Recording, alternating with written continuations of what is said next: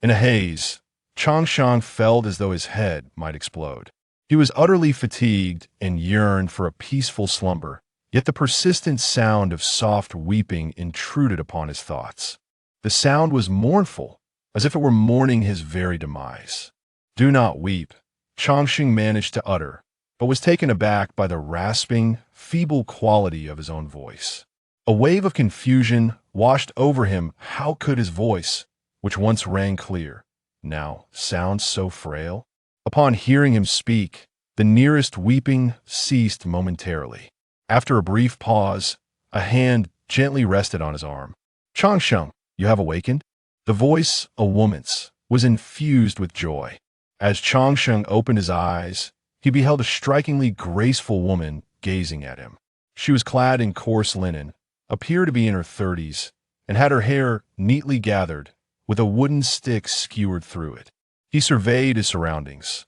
The bed was cluttered with tattered quilts, and the wooden table facing him looked exceedingly antiquated, missing one leg and propped up by a stone.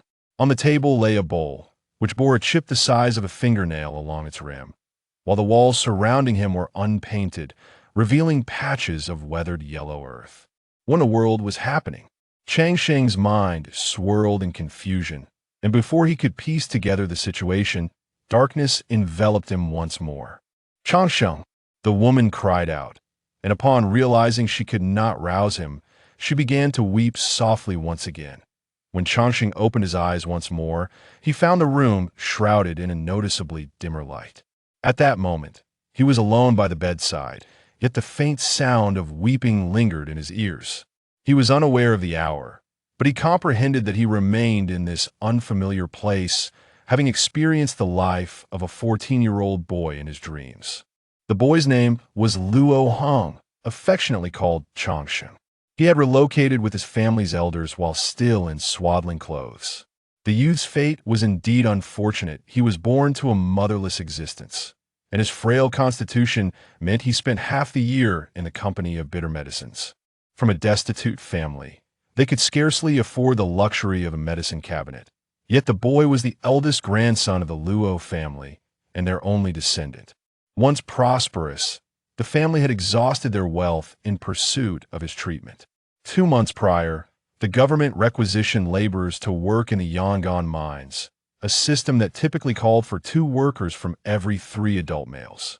The boy's father, being the eldest son, was not originally obligated to serve, but with the boy's health deteriorating and the family devoid of funds, he took on the labor of another household to earn 5 taels of silver.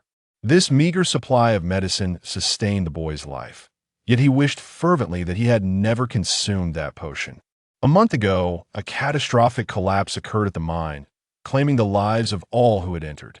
The boy's father, along with his 3rd and 4th uncles, was forever entombed within.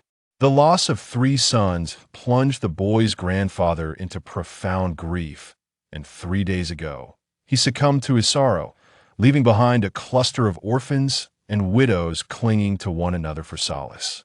Changsheng's dreams were a tapestry woven with the boy's suppressed emotions. He harbored resentment towards his frail body, wishing fervently for his own demise to spare his loved ones from further burden.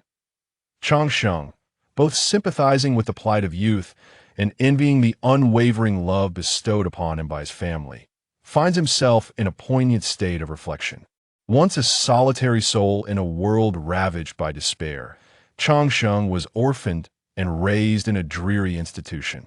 Frequently afflicted by illness in his childhood, the director aptly named him Changsheng, meaning long life. The orphanage, lacking in resources, saw him leave school after completing middle school. He then navigated the harsh realities of life for a decade, tirelessly striving until he finally amassed enough savings for a down payment on a modest apartment. Just as his circumstances began to improve, the apocalypse descended upon the world. Not long after awakening to his extraordinary powers, an inescapable calamity engulfed him, and he was swallowed by a horde of zombies. Upon opening his eyes again, he found himself in an entirely new existence. He regarded this twist of fate as a stroke of luck. To be reborn in the body of a young man was akin to a second chance at life. The original inhabitant of this body had recently lost his grandfather and mourned for 2 consecutive days. Already frail and burdened with grief, he succumbed to his own demise. Upon absorbing the memories of his predecessor, Changsheng felt the original soul dissipate entirely. To be granted a corporeal form is a debt of gratitude that Changsheng wholeheartedly acknowledges. The original's wish was to protect his family and uphold their honor, and since he now occupies this vessel, Changsheng is determined to fulfill that legacy. As he contemplated his newly awakened powers in a world fraught with peril, he suddenly sensed a faint, nearly imperceptible connection to wood-based abilities. A wave of relief washed over him despite the engulfing darkness of this ancient era. He still possessed a semblance of strength to rely upon. The lifeblood of the wooden master surged within him, and for a fleeting moment, he felt a faint warmth coursing through his body. Gaining a semblance of strength, he propped himself against the edge of the bed and rose, his legs still trembling with weakness, yet just barely capable of movement. Suddenly, a cacophony of crashing sounds erupted from outside, as if someone were vandalizing something, and the previously subdued sobs ceased abruptly. "You, the Luo family, have no men left. How dare a bunch of women occupy this house? Get out of here!" A sense of urgency gripped Changsheng's heart. This family was comprised of orphans and widows, and the voice outside sounded particularly menacing. Fearing for the safety of the women within, he hurriedly made his way outside. Upon opening the door, he was greeted first by the sight of a crude, unvarnished coffin, its surface rough and unrefined, as though it had never been polished. As Changsheng's gaze shifted away from the coffin, he noticed a crowd gathered around the mourning hall, led by 3 fierce-looking middle-aged men, their eyes glinting with malice as they glared at the tearful women within the room. Behind the 3 men stood a throng of onlookers, some displaying expressions of sympathy, others seemingly reveling in the spectacle, while many appeared eager to participate in the unfolding drama. "This house belongs to the Luo family. It was purchased with the hard-earned money of our men. We shall not leave." The voice was strong and resolute, emanating from an elderly woman clad in mourning attire, her back straight as she faced the 3 men. 3 men erupted into laughter, and one, a man with a bushy beard, remarked with a mocking tone, "Dear lady, what significance does it hold that this house was purchased by your great-grandfather? Now, your household is filled with widows and orphans, devoid of a single man to uphold its dignity. It won't be long before the village head comes knocking, sending you and your brood of women to the shelter. Who knows, perhaps you might even encounter a second spring in life." His words dripped with levity as his gaze roamed across the room, full of mourning women, a gaze so tangible that it made them shrink back in fear. The shelter, a refuge for widows without support provided by the authorities, meant that once one entered, they would be compelled to remarry. The old lady, incensed by his remarks, felt her face flush with indignation and retorted, "Who says there are no men in my family? My grandson Changsheng is alive, and while he is the newly appointed patriarch of the Luo family. We, the women of the Luo family, have a home and will not set foot in that wretched shelter. A sickly wretch, I fear that once your family concludes the funeral rites for the old master, you will soon be preparing for his." The bearded man scoffed, "I am still alive, and as long as I draw breath, the house of the Luo will not be your concern." Changsheng interjected, his voice still hoarse and somber. "You frail creature, you won't last much longer, yet you still put on airs," the bearded man jeered. "Do not curse my brother." A little girl, no more than 7 or 8 years old, rushed forward, striking at the bearded man with her tiny fists.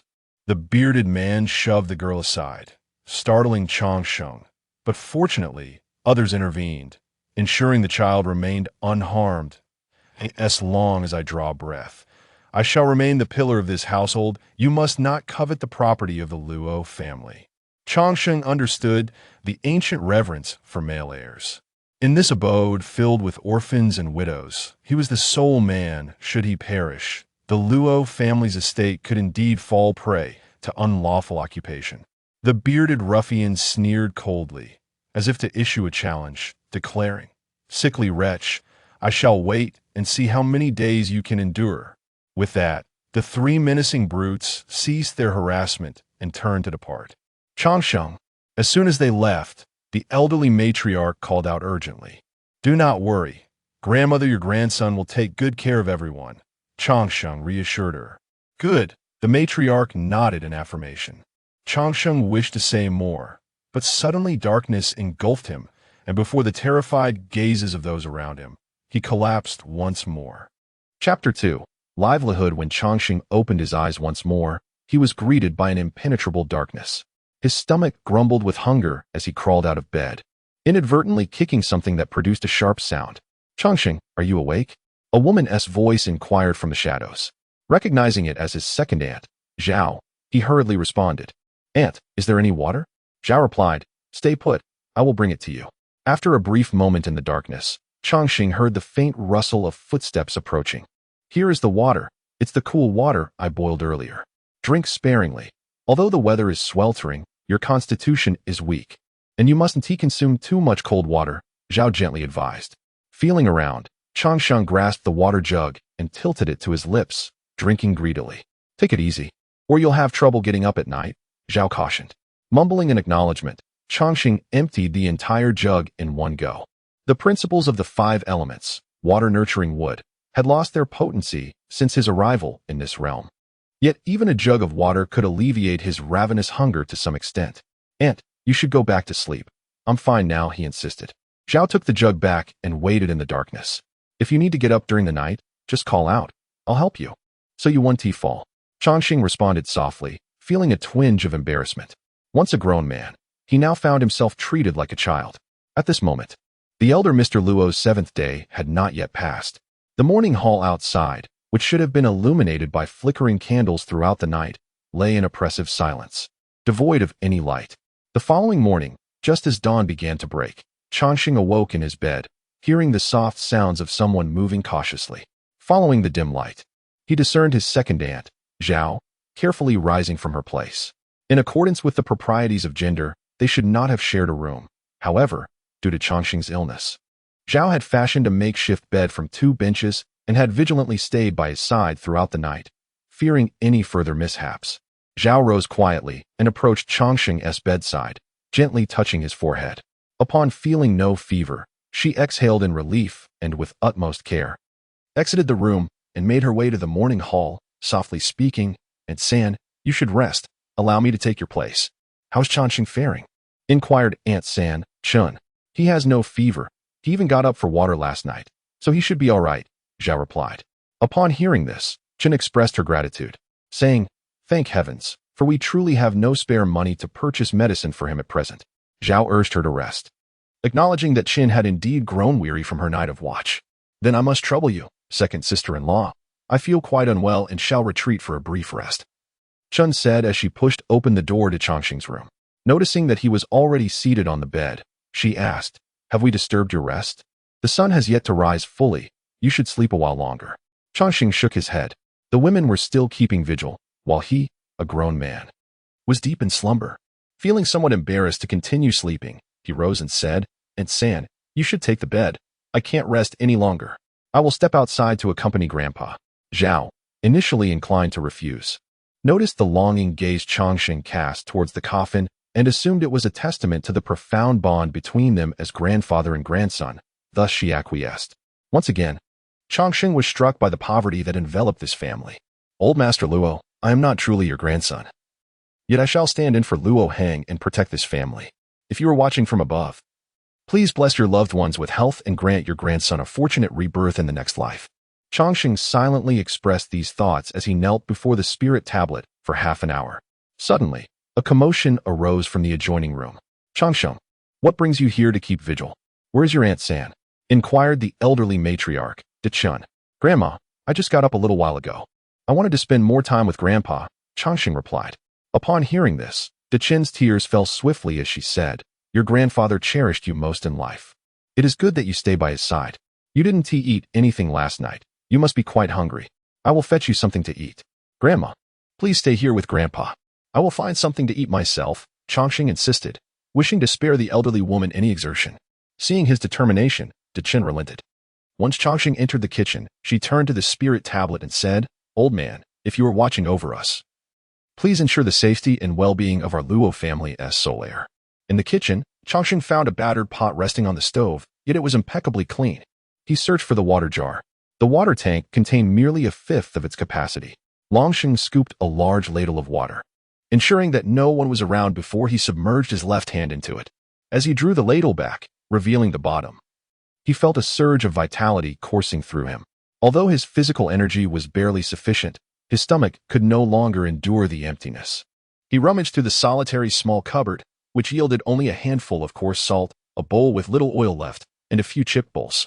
With a sigh, he ultimately discovered a handful of wild greens in a basket on the floor. Having lived through the apocalypse, he was not one to be overly particular. He washed the greens thoroughly and tossed them into a pot filled with water to boil. Aware of the scarcity of resources, he carefully pinched a bit of salt and sprinkled it into the pot. As an orphan, he had learned the art of kindling a fire, and soon, smoke began to rise from the kitchen. Once the vegetable soup was ready, he refrained from eating first. Instead, he went in the morning hall to invite Aunt Dechen and knocked on the doors to rouse the sleeping ants in the adjoining rooms.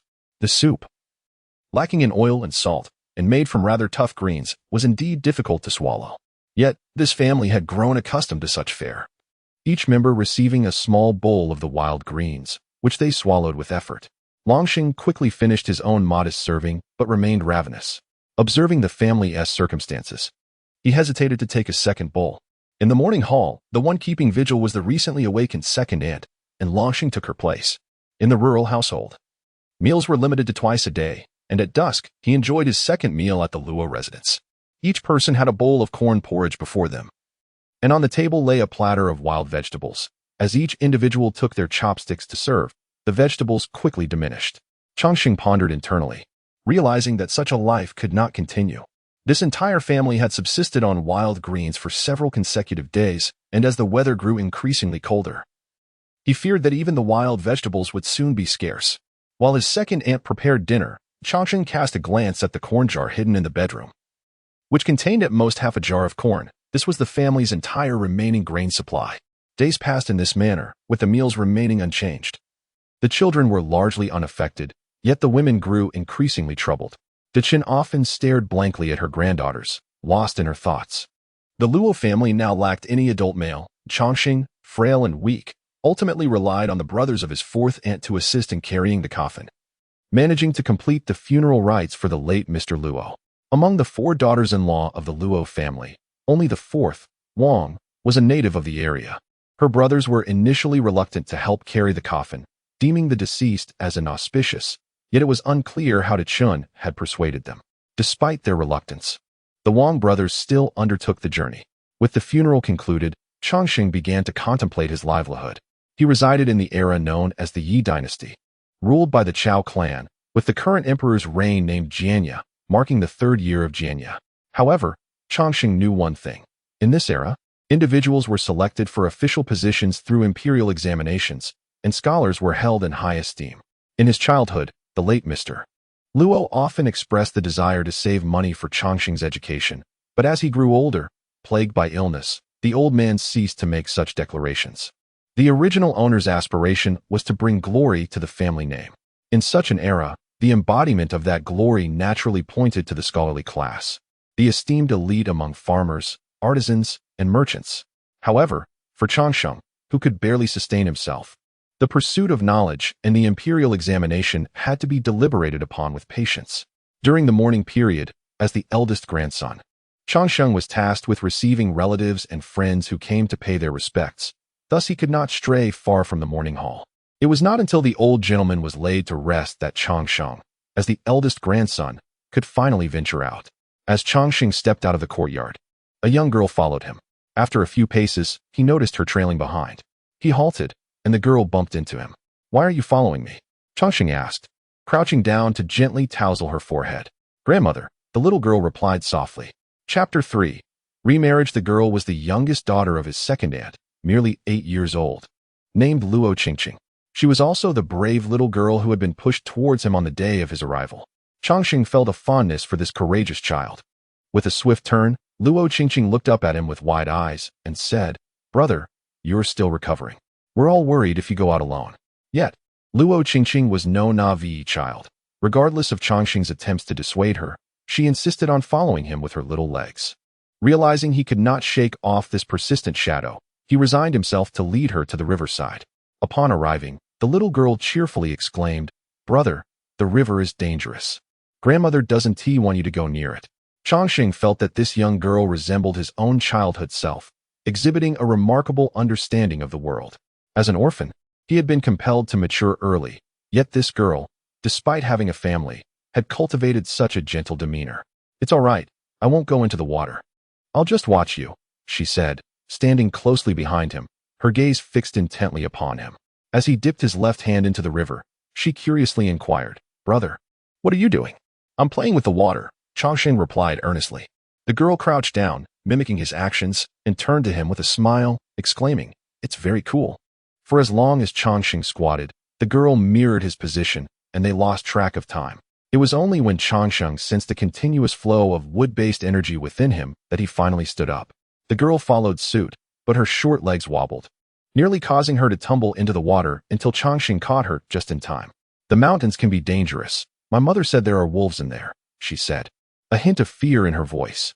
Yet, instead of retreating, she resolutely tugged at Changxing's sleeve, declaring, I want to protect you, brother. I'm not afraid." Changxing gently patted her head and reassured her, "I'll take you to find something to eat." The girl, not fully grasping the situation, followed him into the depths of the mountains. Relying on the mountains for sustenance, Changxing, endowed with wood-based abilities, sought opportunities to uncover any rare treasures of nature. Thus, a young man and a little girl ventured deeper into the mountains, walking in tandem, and along the way, they encountered no one. As Changxing deliberately kept his pace slow to accommodate Luo Qingqing, Changxing suddenly came to a halt, his gaze fixed upon a nearby raspberry bush. At that moment, the fruits displayed a pale yellow hue, yet to transition into the vibrant red of ripeness. Changxing pointed towards a tree in another direction, subtly invoking his extraordinary abilities. In the blink of an eye, the raspberries transformed into a rich, luscious red. "Wild fruit," Changxing exclaimed. Upon hearing this, Luo Qingqing turned her attention, her eyes sparkling with delight at the sight of the bright red raspberries. She hurried over, gathering a handful and presenting them to Changxing with joy, saying, "Brother, please eat." Changxing plucked one, savored it, and smiled, declaring, "Sweet. You should eat the rest." Unbeknownst to him, for those from impoverished backgrounds, even a handful of wild fruits held significant value. His intention was to allow the young girl to indulge, yet after tasting a few, she abstained from further eating, choosing instead to gather the ripe berries in the hem of her garment. While Changxing did not partake in the picking, he remained vigilant, scanning the surroundings. Suddenly, a faint rustling caught his ear. He spotted a large gray rabbit 5 meters away, its back turned to him as it darted away. Changxing activated his powers, launching a wooden spike from his right hand towards the fleeing creature. In an instant, the rabbit collapsed, and moments later, a trace of blood marred its neck. Changxing approached swiftly, picking up the rabbit and feigning a look of surprise as he called out to the young girl, "Qingqing, I found an injured rabbit." The rabbit lay lifeless, and Luo Qingqing felt no sorrow for the creature. The little girl swallowed hard and muttered, "Meat." Changxing, understanding the principle of moderation, chose not to venture deeper into the situation and led Luo Qingqing down the mountain. "Grandmother?" After calling for assistance, Changxing cast a puzzled glance at the stern-faced Dechun. Where did this rabbit come from? Dechun first noticed the rabbit Changxing held. "I found this injured rabbit by chance," Changxing replied. The little girl proudly gestured towards the raspberries in her pocket, exclaiming, "Grandmother, look at mine." Dechun managed a strained smile and said, "You are all good children. Guests have arrived, so you should go inside." The elderly woman need not rush to dismiss them. With the old man just departed and the Luo family now without a head, it was entirely appropriate for Changxing, the newly appointed patriarch, to affix his handprint to the bond. The Wang family's elder remarked, "Changxing is still young. It is not suitable for him to partake in such matters." Without hesitation, Dechun dismissed this notion. Changxing is young now, but he will eventually grow up. Currently, he is the only man in the Luo family, and it is time for him to assume responsibility, the elder from the Wang family asserted. Changxing furrowed his brow as he looked to Dechun for guidance, but she remained silent. "Grandmother, is this true?" he inquired. Chun straightened her back and, after a long pause, responded, "In our Luo family, there are no remarried daughters-in-law." Wang's uncle immediately rose to his feet, a towering figure that made Chun tremble in fear. Changxing quickly positioned himself in front of the elderly matriarch. "How can you be so forgetful, old lady? Is this how the Luo family treats their in-laws? Luo Si met an unfortunate end, and my sister is still in the bloom of youth. Must she endure this torment with you?" The old lady had clearly made a promise, and it was unreasonable to casually renege on such an agreement. Wang's uncle, lacking eloquence, repeated a single phrase over and over, yet his imposing stature did not evoke intimidation. Rather, he appeared somewhat aggrieved. Without any written agreement, even if this matter escalated to the authorities, it would be difficult to articulate a sound argument. "The Luo family has never had a remarried daughter-in-law since our ancestors," insisted Chun. Wang's uncle, grasping a teacup as if to shatter it upon the floor, hesitated, recalling that this was one of the few teacups the Luo family possessed. Fearing accusations of bullying a widow and her orphaned family, he set the cup down and forcefully slapped the table, exclaiming, "The old lady knows full well that we are illiterate, yet she dares to default on her word." "Wang's uncle, please allow me to speak," Changxing interjected, casting a reassuring glance at Chun. "I understand your frustration, but with grandfather recently departed, grandmother is inevitably in mourning. I hope you can find it in your heart to be patient. Please wait here while I discuss this with her." Once Wang's uncle consented, Changxing and Chun retreated to the inner chamber. "I will never agree to her remarriage," Chun asserted. "This Wang woman lacks virtue. My son has barely passed, and she is already reaching out to her family to conspire about remarrying." Upon hearing that it was the will of Aunt Wang, Changxing immediately remarked, "Grandmother, given the current circumstances of our family, we cannot accommodate so many people. Since Aunt Four's heart is no longer with the Luo family, why should we insist on her staying?" Dachin's expression softened slightly. After a moment of contemplation, she replied, "Yet, we cannot allow her to depart so easily." Noticing Dachin's lingering reluctance, Changxing continued, "There are many who revel in kicking someone when they are down, yet few who offer assistance in times of need. Retaining Aunt Four merely for the sake of pride would be folly. It would be far better to part on amicable terms and cultivate a good relationship. The Luo family is currently few in number, while the Wang family is numerous and powerful. Offending them would only create an unnecessary enemy." Upon hearing these words, Dachin gazed at Changxing's frail form and finally resolved, "Very well, I shall heed your counsel." From the adjacent room came a faint sound, and through the slightly ajar door, Changxing caught sight of a pair of dark, glistening eyes, Luo Huanhuan. She was Aunt Four's daughter, nearly 5 years old, and the sole child of Uncle Four. Dachin's gaze shifted to Luo Huanhuan, her expression wavering. "Huanhuan is a child of the Luo family. You cannot simply abandon her. I do not wish to bear this little burden." Aunt Wang entered, carrying a tattered basket filled with wild vegetables. Upon hearing this, Luo Huanhuan began to cry even more earnestly. The slender girl, with her disheveled yellow hair, did not wail loudly, but rather shed large, sorrowful tears. Changxing's heart ached at the sight. He gently lifted the little girl and patted her softly. Aunt Wang's unwillingness was palpable, yet there was no need for such harsh words. Changxing cast a disapproving glance at this elder. Wang let out a cold laugh and remarked, "If it were not for you, this harbinger of misfortune, the Luo family would not have descended into such dire straits. When I married into your family, the Luo clan possessed 50 acres of fertile land. Now, only 3 acres remain. Had it not been for the need to treat you, this frail child, the Luo family would not have been driven to the brink of ruin." "Silence," Dachin scolded, casting a worried glance at Changxing, fearful that her grandson's heart might be wounded by such words. Chapter 4. Health in this era. Labor service could be mitigated by paying a tax to the authorities. However, the Luo family, being impoverished, could not afford such a tax. To procure medicine for Changxing, Luo Changxing's father resorted to taking the tax funds from another household, thus assuming their labor obligations. While this act saved his son's life, it ultimately cost him his own. With a disdainful snort, Wang retreated indoors to gather her belongings, shouldering a meager bundle as she exited. Before departing, she cast a glance at the basket of wild vegetables on the ground and proclaimed, "Consider this basket of wild greens a gift from me. Henceforth, I shall have no further ties to the Luo family." Yet Wang's departure was not as simple as she suggested. Wang's elder brother produced a document from his pocket, which Changxing examined. It was a severance agreement, certifying that Wang would henceforth have no connections with the Luo family. In his capacity as the Luo family patriarch, Chongqing affixed his handprint to the document. Once the Wang family members left, an enveloping silence fell over the Luo household. Chongqing picked up the wild rabbit and said, "I shall take this rabbit to the county to sell." The Luo family was in dire need of money, and under the mourning period, they ought not to indulge in meat. Thus, Deqin naturally offered no objection to Chongqing's plan. Accompanied by his second aunt, Longsheng found solace in their mutual support. The matriarch, Deqin, imparted the wisdom that there exists a distinction between the sexes. Though she was well aware of this, her concern for Longsheng's frail health made her uneasy about him venturing out alone. A glance at his second aunt, Zhao, revealed her discomfort, leaving Longsheng somewhat perplexed. However, upon reflection, he recognized the societal scrutiny faced by widows, particularly given that his uncle had been absent for many years. Zhao had remained largely reclusive, wary of gossip. For in ancient times, public opinion could be merciless. If they were to travel together to the county, the villagers would undoubtedly engage in speculation. Longsheng understood the perilous nature of idle tongues in antiquity. Thus, he promptly proposed, "I shall take Qingqing with me. My second aunt can remain at home to care for you."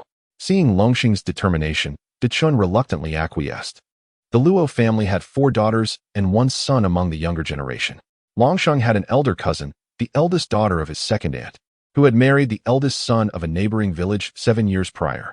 Below him were 3 younger female cousins. The second sister, Luo Chuchu, aged 10, was the daughter of the third aunt and currently served as a maid in a prominent household in the county. The third sister, Luo Qingqing, was the youngest daughter of the second aunt, and the fourth sister, Luo Huanhuan, was the daughter of the fourth aunt.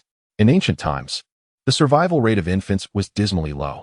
Each of the 4 Luo brothers had experienced the loss of children, and Longsheng himself had lost an elder sister. The Luo family seemed to bear a fate of imbalance, where the male offspring, though born, often succumbed to various adversities, while the daughters predominantly thrived. The Luo family resided in Linjia village, a settlement primarily inhabited by individuals bearing the surname Lin, hence the village's name. Linjia village was conveniently situated in close proximity to the county seat, requiring merely half an hour's journey to reach Shuangfeng County. Regrettably, today is not the 15th, otherwise, I could meet my second sister, Luo Qingqing lamented. Her younger sister, Luo Chuchu, serves as a maid in a prominent family in the county, bound not by a death contract, but by a living one, thus affording her some leniency. On the 15th of every month, she is permitted to venture out to see her relatives. Chongqing consoled Qingqing, saying, "In a few days, it will be the 15th. We shall return then." Yet, deep down, Chongqing felt a twinge of melancholy. Being a maid surely could not be a light burden, even in the event of a beloved's death. The master would grant Luo Chuchu merely a day's leave, after which she must resume her duties. Contemplating the impoverished Luo family, Chongqing, as the clan leader, felt the weight of responsibility pressing heavily upon him. To accommodate Luo Qingqing, the siblings took nearly half a day to reach the county town. Luo Qingqing was no stranger to the bustling streets. She adeptly led Chongqing to a thoroughfare lined with numerous eateries and taverns. In the past, her uncle often ventured into the mountains to hunt, selling his catch to a particular tavern before procuring medicine from a nearby street. Luo Qingqing explained. Upon hearing this, Chongqing felt a pang of envy, cherishing the memory of a father who had loved him dearly. Luo Qingqing guided Chongqing into the establishment, confidently making her way to the backyard, where she encountered an unremarkable middle-aged man. "Zhangzhanggue, we have hunted a rabbit today, and it is quite fresh," she announced. Though she was young, her demeanor was remarkably shrewd, and she spoke without a hint of timidity. Upon seeing her, Zhangzhanggue smiled, glancing at Chongqing, who followed closely behind. "Qingqing, it has been quite some time since I last saw you. Where is your uncle? And who is this young gentleman?" he inquired. "My uncle has passed away," she replied. Luo Qingqing felt a tinge of sadness and pointed to Chongqing, explaining, "This is my brother, my uncle's son." A look of apology instantly crossed Zhang's face as he inquired about the circumstances, his expression toward the Luo siblings taking on a shade of sympathy. "Did your brother catch this rabbit?" he exclaimed. "Truly, a young hero indeed." Chongqing smiled shyly, replying, "Our family is currently in mourning and cannot bear the sight of meat. With many women and children at home, our livelihood is quite challenging. We hope to sell the rabbit for some rice to help us until the autumn harvest." At that moment, ordinary pork was priced at 21 per pound. Although rabbit meat was rare, it was not guaranteed to fetch a high price. Understanding the Luo family's plight, Zhang, in his compassion, offered the same price as for pork. Thus, the rabbit was sold for 121. Upon exiting the tavern, Luo Qingqing took Changxing directly to a rice shop. For the past few days, their meals had consisted solely of wild vegetables or corn porridge, which Changxing found quite unbearable. The corn husks were not cleaned thoroughly, and the taste was far inferior to modern corn. Now that he had earned some money, he naturally wished to purchase finer grains to enhance their diet. However, upon entering the rice shop, it felt as though a bucket of cold water had been poured over him.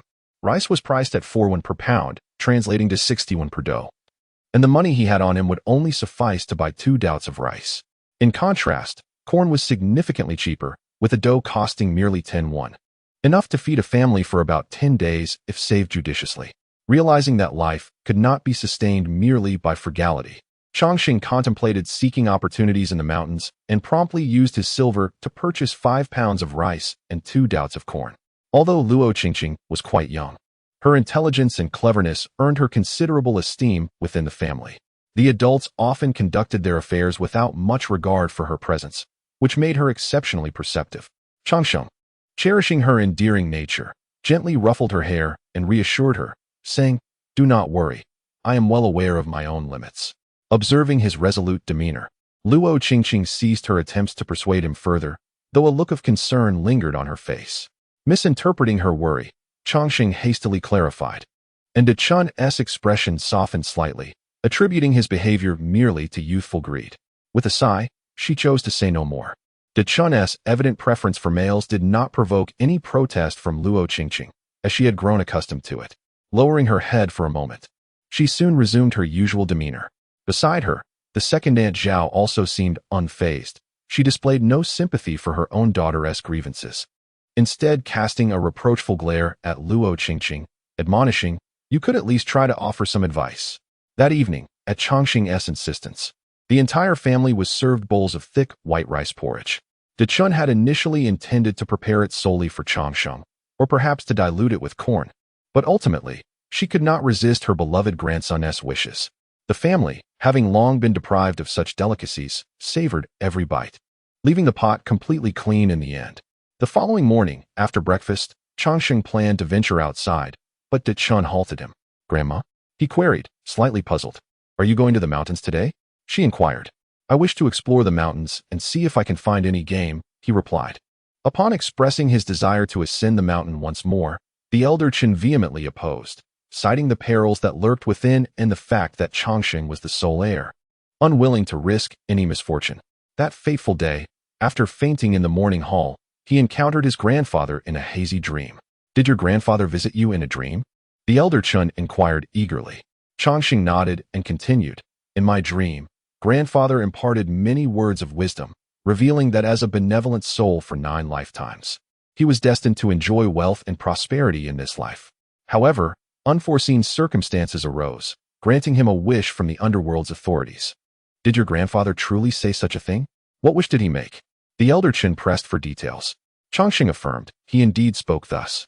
His wish was for his grandson to be free from illness and calamity, to enjoy robust health. A look of deep emotion graced Changxing's face, and the elder Chen, moved, believed him to a degree, asking, "And what transpired next?" "Subsequently, I felt a golden light enveloping me, warming me throughout, and I sensed my body becoming significantly lighter. After traversing such a long distance yesterday, I felt no fatigue whatsoever." The world often speaks of illness and affliction, and upon hearing Changxing's account, the elder Chen was somewhat reassured. As she touched his hand, which was usually chilled due to his frail constitution, she found it warm, almost feverish to the touch.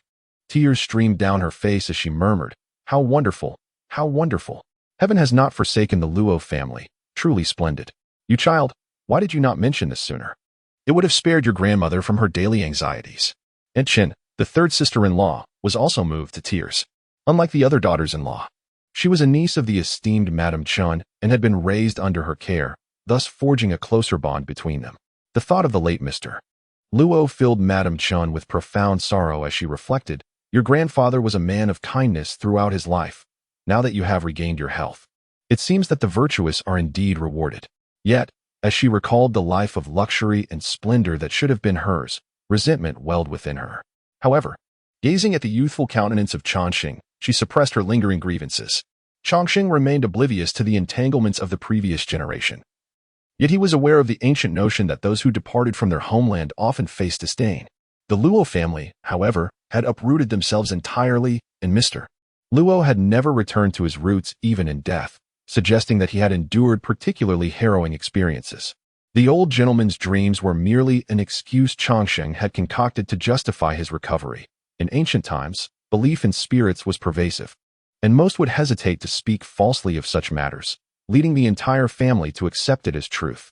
Initially, Madame Chun harbored reservations about Chongqing venturing into the mountains. However, when he unearthed the bow and arrows that his father had crafted for hunting, rugged and unrefined, he demonstrated his archery skills to her. In the post-apocalyptic world, his attack skills involved launching wooden spikes, which had honed his accuracy to remarkable levels. Observing her grandson's impeccable aim, Madame Chen did not suspect that he had swapped souls. Instead, she attributed his talent to an inherited gift from his father, who had also excelled in archery. After Chongqing reassured her multiple times that he would steer clear of perilous areas, she finally granted him permission to venture into the mountains alone. Chapter 5. The Dragon and Phoenix Bird. At this moment, it was summer, and the mountains were lush with verdant foliage. Occasionally, one could encounter villagers venturing into the mountains. Whispers of ferocious beasts circulated among the locals. Apart from the village hunters, most people merely skirted the outskirts. Chongqing wandered around the periphery, finding little to no bounty, scarcely spotting a few wild fruit trees. Realizing the futility of his search, he boldly ventured deeper into the heart of the mountains. As the sun ascended higher in the sky, the long trek began to take its toll on his stomach. The solitary bowl of corn porridge he had consumed that morning proving utterly insufficient. It seemed that thoughts manifested into reality for almost immediately. Chongqing's eyes fell upon a cluster of raspberries, their fruits still showing a hint of green. However, endowed with his extraordinary abilities and with no one else around, he swiftly ripened the berries. After plucking the ripe raspberries, he pressed onward into the depths of the mountains, invigorated by his ample powers. Eager to discover medicinal herbs or potential game. As he traversed the wilderness, he felt as though the wild trees and grasses all appeared indistinguishable, none resembling the treasures of nature he sought. Suddenly, he caught the faint sound of a whimper. Following the sound, he stumbled upon a small monkey beneath a tree, wailing pitifully. Upon closer inspection, he discovered the creature had ensnared its leg in a cruel trap, its flesh mangled and bloodied, evoking deep sympathy. The little monkey, upon noticing Chongqing, initially exhibited a fearful demeanor, but soon transformed into a pleading expression, its tear-filled eyes gazing up at him with an almost human-like appeal. Chongqing speculated that the animal trap was left by some hunter, feeling a deep sense of regret. If only it were a rabbit or a wild chicken caught in it. How fortunate that would be. This little monkey, so lean and fragile, had hardly a couple of ounces of flesh on its body, and with such a pitiful demeanor. Chongqing could not bear to let it suffer any longer. He gently released the monkey from the trap. The little creature curled its hands and looked at him timidly. Chongqing patted its head and smiled, asking, "How did a tree dweller like you end up on the ground?" The monkey, unsure if it understood, uttered a few chirps in response. Chongqing stroked its fur again and said, "Be off now. Humans can be dangerous. Watch out for monkey brain." As soon as he finished speaking, he heard a whoosh through the air, followed by a sharp pain on his head. Looking up, he saw a large monkey perched on a nearby tree, hurling a pine cone at him. The big monkey, of course, did not comprehend his words and continued its relentless assault with pine cones raining down upon him. Chongqing intended to approach, but found the monkey's attacks increasingly fierce, forcing him to retreat. The large primate leapt and bounded through the trees, effectively driving Chongqing back a distance of 500 meters. Feeling utterly vexed as he fled, he unexpectedly spotted a wild chicken scurrying through the mountainside. Overcome with delight, he swiftly launched a wooden spike, and the wild chicken fell with a thud. Its feathers were resplendent, adorned with a vibrant array of colors, and it boasted a distinctive white ring around its neck, coupled with a long, elegant tail that made it appear incredibly splendid. Chongqing sensed that this was perhaps no ordinary game bird, yet he could not discern its true nature. He lifted the bird, estimating its weight to be around 3 to 4 pounds. Rather than venturing further into the mountains, he opted to descend directly, unfamiliar with the city and lacking better buyers. He contemplated attempting to sell it to Manager Zhang. "Wait a moment, young man." A middle-aged man leaped down from his cart and approached Chongqing. Observing Chongqing's frail physique and then scrutinizing the bird in his hand, he inquired, Is this phoenix bird for sale? Changsheng was momentarily taken aback before realizing that the term phoenix bird referred to the game bird he held. Despite the man's seemingly rude demeanor, he replied, "It is for sale." The middle-aged man produced 2 taels of silver from his sleeve and handed it to Changsheng, declaring, "Here, I shall buy it." Had it not been for this encounter, Changsheng would have assumed the bird could fetch no more than 40 to 50 coins based on the meat price. However, noticing the man's disdainful expression coupled with his unwavering gaze fixed on the bird, which he had audaciously referred to as a phoenix bird, Changsheng quickly grasped the situation. With unwavering resolve, he asserted, 20 taels of silver, not a single coin less. "You little rascal, have you gone mad with greed?" The middle-aged man retorted, clearly displeased.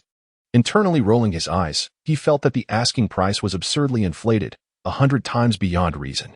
Changsheng may not have a deep understanding of market dynamics.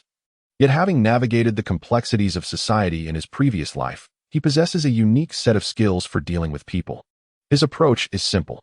Ask for an exorbitant price and settle for less. For the higher the initial demand, the greater the room for negotiation, and ultimately, the larger the profit. The middle-aged man, surprised by Changsheng's apparent shabbiness yet keen insight, remarked, in the capital, "Purchasing a dragon phoenix bird for 20 taels is indeed a fair deal. However, in this remote and impoverished region of Shuangfeng County, young man, you cannot expect to sell it for such a sum." Upon hearing this, Changsheng feigned a look of pain, as if feeling the sting of a great loss, and responded, "Very well, I shall concede a bit. How about 19 taels and 9 coins? The middle-aged man nearly choked at this proposition. Had it not been for his elderly relative's fondness for dragon phoenix birds and the serendipitous encounter, he would never have entertained purchasing game from a roadside vendor. Suddenly, a light, melodious laugh emanated from the carriage. "Uncle Fu, this young man appears to be in dire straits. Perhaps you could offer 20 taels and consider it an act of kindness." The woman's voice was as delicate and enchanting as a nightingale emerging from its nest. Upon hearing this, the man known as Uncle Fu immediately responded respectfully to the carriage. Yet when he turned back, his expression was one of disdain. He retrieved a silver ingot from his pocket and handed it to Changsheng, saying, "Young man, consider yourself fortunate." Changsheng accepted the silver with a beaming smile and quickly expressed his gratitude, saying, "Thank you, Mississippi. Your grace and understanding reflect the distinction of your esteemed family." The woman, concealed behind the carriage's curtain, merely smiled softly without further reply. Uncle Fu, however, wore a look of displeasure as he addressed Changsheng. "Take your money and leave swiftly. My young lady is not someone of your standing who can associate with." Changsheng, opting for silence, contemplated the fact that the man had bled. A few words from him would not cost him dearly. As he awaited the departure of the horse-drawn carriage, he first ventured into the rice shop, purchasing a sack of rice and a small bag of flour. Subsequently, he proceeded to the general store, where he acquired an assortment of spices and dried goods. After a moment's reflection, he also decided to buy a package of pastries. The Luo family was desperately impoverished, and although Changsheng had numerous items in mind, he was alone and could not carry much in his hands, resolving instead to return the following day for more. Exiting the city, Changsheng, burdened with his purchases, made his way homeward along a rural path. The sky was nearing dusk, and he felt a sense of joy, eager to return home and bring happiness to his family. However, upon noticing him, 2 individuals swiftly drew daggers from their cloaks. Remarkably, one was left-handed while the other was right-handed, and their strikingly similar appearances created an uncanny symmetry between them. 20 taels of silver, hand it over, and we shall spare your life, one of the men declared. The transaction between Changsheng and Uncle Fu had taken place in the street, and these 2 men, having overheard that Changsheng had sold 20 taels of silver, were seized by the urge to rob him upon noticing his slight stature. Changsheng, unwilling to engage in lengthy discourse, set down his burdens and swiftly launched a series of wooden spikes with both hands. The robbers were suddenly struck with pain in their knees, and before they could comprehend, they found themselves kneeling involuntarily. "Robbing me? You dare to rob me?" Changsheng inquired with a smile. What sorcery have you employed?" The brothers were taken aback, having only glimpsed a fleeting shadow before the sharp pain in their knees alerted them to the reality of their situation. The knees of the 2 brothers soon became drenched in blood, as wooden splinters pierced directly into their bones, causing them to suffer unbearable agony. Changsheng searched the brothers and found only 2 pieces of broken silver. With a sigh, he remarked, "It seems that even the days of robbery are fraught with difficulties." In the distance, Changxing spotted Luo Qingqing eagerly peering from the village entrance. Upon noticing him, she joyfully dashed over, exclaiming, "Brother, have you bought so many things? Where did you get the money?" She tilted her little face upward, reaching out to share the burden. Changsheng, devoid of any indulgent inclinations, handed her a bundle of dried goods. The items were light, and the young girl found them easy to carry. "All right," she replied cheerfully. "Did you hunt something good in the mountains today? How did you acquire so many items?" "Yesterday, after selling the rabbits." Changxing had entrusted the money to the Daichin family. Thus they were aware that he had no money on him. "Grandma, is dinner ready?" "I am hungry," he said, having eaten only a meager breakfast and a few wild fruits, leaving his stomach grumbling with hunger. Upon hearing this, Dachun ceased her inquiries and instructed Xiaotian to prepare the meal. Noticing Changxing's evident hunger, the plate of wild vegetables remained untouched by others, all reserved for him. Indeed, he was starving and did not hesitate to eat. After the meal, once the two younger sisters were sent aside, Changxing meticulously recounted all that had transpired that day to his elders. "May our ancestors bless us. May our ancestors bless us. The Luo family has finally turned the tide and met a benefactor," Dachun murmured fervently, hands clasped in prayer. In the midst of a delicate situation, Changxing's narrative was evidently centered on his own brilliance and cleverness, yet the elder Qin could only perceive the assistance of a benefactor. The dragon and phoenix bird symbolized great auspiciousness. In the days of the late grandfather, it was a favored delicacy, consumed regularly every 5 days. Suddenly, the younger Qin expressed a sentiment. Upon hearing this, the elder Qin remarked, "The dragon and phoenix bird, also known as the phoenix bird, is exceedingly difficult to capture. Thus it is no wonder that Changxing has seen it so rarely and is unfamiliar with it." Changxing, however, was somewhat taken aback. Before the Luo family began treating the original body's ailments, they were indeed affluent, yet they did not exhibit the extravagance of casually indulging in a bird worth 20 taels. The mention of grandfather led him to speculate that the Luo family's ancestors must have been quite prosperous, though the reasons for their subsequent decline remained a mystery. Now that Changxing recognized this, it seemed likely that the Luo family's fortunes might soon rise again. Aunt Zhao chuckled and remarked. The elder Chun, upon hearing this, was momentarily stunned. Her grip loosened, causing a silver ingot to clatter to the ground. Chapter 6. Zhao family, do you wish to pursue your studies? The elder Qin inquired. Mother, Changxing desires to study. This is indeed a positive development, the younger Qin replied, her countenance radiant with joy, in stark contrast to the elder Qin's hesitant demeanor. Today, on the mountain, I encountered numerous herbs that I could not identify and wished to purchase a book on herbal knowledge, Changxing expressed, feeling somewhat perplexed by the elder Qin's peculiar reaction. "Oh, so it is a book on herbs you seek," the elder Qin said, handing Changxing a silver tael, and added, "As for the remaining silver, save it for your future bride. Mother, in the past, our family faced hardships, and it has taken Changxing a considerable time to catch up. It is high time he embarks on his scholarly journey," the younger Qin interjected. Upon hearing these words, Madame de Qin's expression fluctuated, lost in her thoughts. Young Miss Qin, upon hearing this, paused momentarily, turned her face away, wiped away a tear, and after a long silence, spoke. "Good child, it is commendable that you still remember your sister." Young Miss Chun had lost her parents in her early years and was taken in by her aunt, Madame de Chun, who raised her in the prosperous Luo family, where she enjoyed the same wealth and privilege as the Luo daughters. She also witnessed the rise and fall of the Luo family's fortunes and felt deep gratitude for their nurturing. Thus, when the Luo family faced adversity, she resolutely made the painful decision to sell her own daughter, Luo Chu-Chu. Though it was a living contract, it bore little difference from a death contract. Changxing then added, "When the family becomes more affluent, I will first redeem my sister. Ah, if your grandfather were still alive, he would undoubtedly be overjoyed to see you children so harmonious." Madame de Chun remarked, her heart filled with pride as she looked at Changxing. The following morning, Changxing awoke to find Luo Qingqing entering with Luo Huanhuan, who was clutching her sister's garment tightly. Luo Qingqing, holding a basket of wild vegetables, joyfully exclaimed, "Brother, Huanhuan and I gathered so many wild vegetables outside." Before Changxing could respond, a harsh-looking middle-aged woman suddenly emerged from behind the two sisters. Her face darkened with anger as she snatched a basket of vegetables and declared, "You little scamps dare to steal wild vegetables from my fields." Upon hearing this, Luo Huanhuan immediately burst into tears, stammering, "We did not." The middle-aged woman glowered menacingly, exclaiming, You little wretch dare to argue. With that, she raised her hand high. In a panic, Luo Qingqing hurriedly pulled Luo Huanhuan back. Are you still intending to strike? Chongqing interjected, blocking the woman with an irritable tone. What's wrong with hitting someone who steals wild vegetables from my family? If I beat her to death, she deserves it. The woman retorted viciously, preparing to lash out at Chongqing. He swiftly seized her arm and declared, My sister said she did not pick vegetables from your home. She simply did not. We gathered wild vegetables from the wasteland. Just because you are too lazy to collect them yourself does not give you the right to seize ours. After you took them last time, I will not allow it again. Luo Qingqing shouted from behind Chongqing.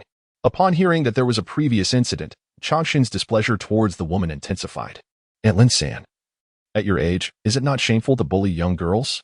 Aunt Lin-san sneered, a house full of misfortune, and you still refuse to admit to stealing vegetables. Truly heartless. With that, she plopped down on the ground, wailing. Observing her dramatic display, Chongqing urged Luo Qingqing and Luo Huanhuan to enter the house, intending to reason with the woman. Just as he was about to speak, a familiar female voice called from behind, Chongqing, move aside. Reacting faster than his thoughts, he sidestepped slightly, and a basin of water was promptly dumped over Aunt Lin-san's head. Aunt Zhao, holding a wooden basin, cast a cold glance at Aunt Lin and said, So you have taken to bullying our child, have you? You borrowed a sum of silver from our family a while back and have yet to return it. Give it back to us, swiftly. Aunt Lin, drenched from the rain, leaped up in response and retorted, Who owes your family silver? Do not slander me without cause. Zhao let out a disdainful laugh and replied, Is it not true? Aunt Lin immediately countered, If I owe you nothing, then I owe you nothing. Do you possess any written evidence? Zhao then stormed into the kitchen and emerged wielding a kitchen knife, exclaiming, I shall take your life, you who refuse to repay your debts. Startled, Aunt Lin shouted, Wretched widow, devoid of compassion and virtue. No wonder your husband departed this world so early. Zhao did not refute her, but pursued with the knife, prompting Aunt Lin to abandon her quarrel over wild vegetables and flee in haste. Unlike the other brothers of the Luo family, Uncle Luo had gone out to seek his fortune 9 years prior and had since fallen silent. Until 6 years ago when a fellow townsman brought word of his tragic drowning. The newcomer, Chongqing, looked at Zhao with a mixture of confusion and intrigue. Upon his arrival, he had perceived her as a frail woman, weeping by his bedside, and never anticipated she would reveal such a fierce side today. Zhao, feeling somewhat uncomfortable, stammered, Seeing Aunt Lin's family, I simply lost control. In truth, Chongqing felt a sense of relief. He was not afraid of a shrew, but rather of a creeping vine. Zhao's ability to stand her ground astonished him greatly. Disregard that individual from the Lin family. She is known for her incessant nagging. During mealtime, Deqin gazed earnestly at the 3 children. Chongqing responded, saying, Aunt, you were quite formidable today. We are grateful for your protection. Zhao, feeling somewhat embarrassed under the collective gaze, remarked, What else can one expect from someone with such a foul mouth? The others merely smiled in good spirit. After the meal, Chongqing summoned his 2 younger sisters and produced a small half-bag of pastries, saying, Please share this.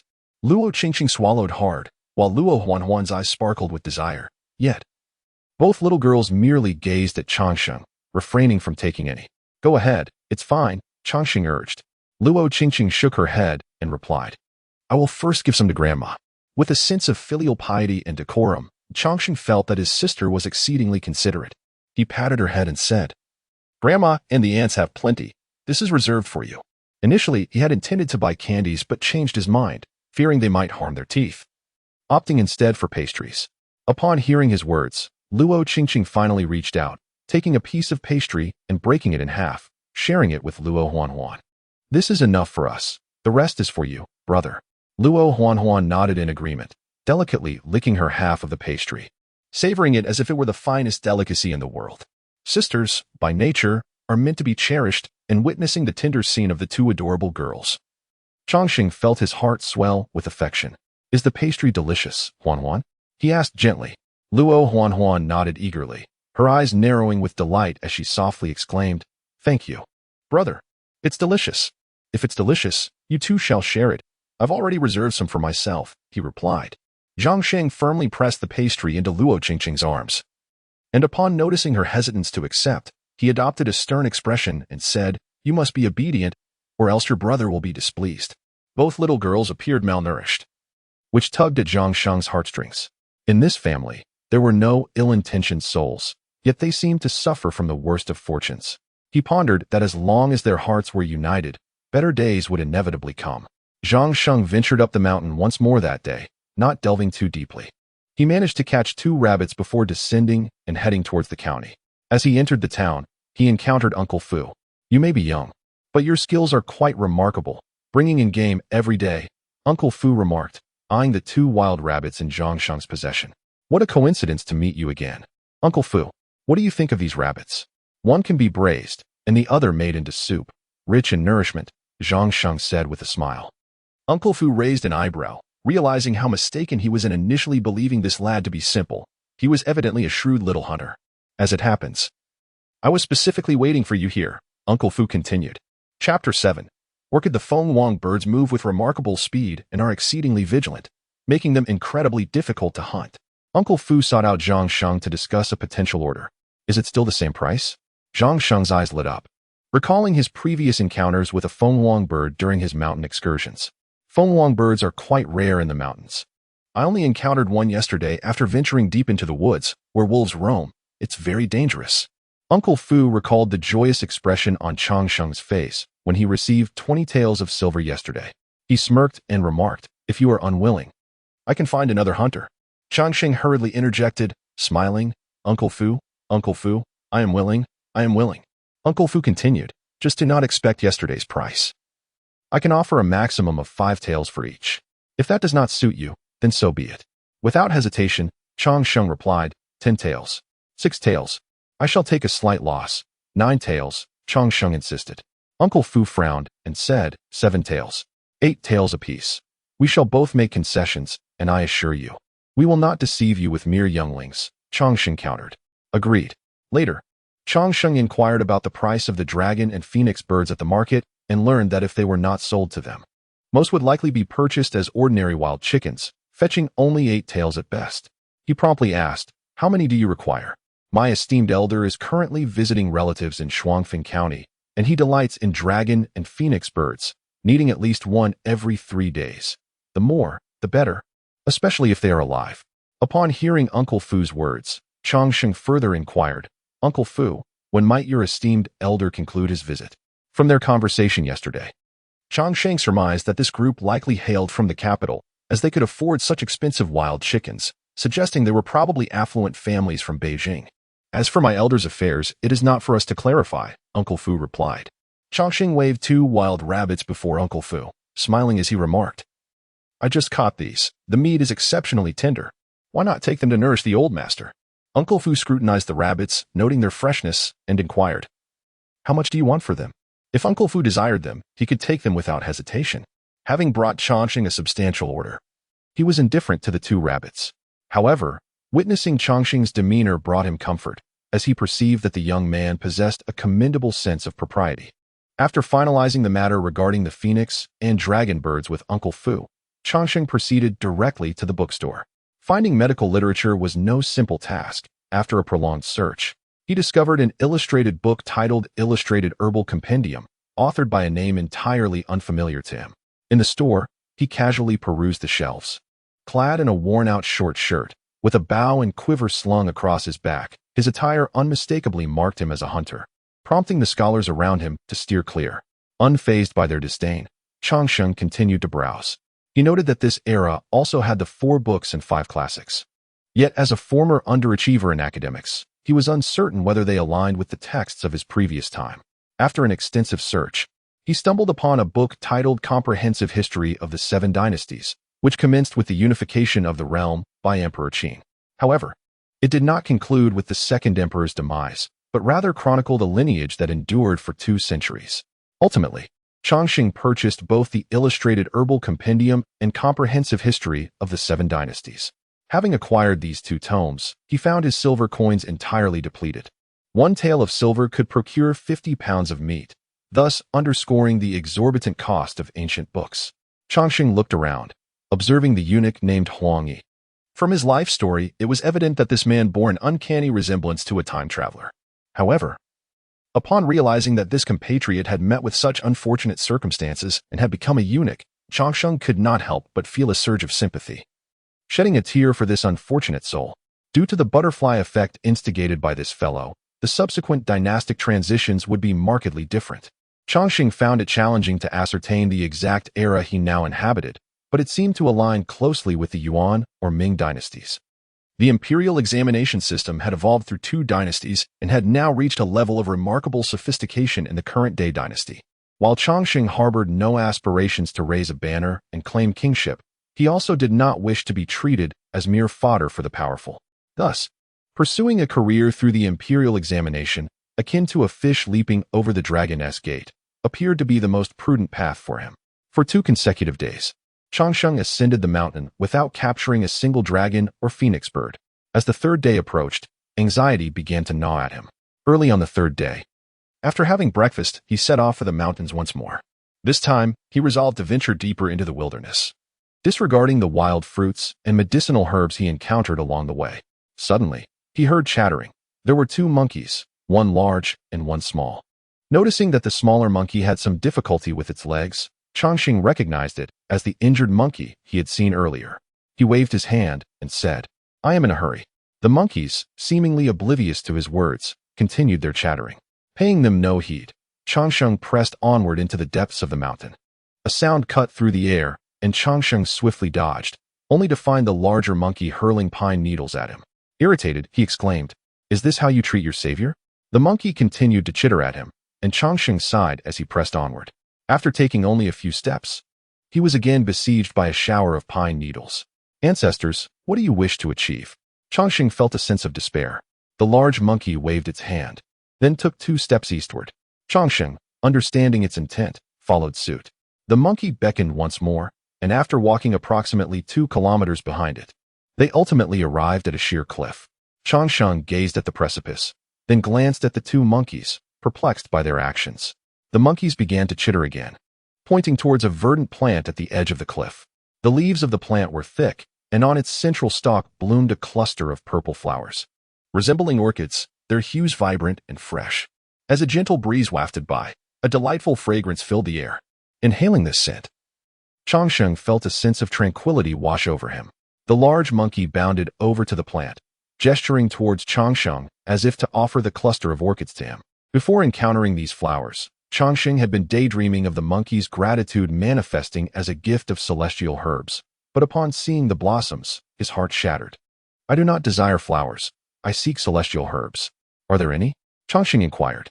The monkey continued to chitter, and seeing Chongqing's lack of reaction, casually plucked one of the flowers and adorned itself with it, pirouetting to indicate its gesture. Chongqing's heart sank further, lamenting, "Why does this monkey's gratitude not adhere to the fundamental principles? No ginseng or lingzhi, not even a dendrobium. Only flowers that are beautiful, yet utterly useless." Suddenly, Chongqing felt a stir in his heart. This orchid, flourishing in the depths of the mountains, appeared exceptionally splendid despite his lack of expertise in flowers. He contemplated whether it might be sold to an avid flower enthusiast. Rather than uprooting the orchid at once, he decided to inquire about its variety. Observing Chongqing's hesitation, the monkey assumed he was uninterested in the orchid and appeared quite dejected. Chongqing affectionately patted the little monkey's head and, accompanied by the pair, sought out a wild fruit tree. Utilizing his extraordinary abilities, he hastened the ripening of the wild fruits, gathered a handful, and offered them to the 2 monkeys. After this brief interlude, Chongqing pressed onward into the depths of the mountains, the monkeys trailing behind him, clutching the wild fruits. At last, fortune smiled upon him. Within his line of sight, he beheld a joyful phoenix and dragon bird in flight. In an instant, he unleashed a wooden dart, halting the creature mid-flight. It fell to the ground, struggling briefly before succumbing to silence. The elder monkey, sensing Chongqing's action, began to chatter excitedly. With the dragon and phoenix bird now caught, Chongqing had accomplished his task for the day. Curious about the elder monkey's behavior, he followed closely in its wake, eager to discover what it had to offer. In the untouched wilderness of the mountains, the foliage flourished, and each step proved arduous. After what felt like an eternity, approximately the time it takes to brew a cup of tea, they finally arrived at a valley. Upon surveying the scene, Chongqing was greeted by the sight of several vividly colored dragon and phoenix birds. He gently patted the elder monkey's head, softly praising, "Well done." The elder monkey responded with a couple of delighted chirps. After 2 calls, the once leisurely phoenix birds, which were indulging in a particular plant, were suddenly startled and scattered in fright. Chongqing hastily shot out wooden spikes, ultimately managing to strike only one of the phoenix birds. With a sigh, he noticed the large monkey shrink back, displaying a hint of guilt, unable to meet Chongqing's gaze. The second phoenix bird, a pleasant surprise, prompted Chongqing to refrain from further pursuit. Observing that the sun was nearly set, he made his way down the mountain and, upon entering the town of Shuangfeng County, headed directly to the back door of the prominent Qin family. Renowned in Shuangfeng County, the Qin family was reputed to have members holding high offices in the capital. Chongqing's second sister, Luo Chuchu, served as a maid in their household. However, Chongqing was not there to seek out Luo Chuchu. After knocking on the back door, a young man dressed in a blue short shirt quickly answered, "I am a hunter from Linjia village, here on an appointment with Uncle Fu. Would you kindly inform him?" Chongqing raised the two captured phoenix birds in his hands. The young man in blue scrutinized Chongqing from head to toe, nodded, and replied, "Uncle Fu has indeed mentioned you, but our family has strict rules against allowing outsiders in. Please wait here for a moment while I fetch someone." Chongqing had anticipated potential disdain from the wealthy household. Yet this young man, despite addressing a mere hunter, displayed a demeanor of warmth and respect, leaving Chongqing in awe of the family's deep-rooted culture. After the young man closed the door, Chongqing waited for approximately the duration of half a tea session before he heard the sound of approaching footsteps. "I thought you might bail today. However, it appears you arrived just on time," Uncle Fu remarked with a smile. Chongqing held up two dragon and phoenix birds. And although Uncle Fu was somewhat taken aback, he gladly accepted the two birds. After the transaction was completed, Chongqing did not rush to depart. Instead, he inquired, "Uncle Fu, with your vast knowledge, there is something I wish to ask you about." Chapter 8. The Flower Enthusiast Purple Orchids? "I have never heard of orchids in that hue," Uncle Fu replied, a look of puzzlement crossing his face. Upon hearing Chongqing's inquiry, he quickly surmised a possibility and asked, "Did you encounter such an orchid in the mountains?" Chongqing gently nodded. Uncle Fu immediately asked, "Could you take me to see it?" Chongqing subtly shook his head.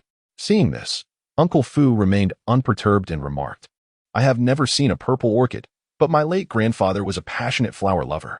If you manage to unearth one, and it is indeed exquisite, I shall offer you a handsome price." Upon hearing this, Chongqing felt reassured and replied, "I have never seen such an orchid either. I can only hope that your grandfather is a true admirer of flowers." The following morning, Chongqing ascended the mountain with tools in hand, meticulously excavating the orchid. The big monkey, witnessing his actions, displayed some reluctance, chattering softly before ignoring Chongqing altogether. Unfazed by the big monkey's slight sulk, Chongqing lingered on the mountain. After successfully digging up the orchid, he made his way directly into the city, where Uncle Fu had been eagerly awaiting him. The purple orchid, being exceedingly rare, prompted Uncle Fu to refrain from making unilateral decisions. He reported the matter to his grandfather, who immediately expressed keen interest. This was Longxing's first venture into such a grand and intricate residence. The Qin family's inner sanctum was governed by strict protocols, and even the occasional servant passing by could only cast a curious glance at Longxing, without undergoing the customary layers of announcement. He was directly escorted by Uncle Fu into a floral hall to await further proceedings. After approximately the duration of half a tea serving, Longxing finally heard footsteps approaching. An elderly gentleman, appearing to be in his 60s, was slowly ushered in by Uncle Fu. The man's face was etched with deep lines, and his eyes, clouded with age, slightly raised an eyebrow as they fell upon the flower pot cradled in Longxing's arms. The orchid was shrouded in a layer of black cloth, obscuring it from view. Uncle Fu, having inspected it beforehand, spoke up, "Young Master Luo, this is my esteemed great-uncle." Longxing promptly performed a gesture of respect befitting a junior, saying, "I pay my respects to the great-uncle." The elder lifted his eyelids slightly and nodded in acknowledgement. Uncle Fu continued, "Young Master Luo, do not keep us in suspense. Swiftly unveil the black cloth and allow the great-uncle to behold this wondrous flower. Originally intended to shield the orchid from prying eyes, the black cloth now served its purpose before the rightful viewer." Longxing, no longer hesitating, carefully peeled back the fabric. The vibrant and noble purple orchid emerged, resembling a transcendent celestial being, gracefully captivating the gaze. The previously composed great-uncle's eyes widened in astonishment as he exclaimed, "Splendid!" Seeing the great-uncle rendered speechless by the orchid's beauty, Longxing felt a wave of relief wash over him. "Young man, I must have this orchid," the elder implored, his expression filled with eagerness. Longxing, momentarily taken aback, was swiftly prompted by Uncle Fu. Young Master Luo, the great uncle wishes to acquire your orchid. Feel free to state your price.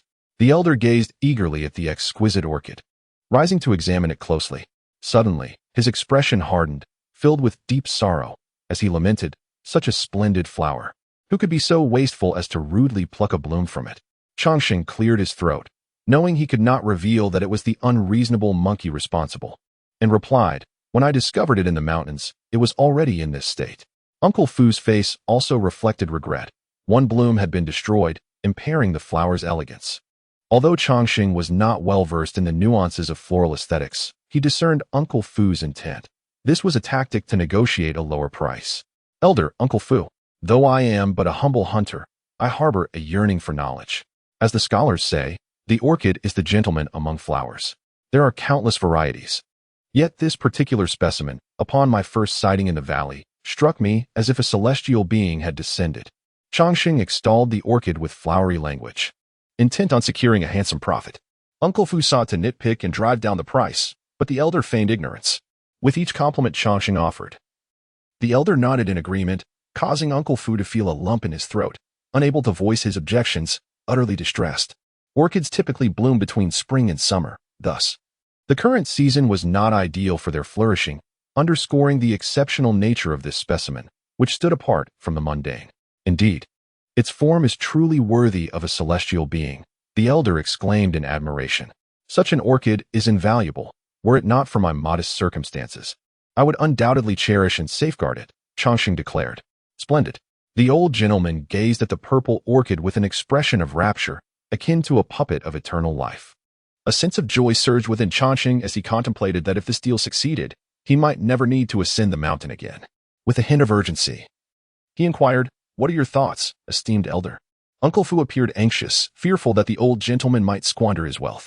However, upon witnessing the elder first nod and then shake his head, a pained expression crossed his face as he uttered to Uncle Fu, alas, I lack the riches to acquire this orchid, but to behold its beauty is sufficient for this lifetime.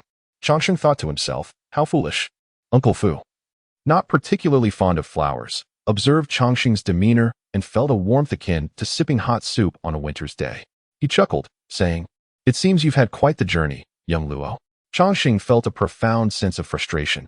He had thought himself clever, only to realize that this old gentleman was the true master of disguise, a cunning fox concealing his intentions. It was as if he had been played for a fool. Nevertheless, the word never mind escaped Changxing's lips with great difficulty. He initially intended to let it go, but the thought that the elder could afford a phoenix worth 20 taels yet could not purchase an orchid nagged at him. He pondered whether there were other flower enthusiasts in Shuangfeng County. Changxing adopted a demeanor suggesting he was seeking another buyer. The elder narrowed his eyes amid such disparity. Changxing maintained his composure, which surprised the old gentleman and led him to regard this young hunter with newfound respect. Yet, Changxing was a man of determination. If no one in Shuangfeng County would buy it, he would venture to Deshang Prefecture, and if still unsuccessful, he would go to the capital. He refused to believe that aside from this Qin family elder, there were no other potential buyers. Since the elder has no intention, I shall take my leave for now.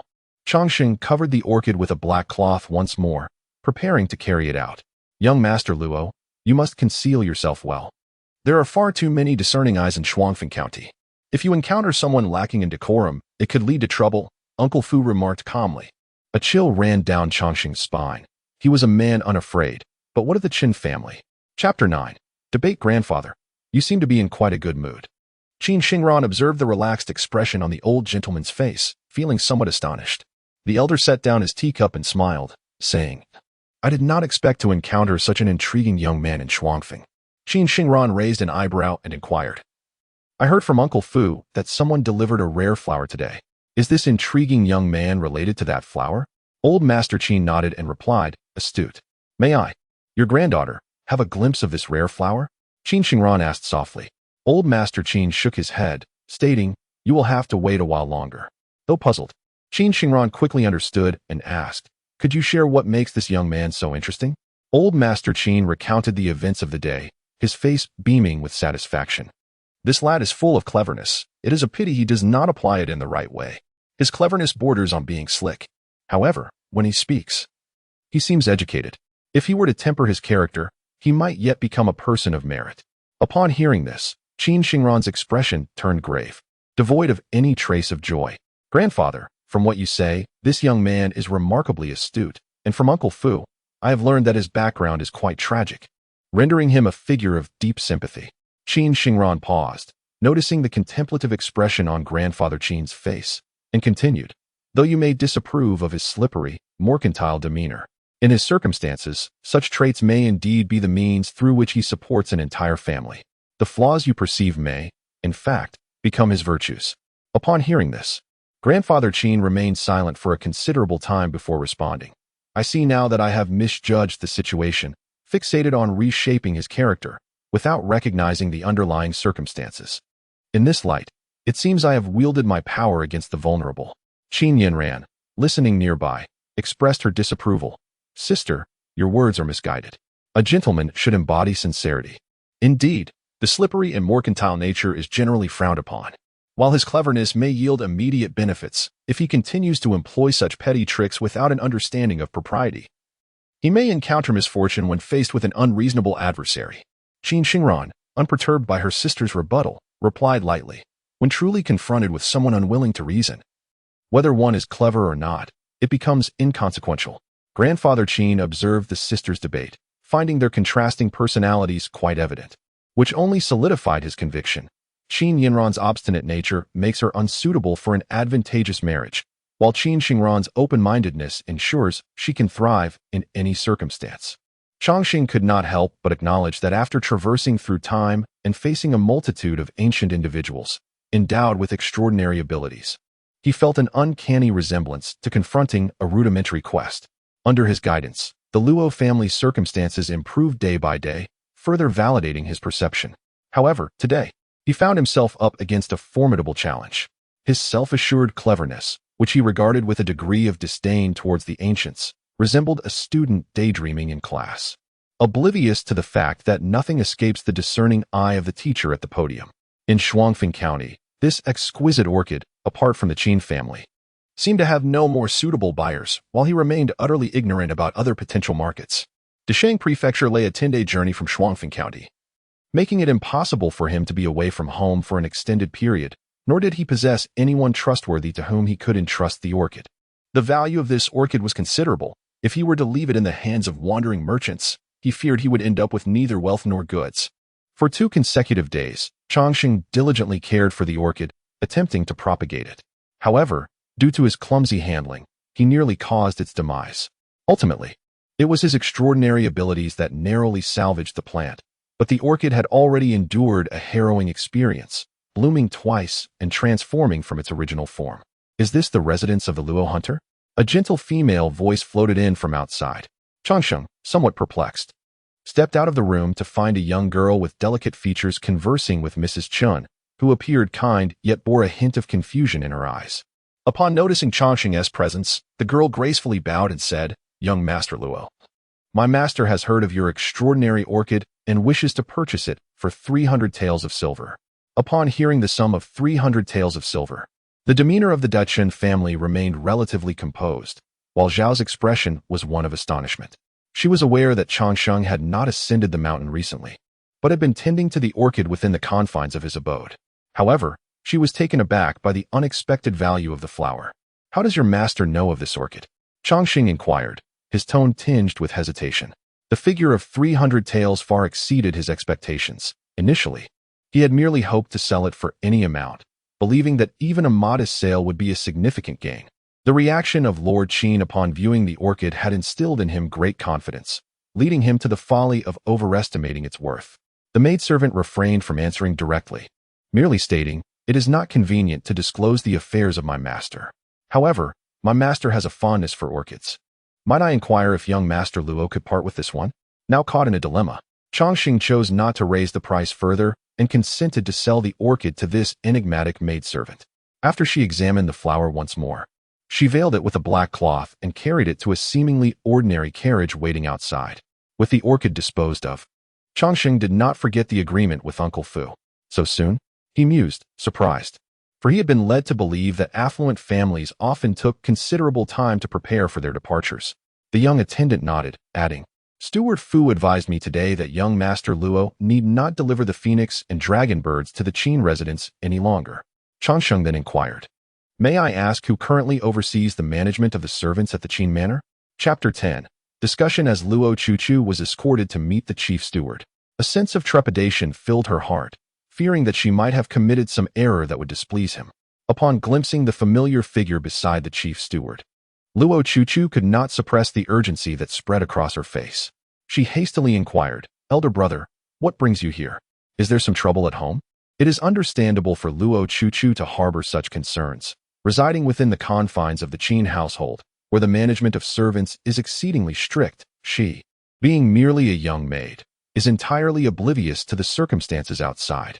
Consequently, she is consumed with anxiety over the plight of her family, fearing they may go hungry. Although her conditions at the Qin residence are not unbearable, she remains a servant, and her heart is perpetually filled with unease. She is apprehensive that her younger sisters might follow in her footsteps. In impoverished families, it is commonplace to sell sons and daughters, and Luo Chuchu is unwilling for her sisters to endure the same hardships she has faced. This is the first time Changsheng has encountered this sister, whose beauty is striking and whose demeanor is tranquil. At an age when she should be brimming with youthful vigor, she instead bears an air of resignation. Luo Chuchu's face was a canvas of disbelief.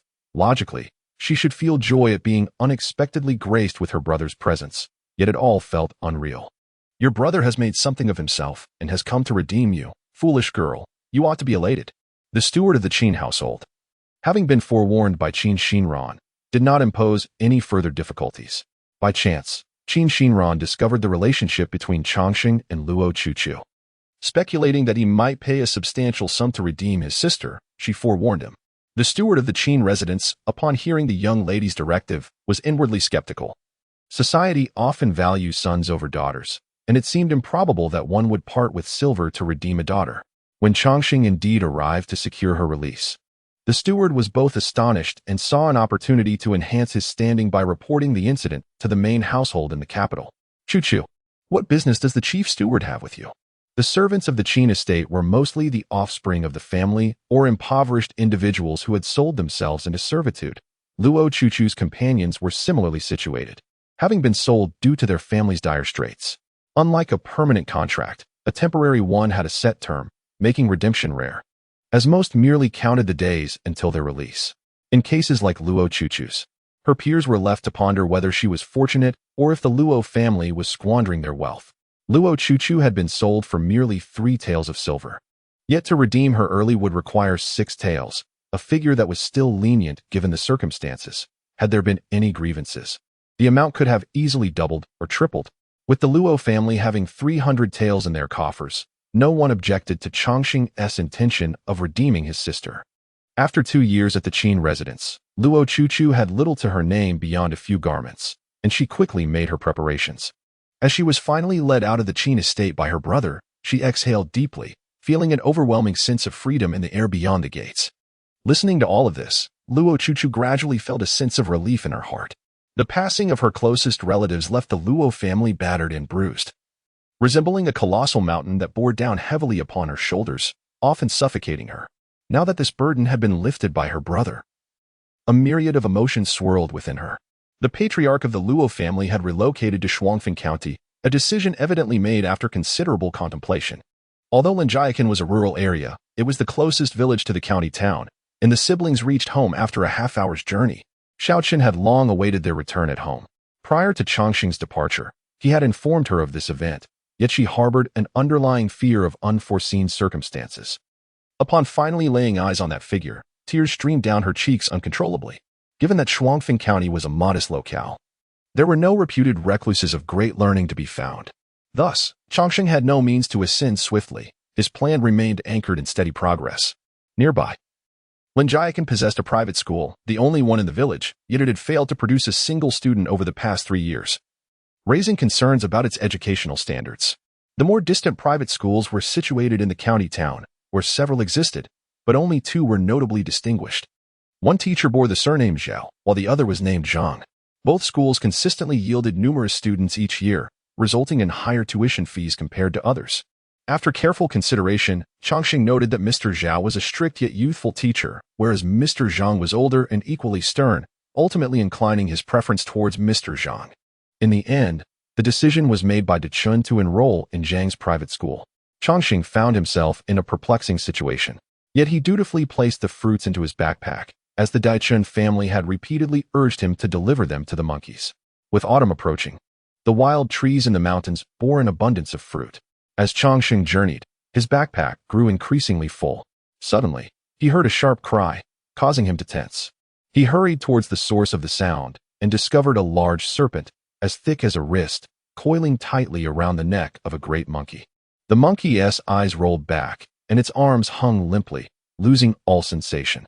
The serpent raised its head and lunged towards Changxing, who quickly retreated, unleashing a flurry of wooden spikes. The once menacing serpent fell lifelessly to the ground. Fearing that the snake might revive, Changxing launched several more spikes, reducing its head to a pulpy mess before advancing to free the trapped monkey. Though the great monkey's body still radiated warmth, it had already succumbed to death. A chill gripped Changxing's heart as he gazed at the fruits in his backpack, a wave of sorrow washing over him. Suddenly, a faint sound reached his ears. A small monkey tumbled down from the tree, eyes brimming with tears, and rushed into the embrace of the great monkey. Changxing gently stroked the small monkey's fluffy back and offered it the wild fruits he had gathered. Yet, the little one remained nestled in the arms of the great monkey, emitting soft, mournful cries. The law of the jungle, where the weak are devoured by the strong, serves as a stark introduction to the harshness of nature. Yet, gazing upon the frail little monkey, a flicker of compassion stirred within him. The small creature limped, its leg evidently still healing from a prior injury. Without the protection of the larger monkey, how could such a fragile being survive in the wild?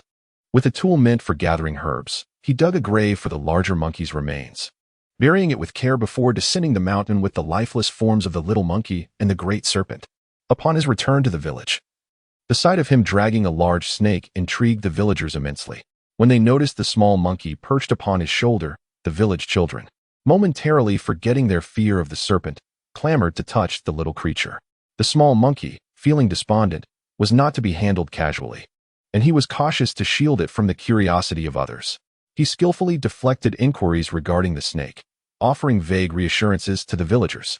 The members of the Luo family were taken aback at the sight of the serpent, and upon hearing the harrowing tales from the mountain, the matriarch of the Chun family turned pale, forbidding him from venturing into the wilderness again.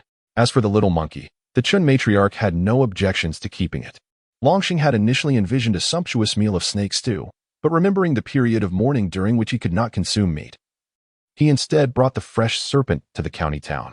Attracting considerable attention along the way, he swiftly sold the exceptional snake in the bustling market, fetching a handsome sum of 20 taels of silver due to the rarity and perilous nature of snake hunting. The women of the Luo family, though not fragile, were certainly not adept at farming. With so many hands and so little to do, Longxing sought to assign them tasks, hoping to distract them from their grief over their lost loved ones. The Luo family, comprised of widowed wives and weak sons, shared a collective sorrow that resonated with one another. "Mother, why not allow a few of the children to learn needlework with me tomorrow?" suggested the younger Chun. "With your rudimentary skills, how could you possibly teach?" retorted the elder Chun, somewhat irked. The younger Chun, having been playful in her youth, often found it difficult to concentrate on her studies and needlework. At that time, the Luo family held a position of prominence, and the elder Chun, feeling pity for the younger Chun who had lost her parents, refrained from imposing strict discipline. Seeing the younger Chun's reluctance to learn, she ultimately let it be. "I can't do it.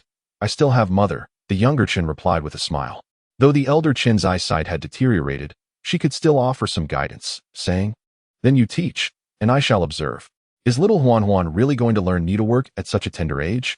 Longxing pondered, feeling a pang of compassion at the thought of young Luo Huan, who was no older than a kindergarten child in modern terms, beginning to thread needles. Needlework was indeed a skill essential for young women to thrive, and starting young would pave the way for future success. As the elder Chin spoke, her gaze fell upon the innocent little Luo Huan, and considering her father's death and her mother's remarriage, a wave of sympathy washed over her. Given Huan's situation, she must secure a good marriage in the future, so she must stand firm on her own. "Brother, Huan isn't afraid of hard work," little Luo Huan declared. lifting her cherubic face towards Luo Changshan. While she could learn needlework, Changshan worried about her straining her eyes further. After several reminders, they settled on the matter. Since mother and the younger siblings intend to teach the children needlework, I shall take charge of the household affairs, declared second Aunt Zhao. Dechen nodded, sighed, and remarked, the girls cannot remain preoccupied with needlework for extended periods. If there are tasks that require their assistance, they should be diligent. This will endear them to their future in-laws. Luo Chuchu observed the family engaging in animated discussions. Although the Luo family had yet to achieve great wealth, and their meals paled in comparison to those of the Qin family's servants, a warm sensation enveloped her heart. The family's unity instilled in Changxing the belief that life would ultimately improve. With the Luo family's circumstances stabilizing, Changxing was poised to embark on his educational journey. Chapter 11.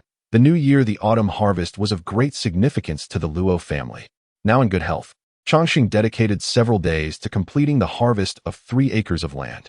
Following the harvest, his complexion darkened noticeably, which greatly concerned Dechen. Once the harvest was concluded, Changxing enrolled in the private academy of Master Zhang. At just over 60 years of age, Master Zhang's face was lined with wrinkles, and he sported a long beard, embodying the appearance of a learned scholar. Changxing did not undergo any entrance examination and was formally admitted after paying the tuition fee. The academy was divided into 3 classes: Class A for the advanced students, Class B as a transition class, and Class C, catering to young children. Upon his admission, Changxing was placed directly into Class C. Surrounded by small children sporting pigtails, he stood out as a solitary youth amongst them, often the target of their teasing. The teacher of Class C was Master Zhang's nephew. After studying the 3-character classic and the disciples' regulations with the young Mr. Zhang for a month, Changxing was promoted to Class B. In the realm of longevity, the distinction of Changxing was not particularly pronounced in Class B. Although he had once been a mediocre student, his soul had indeed matured into that of a young man. In comparison to the tributes he offered, he cherished the time he invested even more. Having resolved to pursue the path of the imperial examination, he naturally aspired to excel.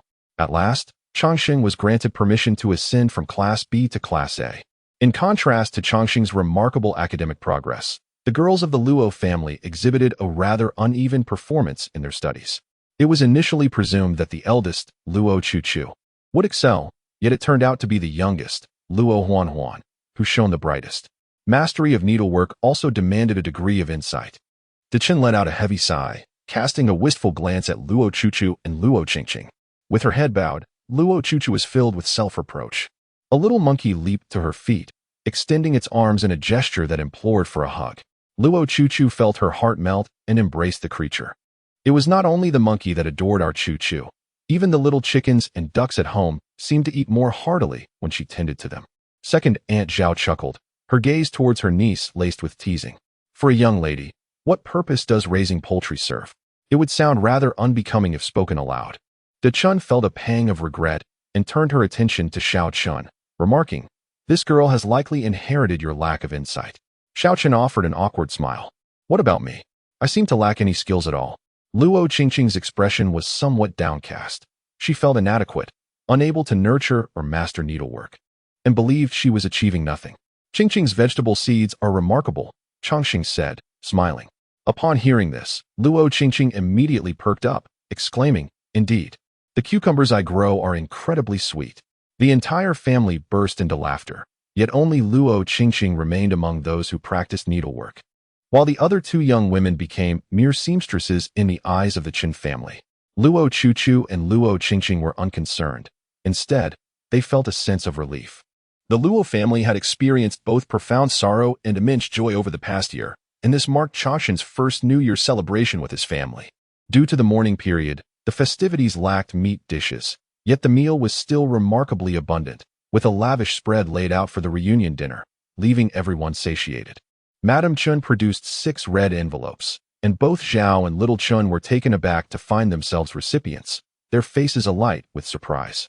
As they bid farewell to the old year and welcomed the new, they prayed for the ancestors' blessings, wishing for Changxing's health and safety, free from calamities. Madame Chen softly offered her prayers before the ancestral tablets of the Luo family. The following morning, Changxing expected to be the first to rise, but to his surprise, second Aunt Zhao had already swept and tidied the main hall. Aunt, Why are you up so early? Changxing inquired, puzzled. Second Aunt Zhao had waited from morning until noon. Yet no one had come to visit. Madame Qin's expression darkened with each passing moment, her face remaining solemn during lunch. It was only in the late afternoon, as the sun began to set, that the Luo family finally saw their elder sister, Luo, arriving alone with a small package in hand. Where is your husband? Zhao asked, her heart racing with worry at the sight of her daughter coming alone.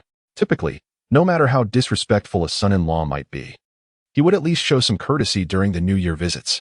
But what did this behavior from the Zheng family signify? It felt as though they were trampling the Luo family's dignity. Chapter 12, Abandonment. I have been abandoned, Luo elder sister sobbed. On the eve of the New Year, a sudden thunderclap startled the crowd, leaving them momentarily stunned. And Zhao gazed at her eldest daughter, her face a portrait of disbelief, and inquired, what did you just say? In an instant, Zhao's complexion paled visibly. I have been divorced, Sister Luo exclaimed, unable to contain her anguish any longer. And she burst into uncontrollable tears. The Luo family erupted in turmoil, each member wearing an expression of grave discontent. How could they do this to us? Aunt Chen fumed, pressing for answers. Through her sobs, Sister Luo lamented, my mother-in-law claims I am a hen that does not lay eggs. Aunt Chen, her dignity preventing her from resorting to vulgarity, could only seethe. That old woman, always stirring up trouble. Aunt Zhao hurriedly inquired, but what about your husband? What does he say? At the mention of her spouse, Sister Luo's countenance darkened further. What about him? Speak, child, Aunt Zhao urged, her anxiety mounting as she observed her daughter's distress. My mother-in-law's nieces, Sister Luo wept. What niece? What are you talking about? Aunt Zhao was bewildered, turning to her own mother-in-law, only to find a face etched with fury. Mother. Aunt Zhao trembled at the horrifying possibility, hesitantly asking Aunt Chen. Gritting her teeth, Aunt Chen declared, the Zheng family has gone too far. Changxing furrowed his brow, dissatisfied with such a resolution. Sister Luo looked to Aunt Chen, who, despite her frowning countenance, ultimately refrained from voicing any dissent. Sister Luo hesitated, caught between her unwelcoming, impoverished family and the predatory Zheng household. She found herself unable to make a decision. Changxing sighed inwardly and inquired, Sister, having been married for many years, how did you manage your life in the Zheng family? Just like that. Sister Luo glanced around, avoiding the gaze of her family. It is quite common for a farmer's daughter to have calloused hands. However, Changxing sensed that Sister Luo's reaction was rather unusual. He immediately rolled up her sleeve. Outside, the harsh winter raged. Yet Sister Luo wore only a few patched layers of thin clothing. Beneath them, her arms were marred with a network of dark bruises and scars. What is this? Changxing's expression darkened. Upon seeing the tangled scars, Zhao exclaimed, my child. What wrongdoing has Sister committed to warrant such treatment from the Zheng family? Changxing furrowed his brow and asked. I could not bear a child. Sister Luo wept. After 7 years of marriage, despite her relentless efforts, she had not given birth to a single child. The Zheng family's disdain towards her intensified with each passing year. Zheng Erlang, witnessing that even his younger brother had fathered a son while he remained childless, refused to introspect and instead placed all blame on Sister Luo. Consequently, whenever misfortune befell him, he would often resort to violence against her. Sister Luo, feeling inferior due to her childlessness, endured everything in silence. The consequence of patience has led to the encroachment of others. Zheng Erlang and his widowed sister-in-law's niece have entangled themselves, and now that this cousin is with child, she resents Sister Luo for taking up space. De Chun remains silent, her face stoic. Sister Luo is instantly consumed by despair, while Zhao turns her gaze away, unable to face her eldest daughter. What nonsense! Zhao scolds. Luo Chuchu glances at Xiao Chun and declares, Second Aunt, if our actions cause Sister to suffer, I would rather remain unwed. Luo Huan, initially nestled beside De Chun, quickly echoes her sibling's sentiments. I want Sister to be happy. I want to marry. You are still young, ignorant of the world. What woman remains unmarried? Every daughter-in-law endures this path. Life must be gradually carved out through perseverance. Zhao laments. Grandmother, as the current head of the Luo family, can I make the decision? Changxing inquires, looking at De Chun. De Chun pauses, her gaze sweeping across the faces in the room, and finally, with a deep sigh, responds, since you are now the head, it is indeed your prerogative. Changxing, do not act rashly. Zhao's face reflects her disapproval. Nevertheless, Changxing resolutely asserts, even if Sister chooses to remain unmarried for life, I shall support her. The same goes for my sisters. As long as I have food, they shall never go hungry. This matter is settled. As the head of the family, I have made my decision. With Chongqing's firm determination, the rest of the Luo family finds it difficult to contest, for all the family's wealth is earned by him, proving his capability to shoulder responsibility. Amidst his worries, Xiaotian felt a glimmer of reassurance deep within his heart. Today, Chongqing was willing to support his elder sister. And in the future, when her daughter Luo Chuchu gets married, he would undoubtedly also stand by her side. A daughter fears nothing more than an ineffectual family at her wedding, and it seems that Chongqing is indeed a fiercely protective brother. The family hastily finished their dinner, and Zhao led Luodajie into the house. The two engaged in a conversation of unknown content, and when Luodajie emerged, her face was ashen. As night fell, the Luo family retired to their beds, yet their slumber was restless, burdened by unspoken concerns. Squeak. Chongqing was awakened by the little monkey's paw. He instinctively pushed away the small creature's furry hand and turned over to resume his sleep. Squeak. Squeak. The monkey's cries grew increasingly piercing. Disturbed by the noise, Chongqing initially contemplated scolding the little monkey, but it tugged insistently at his shirt hem, pulling him towards the door. Realizing the urgency, Chongqing was suddenly alert. The monkey possessed an uncanny intuition and would not drag him without reason. He hastily donned his garments and followed the little creature into the frigid winter night. Under the pale moonlight, he spotted a familiar, frail figure in the distance. Chapter 13. The cold night. Chongqing gazed at that silhouette, his first thought being, sleepwalking. He had heard that one should not wake a sleepwalker abruptly, so he carefully trailed behind Luodajie, moving cautiously to avoid making noise. Despite the occasional sound he made, Luodajie appeared oblivious, her expression dazed, as if she were a specter, her steps ethereal as she moved forward. Chongqing followed behind Sister Luo for about the time it takes to brew a cup of tea when he suddenly came upon a river ahead. Despite the frigid winter, the river had yet to freeze, its waters rushing and churning through the stillness of the night. A sense of foreboding gripped Chongqing's heart, and without a thought for awakening Sister Luo, he hastened forward. Sister Luo, tears streaming down her face, turned abruptly to the raging waters, steeling herself before leaping in. The current was swift, roughly a person's depth, and with little hesitation, Chongqing followed suit. Fortunately, he possessed reasonable swimming skills, and as Sister Luo sank, he exerted himself to pull her back to the shore. "Why are you stopping me? Let me die?" Sister Luo's voice trembled, her body soaked and shivering on the bank. Seeing that she still had the strength to speak, eased Chongqing's worries. He was relieved that he had managed to save her before she had swallowed too much water. Sister Luo continued to weep, looking up as she lamented, "Even my own mother looks down on me. What is the point of my existence? No one looks down on you. You are not alive merely to bear children. Second Aunt does not disdain you. She cares for you, but her approach is misguided." Chongqing replied, suspecting that the Zhao family had whispered something to Sister Luo that had driven her to such despair. Upon noticing Chongqing standing there, drenched, a wave of panic washed over Sister Luo. Her brother had always been frail, and now he was the sole male heir of the Luo family. If anything were to happen to him because of her, she would bear the weight of being the family's transgressor. As the biting winter wind swept across Chongqing, he felt a dizzy sensation enveloping his forehead, accompanied by an overall sense of discomfort. His loud voice roused those in the adjacent rooms from their slumber. "I am the patriarch of the Luo family," he proclaimed with conviction. "I assure you, I will provide for you without deceit." The Luo family, being few in number and comprised mostly of women and children, remained particularly vigilant in their daily lives. Upon hearing the commotion, the inhabitants of both rooms swiftly arose. "What is all this disturbance?" Zhao inquired, her brow furrowed in confusion as she emerged with an oil lamp. Her gaze fell upon Chongqing and Sister Luo, both drenched, causing her to nearly falter in holding the lamp. "What has happened to you?" Chongqing accepted the lamp from her hand, revealing the truth without reservation. "You seek to tear my heart asunder, you scoundrel," Zhao wailed, embracing the soaked Sister Luo as tears streamed down her face. "Do not weep. First, let the two children change their clothes. Third Aunt, would you kindly boil some hot water to chase away the chill from them?"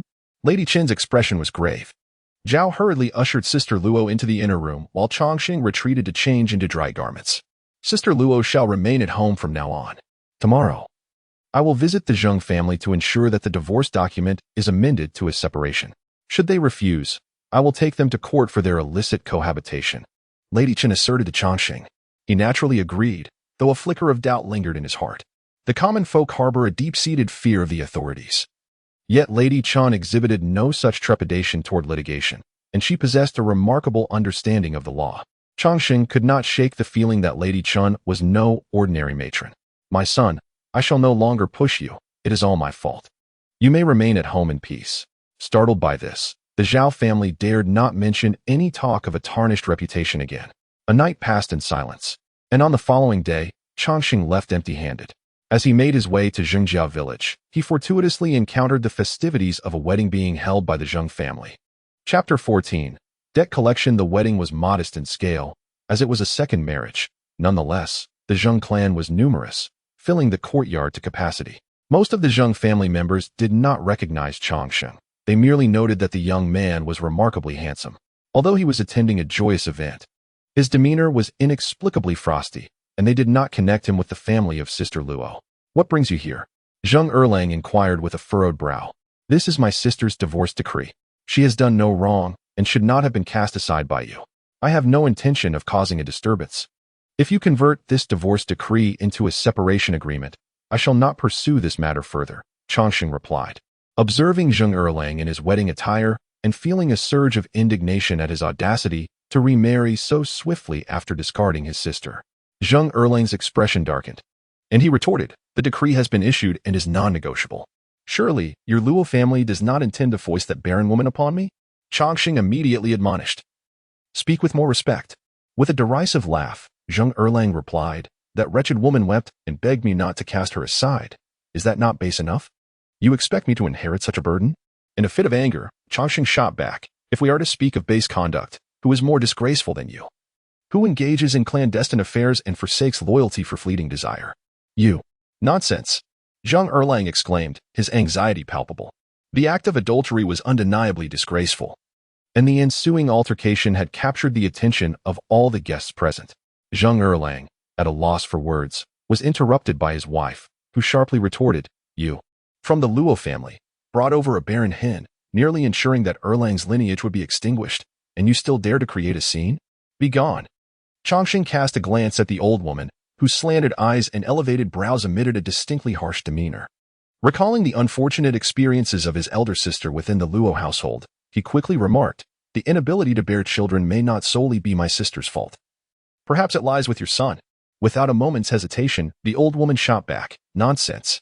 Your daughter is incapable, but my old son's daughter is perfectly fine. Look. She's already expecting. Your sister is but a barren hen, and such a woman deserves to be cast aside. Changxing found her words amusing and replied, engaging in illicit unions and birthing offspring is hardly a matter for pride. Your words, once spoken, have only served to confirm your son's guilt. I had initially sought to resolve this peacefully, but I have since changed my mind. If you do not alter the divorce decree to a separation agreement and return my sister's dowry tenfold today, I shall bring this matter before the authorities. Zheng Erlang's legs turned to jelly at this revelation. The truth of the bride's pregnancy, which he had desperately attempted to conceal, was now laid bare by his own mother. The wedding venue was filled with witnesses, each a testament to the unfolding drama. Changxing sneered, declaring, since you are unwilling to engage in a civil discussion, we shall let the government decide. With that, he turned to leave. Wait a moment, young man from the Luo family. Changxing scoffed and remarked, my elder sister Wu Jiao has suffered an unprecedented humiliation, and last night she contemplated throwing herself into the river. Thankfully, I intervened. Otherwise, I fear that today it would not have been I who came here. Amidst the crowd, a curious individual inquired, if it were not you, who would it be? Without hesitation, Changxing replied, if it were not I, it would surely be the vengeful spirit of my elder sister. The crowd was momentarily taken aback by Changxing's words, shivering in the bright sunlight. The elder from the Luo family interjected, though your sister may possess countless virtues, she ultimately bears a single flaw. After years of being part of the Zheng family, she has contributed nothing. You are aware that women can be cast aside for 7 transgressions. Your sister's failure to bear children is a valid reason for her dismissal. The old man spoke with a tone of reason, appearing quite persuasive. Changxing narrowed his eyes and inquired, may I ask, esteemed elder, what position do you hold within the Zheng family? Do you possess the authority to speak on their behalf? The elder straightened his posture slightly and replied, I am the patriarch of the Zheng family, thus I can indeed represent them. However, I wonder if young Master Luo can speak for the Luo family? Changxing chuckled and responded, what a coincidence. I am the patriarch of the Luo family, hence I can certainly represent them. The crowd gasped in astonishment, realizing that despite his youth, Changxing was indeed the leader of his clan. To have a patriarch of widows, what an imposing figure. Mrs. Zheng derided. Changxing disregarded her and addressed the head of the Zheng family, stating, I am aware of the 7 grounds for divorce, as well as the 3 prohibitions. One of them stipulates mourning for 3 years. My elder sister has observed mourning for 3 years for the father of Zheng Erlang. Hence Zheng Erlang cannot divorce his wife. Even if this matter escalates to the court, I hold the moral high ground. When the 7 grounds for divorce confront the 3 prohibitions, it has always been the latter that prevails, and Zheng Erlang also bears the burden of an illicit affair, which Changxing possesses as leverage. He harbored no fear whatsoever. The head of the Zheng family was taken aback by Changxing's youth and tenacity, immediately shooting a fierce glare at the old woman of the Zheng family. The old woman, unfazed, retorted, Uncle, let him report to the authorities if he wishes. Do we truly fear him? Such a narrow-minded perspective. The head of the Zheng family scolded. Changxing let out a cold laugh and recited from the laws of day, for those who commit adultery. Both parties shall receive 90 strikes. The adulterer shall be stripped of clothing and punished. In ancient times, the penalties for adultery were severe. 90 strikes could indeed lead to death. The guests at the banquet, mostly common folk unfamiliar with the law, gasped in horror, and some cast suspicious glances at the Zheng family. The head of the Zheng family sighed and said, Young Master Luo, let us discuss this matter amicably. Please, come inside so we may converse at length. However, Changxing waved his hand and replied, there is no need for an indoor discussion. If you refuse to agree, we shall settle this at the court. At that moment, the old woman of the Zheng family finally grasped the gravity of the situation, her face turning pale as she looked towards the head of the Zheng family, as if clinging to a lifeline. The clan leader Zheng sighed deeply and remarked, Why are you all so impatient? If you truly wish to divorce, it would be wise to do so sooner rather than later, rather than waiting until her belly has grown. The old woman Zheng murmured softly, without certainty of her condition, What if you marry another hen that lays no eggs? Fulfill his request, said clan leader Zheng. The old woman Zheng sprang up in a flurry, exclaiming, Have you lost your mind? The Luo family has gone mad with greed, demanding tenfold the dowry. When Sister Luo married, the Luo family was not in such dire straits. They had provided a dowry of 5 taels of silver. Not long after her marriage into the Zheng family, that silver was cunningly taken away by the old woman Zheng under some pretext. Now, Changxing demands a dowry of 50 taels. Such a sum would surely cost the old woman Zheng her very life. Otherwise, our family is the one suffering. If he truly decides to take action against you, it could lead to dire consequences for Erlang and his wife. After all, money cannot outweigh life. Deep down, the clan leader Zheng felt a tinge of annoyance. The Erlang family acted ruthlessly, showing no hint of mercy, and if this continued, they would inevitably suffer great losses. He only wished to spare the entire Zheng family from disgrace. No, we can draft a divorce decree, but do not expect any silver. The old woman Zheng shouted, her voice sharp with indignation. Chapter 15. 2 years. The old woman Zheng threw a fit, unwilling in every way. While clan leader Zheng looked at Changxing with a troubled expression. Brother Luo, tenfold the dowry is excessive, clan leader Zheng stated. Changxing, concerned about tarnishing his family's reputation, expressed that the tenfold dowry was merely a threat. Wealth was not of utmost importance. Rather, the critical matter was the divorce document. Ultimately, after repeated pleas from clan leader Zheng, Changxing acquiesced to return the dowry. He promptly drafted the divorce certificate and had Zheng Erlang affix his seal. Thus, Sister Luo was liberated. Take this. It will facilitate any purchases you may need in the future.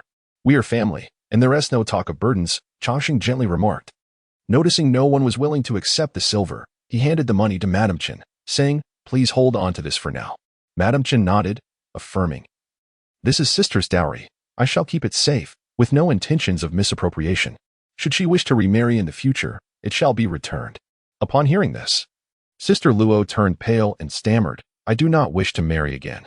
Madame Chen's expression darkened as she replied, What woman is there who does not marry? If you refuse, your younger siblings will still need to wed. Sister Luo attempted to express her thoughts further, but was restrained by Zhao. Once Madame Chen was out of earshot, Changxing approached Sister Luo again, speaking earnestly, Having been bitten by a snake, it is natural to be wary of marriage. Although not all men are as cruel as Jing Erlang, if your heart is set, I shall not press you. Sister Luo sighed with relief. Her eyes filled with gratitude as she looked at Changxing. Changxing remarked, the Luo family is enduring great tribulation. Now, only a few of us remain. We are all kin. And though my brother lacks remarkable talents, he can still provide a meal for his sister. As long as he lives, he shall never impose upon her. Tears streamed down Sister Luo's face, her heart settling into an unprecedented tranquility, akin to a small vessel at sea finally spotting a lighthouse.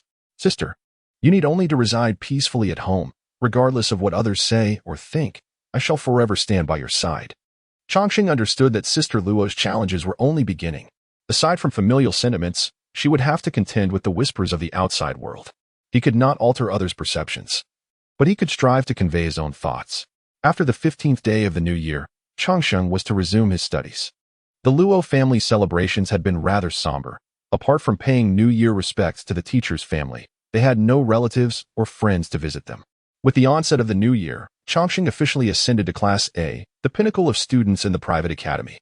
His entry into Class A did not attract much attention, although he was the fastest student to advance through the ranks. His age led his peers to assume he had previously studied at another institution. No one inquired, and Changxing did not volunteer this information. His years of struggle in a past life endowed him with a certain composure, distinguishing him from the typical exuberance of youth's his age. In the first year of the new term, Master Zhang announced the upcoming juvenile examinations. Logically, even though Changxing had just entered Class A, he was expected to participate in this assessment. However, due to the peculiar circumstances surrounding Changxing, he was unable to participate in this imperial examination.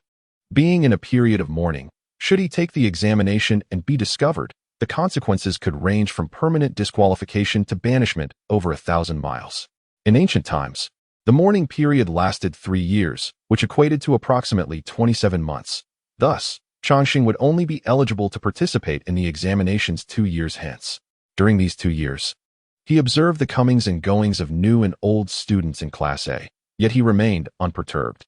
Instead, he dedicated himself to diligent study, absorbing knowledge like a sponge. Throughout this period, he refrained from ascending the mountains, commuting daily between his home and the private academy. Even the time spent traveling was not wasted, as he diligently recited the 4 books and 5 classics.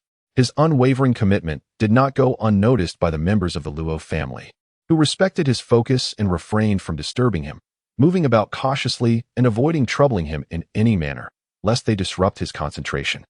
On the morning of the 3rd day of the 2nd month in the 6th year of xianxia, the sky was shrouded in darkness, devoid of any light. The inn in the county town was already ablaze with illumination. Changxing enjoyed a fragrant bowl of noodles in the hall before joining the other candidates in their procession towards the county office. Chapter 16, An Unexpected Turn. This is my 3rd time participating in the county examination, Lu Xiao murmured, his demeanor tinged with anxiety. Changxing patted his shoulder reassuringly. Fear not. Things come in threes. This time, you will surely succeed. Lu Xiao, a classmate of Changxing, was 17 years old and had already attempted the county examination twice.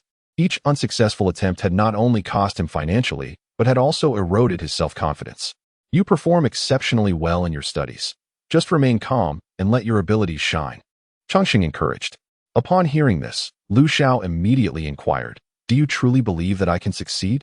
Changxing nodded affirmatively. Lu Xiao had always demonstrated commendable aptitude. However, his psychological resilience was lacking, which had led to his failure in the previous 2 attempts. He lamented, if I fail again this time, I may no longer be able to remain in the private academy. Changxing raised an eyebrow and asked, is your family prohibiting you from pursuing your studies? Lu Xiao nodded, responding, after so many years without any tangible achievements, my family has stated that if I do not pass the examination this year, I shall seek employment as an accountant. Changxing recalled Lu Xiao's family circumstances. As the youngest son among 4 brothers, and with the family yet to partition their estate, it was likely that his elder siblings were reluctant to continue supporting him. It was not his place to meddle in others' affairs, so he reassured Lu Xiao. Do not burden yourself with excessive pressure. Approach it as you normally would, and you are certain to succeed. Lu Xiao's hand trembled as he grasped the examination basket, managing a smile that was more sorrowful than cheerful as he remarked, I shall endeavor to remain calm, yet once I enter, the situation will be beyond my control. Among the other candidates, some exhibited anxiety akin to Lu Xiao's, while others exuded confidence, Resembling Changshan's serene demeanor, few maintained composure. As the appointed hour arrived, the examination hall doors swung open, and the candidates lined up to enter, undergoing a thorough search before being granted access. However, entry was not the final hurdle. A further verification process awaited, known as mutual guarantee. In the county examination, groups of 5 would ensure one another's integrity. Should one individual engage in malpractice, the others would face repercussions as well. The 4 peers with whom Changshan was paired for mutual guarantee were his fellow students from the private academy, individuals he knew well, thus alleviating his concerns. In addition to the guarantor, a licentiate is also required to provide assurance. The licentiate represents the elite among the scholars, and their endorsement is not without cost. For this occasion, the licentiate providing assurance for Changshan and his companions is a distant relative of Master Zhang, and each of them has offered 5 taels of silver as a fee for this guarantee. The fee for such endorsements is not fixed. It fluctuates with market conditions, ranging from 3 to 4 taels in lean times to over 10 taels in prosperous periods. The charges levied by the licentiate introduced by Master Zhang are relatively reasonable.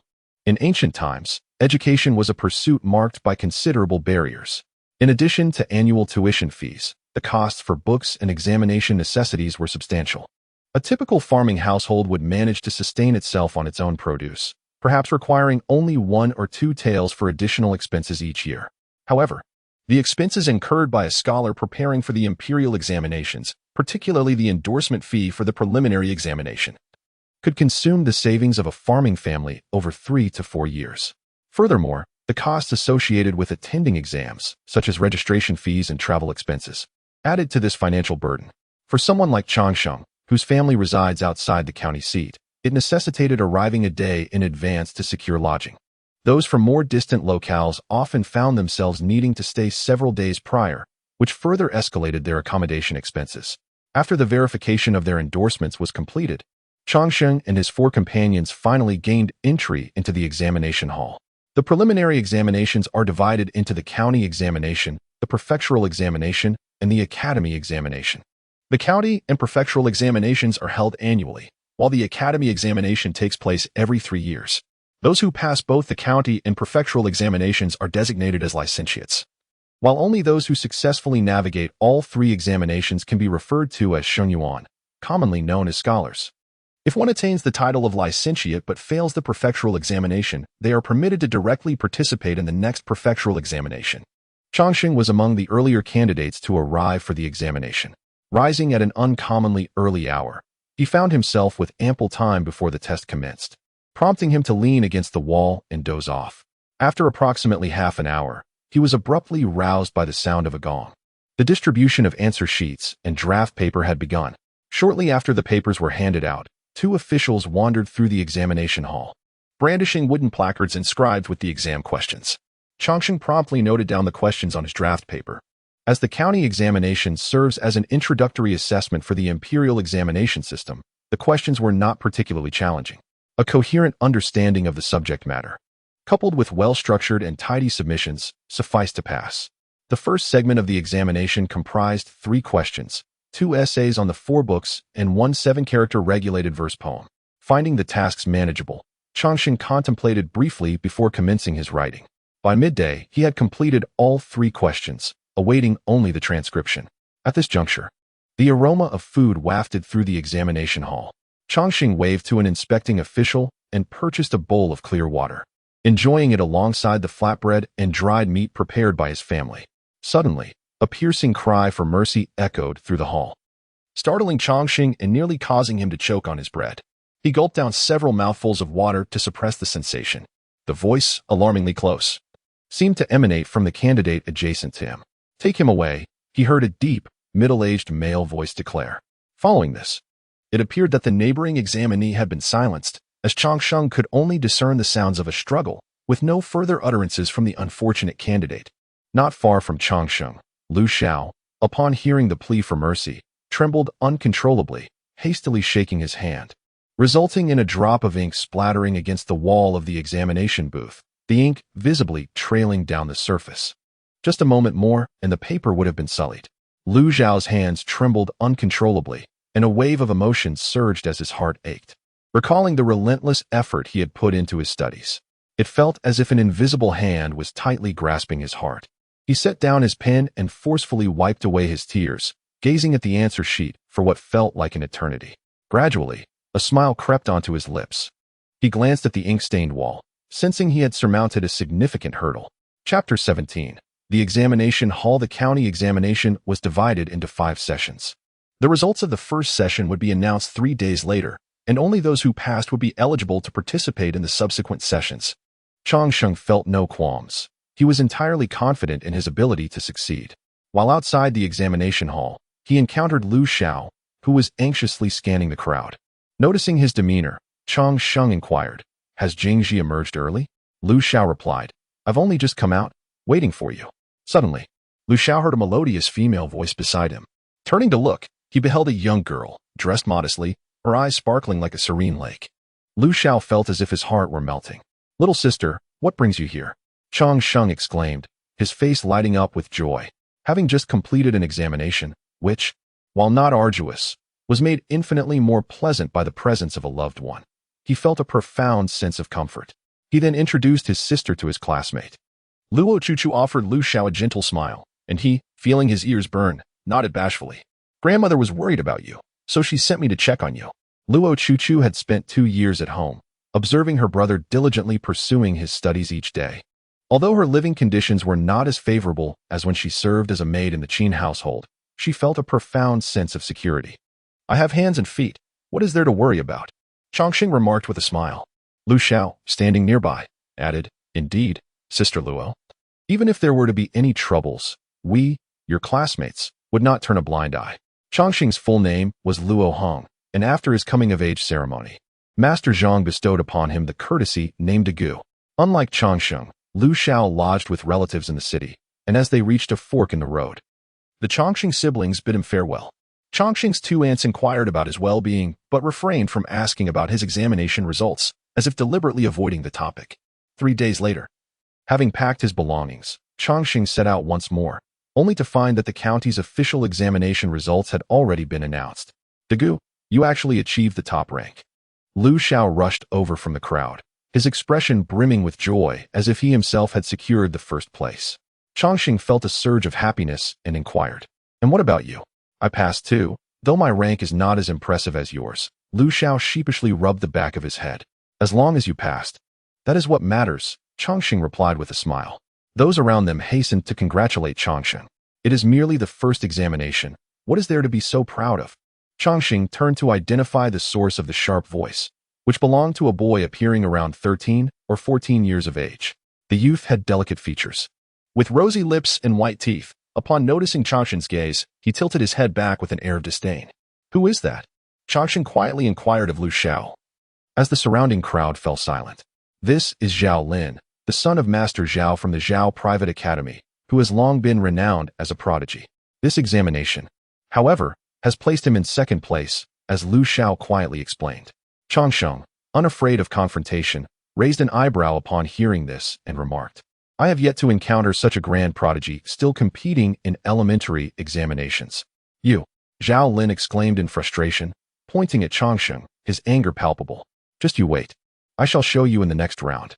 After Zhao Lin stormed off, someone nearby could not stifle their laughter, saying, "Zhao Lin has carried the title of prodigy since he was 6, yet here he stands, still unaccomplished. Truly, his title is a misnomer." The results of this examination elicited mixed emotions. While some rejoiced, others were left in tears. This round of tests selected the top performers from the previous examination, awarding 10 individuals with the honor of sitting at the dais. Zhao Lin was seated directly next to Changxing, whose examination booth was positioned directly across from the chief examiner. Chapter 18. The top score. The chief examiner for this examination was none other than the county magistrate. Changxing was witnessing this official for the first time. The magistrate appeared to be in his 40s, possessing an air of elegance and authority, dressed in official robes that conveyed a sense of gravitas. Changxing found the magistrate's presence to be as imposing as any leader he had previously encountered. As the magistrate scanned the first row, he noticed Changxing looking at him and slightly furrowed his brow. Changxing smiled at him, then bowed his head to continue answering the questions. Hours passed, and after submitting his paper, Changxing did not leave. The magistrate raised an eyebrow and inquired, "As Confucius said, Is it not a joy to have friends come from afar? What is the joy in this? The act of presenting one's examination number inevitably invites inquiries from the chief examiner. Zhao Ling gritted his teeth, taken aback by the simplicity of the question posed by the county magistrate. Chongqing promptly replied with utmost respect. The joy of the sage arises from the delight of like-minded individuals. When virtues align and paths converge, joy is uncontainable. Upon exiting the examination hall, he found no one awaiting him. He had previously informed his family not to send his sisters to fetch him. Although Xianxia village was in close proximity to the county seat, his sisters, being young ladies, could face unforeseen circumstances that might lead to regret. He waited outside for approximately a quarter of an hour before Lu Xiao appeared, her face radiating sheer excitement. Upon seeing Chongqing waiting, her eyes sparkled as she exclaimed, "Degu, I performed exceptionally well this time." Chongqing refrained from probing further, merely smiling and replying, "Then congratulations, I await your good news." The county examination consisted of 5 rigorous assessments. Unlike the trepidation experienced by other candidates, who approached it as a momentous life decision, Chongqing, however, viewed it as an obligation he was destined to fulfill. Brimming with confidence and devoid of any anxiety, his demeanor as calm as partaking in a meal. When the results of the final examination were announced, Chongqing once again claimed the top position, signifying his triumph as the foremost scholar of the county exam. Such an accomplishment, barring any unforeseen events, assured him of an identity as a Tongsheng. At first, the villagers of Linjia village looked down upon Chongqing, who had studied for over 2 years before participating in the county examination. They whispered disparaging remarks behind his back.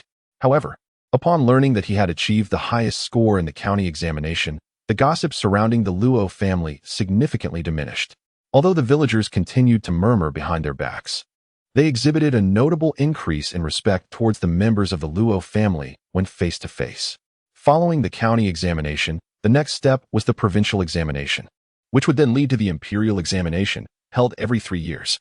This year happened to be the year of the imperial examination. The provincial examination commenced in early April. After completing the county examination, Chongqing took a 20-day respite at home before preparing his belongings for the journey to the imperial examination.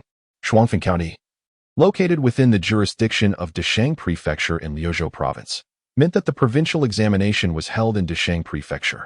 Given Shuangfeng County's remote location, traveling by horse-drawn carriage to Desheng Prefecture required 3 days of arduous travel.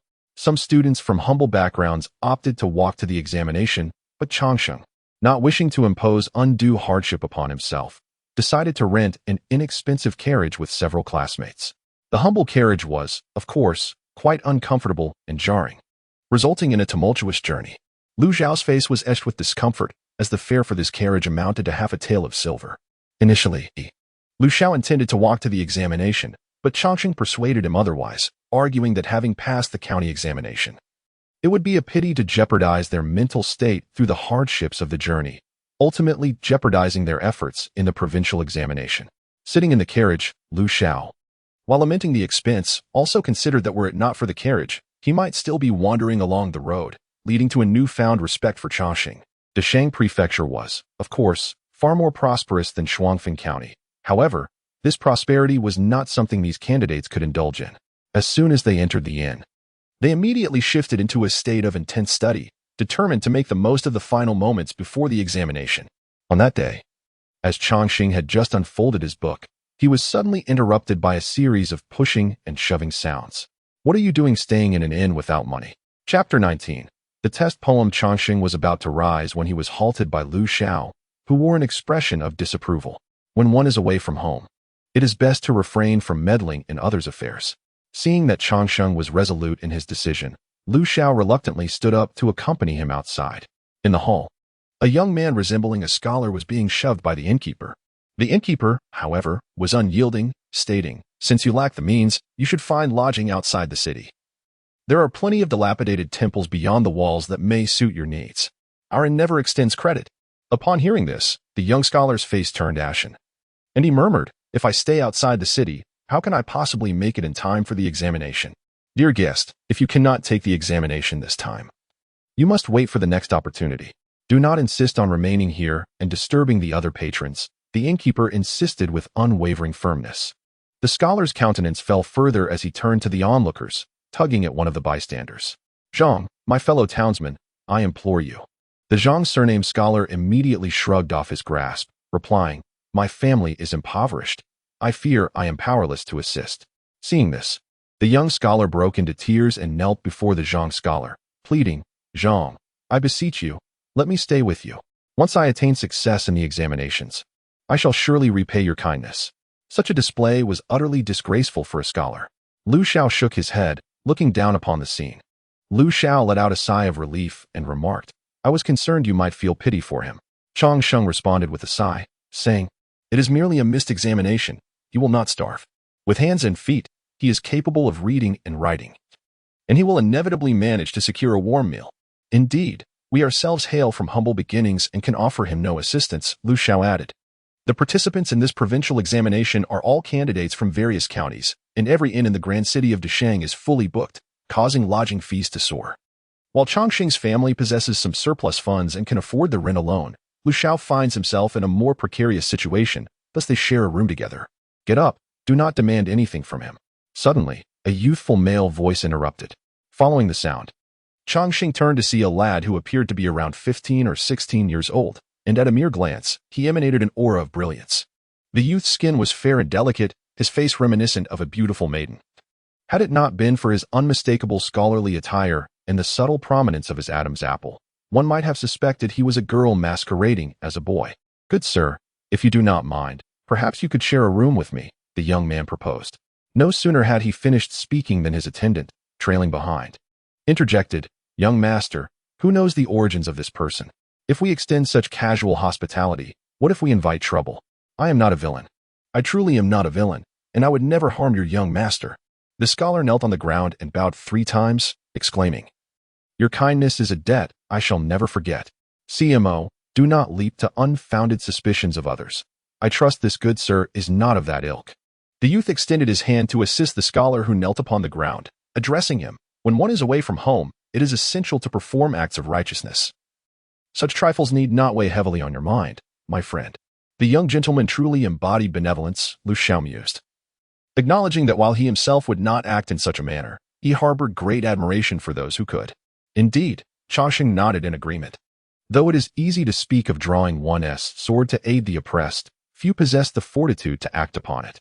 In what was typically a time of slumber across the city, all the inns suddenly buzzed with activity. While most individuals would typically seek a simple breakfast of congee or noodles, this time a majority of the candidates opted for rice. The examination hall's reputation for its harsh conditions was well known, leading many to desire a reduction in their fluid intake to minimize visits to the restroom. Thus, numerous patrons ordered rice early in the morning. Changxing and Lu Xiao ordered 2 large bowls of rice, a plate of greens, and a small portion of meat. Changxing was known for his swift eating habits. Once he finished, he set down his bowl and glanced around, only to spot the disheveled scholar and the handsome youth seated at the adjacent table. They were sharing a meal of 4 dishes and a soup, 2 meat and 2 vegetable dishes, a rather lavish spread. The youth's attendant stood nearby, casting a disdainful glance at the scholar. Changxing furrowed his brow as he suddenly noticed that the scholar wore an ill-fitting long gown, evidently too small, seemingly borrowed from the youth.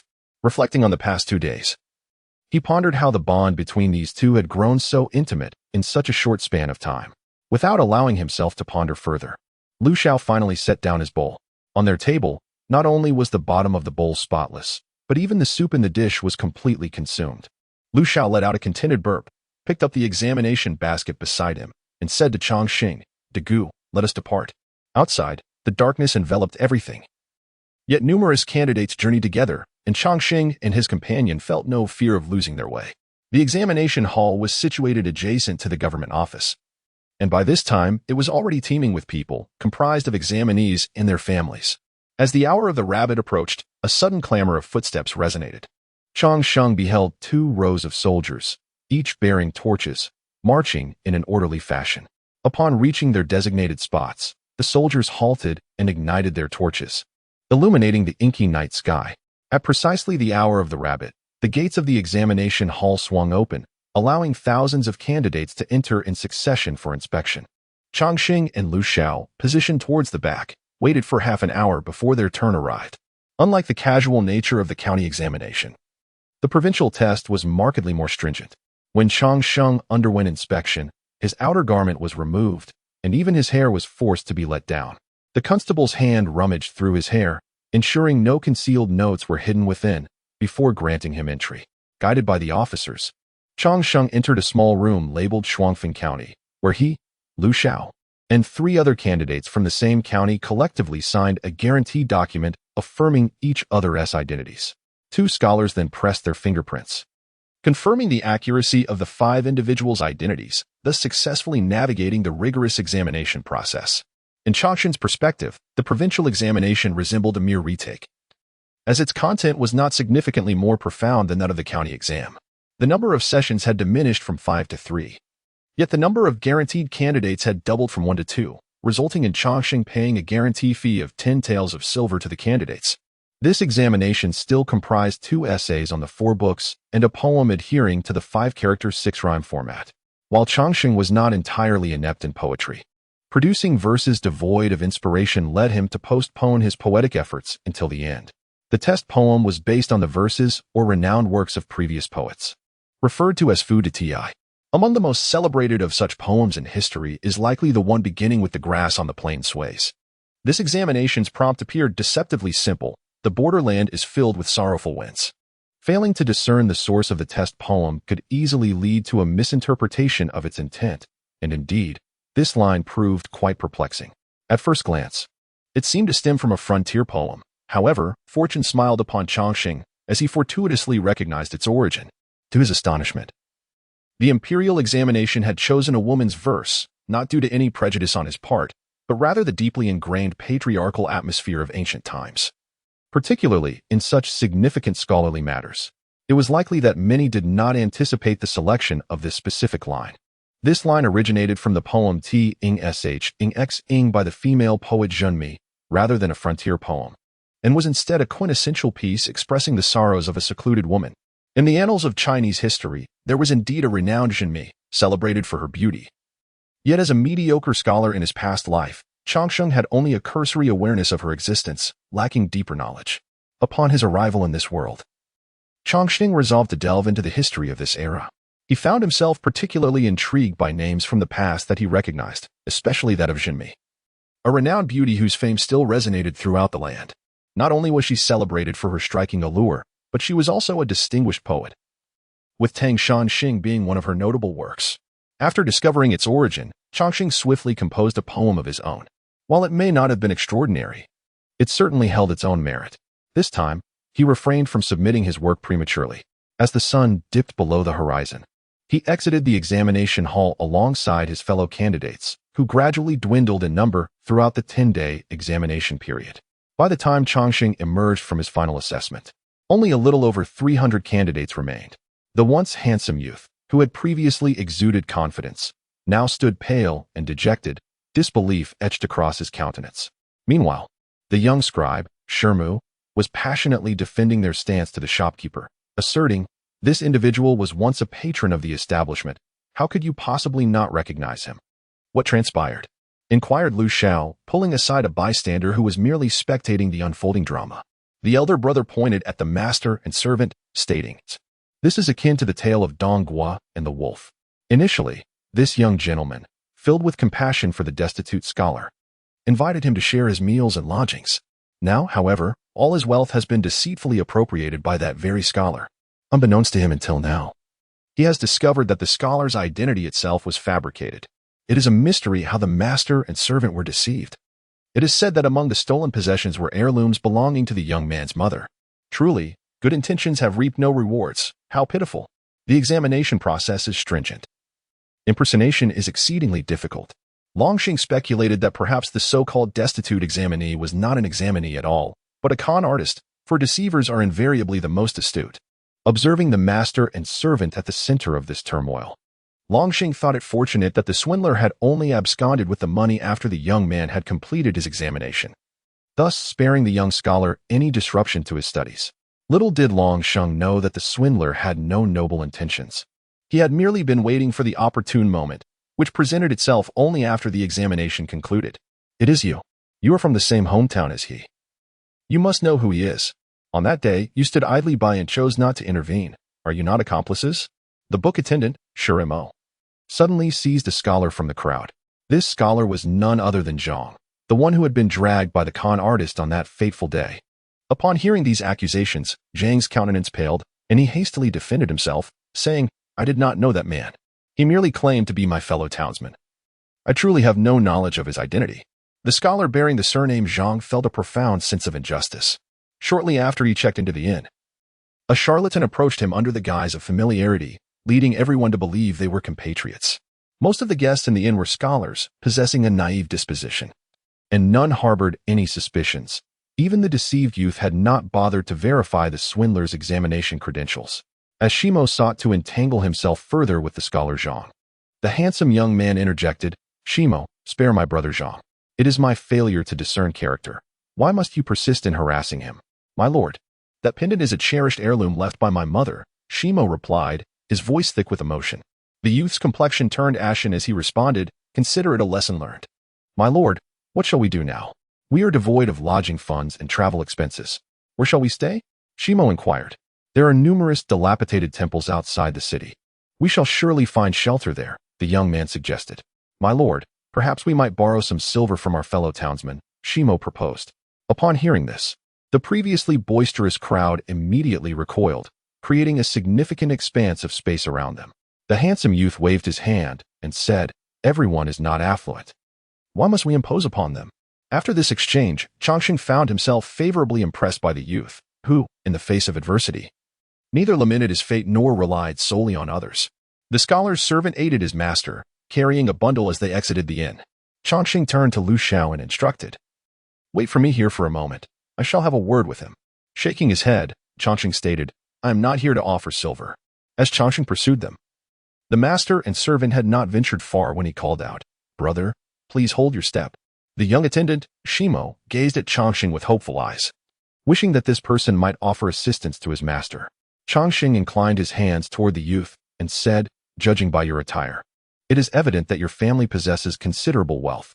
Born into affluence, you now find yourself in dire straits, perhaps at a loss for how to proceed. Thank you for your kindness, brother. I have misjudged people, and this misfortune seems to be an inevitable part of my fate." Despite his words, a palpable despondency lingered on the young man's countenance. Changxing offered consolation, "Take heart, brother. Encountering such calamity at this moment may only cost you some wealth, which is far preferable to facing similar tribulations in the realm of officialdom later on." Upon hearing the mention of the bureaucratic world, the young man expressed his gratitude for Changxing's regard, bowing solemnly in acknowledgement of the comfort offered. "Thank you, brother, for your words of solace. I have learned much." Changxing, reflecting on the ancient customs of valuing propriety, quickly supported the youth, saying, "Given your appearance, it seems you have not endured hardship and may be uncertain of where to seek a livelihood. Allow me to boldly suggest a path for you. If you deem your calligraphy proficient, you might seek employment at a scriptorium to copy texts. While it may not lead to great wealth, it will ensure your sustenance for the next few days. Once the examination results are released in 3 days, should your name be among the top ranks, you may then gather enough to return home." Upon hearing this, Shimo pursed his lips, displaying an expression of discontent. The youth's face brightened with joy as he earnestly bowed once more, expressing, "It is far better to teach a man to fish than to merely give him a fish. I am profoundly grateful, esteemed brother, for illuminating a path for me." Although Changxing did not directly provide financial assistance to the youth, his guidance felt like a timely gift in the midst of adversity, evoking a heart full of gratitude as he glanced at Changxing. Changxing merely shook his head. "What have you two discussed for so long?" Lu Xiao inquired with keen curiosity. "Just a few suggestions," Changxing replied, then looked at Lu Xiao, who appeared somewhat restless, and asked, "Shall we stroll around Deshang Mansion tonight?" Lu Xiao readily agreed, and when the time came to depart, a lively group emerged. Having endured the pressures of examinations for an extended period, the scholars were eager to celebrate their newfound freedom. "Let us first explore the market at Confucius Temple, and then proceed to Yinyan Street, shall we?" Changxing frowned as he glanced at the speaker, a man in his 30s who was making furtive gestures, his demeanor rather unsavory. Yinyan Street was renowned within Deshang Mansion, primarily due to its numerous brothels, making it a well-known den of indulgence. "Excellent, excellent. It is said that Yinyan Street is selecting a courtesan today. We must indulge our eyes." Another scholar chimed in, and the crowd erupted in a chorus of enthusiastic agreement. Changxing was reluctant to venture into such a disreputable place, yet Lu Xiao was visibly eager. Chapter 21. Wontons, the area around Confucius Temple, was bustling with activity as a throng of scholars made their way, filling the roadside wonton stall to capacity. At the forefront, the scholar xianxia observed the scarcity of vacant seats at the wonton stall and addressed his fellow scholars. The Confucius Temple is not solely home to this renowned eatery. Given the throngs of people, it would be wise for us to seek an alternative. Changshan, having already caught the enticing aroma wafting from the pot of wontons, felt as though the scent were alive, teasing his heart like a gentle hand. He surveyed the various stalls surrounding the Confucius Temple. All were occupied, and remarked, "With so many patrons, it seems unlikely we will find a stall that can accommodate us. Why not disperse and indulge in our individual cravings?" The other scholars, upon hearing this, deemed his suggestion quite sensible. Xianxia pondered for a moment before proposing, "Let us separate for now and reconvene at the entrance of the Confucius Temple in half an hour. Then proceed to Union Street together. I shall not be joining you there, so do not wait for me," Changxing declared directly. Lu Xiao hesitated, responding, "Having just completed our exams, it would be delightful to unwind over there. Degu, do not be so pedantic." Xianxia quickly retorted, "If you wish to relax, wouldn't it be splendid to do so at Union Street?" Upon hearing this, the nearby scholars erupted in laughter, casting teasing glances at Changshan. "I simply lack the physical strength. Going would be counterproductive," Changxing clarified. Xianxia's expression grew even more mischievous as he patted Changxing on the shoulder, saying, "How can one so young be so feeble? This simply won't do." Realizing he had been misunderstood, Changxing replied, "I have been frail since childhood. Thus, I must cultivate my health and shall not impede your merriment." Upon hearing his words, Xianxia and the others ceased their playful banter and bid farewell to Changxing, teasing him as they departed. Lu Xiao hesitated, torn between the desire to accompany Changxing and the urge to join the others, fearing he might miss the appointed time for Union Street. Observing his indecision, Changxing directly urged, "You should go with them. I am not a child. I can manage on my own." At this, Lu Xiao immediately set aside his doubts and followed suit. The wonton stall was bustling with patrons, almost devoid of any unoccupied tables. Seated at the same table as Changxing was a young father and his son, both adorned in opulent attire. Nearby, two individuals clad in short garments frequently cast glances at the affluent pair. Initially, Changxing speculated if the father and son had incurred the ire of these onlookers. But as he observed further, it seemed these short-clad individuals were more akin to servants in their retinue. As Changxing surveyed the lively scene at the Confucius Temple, he was suddenly enveloped in shadow. Turning to see the newcomer, he inquired, "Zhao Lin, why are you not heading to Union Street with them?" "I have no interest in women," Zhao Lin replied languidly. A chill ran down Changxing's spine, prompting him to instinctively shift away. "Might it be that you were interested in men?" he asked. The wealthy father, who had been quietly enjoying his wontons, chuckled upon hearing this. Noticing Changxing's and Lu Xiao's gaze upon him, he set down his bowl and clasped his hands in apology, saying, "I beg your pardon for my rudeness." Changxing nodded in acknowledgement and replied, "No harm done." Zhao Lin cast a piercing glance at Changxing, his face flushed with indignation as he exclaimed, "What nonsense are you conjuring up? It is quite ironic that you are a scholar." Changxing chuckled in response, saying, "I must have misunderstood you. I did not expect that brother Zhao is also a gentleman who shuns the charms of women." Zhao Lin, feeling somewhat awkward, pressed his lips together and continued, "I have no fondness for the courtesans of the flower streets and willow lanes." At that moment, a bowl of wontons was presented to Changxing. Eager to indulge, he casually remarked, "Ah, I see, you prefer virtuous women." Hearing these words, Zhao Lin felt an uneasy sensation, as though something was amiss. Yet he could not articulate the reason. The wonton stall was bustling with patrons, and since he had only recently ordered, he anticipated a lengthy wait. Thus, Zhao Lin persisted in engaging Changxing in conversation. "Do you feel confident about this provincial examination?" "I cannot shake off this anxious feeling," Zhao Lin expressed, his face clouded with worry. After swallowing a mouthful of wontons, Changxing replied, "Aren't you the widely acknowledged prodigy? Why the panic?" Zhao Lin shook his head and said, "At 3, I recognized 1,000 characters. By 5, I had read the 4 books. At 6, my reputation as a prodigy had spread throughout Shuangfen County. Yet here I stand, still without a title." Changxing had initially believed their relationship to be rather strained, but he was surprised that Zhao Lin would confide in him. Regardless of Zhao Lin's unappealing demeanor, he was but a mere youth of several years. Changxing's heart softened, and he reassured, "The results of this examination have yet to be revealed. You may not remain unrecognized after all. Besides, You managed to pass that particularly challenging poetic examination in the first round, so what do you have to fear? Zhao Lin shook his head and remarked, I must admit, I misinterpreted that test poem. Perhaps it was the exceptional quality of the two essays that allowed me to pass by sheer luck. Regardless of right or wrong, I have managed to overcome the most daunting examination. What is there to worry about afterwards? After finishing, Changsheng swallowed a mouthful of the cold wontons, which were remarkably tender, the thin skin enveloping succulent meat filling, far surpassing any wonton he had ever tasted before. A sense of unease gripped my heart, as if something was on the verge of occurring. It was merely my own anxious thoughts. During the county examination, you were always targeting me. So why do you linger around now? Changxing spoke candidly, these wontons are simply exquisite. Alas, this unfortunate lad, Zhao Lin, insists on sighing beside me, greatly dampening the mood. Upon hearing this, Zhao Lin's face flushed with embarrassment as he retorted, I am not targeting you. I am merely engaging in normal competition. Changsheng, upon hearing this, set down his spoon and fixed Zhao Lin with an intent gaze. Zhao Lin felt a shiver run down his spine under that scrutiny. What are you staring at? What is amiss?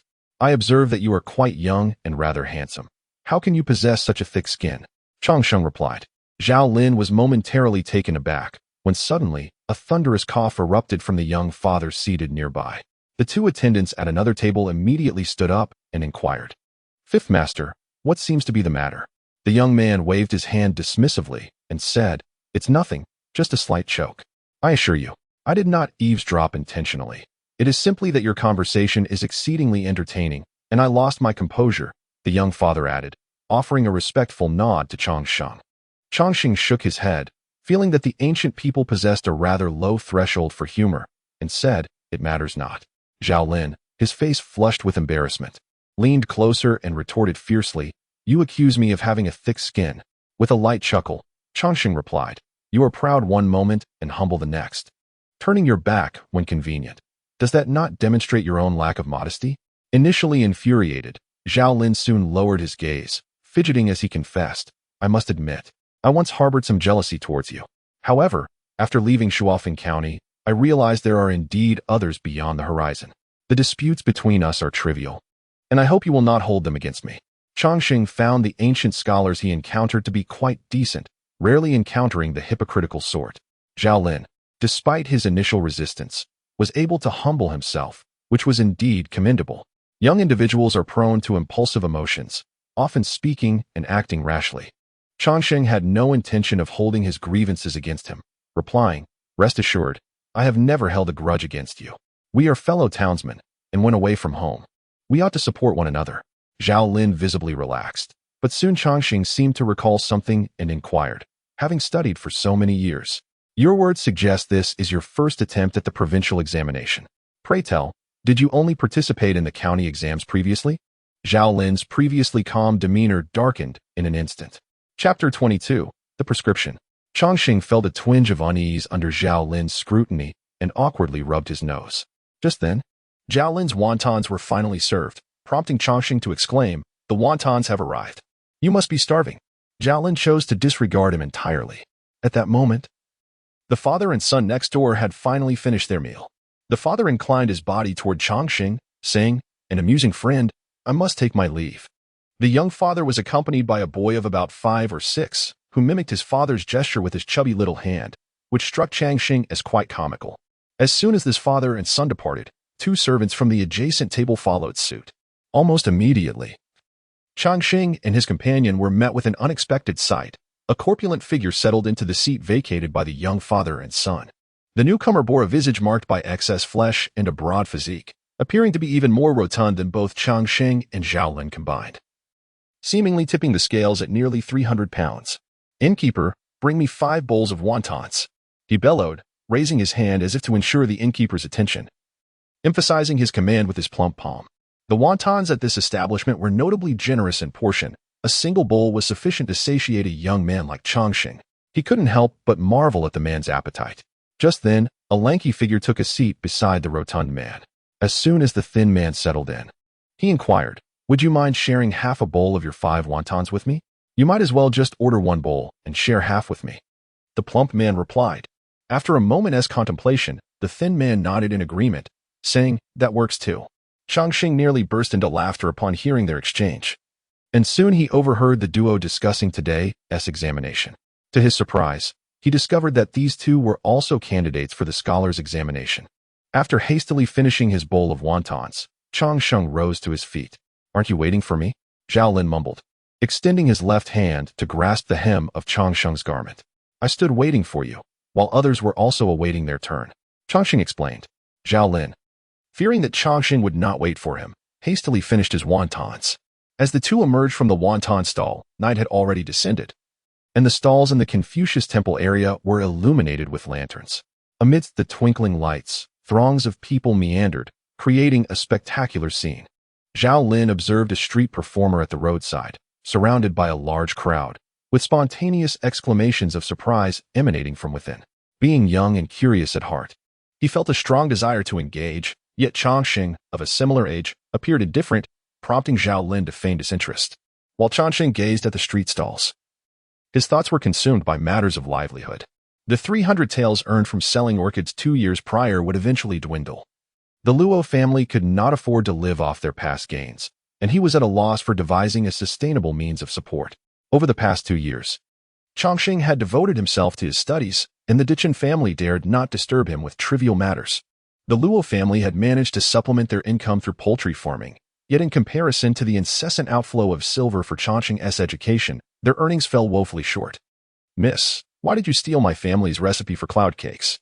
Changxing saw a ruffian-like young man kick over a stall belonging to a young woman near the bustling street in front of the Confucius temple. With a single kick, the once abundant array of pastries tumbled to the ground. In response, rather than intervening, the crowd of men, women, and children surged forward, eager to seize the fallen delicacies. The young and beautiful woman, upon witnessing the scene, was instantly overcome with distress and burst into tears, pleading, "Please, do not take it away. My husband is waiting for money to buy medicine to save his life." No matter how fervently she cried out, the crowd was entirely captivated by the pastries and paid her no heed. Longsheng, unable to bear the sight, hurried to summon the constable from a nearby corner. As the crowd engaged in a frenzied scramble, only a few crumbs remained on the ground. Those who arrived later, finding nothing to seize, felt wronged by their lack of gain and, driven by malice, turned to snatch the wicker basket behind the young woman, which contained bundles of cloud cakes wrapped in lotus leaves. "Who dares to create such a disturbance?" a voice called out sharply. Upon seeing the constable clad in dark garments, the crowd immediately dispersed, forming a wide circle, leaving the young woman alone at the stall, weeping softly. "What a pity, I managed to grab only one package," one bystander remarked. Longsheng looked up to see that the speaker was 2 sturdy men dressed in coarse cloth, both wearing earnest expressions. A chill ran through Longsheng. Appearances can be deceiving. Then, one of the ruffians, with a brazen demeanor, shouted to the leading constable, "Brother Xie, you have arrived just in time. This young woman has stolen my family's recipe for cloud cakes and has the audacity to sell them openly. Quickly arrest her." The once sobbing young woman stammered in response. "This is my family's ancestral recipe. I did not steal yours. How dare you attempt to argue? You claim it is yours, but do you have any proof?" The ruffian retorted with unyielding boldness. "This is my family's ancestral recipe. What further proof do I need?" The young woman retorted, "Is it true simply because you say so? Can anyone vouch for you?" The scoundrel sneered. The young woman, overwhelmed with frustration, tears streaming down her face, turned to the crowd of onlookers and pleaded, "Dear brothers and sisters, I have been selling my goods at the Confucius temple these past few days. You can attest to my honesty. I did not steal his recipe." "Your recipe? What recipe do you possess? If it were not for your seductive ways, how would you have had the chance to pilfer my family's recipe?" The scoundrel shamelessly retorted. Infuriated by such baseless accusations, the young woman cried, "How could you tarnish an innocent person's reputation so recklessly? You have taken my family's recipe and profited from it. You must compensate me with 10 taels of silver, or I will not let this matter rest." The scoundrel responded with brazen arrogance, "I assure you, I did not take your family's recipe." The young woman's eyes were swollen from crying. At that moment, the previously silent constable, Xie spoke up. "Since my brother claims that you have taken his recipe, you should seriously consider how you will make amends." With those words, the constable effectively sealed the young woman's fate. Her face turned ashen, and she gazed at the crowd. Noticing their furtive glances toward the hidden cloud cakes, she implored, Dear brothers and sisters, if you have taken my cloud cakes, I will not hold it against you. I simply ask for your testimony. I do not know this man, nor have I taken his recipe. The crowd's murmurs dwindled, and most averted their gazes, unwilling to meet the young woman's eyes. Upon witnessing this, the rogue, brimming with arrogance, proclaimed, I see you possess some semblance of beauty. If you cannot produce silver, perhaps you should consider surrendering yourself to me as a concubine. I could overlook everything. Enough. What pleasure is there in bullying a woman? Changxing pushed through the crowd, his heart laden with guilt. His intention in summoning the constables was to assist, but instead, he had inadvertently caused her distress. Who are you? Are you the paramour of this young lady? The rogue queried, casting a sidelong glance. Changxing replied directly, I do not know this young lady. I am merely a passerby who cannot stand idly by. The lady cannot prove her innocence regarding the recipe you claim is yours, yet you too cannot substantiate your ownership of it. If you truly wish to assert your claim, why not engage in a contest? If you cannot even produce a cloud cake, you cannot prove the recipe belongs to you. The young woman, as if seizing a lifeline, hurriedly exclaimed, I can prove it. I can make cloud cakes. The rogue scoffed derisively and retorted, What are you to me? This is a matter between me and this young lady. What concern is it of yours? If you wish to play the hero and rescue the damsel, perhaps you should first weigh your own merits. Are you afraid? Do you dare not compete? Changxing inquired. The rogue sneered, Why should I compete? Are you fearful then? Zhao Lin, seeing Changxing take the initiative, immediately stepped forward to support him. Xie urged, Pay no heed to these two fools. Since the young lady refuses to compensate, let us take her to the authorities. Should anyone interfere, apprehend them as well. The rogue declared. Changxing exhibited no trace of fear as he remarked, You, a scoundrel, dare to command the constables? What audacity! Initially, Xie had not perceived anything amiss, but upon hearing this, he immediately cast a fierce glare at the ruffian, causing the latter to retract his neck in fright. What a formidable authority the captain possesses! A languid male voice suddenly resonated from the crowd. Who speaks? Xie inquired. The crowd parted, revealing the speaker to be an acquaintance, none other than the young father he had encountered at the wonton stall. The once belligerent Xie's expression shifted dramatically as he hurried over, whispering, Master Wu. Xie, you certainly carry yourself with great arrogance, Bai Xiaotian remarked with a smile. Upon witnessing this smile, Xie felt a shiver run down his spine and replied, It is merely my duty to maintain order. Before Master Wu, I dare not flaunt my authority. I am but a foolish individual, slow of wit. If you have any directives, I shall certainly comply. Bai Xiaotian gestured towards Changxing and Zhao Lin, saying, These are my two young friends. I am uncertain how they have offended you, and I kindly ask for your forgiveness. Xie instantly understood and hastily declared, A misunderstanding, merely a misunderstanding. He then waved his hand towards the group of patrolling constables, who promptly dispersed from their previously encircling formation. Master Wu, today I was blind and inadvertently crossed paths with your friends. I sincerely apologize, Xie said, bowing submissively, embodying a complete sycophant. It is of no consequence. The ruffian attempted to speak again, but was silenced by Xie's fierce glare. After the constables departed, the crowd gradually dispersed. Changxing, grasping Zhao Lin's hand, expressed his gratitude to Bai Xiaotian. Thank you, my brother, for your assistance. Otherwise, we might have had to spend the night in the yamen. Changxing felt a pang of fear. In a moment of impulsiveness, he had not anticipated the constable's sheer brutishness. Disregarding all reason, it is but a trivial matter. Do not dwell upon it, young brother. Even had I not intervened, once at the yamen, they would have shown leniency upon discovering you are scholars, Bai Xiaotian replied. Your kindness will be forever etched in my heart, esteemed brother, Changxing said, bowing solemnly. May I inquire your name? Bai Xiaotian. If the scholars of Deshang Prefecture were to hear this name, they would undoubtedly be filled with excitement. However, both Changxing and Zhao Lin had never encountered it, and their reaction was rather mundane. Ah, it is Brother Wei. If you would be so gracious, might we invite you to join us at Xianxia for a drink? Changxing suggested. Upon hearing this, Zhao Lin immediately tugged at his garment, displaying reluctance. Changxing gently patted his hand to reassure him. Xianxia was an establishment where a meal could be quite costly, and Zhao Lin felt it was beyond his means. To encounter a kindred spirit, let us revel in this moment. Bai Xiaotian exclaimed with hearty laughter. Thank you, noble benefactors. I am deeply grateful. As they prepared to depart, a young woman suddenly knelt before them, bowing 3 times with great reverence towards Changxing and the others. This is unacceptable, Changxing thought, in ancient times. Such interactions between men and women were strictly regulated. Hesitant to extend a hand to assist her, he gently persuaded her to rise, employing kind words until she finally stood up. Were it not for the kindness of a few benefactors, the young woman might have found herself in a situation where only death could vindicate her. A shiver coursed through Changsheng as he contemplated the perilous nature of a society where reputation could lead to one's demise. If this turmoil were to persist, such a fate might indeed befall her. His thoughts turned to his sisters at home, evoking a deeper sympathy for the young woman. He recalled her recent cries, hinting that someone in her family awaited funds for medical treatment. Thus, he crouched down and retrieved a piece of cloud cake from the overturned basket. Amidst the bewildered gazes of those around him, Changsheng consumed the cake, savoring its taste before swallowing. Then produced a silver coin from his pocket and placed it in the basket, stating, "Having savored your cloud cake, I must pay for it." With that, he rose and departed. Zhao Lin, gritting his teeth, contributed half a silver coin and took a small piece of cake. Observing this, Bai Xiaotian placed 2 silver coins into the basket and took half a piece for himself.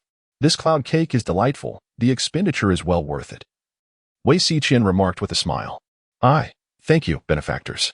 The young woman initially intended to refuse, but, remembering her ailing husband who clung to life, gazed at the 3 men, striving to commit their faces to memory.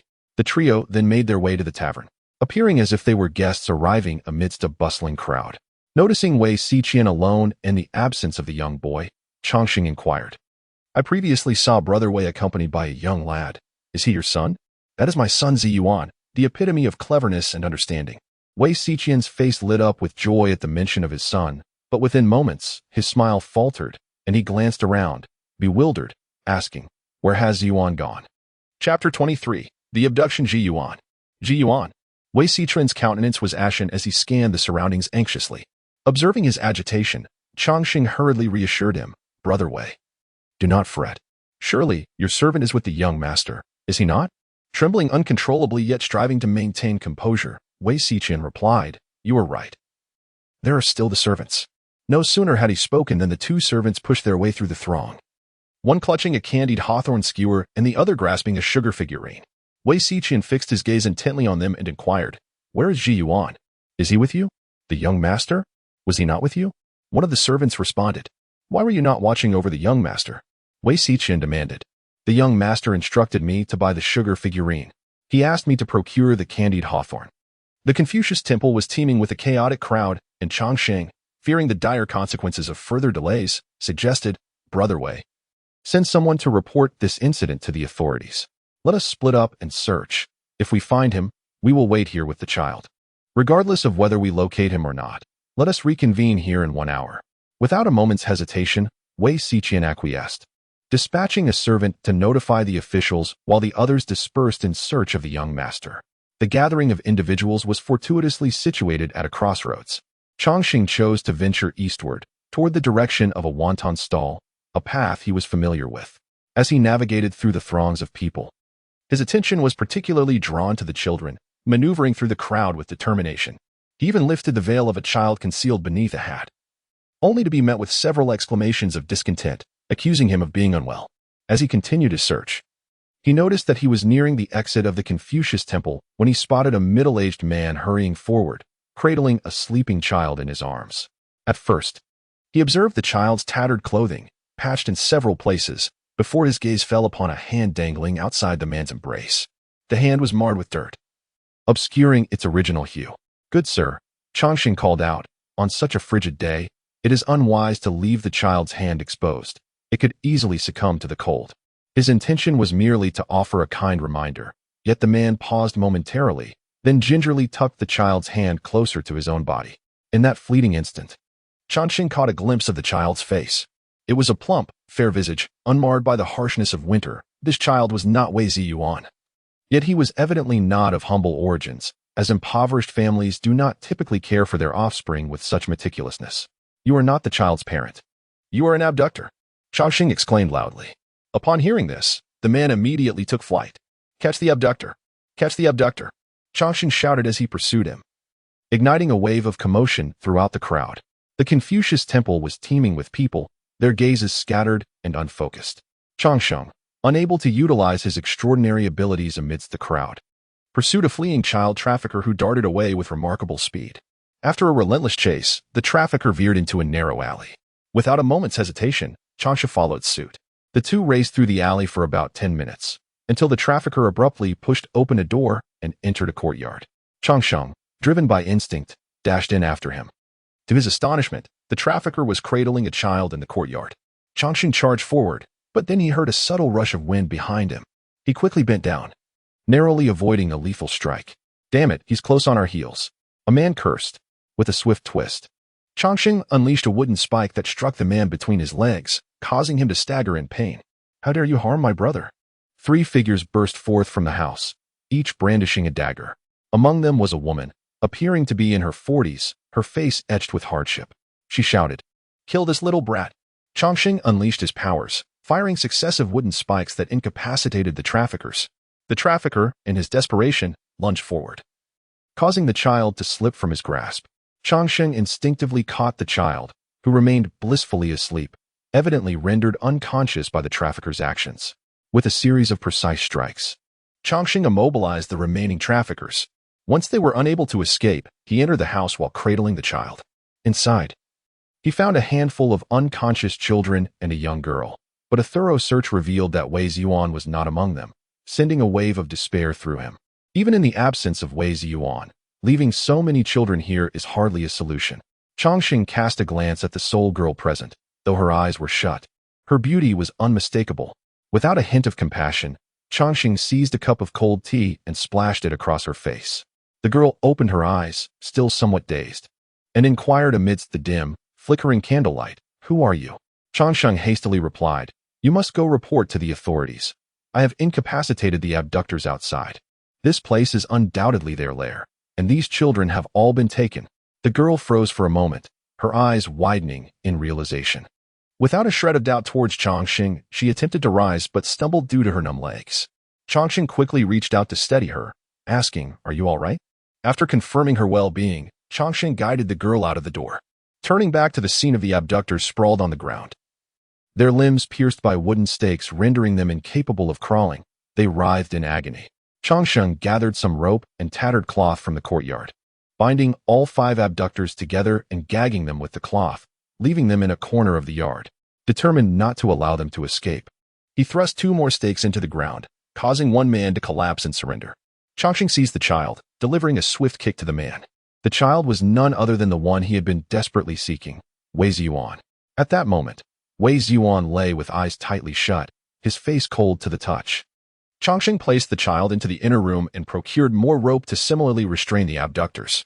Soon after, a number of abductors rushed into the small courtyard, one after another, only to be subdued by Xianxia.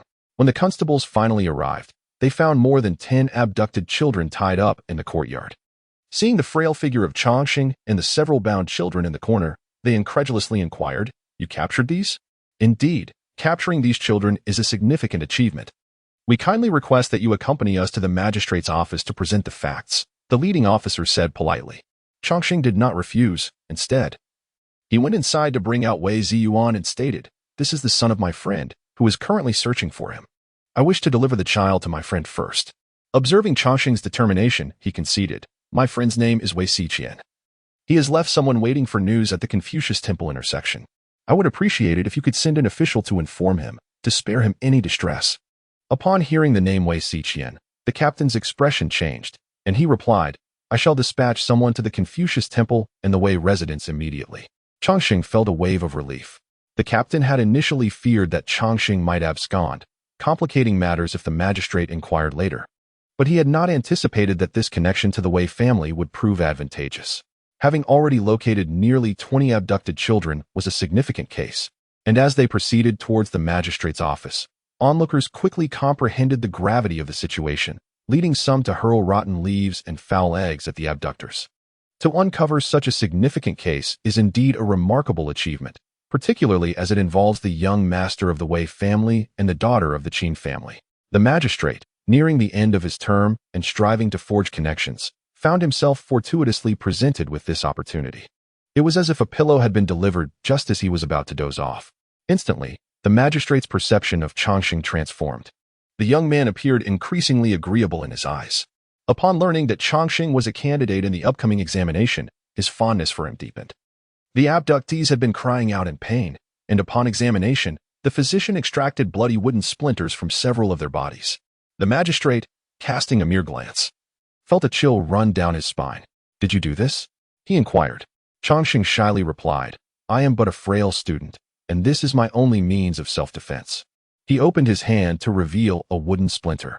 Utilizing his extraordinary abilities to inflict harm, he felt no fear in clarifying the situation. After all, a wooden splinter is a tangible object, easily obtainable. Even if others inquired, they would likely attribute it to his strength and skill in launching concealed weapons. Recalling the physician's words, which indicated that considerable force was required to embed the splinters so deeply, the magistrate gazed at Changxing's slender frame, hearing him claim to be weak.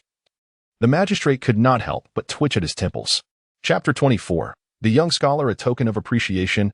"I implore you to accept it," said a wealthy merchant as he forcibly placed a box of silver into Changxing's embrace. Just as Changxing intended to decline, the merchant smiled warmly and took his leave. Most of the abducted children hailed from affluent families, and among them was the merchant's daughter. As Changxing opened the door, he was greeted by a young gentleman, appearing to be around 20 years of age, whose demeanor exuded elegance and sophistication, clearly hailing from a family of affluence. "May I inquire if you are Mr. Luohong?" the young man asked with a smile. "I am Luohong, and you are?" Changxing replied. "My name is Qin. Recently, Mr. Luo saved a young lady, and I am her cousin," Qin clarified. Understanding dawned upon Changxing, and he promptly invited the young man inside. "My cousin intended to express her gratitude in person for the life-saving favor, but given the difference in genders, she hopes you will understand," Qin said apologetically. Changxing quickly responded, "It was merely a small act of kindness. There is no need for such formality." Qin then produced a thin red envelope, presenting it to Changxing with both hands. "A token of my appreciation. I sincerely hope you will accept it." Though Changxing was inclined to refuse, Qin demeanor was resolute, leaving him no choice but to accept. Changxing was not one to seek repayment for kindness, yet he was not one to dismiss the notion of gratitude entirely. He had received numerous tokens of appreciation, and though he had not exerted himself greatly, he felt no guilt in accepting them.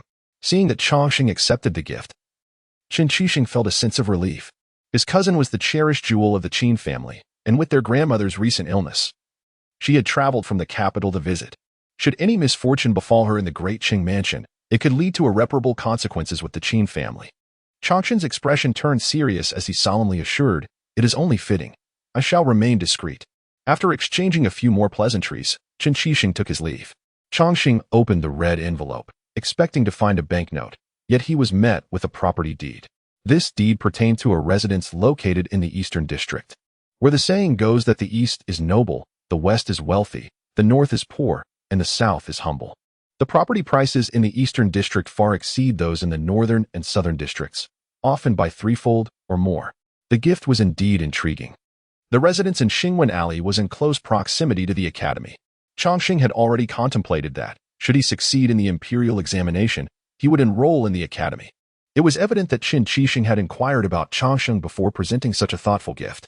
Although Linjiakin was picturesque, Changxing had always felt somewhat out of place among the Luo family and the local villagers. Now, with his property deed in hand, he could relocate his entire family to the capital. Meanwhile, at the Wei residence, Bai Xiaotian gazed defiantly at his mother, Lady Sun, as he declared, "Dagu has saved Ziyuan. He is a great benefactor to our Luo family. Changxing is a scholar and the top candidate in the county examination. I merely seek my father's letter of recommendation so that he may study under a renowned master. Is it too much to ask for such a trivial matter?" Lady Sun sighed and replied, "Your father's letter of recommendation is not meant to be used for repaying kindness. If you truly wish to express your gratitude, it would be better to present him with gold or silver treasures." Bai Xiaotian, however, was unconvinced. "Mother, do you not understand? For a scholar, gold and silver are mere trinkets. The pursuit of knowledge is the true endeavor. It is but a single letter of recommendation. You possess 3, simply spare one." Madame Sun was acutely aware that a family must ultimately rely on men to uphold its status. The Sun clan had long since fallen into decline, having not produced a distinguished individual in ages. If a letter of recommendation could be secured, her nephew could study under a revered master, and with such guidance, success would be within reach.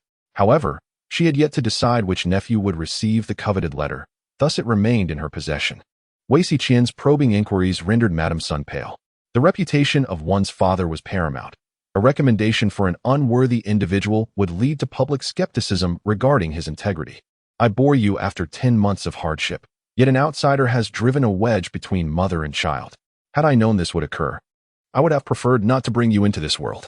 Madame Sun's words were laden with gravity, leaving Bai Xiaotian visibly shaken. After a prolonged silence, he finally remarked, "In your heart, it is evident that the Sun family holds greater significance than your own grandson." A pang of pain pierced Madame Sun's heart as she sensed a shift within their dynamic. Upon closer scrutiny, however, Bai Xiaotian resumed his respectful demeanor. The following day, the results of the provincial examination were announced, and Changxing's name prominently appeared on the list. Although not in first place, he ranked among the top 10, alongside others such as Lu Xiao and Zhao Lin.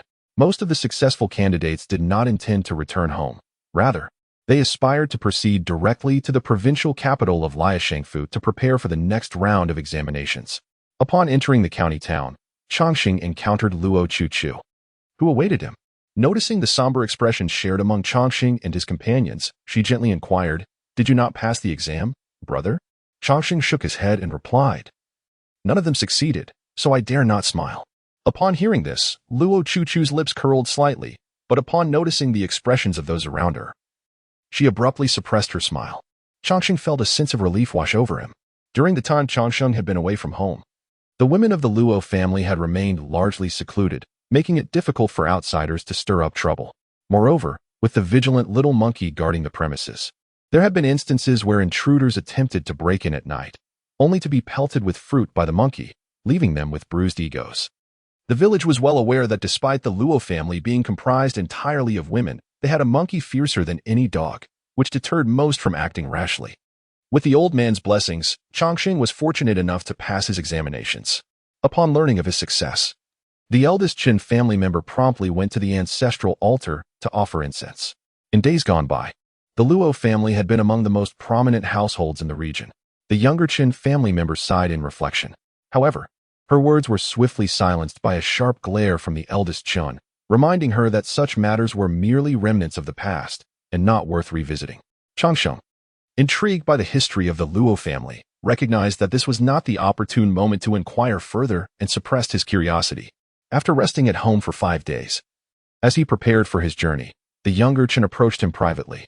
"When you arrive at Tonglin Prefecture, and if time permits after your examinations, make a visit to Shaoling Alley. There resides a family by the surname Wu whom you may wish to meet," she advised. "The Wu family? Under what pretense should I visit?" he inquired. "The matriarch of the Wu family is your great-aunt." Chapter 25. Insights. This was the first time Changxing had learned of the existence of a great-aunt, prompting a reflexive question, "Are there other aunts as well?"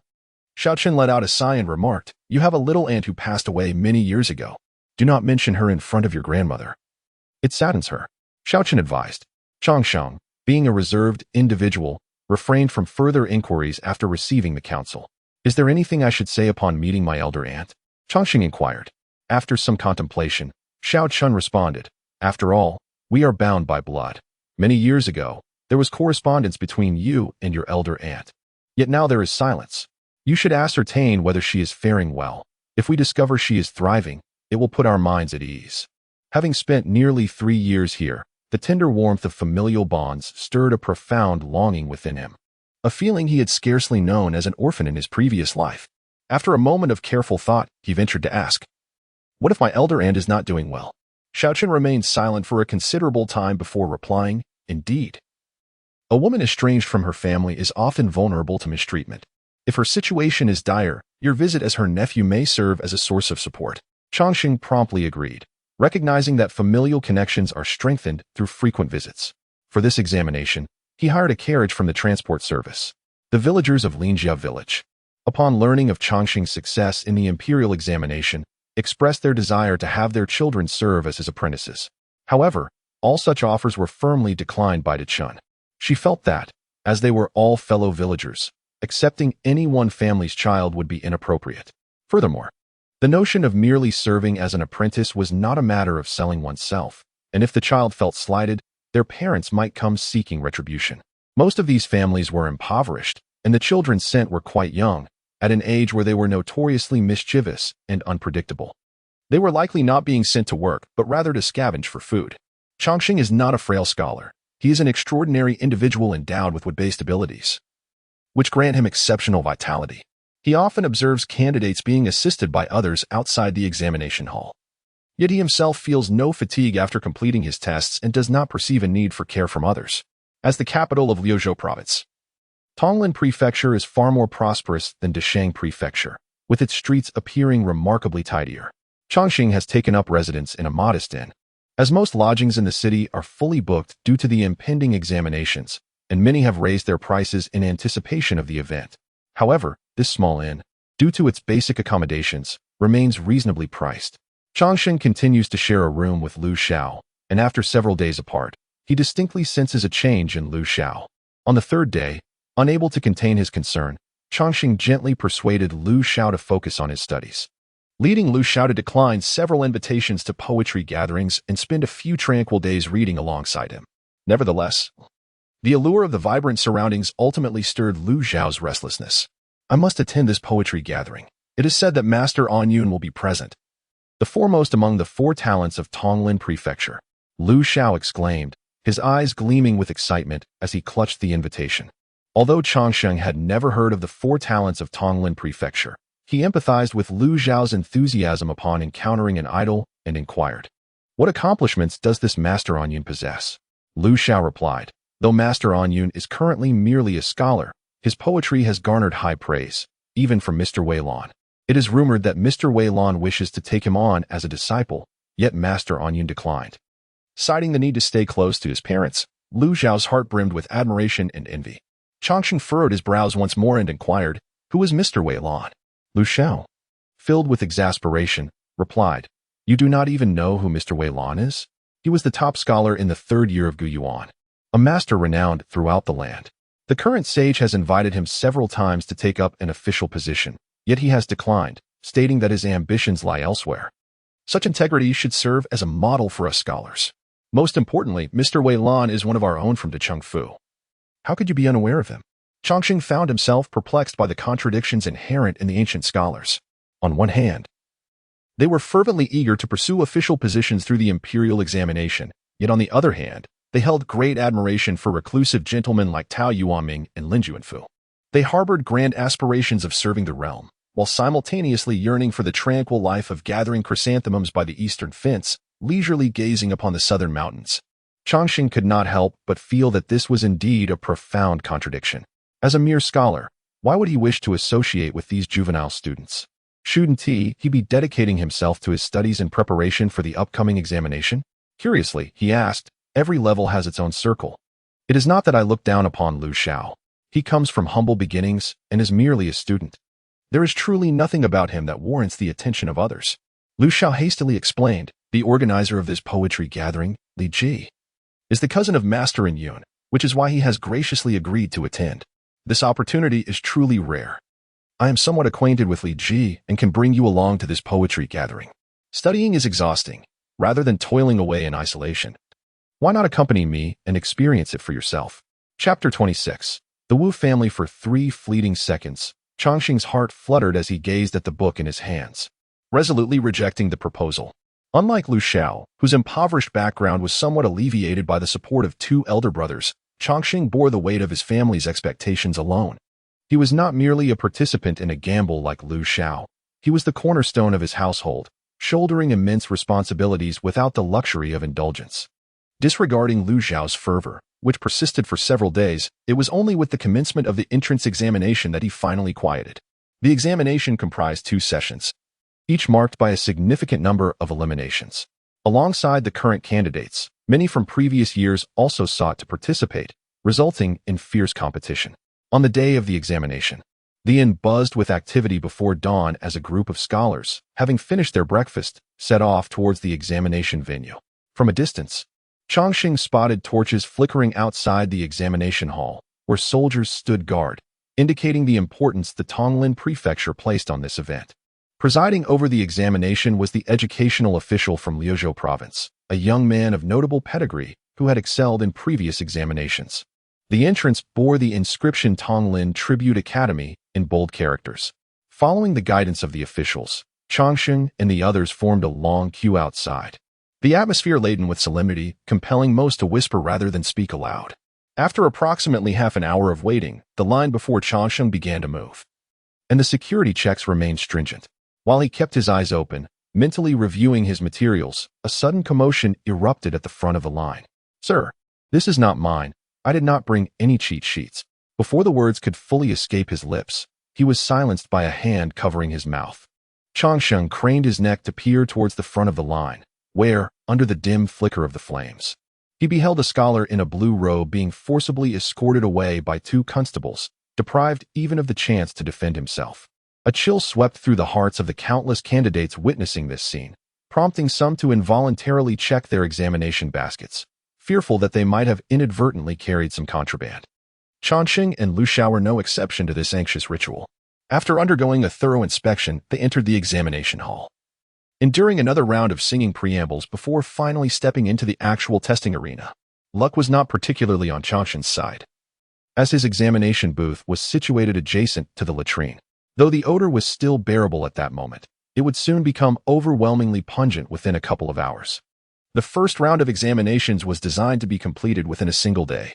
Upon seeing the questions, Changsheng began to write, encountering one particularly obscure topic that, fortuitously, he had just reviewed a couple of days prior. The serendipity of having prepared for the very questions posed quelled his previously taut nerves, allowing a sense of relief to wash over him. Unlike the student examinations held annually, the provincial exams occurred once every 3 years, which imbued Changsheng with a heightened sense of caution. A poor performance this time would mean waiting another 3 years, and he was eager to make his mark without such a lengthy delay. Upon returning to the inn, he found the hall filled with numerous candidates. Some wore expressions of joy while others were shrouded in despair. Lu Xiao's occasional sighs of regret added to Changsheng's uncertainty regarding his own demeanor. Soon, familiar faces approached to inquire about his performance, to which he offered non-committal responses before moving on. 3 days later, the results were to be unveiled. The day following the results of the first examination, the second round commenced, adhering to the same process as the first. Nearly half of the candidates had been eliminated in the prior assessment, yet the area outside the examination hall remained teeming with individuals.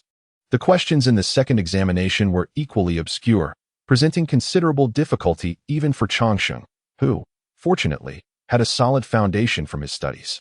Upon completion, he felt confident that he had performed adequately. On the day after the examination, Zhao Lin approached him, explaining that his roommate had returned home, and he wished to share accommodations with Changsheng. Lu Xiao had departed for home the day after his failure, and Changsheng was pleased at the prospect of sharing the rent. Although Zhao Lin's manner of speaking was not particularly charming, his disposition was uncomplicated, and Changsheng readily acquiesced, previously concerned that it might influence his performance. Changsheng had postponed visiting the Wu family. However, with the examination behind him, he began to focus on this matter. Hearing that he intended to visit relatives residing in Tonglin Mansion, Zhao Lin became quite enthusiastic. After purchasing some gifts, the two set off towards Xiaoling Alley, located in the West District, an area typically inhabited by affluent merchants. It was said that the Wu family engaged in the textile trade. After wandering through the West District for some time, they finally arrived at Xiaoling Alley, which housed only a handful of families. Each abode displayed a signboard, yet they found no household bearing the Wu surname. Changsheng felt a sense of surprise, and, after deliberation, they decided to inquire further. They questioned 3 families in succession, all of whom claimed ignorance of a Mr. Wu involved in the textile business. Upon reaching the 4th residence, the elderly steward squinted thoughtfully for a moment before stating, "Ah, you mean Mr. Wu? That would be about 5 years ago, I believe. He was swindled in business and lost everything. I think he moved to Qingqiao Alley in the South City." With heartfelt gratitude towards the elderly steward, Changsheng, having received the news, hurriedly made his way back to the southern city with Zhao Lin. After the two departed, the steward pondered for a while and suddenly murmured, "Strange. Isn't the woman from the Wu family an only child? How could a nephew suddenly appear?"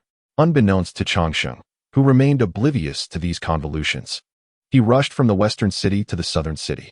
By this time, the sun was at its zenith, and after a morning of bustling activity, both men felt a pang of hunger.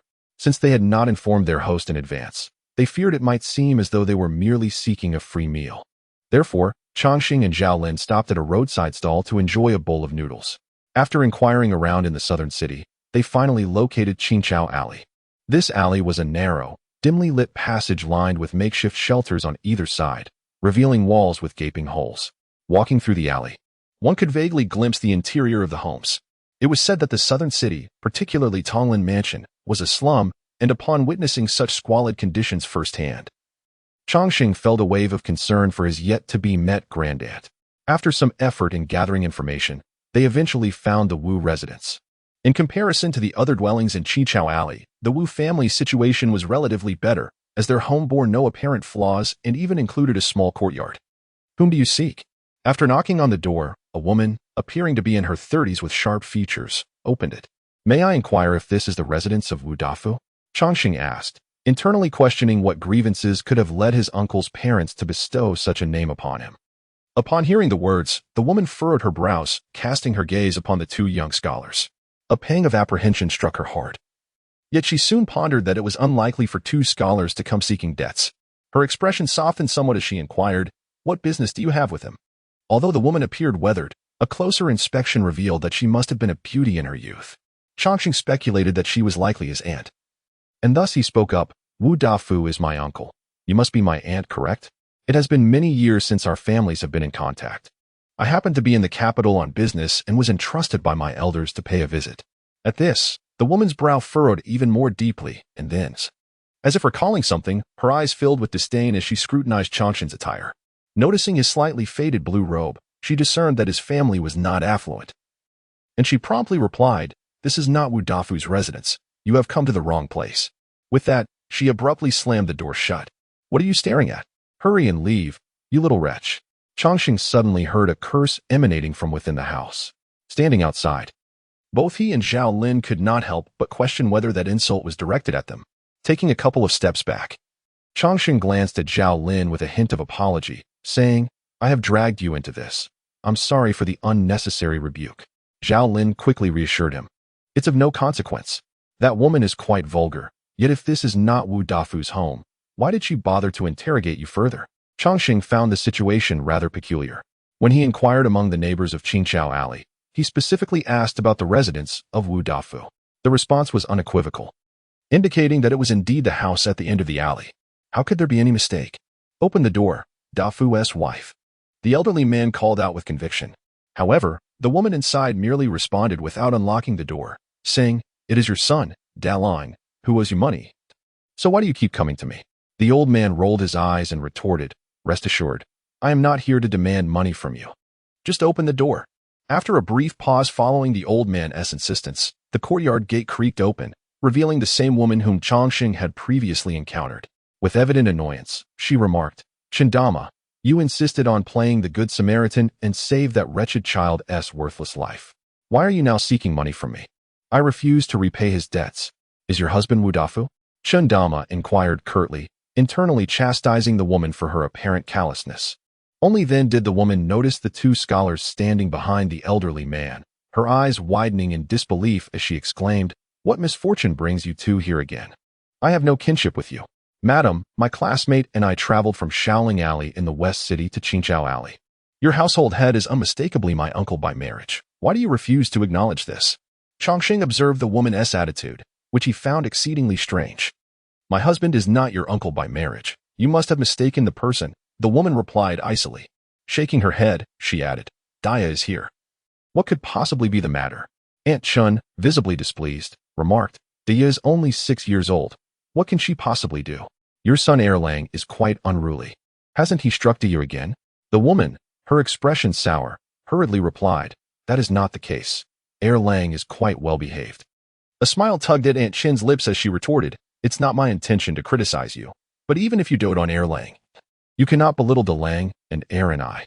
Are they not flesh of your flesh? Dalang is merely 11 or 12 years old. Yet you allow him to labor at the docks. How can you, as his mother, be so callous?" Aunt Chin scoffed, clearly looking down upon the woman, and continued, "Let us not speak of the children. How can you bar relatives from entering your home? You claim your husband is not Wu Dafu. Do you look down upon him?" Changxing furrowed his brow, observing the woman with confusion, unable to comprehend why his aunt had turned her back on him. The Luo family he knew was composed of kind and simple individuals. Their interactions had been harmonious over the nearly 3 years since he had crossed over. While he had often heard tales of disputes between mothers-in-law and daughters-in-law, and had witnessed familial strife in Linjia village, the elder women of the Luo family seldom quarreled. They were always amicable. It was not out of malice that Changxing speculated. He mused that perhaps this aunt refused to acknowledge him for fear that he sought to take advantage of her hospitality. It was understandable that he thought this way. Both he and Zhao Lin presented themselves as humble scholars, their accents betraying no urban pedigree, appearing rather as impoverished relatives. Even Aunt Chen harbored similar thoughts. Although the Wu family was no longer what it once was, they were certainly not a household that would permit any random villager to come and take advantage. The woman spoke with a sense of righteous indignation. Upon hearing her words, Changxing's impression of this aunt plummeted to an all-time low. He harbored no intentions of taking advantage. Yet he was perceived as such, which ignited a spark of anger within him. Since she so obviously favored the wealthy over the impoverished, he decided not to concern himself with her disdain any longer and replied, "If that is the case, then we apologize for the intrusion today. Consider it that the Luo family cannot aspire to your esteemed kinship. Farewell." Leaning against the doorframe, the woman scoffed derisively, her demeanor dripping with contempt. "Huh. With his pitiful appearance as a destitute and broken family, a scholar? Dreaming is far more realistic." She spat vehemently, her eyes filled with loathing. Changxing felt an unexpected jolt at her gaze. It struck him as bewildering. Even if relatives had grown distant and cautious, such a look of hatred was unwarranted. Was it possible that something unknown had transpired within Luo that the Luo family remained oblivious to? As a man, Changxing had no desire to argue with a woman, especially not with Zhao Lin, who seemed eager to continue the quarrel. Just as he turned, he caught sight of a frail little girl standing in the dimness of the room behind the woman, her large eyes fixed intently upon him. Her gaze seemed to penetrate him, as if she were striving to memorize his features. In that shadowy space, the emaciated child appeared ghostly, standing motionless. And this sight sent a chill down Zhao Lin's spine, extinguishing his desire to argue further. All he wished was to leave that unsettling place as swiftly as possible. Chapter 28. The announcement of results. Changxing, after all, was not the original self. He had never shared moments with this elder aunt, nor did he possess that innate sense of kinship. Thus, regardless of how perplexing the events in Qichao Alley were to him, he refrained from delving deeply into them, choosing instead to devote himself wholly to his studies. Even though the courtyard examination had concluded, he allowed himself no respite. Should he succeed in becoming a xianxia, he would need to prepare for the provincial examination the following year, rendering time exceedingly precious. Before long, the day of the results announcement arrived. Unlike the previous 2 examinations, this one bore significant implications. Attaining the title of xianxia would grant him certain privileges within the gentry class, such as exemption from corvée labor, the ability to stand before the county magistrate without bowing, protection from arbitrary punishment by the magistrate, and the right to present petitions for official matters. Thus, passing the examination was tantamount to taking the initial step into the esteemed ranks of the gentry. Early in the morning, the area outside the examination hall was thronged with people. They waited in anticipation until the sun ascended, at which point the sound of gongs and drums echoed, heralding the arrival of officials bearing the scroll of results. Every gaze was fixed upon the crimson scroll, as if willing it to reveal their fates. Suddenly, Changxing felt a sharp tug on his arm. Upon glancing down, he saw Zhao Lin clutching his sleeve tightly, his youthful face betraying a mixture of anxiety and excitement. Amused, Changxing remarked, "Let go. Regardless of the outcome, it is already determined. Even if you were to snap my arm, it would be of no consequence." Embarrassed, Zhao Lin released his grip and inquired, "Aren't you anxious?" "Anxious," Changxing replied, though he had initially felt calm. Influenced by Zhao Lin's palpable tension, he too sensed his heart beginning to race. The crowd parted instinctively as the red scroll was affixed, and soon the announcement board was inundated with eager spectators. Zhao Lin observed the thronging crowd with a pained expression and inquired, "Should we push our way in?" Seeing his evident discomfort, Changxing suggested, "How about we take a stroll first and return after lunch?" Zhao Lin, however, was not inclined to leave, even though he maintained an air of scholarly detachment. Unwilling to force his way into the crowd, he was equally reluctant to depart without any resolution. Noticing Zhao Lin's determination, Changxing refrained from further persuasion. A sense of unease crept over him, as if he were being watched from the shadows.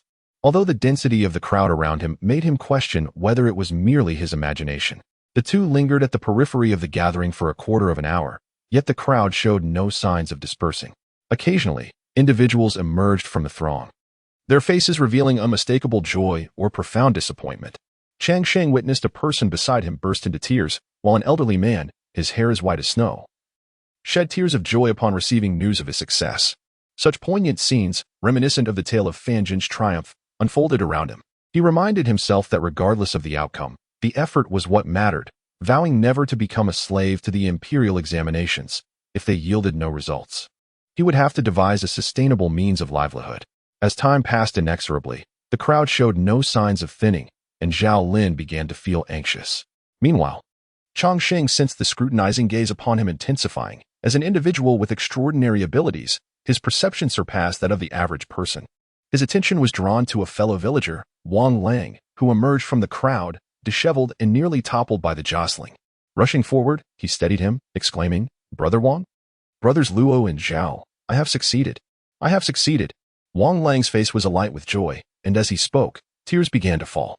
"Congratulations, Brother Wang," both exclaimed in unison.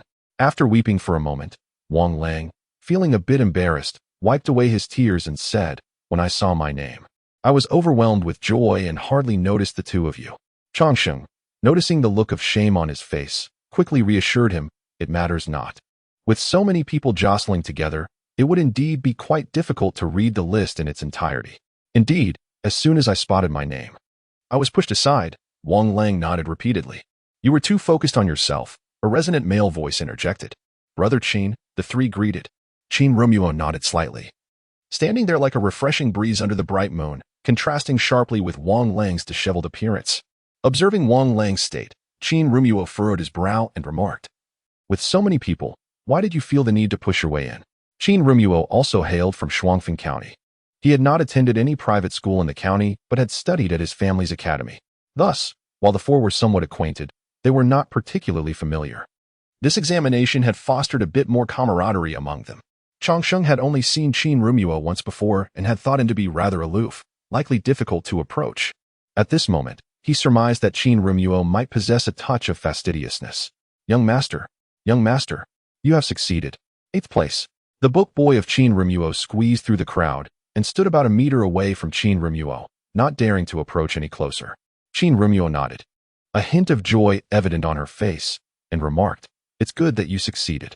8th place. Does that not mean you are now a stipend scholar?" Wang Lang asked incredulously. The top 10 of the provincial examination were referred to as stipend scholars, and according to the policies of the Yi dynasty, stipend scholars received 6 dough of rice monthly and 5 taels of silver annually, far surpassing the typical scholar. Zhao Lin, seeing that both his fellow townsmen had succeeded while he remained uncertain of his own fate, could not help but feel anxious. Qin Rumuo then inquired, "Have you seen anyone else?" The book boy scratched the back of his head and replied, "Everyone has passed. Lord Luo Heng is 2nd, Lord Zhao Lin is 17th, and Lord Wang Lang is 90th, but I have only heard of Lord Sun Cheng's name." Sun Cheng was also a fellow townsman from Shuangfeng County, yet he had not been seen today. The little book boy, as if pouring out beans from a bamboo tube, relayed the remaining candidates from Shuangfeng County. Chongqing sighed inwardly. Even the book boy from a prominent family was extraordinary, his eloquence clearly a result of careful training. "Congratulations, Brother Luo. This is truly a remarkable achievement." Wang Lang clapped Chongqing on the shoulder, his face brimming with joy for him.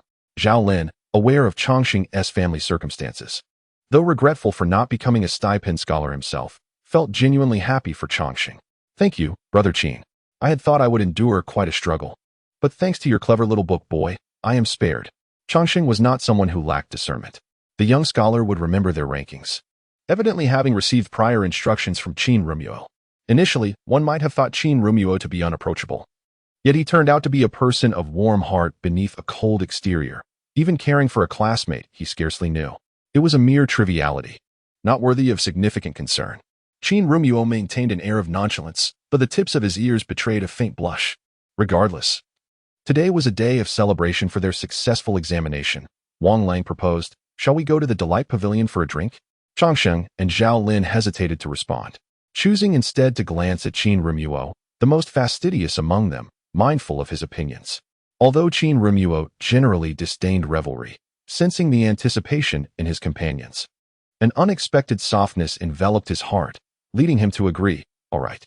Upon hearing Qin Rumuo's consent, Wang Lang's spirits soared, and he eagerly pulled the group towards the Delight Pavilion. However, just as they took a couple of steps, a large and a small figure emerged from the shadows, blocking their path. The smaller one was familiar to Changxing, while the larger appeared distinctly frail. Together, they looked at Changxing with pleading eyes and cried, "Cousin, save us." Chapter 29, A Plea for Help. Cousin. Our mother passed away in childbirth 6 years ago, and since our father remarried that woman, we can no longer endure. Wen Yin's voice rose above the murmurs of the crowd, which, drawn by the commotion, quickly gathered around them. Are you the children of my eldest aunt? Changshang hesitated and inquired. If indeed what this young man asserted were true, then the events witnessed that day would be elucidated. This place is crowded and bustling, Brother Luo. It would be prudent for us to find a more secluded spot to discuss matters in detail, suggested Qin Rumming gently. Changxing scanned the surroundings and concurred that this locale was hardly suitable for a conversation. Ultimately, the group proceeded to the delightful pavilion, initially intended for a feast, and sought out a private room. This tale resembles that of a farmer and a serpent. 7 years prior, Changxing's aunt had taken in an orphan girl, whose surname was Jiang. Benefiting from the kindness of Aunt Luo, the Jiang girl remained with the Wu family. However, she was far from docile. In her quest to secure a permanent place within the Wu household, she audaciously seduced the male head of the family. Their illicit affair culminated in tragedy when Changxing's aunt died following childbirth, and shortly thereafter, Jiang bore a son, thus elevating her status to that of the mistress of the Wu family. Jiang was never a virtuous character, and after the birth of her son, her treatment of the legitimate children grew increasingly ruthless. Wu Dafu was never adept at managing affairs, and while Aunt Luo was alive, the family's business, although not thriving, was sustainable due to her oversight. However, after her passing, it wasn't long before Wu Dafu squandered the family's wealth, leading them to relocate from the modest Lingxiang Lane to the dilapidated Qichao Lane. Wu Nian, slightly older, was dispatched by his stepmother to earn a living, being a boy. He once contemplated fleeing, but the thought of his mother's desperate struggle to bring his sister into the world compelled him to concede to his stepmother's demands. The siblings endured relentless torment from their stepmother, and Wu Nian had resigned himself to the notion that life would continue in this manner until Changxing's arrival. When Changxing arrived at their doorstep, Wu Mei, Wu Nian's younger sister, was at home. She listened intently to Changxing's words as he cared for her brother. After conveying the situation to Wu Nian, he suddenly felt that an opportunity to escape the Wu family had presented itself. Wu Nian worked at the docks, where he interacted with many people. He had often witnessed scholars boarding boats at the dock, and he noticed how the foremen, who were typically harsh with the laborers, treated the scholars with utmost respect. Having heard several stories of how those who passed the imperial examinations were treated differently, he began to contemplate leveraging this dynamic to his advantage. Wu Nian, 6 years older than Wu Mei, had once heard their mother recount tales of the Luo family. Understanding that they too had faced their share of hardships, he pondered that if this cousin from the Luo family had not succeeded in his examinations, the troubles of the Wu family would not trouble him. However, if this cousin had indeed passed, he was willing to take a gamble. Fortunately, Wu Nian's gamble paid off. How do you feel? If I can assist you, I will do my utmost, Changxing said, expressing sympathy for their plight. Yet unaware of their true character and wary of the potential dangers of inviting trouble into his life. Could you possibly save my sister? I am a man. Still possessing strength, I cannot starve. My sister endures daily beatings at home, and I fear she may not survive until her wedding day. I beseech you, cousin. Please save her, Wu Nian implored, gently rolling up Wu Mei's sleeve to reveal the tattered garment beneath, which lay numerous bruises and wounds. Zhao Lin gasped in horror and exclaimed, how could there be such a cruel woman? Wu Mei stood there, dazed, her eyes wide open, her frail body appearing as if it were merely a collection of bones, exacerbated by the ghastly scars that marred her skin, a sight that would stir compassion in anyone. Brother Luo, what are your intentions? Qin Rumo inquired. Changxing sighed and replied, since we have encountered this situation, we cannot remain indifferent.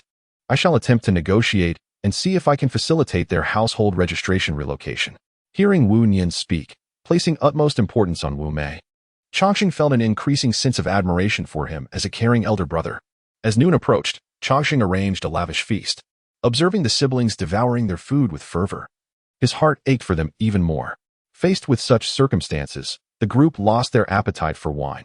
After their meal, they deliberated briefly and proceeded directly to Qingqiao Alley. Upon opening the Wu family's door, they were met once again by the sharp-featured matron, Jiang Shi, who upon seeing Changxing and the others, immediately furrowed her brows and scolded. "What brings you here again?" Spotting Wu Nian and Wu Mei behind them, she continued her tirade. "What time is it? Delang, why aren't you working? The whole family is on the brink of starvation.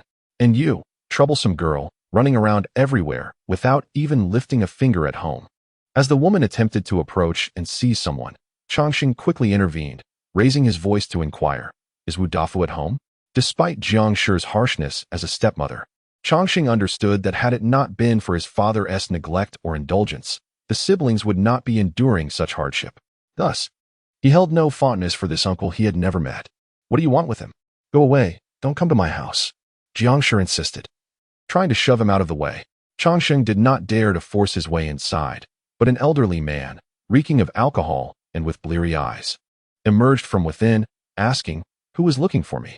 Changxing produced the previously written agreement from the tavern and stated, "Wu Dafu, I am the patriarch of the Luo family, here to seek an explanation from the Wu Luo clan." Wu Luo clan. Wu Dafu was momentarily taken aback, then suddenly realized, "You mean that ill-fated soul?" Changxing's expression turned icy, while Wu Nian and Wu Mei glared at Wu Dafu with a venomous intensity, as if he were their sworn enemy. "Wu Dafu, my aunt met with a mysterious death. I suspect that you and your illicit partner conspired for wealth and murder. Come, accompany me to the authorities." Changxing seized Wu Dafu, feigning to drag him to the officials. He had previously conferred with others about their narrative, and Zhao Lin, adhering to Changxing's instructions, brought along a group of neighbors. "So it is the stepmother. No wonder she is so heartless towards the first two children," exclaimed Madame Chen, gesturing towards the couple. Wu Dafu, inebriated, found the notion of meeting the authorities bewildering and retorted, "That ill-fated soul met her demise on her own. How can you blame me?" Unbeknownst to him, his wife was anxiously retreating.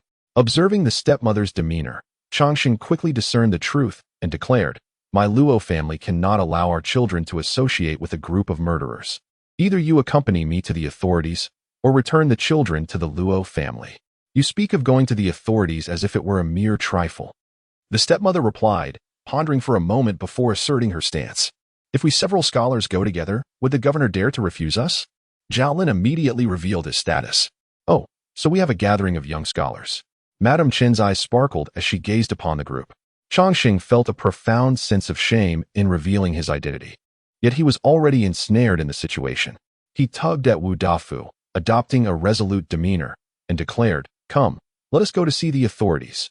Jiang, burdened by her guilty conscience, was seized by an overwhelming sense of trepidation. She understood that in the presence of officials, the scholar would surely have the upper hand over a mere commoner like herself. In a flurry, she exclaimed, "You are two harbingers of doom. If the Luo family desires them, take them. By all means, take them." Upon realizing his objective had been achieved, Changxing promptly produced the prepared confession and handed it to Jiang. After a brief struggle between them, Jiang eventually acquiesced, signing the document with the assurance that she would no longer trouble them.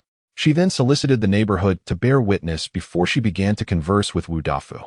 To everyone's surprise, the inebriated Wu Dafu seemed to awaken, albeit groggily, as Jiang grasped his hand and pressed it onto the document.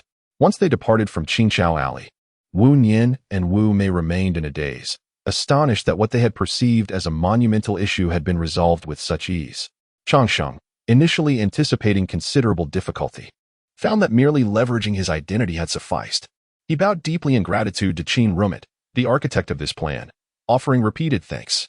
Qin Rumit waved his hand dismissively, stating, "I merely sought to test the waters. I had no idea these common folk would be so easily intimidated. Dagu, why not report this to the authorities?" "Your aunt's death may indeed be linked to that woman," Zhao Lin queried, his brow furrowed in confusion. As soon as he posed the question, both Wu Nian and Wu Mei fixed their intense gazes upon Changxing. Chapter 30. Garment of Honor. Qin Rumuo coughed lightly and remarked, "Given the passage of time and the absence of concrete evidence, such a case, even if it reaches the authorities, will likely be dismissed hastily, posing no threat to your stepmother." The light in Wu Nian and Wu Mei's eyes dimmed instantly. Changxing, filled with compassion for their trials, spoke softly. "Our previous statements were merely a ruse. In truth, We are incapable of punishing them. To impose severe consequences on your stepmother, she must confess, as we would require additional evidence otherwise. Wu Yin clenched his fists, on the verge of asking Changsheng for assistance, but then reflected that Changsheng had already extended considerable help. Realizing he might be asking for too much, he said, "Thank you, cousin. Without you, my sister and I would be at a loss. I will strive to do better and will heed your guidance in the future." Wu Yin's face radiated determination. I will also be obedient." Wu Mei murmured softly. Changsheng gently patted Wu Mei's small head. The 6-year-old child, with sparse and brittle hair, appeared shorter than her peers due to prolonged malnutrition. After the examinations concluded, Changsheng and the others chose not to linger in Tonglin Prefecture, but set off immediately. The journey was relatively smooth, and the Wu siblings, having never ventured beyond Tonglin, found the experience quite novel. "Brother, do you think Grandma and Aunt might not like us?" Wu Mei inquired timidly. Wu Yin stroked her little head and reassured her. "Cousin is incredibly kind. Surely, the people at Grandma's house will be equally wonderful, even if they do not favor you. I will protect you. I shall eat less and work more, thereby ensuring that my grandmother does not harbor any dislike towards me," said Wu Mei. Her heart filled with both trepidation and anticipation as she prepared to confront her relatives. Although Wu Yin was older than Wu Mei, he too felt an unsettling uncertainty within.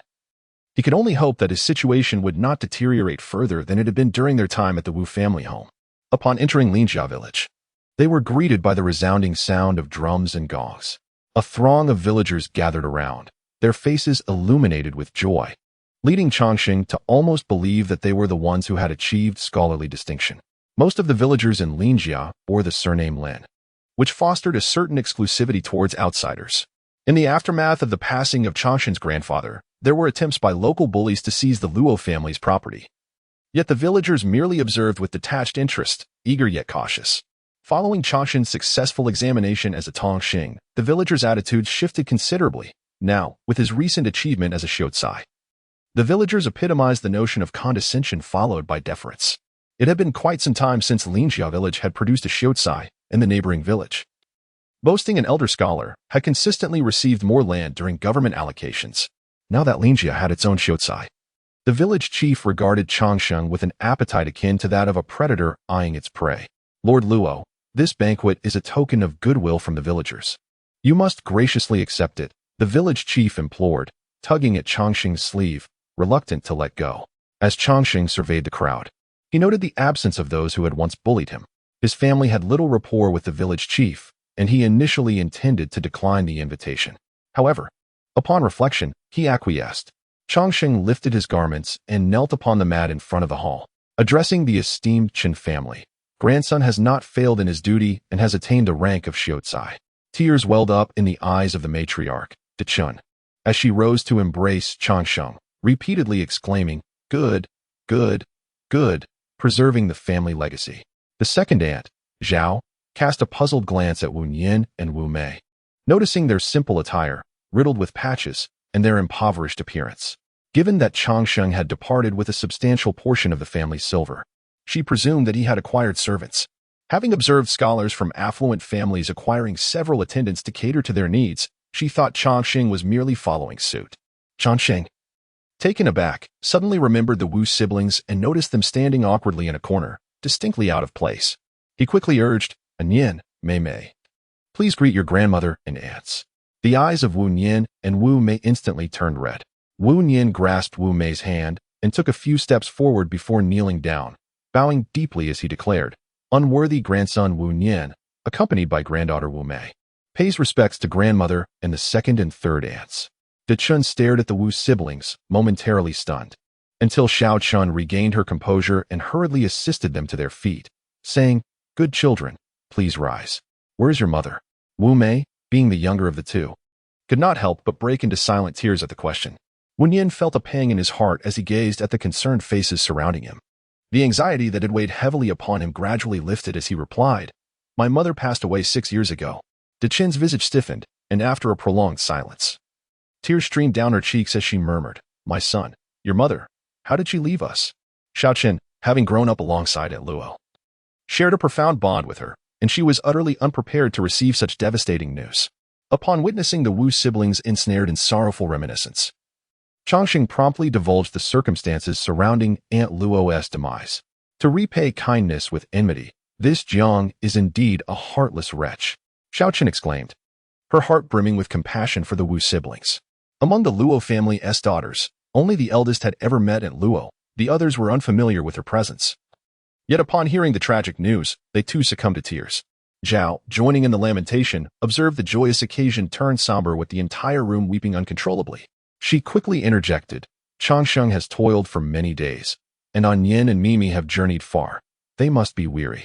Mother, sister-in-law, let us prepare a space for them to rest for a while, for Changsheng still has to attend a feast in the village.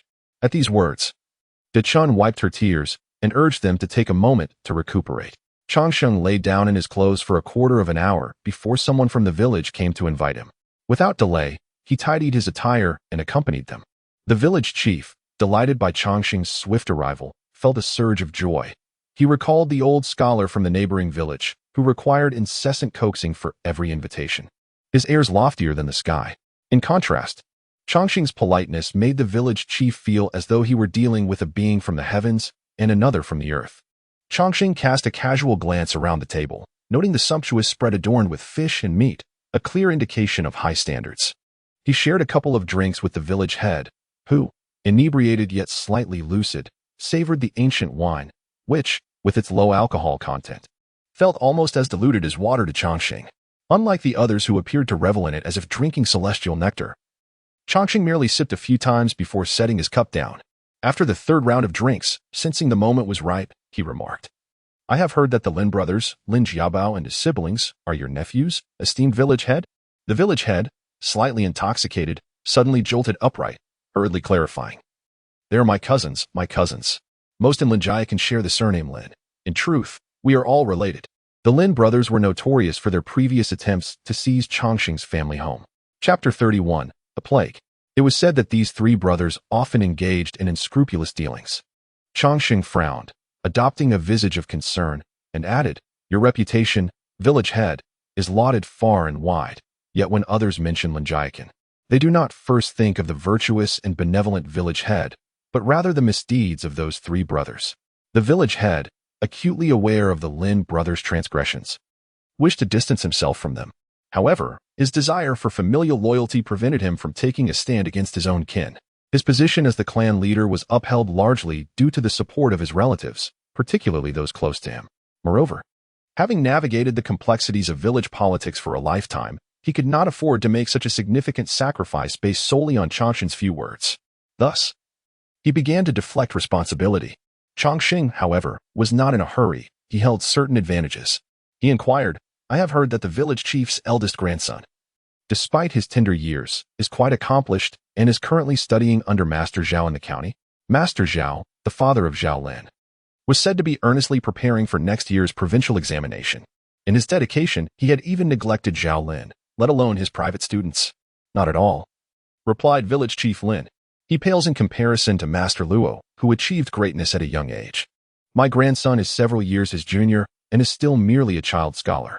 Village chief Lin often took great pride in his well-mannered and thoughtful grandson. Yet when juxtaposed with Changsheng, he felt the sting of competition. Indeed, in the realm of comparison, one often finds oneself at a disadvantage. Changsheng humbly remarked, I am merely fortunate.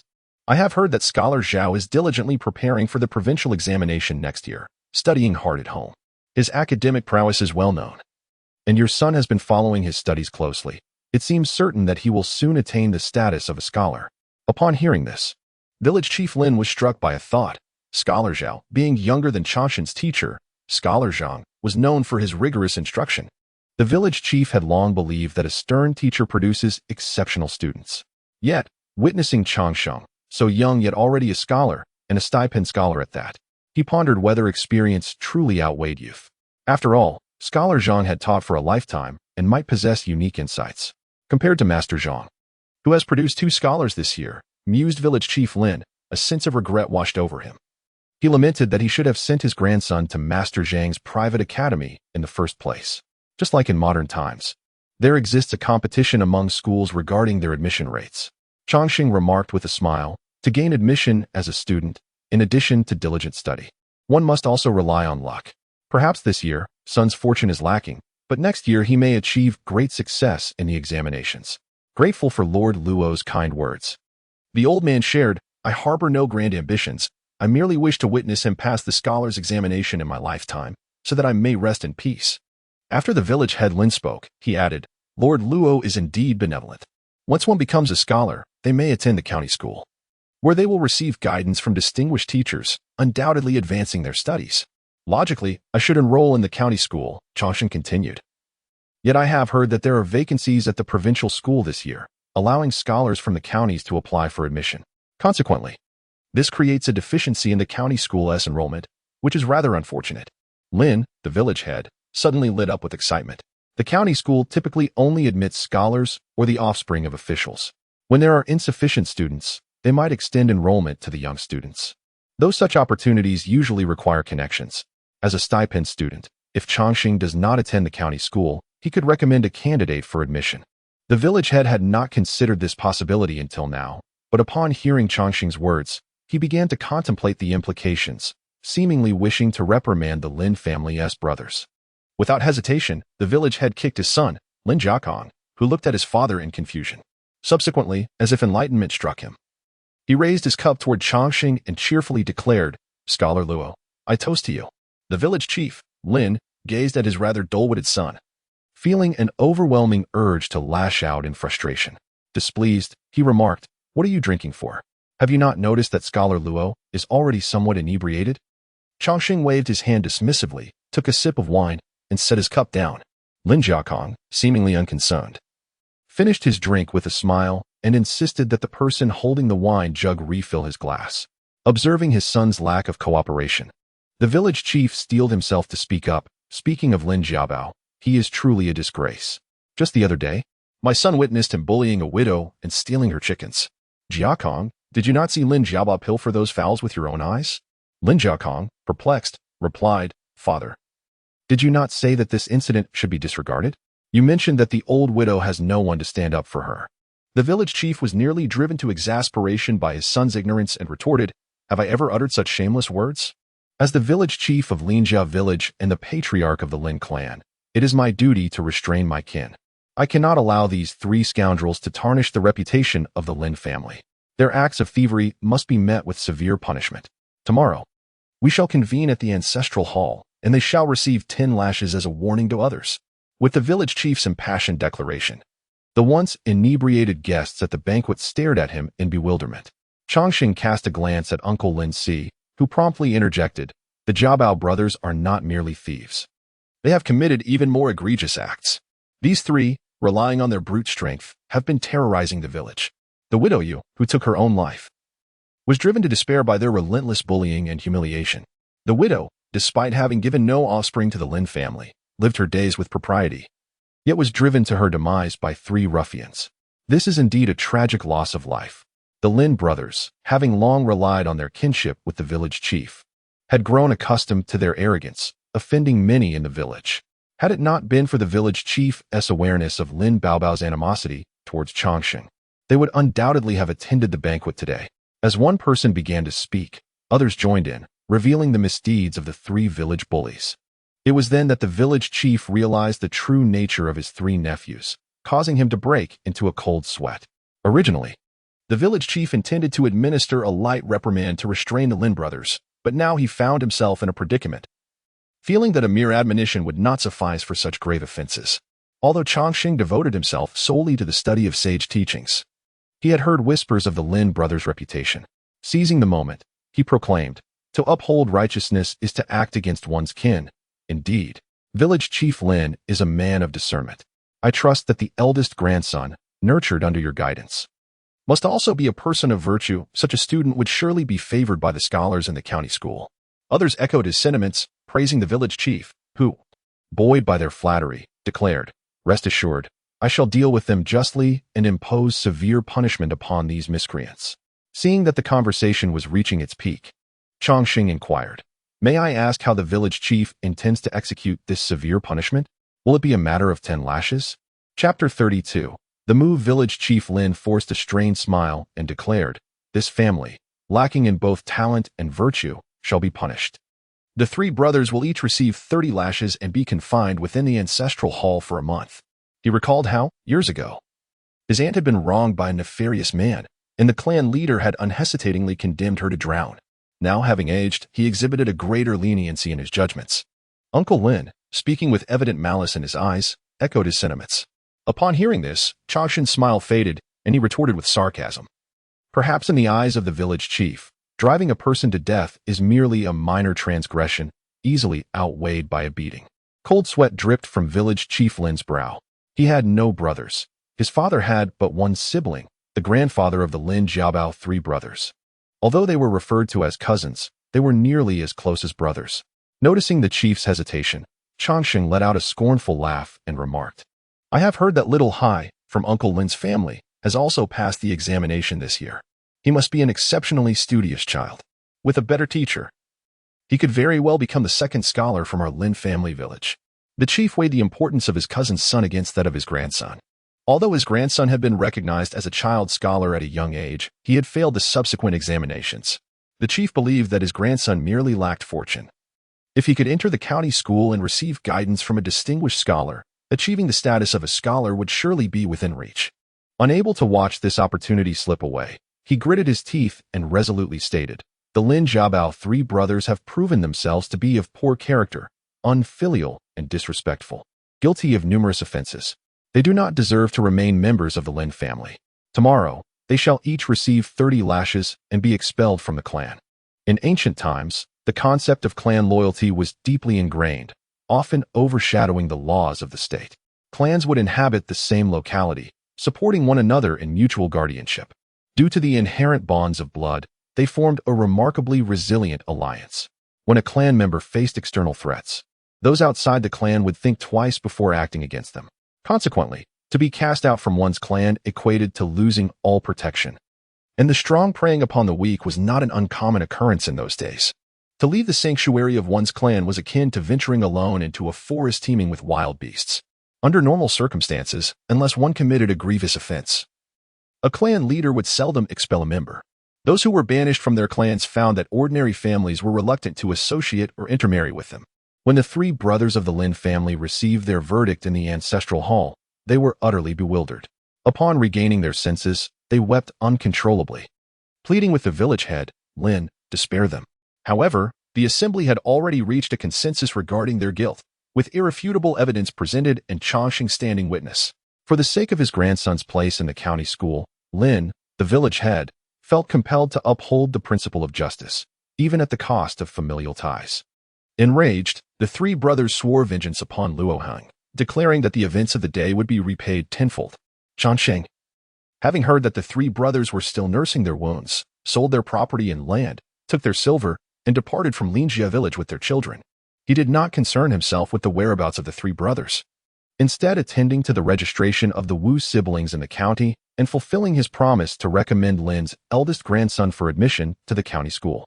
The Wu siblings' household registration was directly transferred to the Luo family. Changshan inquired about their wishes, and they all consented to adopt the Luo surname. The Luo family, already sparse in population, was eager for the two brothers to support one another, thus the name change was met with great approval from the Dacheng clan. Changshan shared with his family the tale of rescuing someone in the Dacheng mansion, though he concealed the more perilous aspects of the ordeal. Nevertheless, the entire family listened with bated breath. Although they received gifts of wealth and property from others, the paramount concern for the Luo family was Changshan's safety. The Dacheng clan repeatedly urged him not to act so recklessly in the future. Changshan agreed, but felt a sense of confidence due to his extraordinary abilities, which rendered him unafraid. Seizing the opportunity, Changshan broached the subject of moving. The house gifted by Chen Qixing was ample enough to accommodate the entire family. Originally, Changshan had anticipated opposition from his family regarding the move to Dacheng Mansion for his education, but to his surprise, they all wholeheartedly supported the idea. "Why would you think we would oppose?" Little Chun inquired privately. "Having stayed in Linjia village for so long, you must have grown accustomed to it. I feared you might be reluctant to venture to a new place," Changshan explained, reflecting on the common sentiment of attachment to one's homeland in this era. Little Chen shook her head and replied, "Why would you think we would prefer to remain here? Changshan, in the past, our lineage thrived in a place of great prosperity. However, we endured much hardship. Initially, we relocated to Jinling, then migrated to Tonglin Mansion, and finally, we found ourselves in this rural locale. for the ancients who emphasized the concept of returning to one's roots. There existed only two paths: ascending to greater heights or being compelled by unavoidable circumstances to leave their homeland. The migration of the Luo family clearly indicates that significant events had transpired in the past. When will you share the history of the Luo family with me? Changxing inquired. At least until you achieve the status of a successful scholar. Until you possess sufficient strength, it is prudent to remain as uninformed as possible. Changxing refrained from probing any further. Instead, before departing, he took the little monkey, Mao Mao, into the mountains. Not only did he wish for Mao Mao to catch a final glimpse of the elder monkey, but he also hoped to unearth some rare treasures from the earth.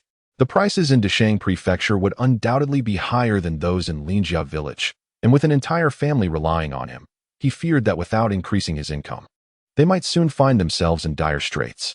Upon arriving at the burial site of the great monkey, the previously carefree Mao Mao seemed to sense something, displaying a semblance of sorrow on its small, monkey face. Changxing gently patted its head, and Mao Mao let out a soft whine, instinctively snuggling into Changxing's embrace. After paying his respects to the great monkey, Changxing continued deeper into the mountains with Mao Mao. The little monkey's demeanor remained somewhat subdued, unlike its usual playful self. It was unusually quiet this time. Aside from the occasional chirping of birds, the forest was enveloped in a whispering wind. Changxing, disinterested in hunting, focused solely on the possibility of discovering medicinal herbs. He meticulously compared the flora beneath his feet, but found only a few herbs of little value. Lacking the knowledge to properly handle them, he feared damaging their properties and thus refrained from digging any up. Suddenly, after a long stretch of silence, Mao Mao began to call out excitedly in a particular direction. As Changxing advanced for approximately 10 meters, he discerned through the verdant foliage a remarkably familiar plant, a type of orchid he had previously unearthed. Gazing at the delicate blue flower buds, he was struck by the notion that each cluster of these tiny blossoms resembled strings of silver. Without hesitation, he retrieved his small trowel and began to excavate. Suddenly, the sound of Mao Mao's call pierced the air. Changxing looked around, perplexed at the absence of any more orchids. The repeated call from Mao Mao seemed to carry a note of disappointment, as if expressing a profound frustration. The little creature promptly slid off Changxing's shoulder and, using both hands and feet, scampered toward the ground, halting 5 meters from where the orchids thrived, pointing excitedly at another plant while chirping insistently. Changxing approached and crouched down to examine the plant closely. It bore 5 leaves on a single stalk, the edges serrated, with a broken stem that suggested a flower or fruit had been plucked away. After several careful digs, he unearthed a pale, tuberous root resembling a radish, covered in fine, delicate tendrils. If he were still uncertain about the nature of this find, he would truly be a fool. He surmised that the severed stem had once borne the precious red fruit of ginseng. Grateful for his careful excavation, which had spared the main root from significant damage, only a few tendrils had been severed. Changxing estimated that this ginseng was quite mature. Content with his harvest of both ginseng and orchids, he decided against further searching and promptly made his way down the mountain with the little monkey in tow. The Luo family had resided in Linjia village for over a decade, managing both their homestead and the fields. Changxing initially believed it would be challenging to sell their rural property. However, owing to his recent success in passing the imperial examination, numerous families in the village with scholarly aspirations expressed interest in acquiring their home. Additionally, the Luo family's fields contained crops nearing harvest. And as Changxing had just attained the status of a scholar, the opportunity to sell at a fair price presented itself, free from excessive bargaining. After living in the village for more than 10 years, the family had discarded many possessions, managing to fit their belongings into a horse-drawn cart. Changxing anticipated that the elder would be reluctant to part with cherished items, yet to his surprise, Mrs. Chen displayed remarkable composure, even expressing disdain for the excess baggage. Having grown accustomed to a life of hardship, his Aunt Zhao was quite attached to their belongings, insisting on bringing everything along. Ultimately, Mrs. Chen reprimanded her, saying, "What good is a heap of useless junk? We are moving to the city with Changxing. Bringing along dilapidated furniture would only invite ridicule from his classmates." Zhao hesitated, arguing, "These pieces are still usable, and the new house lacks furniture. Purchasing new items would be a significant expense." Mrs. Chen countered, "A well-to-do family provides a fully furnished residence. Their furnishings will undoubtedly surpass what you possess. How can we possibly fit everything into 3 carts?" Changxing, listening nearby, raised an eyebrow. He had seen the house gifted by Chen Qixing, and it was indeed as Mrs. Chen described, fully equipped with furniture. Despite her words, Zhao remained reluctant, while Dechen, unable to contain herself, personally oversaw Zhao's packing of her belongings. Many of the shabby items that Zhao had secretly stuffed into her luggage were promptly discarded by Dechen. Perhaps it was the impending move that prompted a change in the atmosphere. Changsheng felt that Dechen, once a figure shrouded in melancholy, had suddenly adopted a more spirited demeanor. After 3 days of meticulous arrangements, the Luo family was finally ready to depart, only to be interrupted by an unexpected visitor. Chapter 33. The Fragile Changsheng. It was my aunt's mistake. Please, save me. Changsheng gazed at the woman kneeling before her. In stark contrast to the resoluteness she had displayed when leaving the Luo family 3 years prior, fourth Aunt Wang's face now bore an expression of deep regret. Aunt, please rise, Changsheng urged. In the rigid standards of ancient gender propriety, she dared not touch Wang, opting instead for verbal persuasion. Dechen, who had already settled herself in the carriage, descended upon hearing the commotion, and upon catching sight of Wang, her expression darkened considerably. Wang recoiled under Dechen's scrutinizing gaze, retreating slightly. Mother, Wang whispered, I am not your mother. When fourth brother first departed, you refused to observe filial piety, insisting on remarrying. Now that the Luo family has begun to prosper, what brings you here? To add to our troubles? Dechen inquired, her tone laced with irritation. As Wang's nose tinged with bitterness, tears cascaded down her cheeks. Memories of her days at the Luo family flooded her mind. Though she often went hungry and felt the chill of insufficient clothing, Dechen was not a harsh matron. She treated her with remarkable kindness. The sisters-in-law at the Luo household were composed and seldom engaged in conflict with her. Even the late fourth uncle Luo had been a tender-hearted husband, never uttering a word of reproach despite her bearing only a daughter. Now, with Changsheng having successfully passed the scholar's examination, life for the Luo family had improved. Wang had once believed that leaving the Luo family would liberate her from a life of hardship, only to find her circumstances deteriorating further. After remarrying, she faced disdain from her new family due to her status as a second wife. Her mother-in-law was harsh, her sisters-in-law domineering, and her husband, a man consumed by alcoholism, would turn violent in his drunken stupors, while the family turned a blind eye. 3 years into her second marriage and having given birth to another daughter, the absence of a son only intensified their contempt. She bore the brunt of all the arduous tasks, yet could scarcely secure a hearty meal.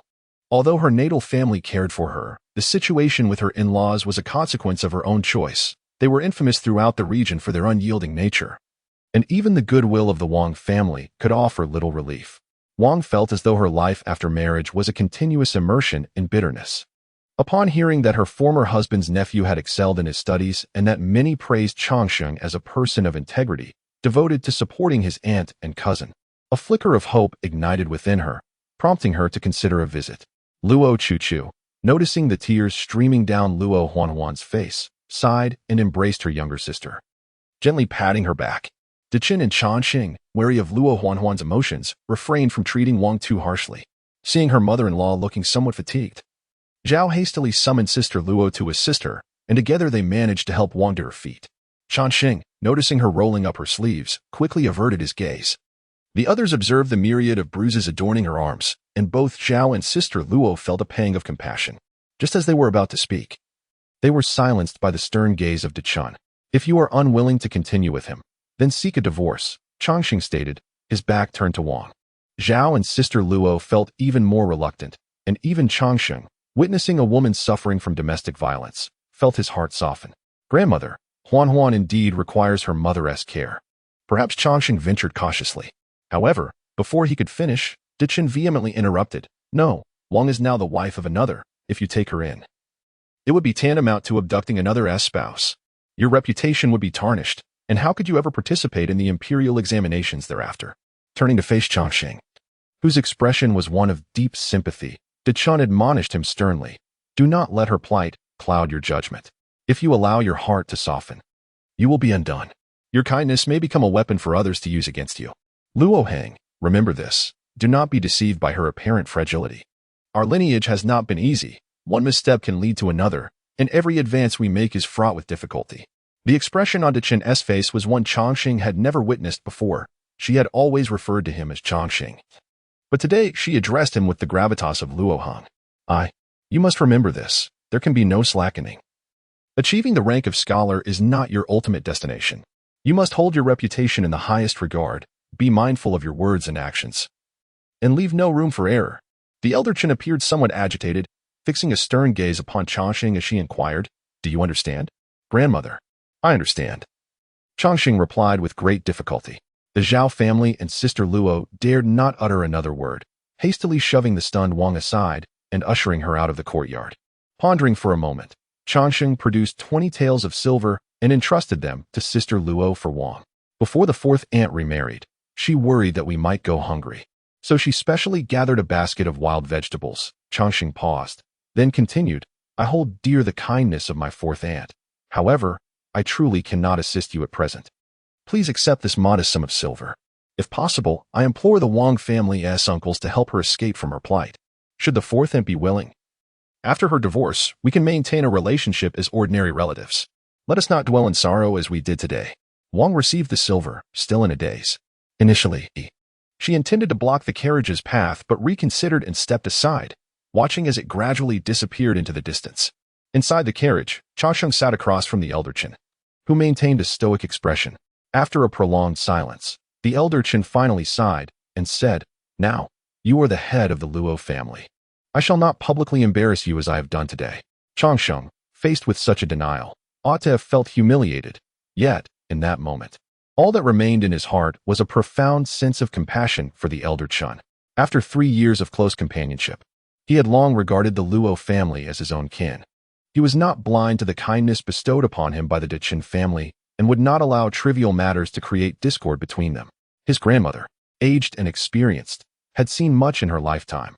As for him, still young and prone to mistakes, it was indeed a blessing that she was willing to guide him. He understood that her intentions were rooted in care. Changxing remarked. The Dachun matriarch gazed at him, her face contorting into a smile more sorrowful than tears, as she reached out to caress Changxing's face, saying, "You possess the same temperament as your grandfather. Kind-hearted, amiable, and responsible. You are truly cut from the same cloth." Changxing placed a hand gently on the matriarch's shoulder, offering her a comforting embrace, and replied, "It is indeed a good thing to have a grandfather." The matriarch fell silent. Being of advanced age, she had exhausted herself during the commotion and soon dozed off, leaning against Changxing. Accompanied solely by women, Changxing, wary of tiring them, proceeded with a leisurely pace, taking over 10 days to arrive at the Deshang residence. Unlike Luo Nian and Luo Mei, who had previously lived in Tonglan, the younger sisters of the Luo family had grown up in Linjia village and had never encountered such a bustling scene. "Brother, will we be city dwellers from now on?" Luo Qingqing asked excitedly, her eyes wide with wonder as she observed the throngs of people and the myriad of small shops lining the streets.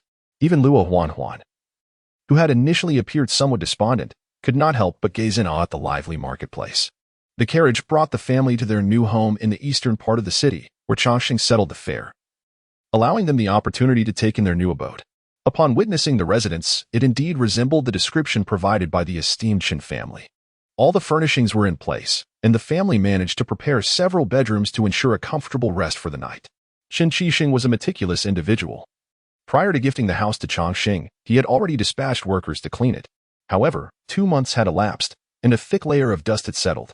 Although Changxing initially intended to stay elsewhere that day, he was dissuaded by the matriarch of the Chen family.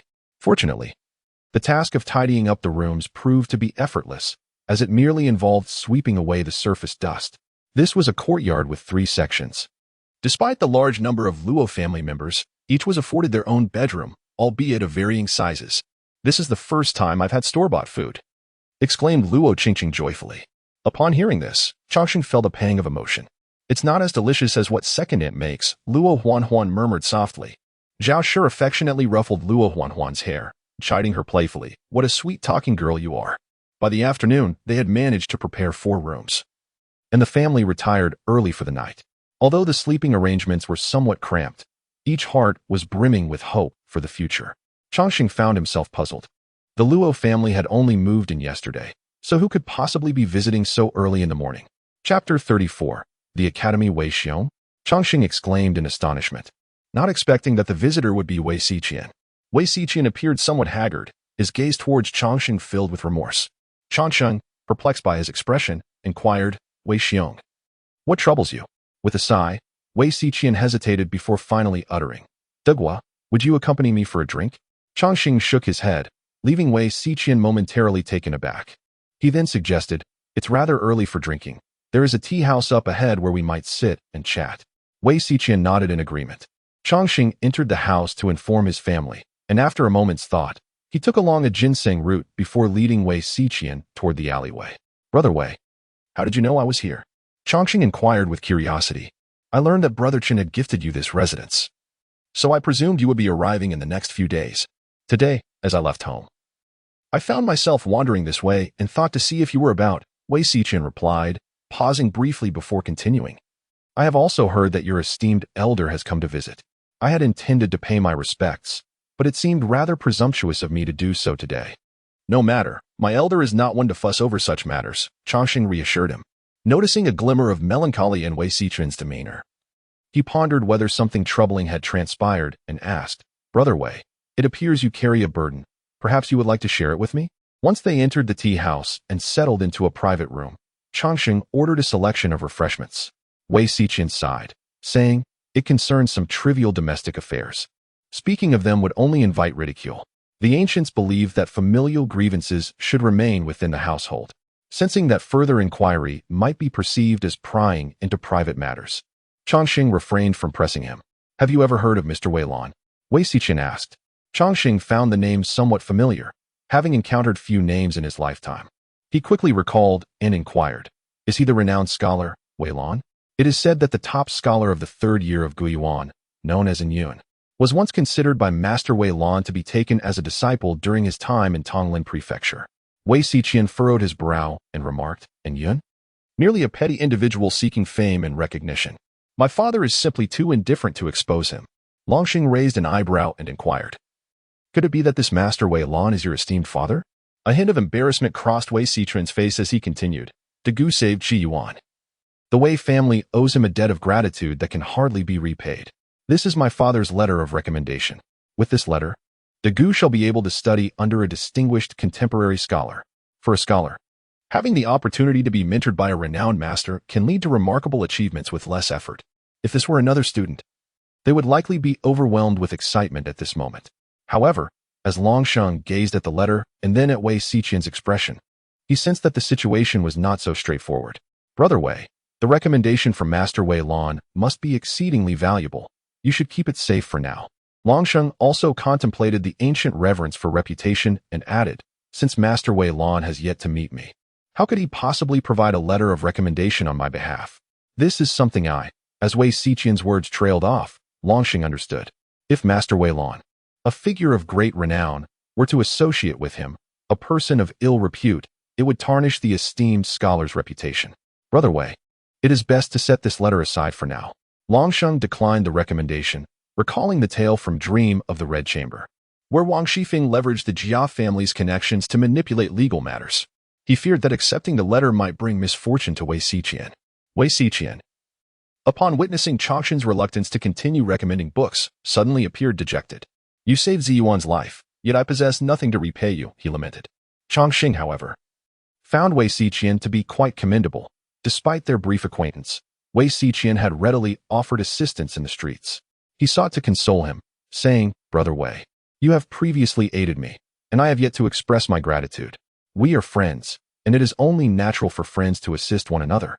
I am certain that should I ever find myself in distress, you would not stand idly by. Your desire to repay me, do you not consider me your friend? I truly regard Dagu as a friend, yet I feel I am unable to assist you, and that leaves me somewhat indebted."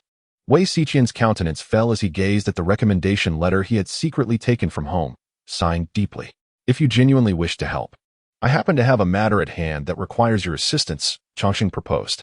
Bai Xiaotian's spirits immediately lifted, and he eagerly replied, "Please, Dagu, do tell. I shall certainly lend my utmost support." Changxing produced a ginseng he had been concealing. Bai Xiaotian, looking at the unprocessed ginseng still caked in soil, marveled. "It appears to be of considerable age. Where did you acquire this, Changxing?" "I unearthed it in the deep mountains," Changxing replied, a hint of shame in his voice. "Our family has been without income, and we hope to sell it for some silver." Bai Xiaotian felt a pang of regret. Had he known, he would have offered silver rather than a recommendation letter. However, to offer money now would seem to belittle Changxing's situation.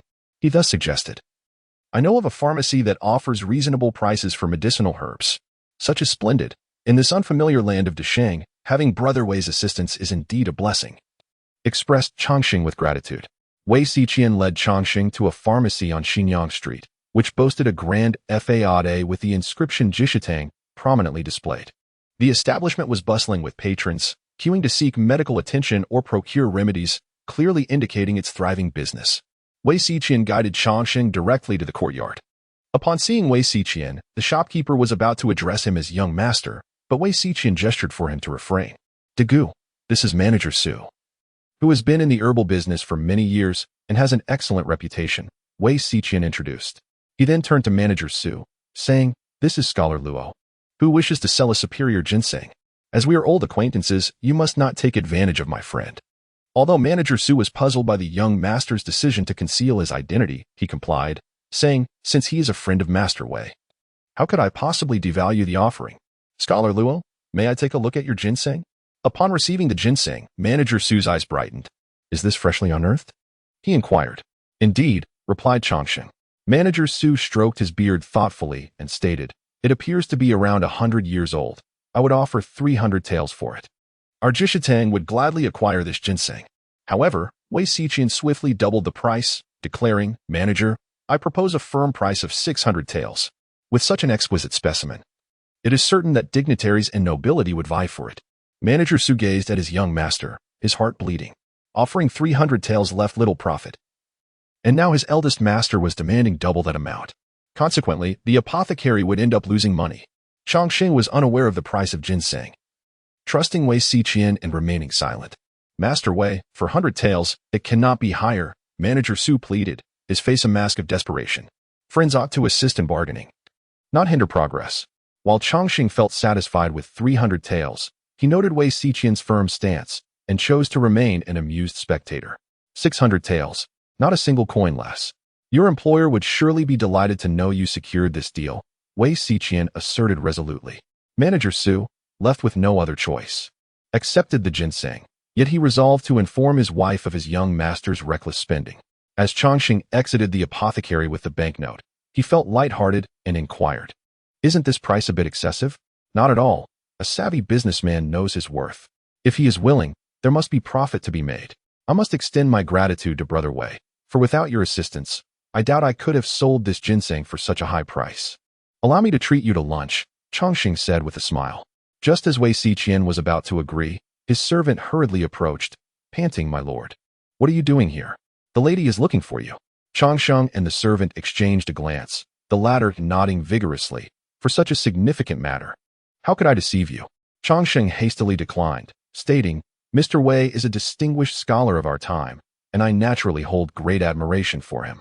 However, today is a family reunion for you, and as an outsider, it would be rather inappropriate for me to intrude. Upon hearing these words, Wei Xiaotian realized his own indiscretion and replied, very well, in a few days I shall send you an invitation, and you must certainly come. Indeed, I will attend. Chongqing responded, as he too wished to meet the renowned Mr. Wei Lan. After bidding farewell to Wei Xiaotian, Chongqing proceeded to the bank to exchange for 100 taels of silver. He took a few pieces of loose silver for himself and entrusted the remainder to Madame Chun. Although Madame Chun had a rough understanding of ginseng prices and felt something was amiss, considering the selling price seemed extraordinarily high, she ultimately decided not to dwell on her concerns, deeming it a fortunate occurrence. Noticing that he still had ample time, Chongqing went directly to the academy to report for enrollment. The academy was conveniently located adjacent to the Confucius Temple, just a 15-minute walk from Chongqing's home.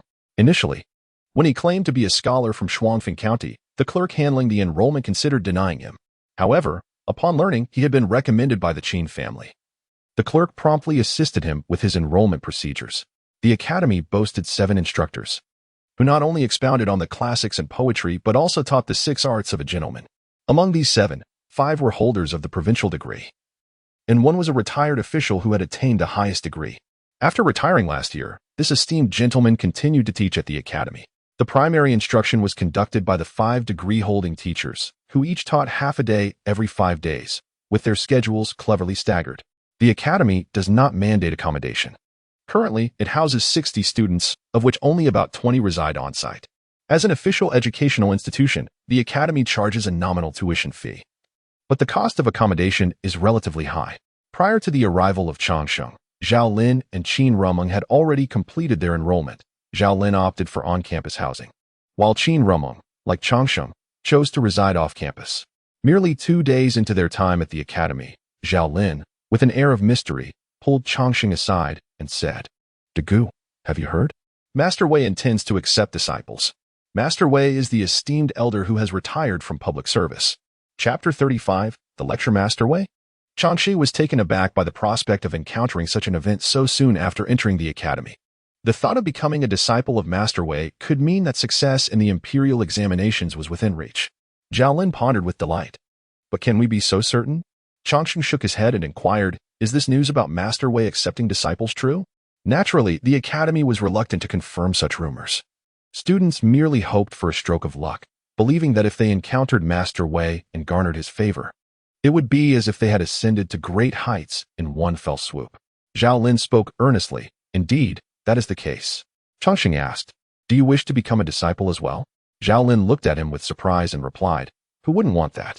He is Master Wei, from the family renowned for producing 3 successful candidates in a single generation and 7 scholars in the courtyard."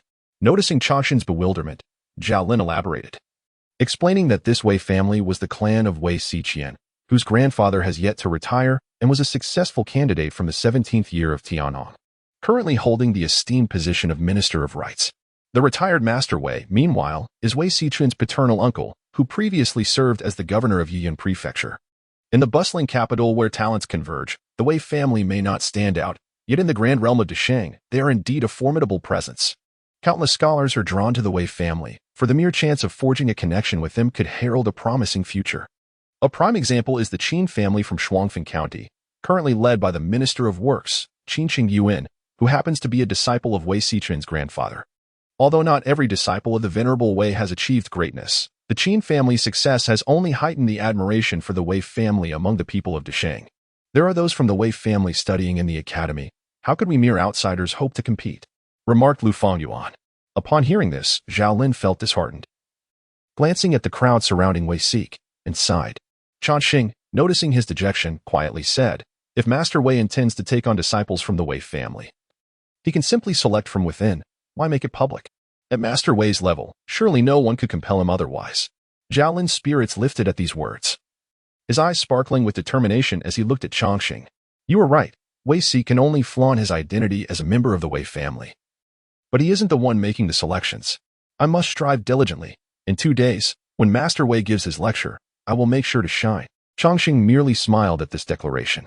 Time swiftly passes, and 2 days later, Master Wei is to give a lecture at the Xian Pavilion. The hall is filled to capacity. At a glance, Changsheng estimates there are nearly 100 attendees.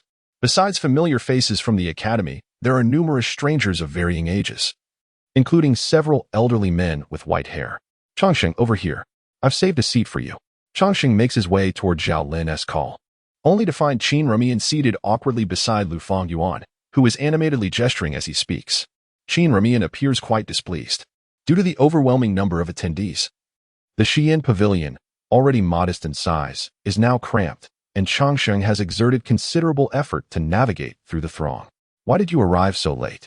Zhao Lin, having endured many disapproving glances to reserve a seat for him, expresses some frustration. "I didn't anticipate such a large turnout. It was my fault." Changsheng promptly apologizes. The Jinshi is accepting disciples, and many scholars from various counties have come upon hearing the news, Zhao Lin explains. Just as Changsheng settles into his seat, Qin Rumeng can no longer tolerate the situation and turns to Zhao Lin, saying, "Let us switch seats." Zhao Lin, with a look of refusal, replies, "No. I want to sit with Dagu." With a frosty expression, Qin Rumeng retorts, "You either let me, or I'll leave." Zhao Lin sighs, saying, "I'm truly afraid of you, as if I were begging you to stay." The two individuals exerted considerable effort to change their positions. With Qin Rumeng seated between Zhao Lin and Changsheng, she let out a long sigh, and Changsheng, aware of Qin Rumeng's slight obsession with cleanliness, was surprised that she could not tolerate such a situation. He mused inwardly about the potential consequences if, during the provincial examination, Qin Rumeng were assigned to a room adjacent to the restroom. With so many attendees listening to the lecture, How would Master Wei select his disciples? Chongqing inquired. What if someone were to ask another to answer on their behalf? He expressed his skepticism about the reliability of such a method. Matters concerning one's future were not trivial, and even the most substantial sums of money might not persuade someone to answer for another. Moreover, Master Wei would undoubtedly take precautions against such occurrences. It was likely there would be a second round of assessments, Zhao Lin asserted confidently. The once lively Shiyin pavilion abruptly fell silent. Chongqing focused his gaze and saw several individuals accompanied by the Academy scholars entering the hall. This time, as Master Wei lectured, the Academy scholars gathered, occupying the front row.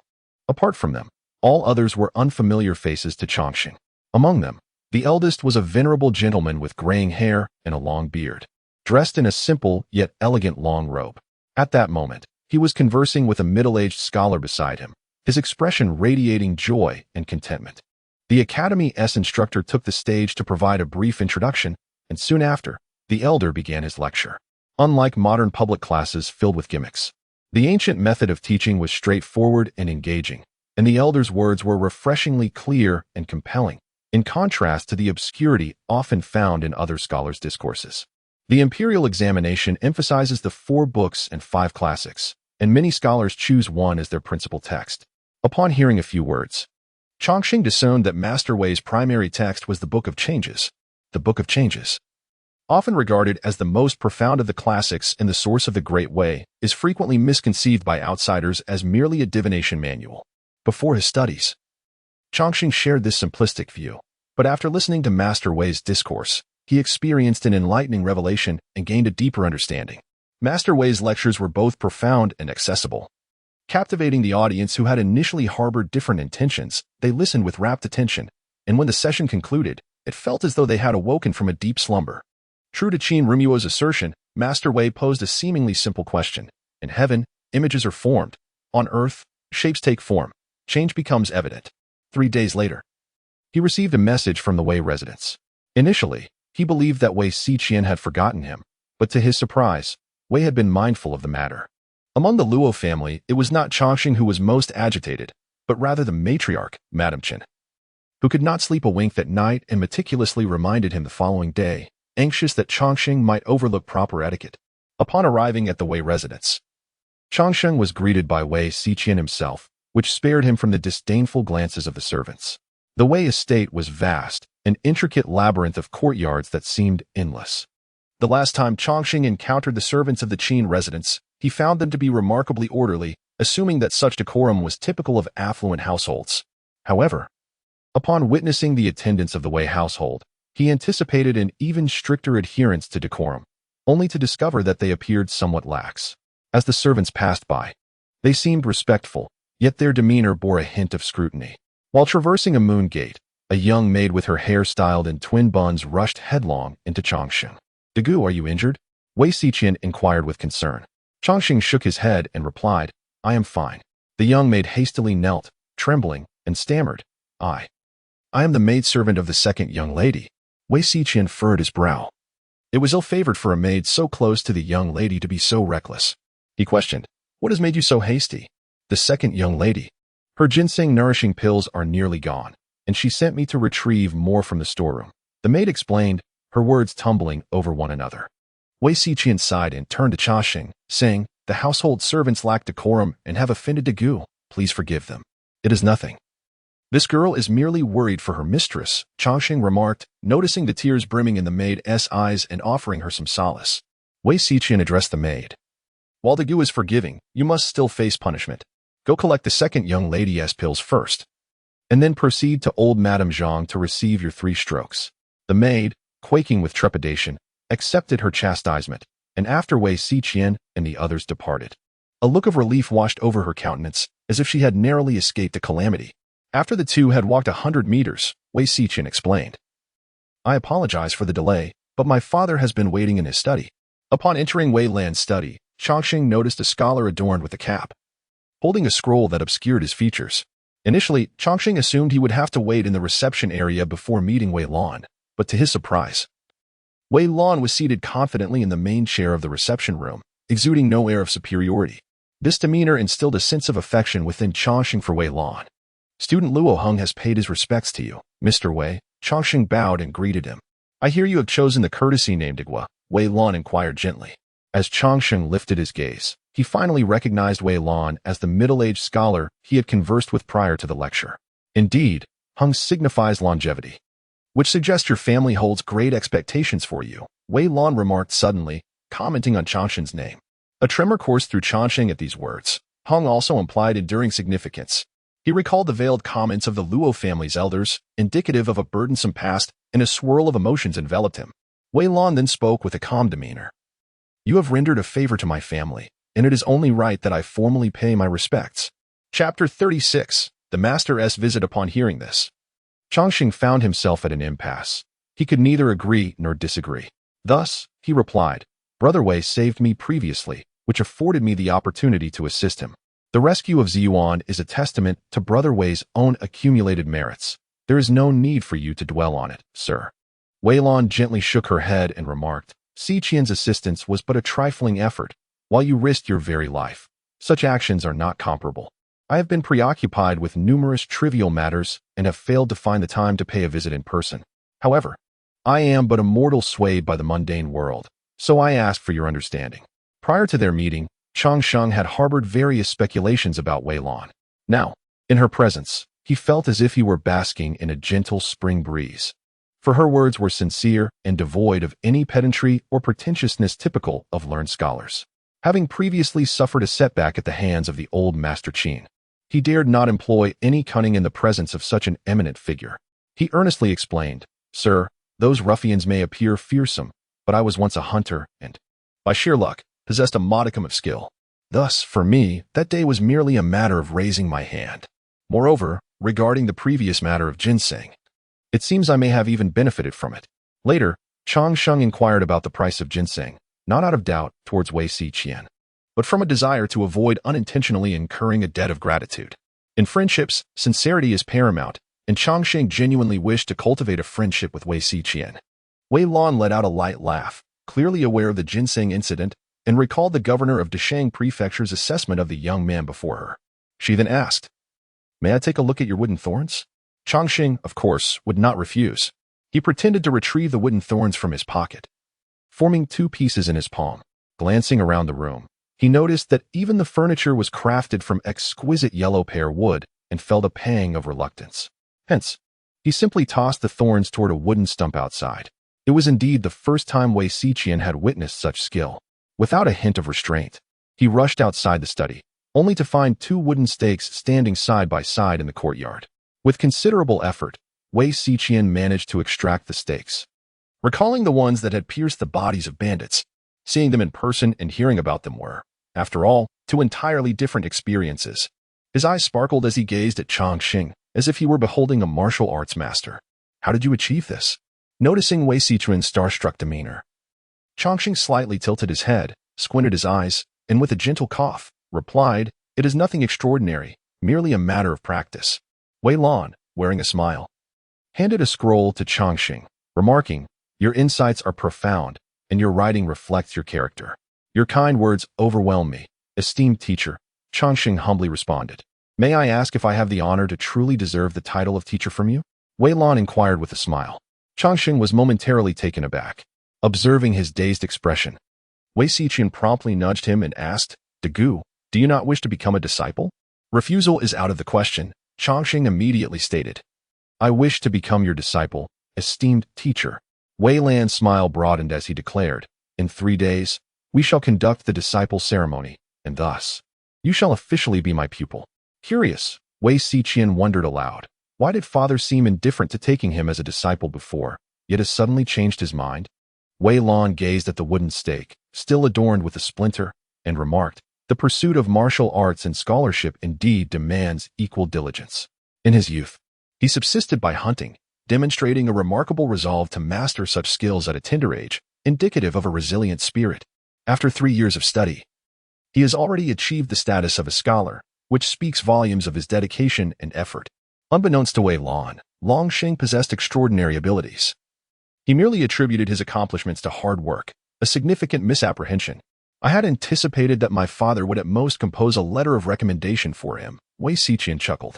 Evidently, Wei Lan had conducted an investigation into Longsheng, as the virtue of filial piety alone had considerably enhanced his standing in Wei Lan's eyes. While he spoke subtly of Longsheng in his presence, he unabashedly extolled the new disciple behind his back. Reflecting on the reprimand he received from his mother regarding the ginseng incident, Bai Xiaotian inquired, "Did mother mention anything to father?" "Your mother is confined to the inner quarters. Her understanding of people can sometimes be lacking," Wei Lan replied, choosing his words carefully to avoid disparaging his wife. Bai Xiaotian grasped the implication. His mother must have communicated something to his father, though it had not been acknowledged. A sense of relief washed over him. He had merely hoped for a letter of recommendation from his father, yet he was astonished that his usually imperious father had chosen to take Longsheng as a pupil. The Luo family became bustling with excitement over this fortunate event, each member anxiously scurrying about, troubled by their inability to present a suitable gift. In ancient times, the relationships between heaven, earth, sovereign, kin, and teacher were held in high regard, rendering the master-disciple bond akin to a father-son relationship, thus making the act of apprenticeship a profoundly solemn affair. If only that ginseng had not been sold, sighed the young Chun. Aunt Zhao was also anxious and remarked, "I have heard that these esteemed scholars have a fondness for antiques and paintings. How can we possibly produce such treasures at home?" Upon noticing her daughter-in-law and granddaughter engaged in a lively discussion, Mrs. Chen cleared her throat and said, "The situation of the Luo family is well known. It takes little inquiry for outsiders to be aware. Why endure such suffering for the sake of appearances? A simple offering and the 6 gifts will suffice. I doubt Mr. Wei will be overly concerned with trivialities."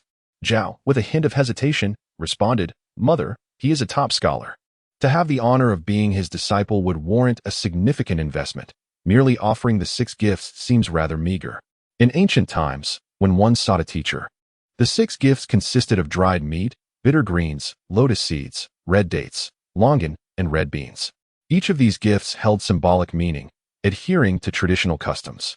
However, this situation with Changxing was unlike that of a typical student-teacher relationship. It resembled the distinction between an inner disciple and an outer disciple in the realm of cultivation. Families of means typically presented additional substantial gifts to their teachers. Unfortunately, the wealth of the Luo family could scarcely procure a gift worthy of Mr. Wei's appreciation. Mrs. Chen shot her a disapproving glance and said, "Such distinguished scholars do not hold common gold and silver in high regard. Are you under the illusion that you're discerning I could empty the Luo family's coffers for a rare treasure? Are you not afraid of misjudgment?" Confronted with her mother-in-law's rebuke, Zhao fell silent. If one truly wished to express gratitude, alternatives existed. Scholars have a fondness for orchids. "The orchid in the backyard is in bloom. We could present that to his master," suggested Mrs. Chen. The orchid had always been under the tender care of Luo Qingqing. Changxing knew that her sister possessed an exceptional talent for nurturing flora. Even the vegetables she casually planted flourished more splendidly than those meticulously tended by others. However, she had not anticipated that this orchid, originally thriving in the depths of the mountains, would appear even more elegant and poised under Luo Qingqing's ministrations. Upon hearing that the orchid she had lovingly cultivated was to be gifted away, Luo Qingqing reluctantly remarked, "Xiaozi will likely be ready for division in about a month. Perhaps we should wait until then to present a specimen to Mr. Wei." Madame Chen furrowed her brow and replied, "Rarity enhances value. Sending a divided plant would fail to convey the sincerity of our Luo family's intentions." 3 days later, the Wei residents sent out invitations for the occasion of Wei Lan taking on a disciple. Even the governor of Deshang personally attended the event. The attendees comprised the affluent families of Deshang, who were taken aback by Wei Lan's decision to accept an ordinary scholar as a student. No matter how they scrutinized Changxing, they could discern no remarkable attributes, only that she possessed a certain beauty and had performed adequately in her studies. Yet, even her looks paled in comparison to Qin Rama of the Qin family, and although she had excelled in her exams at the tender age of 17 or 18, her accomplishments seemed insignificant next to the prodigious 10-year-olds who occasionally emerged. Initially perplexed, the attendees found clarity a few days later during the orchid appreciation event at the Wei residence, where they beheld the resplendent purple orchid in full bloom. Suddenly, they discovered the rationale behind Wei Lan's choice. She had indeed won him over with a rare flower, which incited their envy. Some scholars, unable to procure a letter of recommendation from Wei Lan, vented their frustrations through disparaging remarks. Despite their scornful words, It is likely that if they were to obtain such a rare flower, they would soon emulate Chongqing, unbeknownst to him. The previous sale of a purple orchid had caused a sensation in the capital, drawing a throng of admirers, with wealthy merchants offering exorbitant sums for it. This exquisite purple orchid became the object of fervent admiration, inspiring countless poets and artists to compose verses and create paintings in its honor. Wei Lan had previously acquired a painting titled Purple Orchid, which he cherished deeply. He never anticipated that he would come into possession of an actual orchid of such immense value, when his disciple generously offered it to him. Wei Lan felt a profound sense of gratitude, particularly considering the humble circumstances of the Luo family. If his disciple had come from immense wealth, Wei Lan might not have been as moved, but the gift from Chongqing, a true expression of heartfelt sincerity, touched him deeply. After becoming Wei Lan's disciple, Chongqing left the academy to study in Wei's household, as the upcoming year marked the provincial examination. Rarely home, due to his extensive travels, Wei Lan decided to stay with his disciple. However, despite the husband's return, Madame Sun found little joy in it. Recently, she had been reprimanded by Wei Lan multiple times regarding the unruly behavior of the household servants, even hinting that she should transfer management responsibilities to her daughter-in-law. With her own family in decline, Madame Sun clung to her role in household management as a means of supporting the Sun family. In contrast, the young master of the Yang family in the capital was in a favorable position. Although he could not inherit the title of Marquis of Chongqing, he was the Marquis's youngest son, a brother to the legitimate heir, and under the protection of the esteemed imperial concubine. Surely, his future would not be bleak.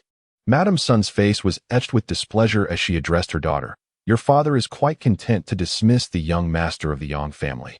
Yet he insists on taking in a mere country hunter.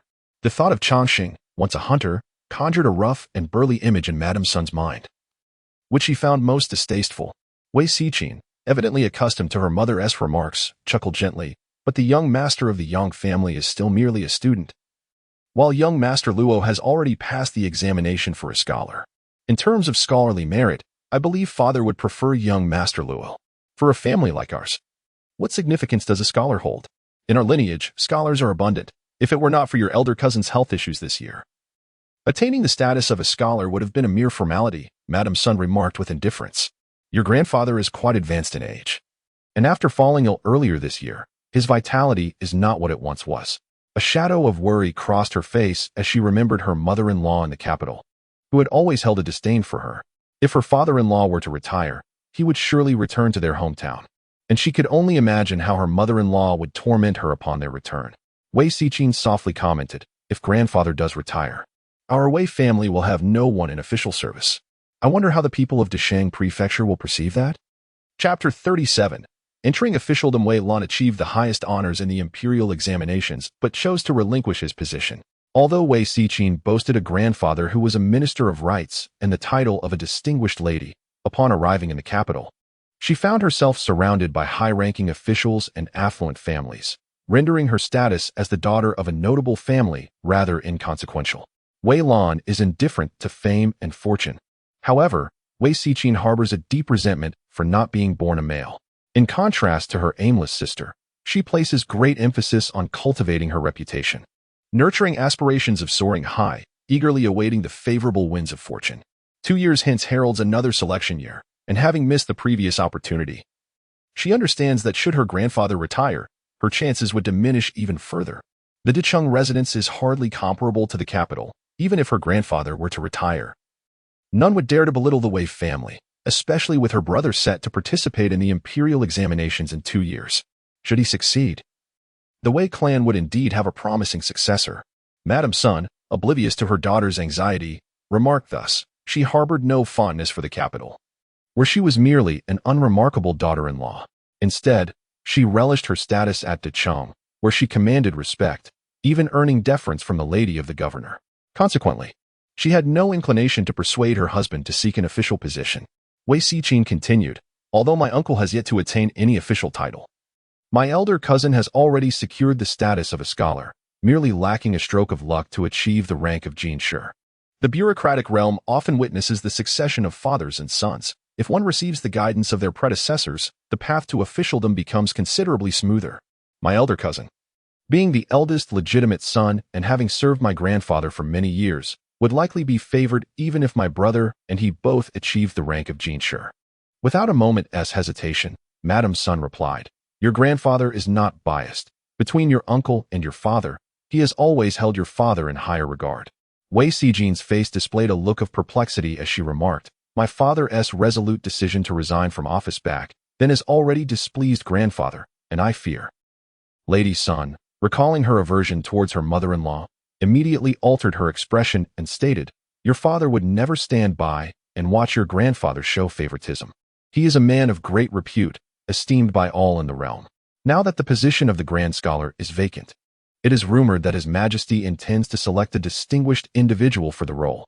Although the rank of Grand Scholar is not particularly lofty, it is held in high regard." Noticing the contemplative look on Lady Sun's face, Wei Xijian stoked the flames further, saying, "The Grand Academy is a gathering of the finest scholars in the land. Your cousins from the Sun family have devoted themselves earnestly to their studies. Yet they lack merely a stroke of fortune. If my father were to assume the role of Grand Scholar, would it not be assured that they could seek guidance from esteemed mentors?" Lady Sun's eyes flickered with interest, clearly moved by the proposition. Wei Xijian felt a sense of relief. She had not anticipated significant assistance from Lady Sun, merely hoping she would not hinder their efforts. Upon exiting the main courtyard, she fortuitously encountered her younger sister, Wei Xinyuo, and cheerfully inquired, "Sister, are you on your way to pay respects to mother? She has not seen you for several days and just mentioned you." Wei Xinyuo, bearing a striking resemblance to Wei Xijian, suppressed her discontent upon seeing the familiar facade of insincerity on her sister's face and replied, "I have matters to report to mother. Just as it happens, mother is free at the moment. You may go." Wei Xijian responded with a smile, embodying the image of the most dutiful sister. Watching her sister's slender figure enter the courtyard, Wei Xijian turned to her maid and said, "Let us proceed to the Pine and Cypress courtyard." In the Pine and Cypress courtyard, Changxing surveyed Wei Xijian's study, which was filled with countless rare treasures and exquisite additions. Wei Xijian introduced his collection of ancient artifacts and calligraphy to Changxing, who, being a mere mortal in his past life, lacked the refined artistic sensibility to appreciate such items, thus displaying no discernible emotion. In contrast to the treasures of which he was unaware of their worth, Changxing found himself far more intrigued by the scarce books. Unlike the information explosion of later times, books held great value in this era, and as a commoner, he had limited access to many precious texts. After 3 years of study, he had primarily engaged with academic pursuits, gradually immersing himself and discovering the joy of reading. On Wei Xijian's shelves, he also stumbled upon numerous rare ancient manuscripts. If you fancy them, feel free to borrow and peruse. As for the collection, my father's is far more extensive. Wei Xijian generously offered to Changxing. "Is my brother receiving guests?" Wei Xijian inquired with a slight frown. The servant in the Pine and Cypress courtyard lowered his head, not daring to look up, and replied, "It is the master's disciple, young Master Luo." Wei Xijian's expression darkened slightly, and after a moment, she responded, "Since my brother is in company, I shall not disturb him. I will wait here." The servant hesitated, weighing the importance of the common scholar against the master's beloved daughter, and promptly reported this to Wei Xijian. Changxing, overhearing the arrival of the lady, quickly interjected, "Wei brother, I have just recalled an urgent matter at home. I must take my leave now." Wei Xijian, fearing that Wei Xijian had pressing matters to discuss, refrained from detaining Changxing any longer, instead instructing his attendants to escort him out. As Changxing approached the entrance of the courtyard, he beheld 3 ladies, the foremost of whom was adorned in splendid garments, her beauty radiant like the blossoming spring. Changxing surmised that she was likely Wei Lan's eldest daughter, and he merely cast a fleeting glance before averting his gaze. "What an audacious man, daring to glance around," whispered a maidservant behind Wei Xijian. Wei Xijian's expression darkened as she cast an irritable glance at the maid, who promptly lowered her head, silenced by the rebuke. "Why has my sister come unannounced? Is there something of importance?" Wei Xijian inquired, his affection for his sister evident. Wei Xijian responded with a playful smile, "I wish to borrow the copy of Kuai Shui Shi Tai penned by Master Xiaoyu. Such a trivial matter. There is no need for you to come in person. Simply send a servant," Wei Xijian replied, hastily summoning Changshui to retrieve the calligraphy. A charming blush adorned Wei Xijian's face as she remarked, "It has been a long time since I last saw you. Brother, I merely wished to converse." Hearing her words, Wei Xijian's heart softened, and he added, "Weren't you previously practicing the calligraphy of Madame Wei?" What prompts your desire to emulate Masterhouse style? The Su family's elder sister in the capital wrote to me, stating that her brother has made great strides under Master Zhao's tutelage. Despite my long practice of Madame Wei's script, I have seen little improvement, which has piqued my curiosity regarding the formidable Master Xiaoyu, Wei Xiaotian explained. Master Xiaoyu is a contemporary master of calligraphy, his works as precious as gold. Wei Xiaotian's possession of the Kuai Shueshi Qing Tai is attributed to the favorable relationship between Wei Lan and Master Xiao. Wei Xiaotian's reasoning seemed rather strained. Yet Wei Xiaotian harbored no doubts about her. Instead, his words brimmed with envy. In the past, when I received a bit of guidance from Mr. Xiao, I gained quite a bit of insight. Your friend must possess considerable influence to have Mr. Xiaoyu as a teacher. Are you not aware, brother? Now that Mr. Xiaoyu has taken up a position at the National Academy, given our father's relationship with him, if you were to travel to the capital, you might have the opportunity to study under Mr. Xiao. Wei Xiaotian shook his head and replied, Our parents are in Deshang Prefecture. How could I possibly go to the capital alone? Mr. Xiaoyu does not favor a life of officialdom, nor does our father. However, it appears that my father is quite fond of young Master Luo as a disciple. He seems to appreciate tranquility, but does not shy away from imparting knowledge. I have heard that His Majesty intends to appoint our father as the Grand Scholar of the National Academy. You might encourage him to give it a try. If he were to become the Grand Scholar, would you not also be able to study at the National Academy? Wei Xiaotian said with a smile. The smile on Wei Xiaotian's face faltered as he regarded his sister with a steady gaze, then asked solemnly, How do you know about the appointment of the Grand Scholar? Yet, Wei Xiaotian exhibited no signs of panic, responding with a smile, I heard it from Sister Su. This news has already spread throughout the capital. Wei Xiaotian, however, remained furrowed in thought, stating, Until the matter is finalized, how could it be so widely known? Father is notoriously stubborn, if he insists on declining. What face will His Majesty have left? How will our grandfather face His Majesty? As Wei Xiaotian hurriedly left the courtyard, Wei Xiaotian leisurely lifted a cup of clear tea, savoring a sip while a determined smile gradually spread across his face. Longsheng remained oblivious to the affairs of the Wei residence. Having taken a day off to personally escort Luo Nian to school, due to his family background, Luo Nian was not particularly inclined towards academia. Instead, he owned a master martial arts to protect his family in the future. The Dichen family, however, hoped that Luo Nian would pursue scholarly endeavors, envisioning a future where Longsheng and his brother could support one another in the realm of governance. Longsheng did not impose excessive expectations on Luo Nian, understanding that his character had already been shaped, and any forceful attempts to alter it might yield counterproductive results. He meticulously selected a private school for Luo Nian, which offered both a literacy class and an academic class. Luo Nian was enrolled in the literacy class, with the hope that he would learn to read and comprehend. The old adage scholarly pursuits are for the affluent, while martial skills are for the impoverished resonated with the Luo family, who could not afford a private martial arts instructor. Thus, Longsheng sought out a martial arts academy in Deshang Mansion and enrolled Luo Nian there, balancing both pursuits. Luo Nian trained in martial arts in the morning and attended literacy classes in the afternoon, becoming busier than even Longsheng. By the time Longsheng concluded his errands concerning Luo Nian, he noticed something amiss with Wei Lan on the third day. Teacher?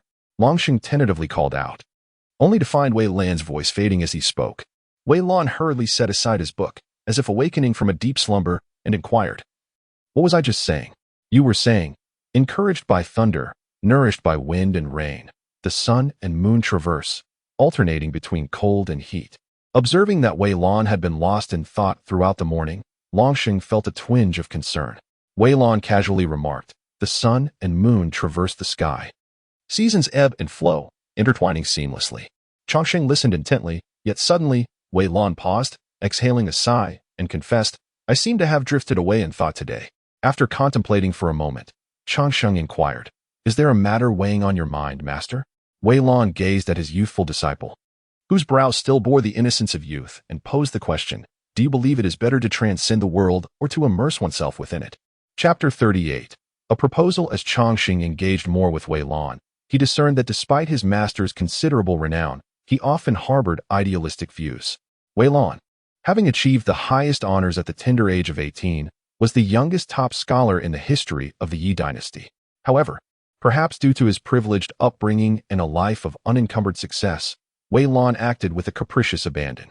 Dismissing the constraints of officialdom, he resigned from his post. Disenchanted by a wife who sought social advancement, he spent the majority of the year wandering, leaving his children entirely in her care.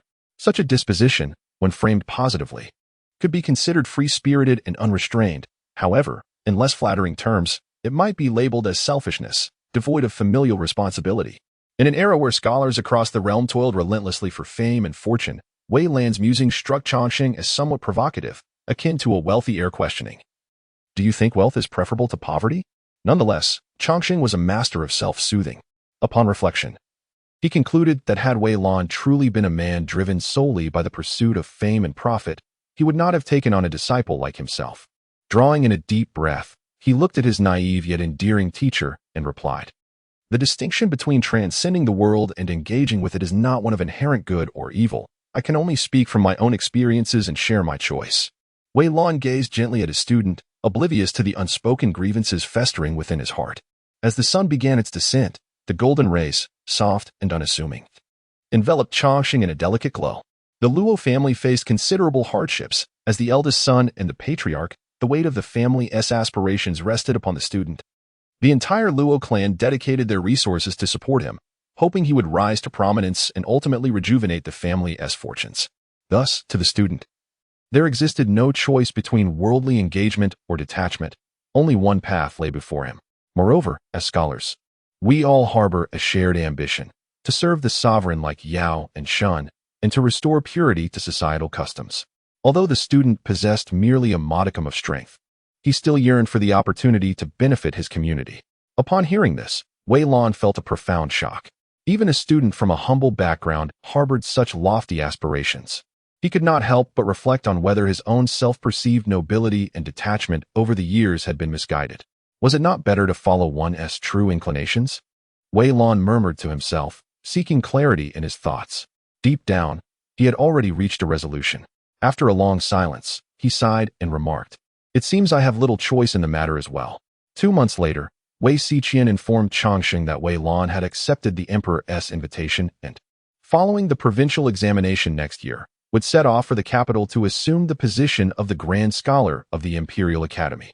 The emperor intended for Wei Lan to commence his duties in spring, yet, in order to avoid disrupting Chongqing's studies, he resolutely decided to postpone his departure until after the examinations. The entire Wei family was enveloped in a state of exhilaration. Even Bai Xiaotian, who held his father Wei Lan in the highest regard, expressed considerable joy over his father's decision. However, Chongqing felt a subtle sense of disappointment. Life resembled a dense and heavy web, and he had previously believed that a life winner like Wei Lan could effortlessly break free from it. To his surprise, even Wei Lan had a day when compromise was unavoidable. With the weight of academic responsibilities bearing down on him, Chongqing quickly cast aside his melancholic musings. Wei Lan seldom accepted disciples, yet he dedicated himself wholeheartedly to each student.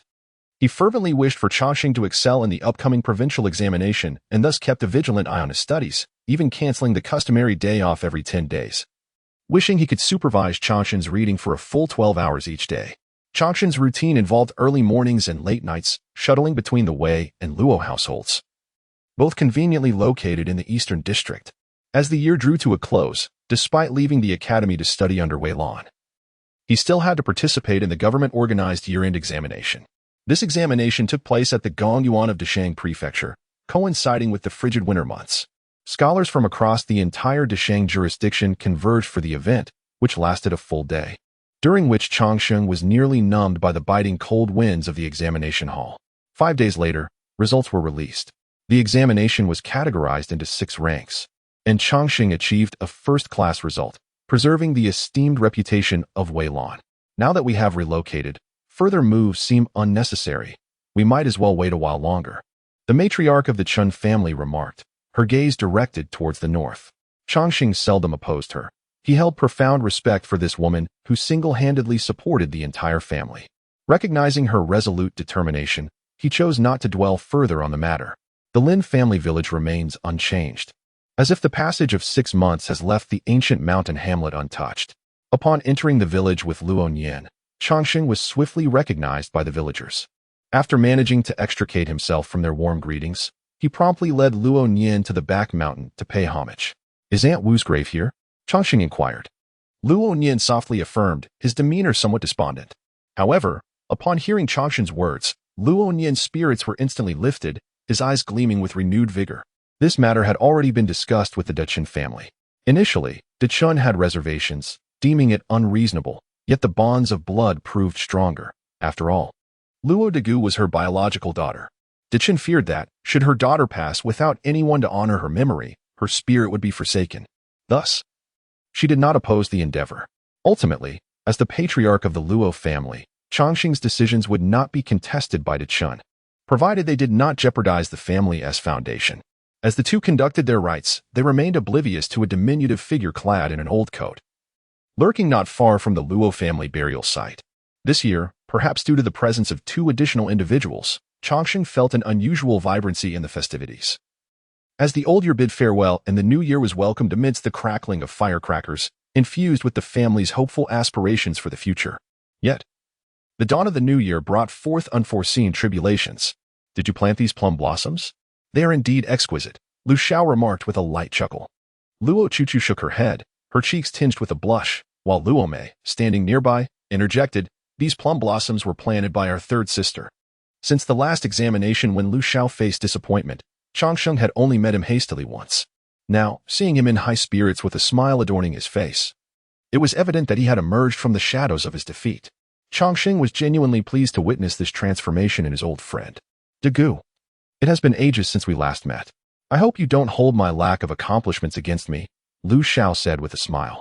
For some reason, Changxing felt a fleeting discomfort upon hearing these words, but he dismissed it as Lu Xiao's modesty and suppressed the oddity in his heart, replying, "How could that be? It brings me joy to see an old friend." A broad smile spread across Lu Xiao's face, and noticing Luo Chuchu's bashful demeanor, Changxing felt a twinge of confusion. He inquired, "Did you come alone? Are there any other classmates with you?" Lu Xiao replied, "I came with my mother." "Your mother is here as well?" "I must go and pay my respects," Changxing said, although he was puzzled by the mother-son visit. He straightened his attire and proceeded to the reception room. Lu Xiao stole a glance at the blushing Luo Chuchu, feeling a pang of reluctance. Yet he knew to maintain decorum and followed closely behind Changxing. After Changxing exchanged greetings, Lu's mother scrutinized him from head to toe, her eyes sparkling with interest as she exclaimed, "So, this is Scholar Luo. Indeed, he is a fine young man." Changxing felt as though Lu's mother could see right through him, making him quite uncomfortable. Madame Chen modestly downplayed the compliment before turning to Changxing, saying, "Please take young Master Lu to the study for a chat." Changxing initially intended to show Lu Xiao the treasured manuscript he had copied by hand. However, upon entering the study, Lu Xiao exclaimed with exuberance, "Degu, should today's matters come to fruition, you may soon find yourself addressing me as brother-in-law." Changxing frowned, recalling the scene he had just witnessed, and immediately grasped the implications. He gazed at Lu Xiao and inwardly cursed, for Luo Chuchu was merely 13. The age of a junior high school student in modern terms. How could Lu Xiao dare to entertain such thoughts? Regardless of his inner turmoil, Changxing maintained a composed demeanor and inquired, "What has prompted such a sudden desire for familial ties, Lu brother? My sister is still quite young, and I have not heard you express such intentions before. This revelation strikes me as rather I understand that my unexpected visit may seem presumptuous," Lu Xiao interjected, a hint of bashfulness gracing his countenance. "However, ever since our brief encounter in Shuangfeng County with the second young lady, I have been utterly captivated. I am not a youth anymore. After passing the imperial examination, my family has begun to ponder my marriage prospects. Thankfully, my mother, being quite progressive, agreed to advocate on my behalf once she learned of my sentiments. Should this endeavor succeed, we could arrange a betrothal, and after 2 years, when the second young lady comes of age, we would proceed to wed." Lu Xiao presented himself as quite agreeable. Changxing fell silent, scrutinizing Lu Xiao as if he were meeting him for the first time. Doubts flickered in his mind regarding Lu Xiao's character. Was he perhaps a pedophile? Luo Chuchu, true to her name, was indeed a vision of delicate beauty, yet no amount of allure could alter the fact that she remained but a young girl. After the provincial examination, Changxing witnessed Lu Xiao accompanying a group to the Flower Street and Willow Lane, clearly indicating that he was not a man of integrity. Changxing firmly believed that, regardless of Luo Chuchu's age, he could never entrust his younger sister to such a person. Unbeknownst to Lu Xiao, who brimmed with ambition, he declared, "I am aware of the Luo family's circumstances. I have minimal demands regarding the second young lady's dowry, yet my mother may not find it easy to explain." Chongqing interrupted Lu Zhao's soliloquy, inquiring, "Why do you presume that I would bestow my sister upon you?" Chapter 39. The dispute. Lu Xiao was taken aback by the remark, turning to Chongqing and saying, "Is it possible that since you have succeeded in the examination and secured a renowned mentor, you now look down upon your fallen friend?" Chongqing furrowed his brow, gazing at his former companion with seriousness.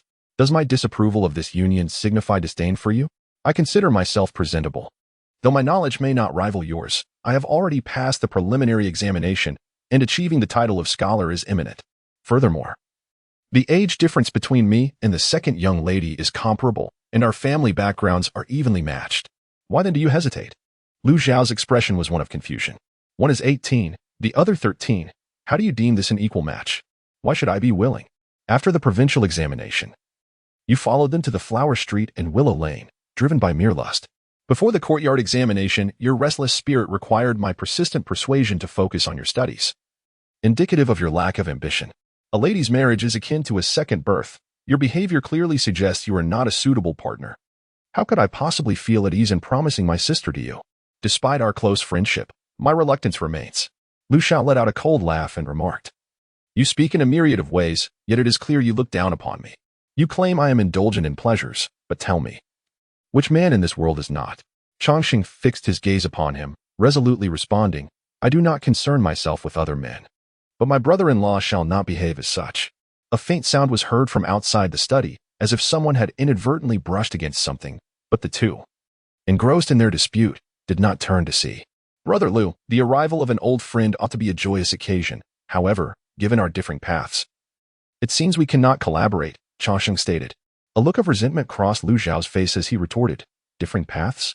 This is merely your disdain for me, Luo Hong. Everyone in Shuangfeng County praises your benevolence. You even generously gifted 20 taels to a widow who remarried. Why, after 3 years of camaraderie, do you treat me with such coldness?" Chongqing struggled to comprehend Lu Zhao's reasoning and could not fathom where he had been unfeeling. Marriage is a matter of mutual consent. Is it a fault that he does not permit the union? One must draw the line, regardless of the circumstances. I shall never agree to this, Chongqing asserted. Lu Xiao, calling him a hypocrite, stormed away in anger. Meanwhile, in the courtyard, a group of young ladies, led by Sister Luo, surrounded Luo Nian, inquiring, "Did Chongqing truly say such things?" "He indeed said so," Luo Nian replied, having been sent by her sisters to eavesdrop outside the study, but had refrained from continuing after causing a disturbance. Observing Luo Chuchu's troubled expression, Sister Luo patted her shoulder and remarked, "Chongqing is not entirely wrong. Displaying such behavior before marriage clearly indicates he is not someone to whom one can entrust their heart." After a brief pause, Luo Chuchu's initial shyness faded away, gradually replaced by determination as she declared, "I trust my brother. He would never harm me." Luo Dajia felt a sense of relief in her heart, fearing that Luo Chuchu might succumb to despair. Ultimately, the Lu family left in a fit of frustration, and Dechen's demeanor towards Chongqing was far from amiable. "Did I err, grandmother?" Chongqing inquired, puzzled. Second Aunt Zhao sighed heavily and remarked, "Given the Luo family's circumstances, it's truly a blessing that Chuchu is even able to marry Lu Xiao. What plight afflicts the Luo family? Is it truly that dire?" Chongqing found herself bewildered by Second Aunt's perspective. The eldest daughter, having lost her father, lacks a biological brother for support, and the previous scandal concerning the eldest sister inevitably casts a shadow over her younger siblings. The Luo family is currently diminished in numbers, while the Lu family is quite numerous. Indeed, it seems the Luo family is reaching beyond their means. Should this union come to fruition, you and Lu Xiao could mutually support one another in the future. Zhao elaborated, her heart heavy with guilt for the influence her daughter's divorce had on her younger sisters. Dechen, maintaining a stern expression, interjected, "Mutual support? That requires the other party's willingness to assist. The women of the Lu family have been probing about the dowry, and Lu Zhao's demeanor does not suggest he is an earnest gentleman. Such a match is indeed inadvisable. If grandmother deems this union ill-fated, why then the anger?" Chongqing was left in confusion.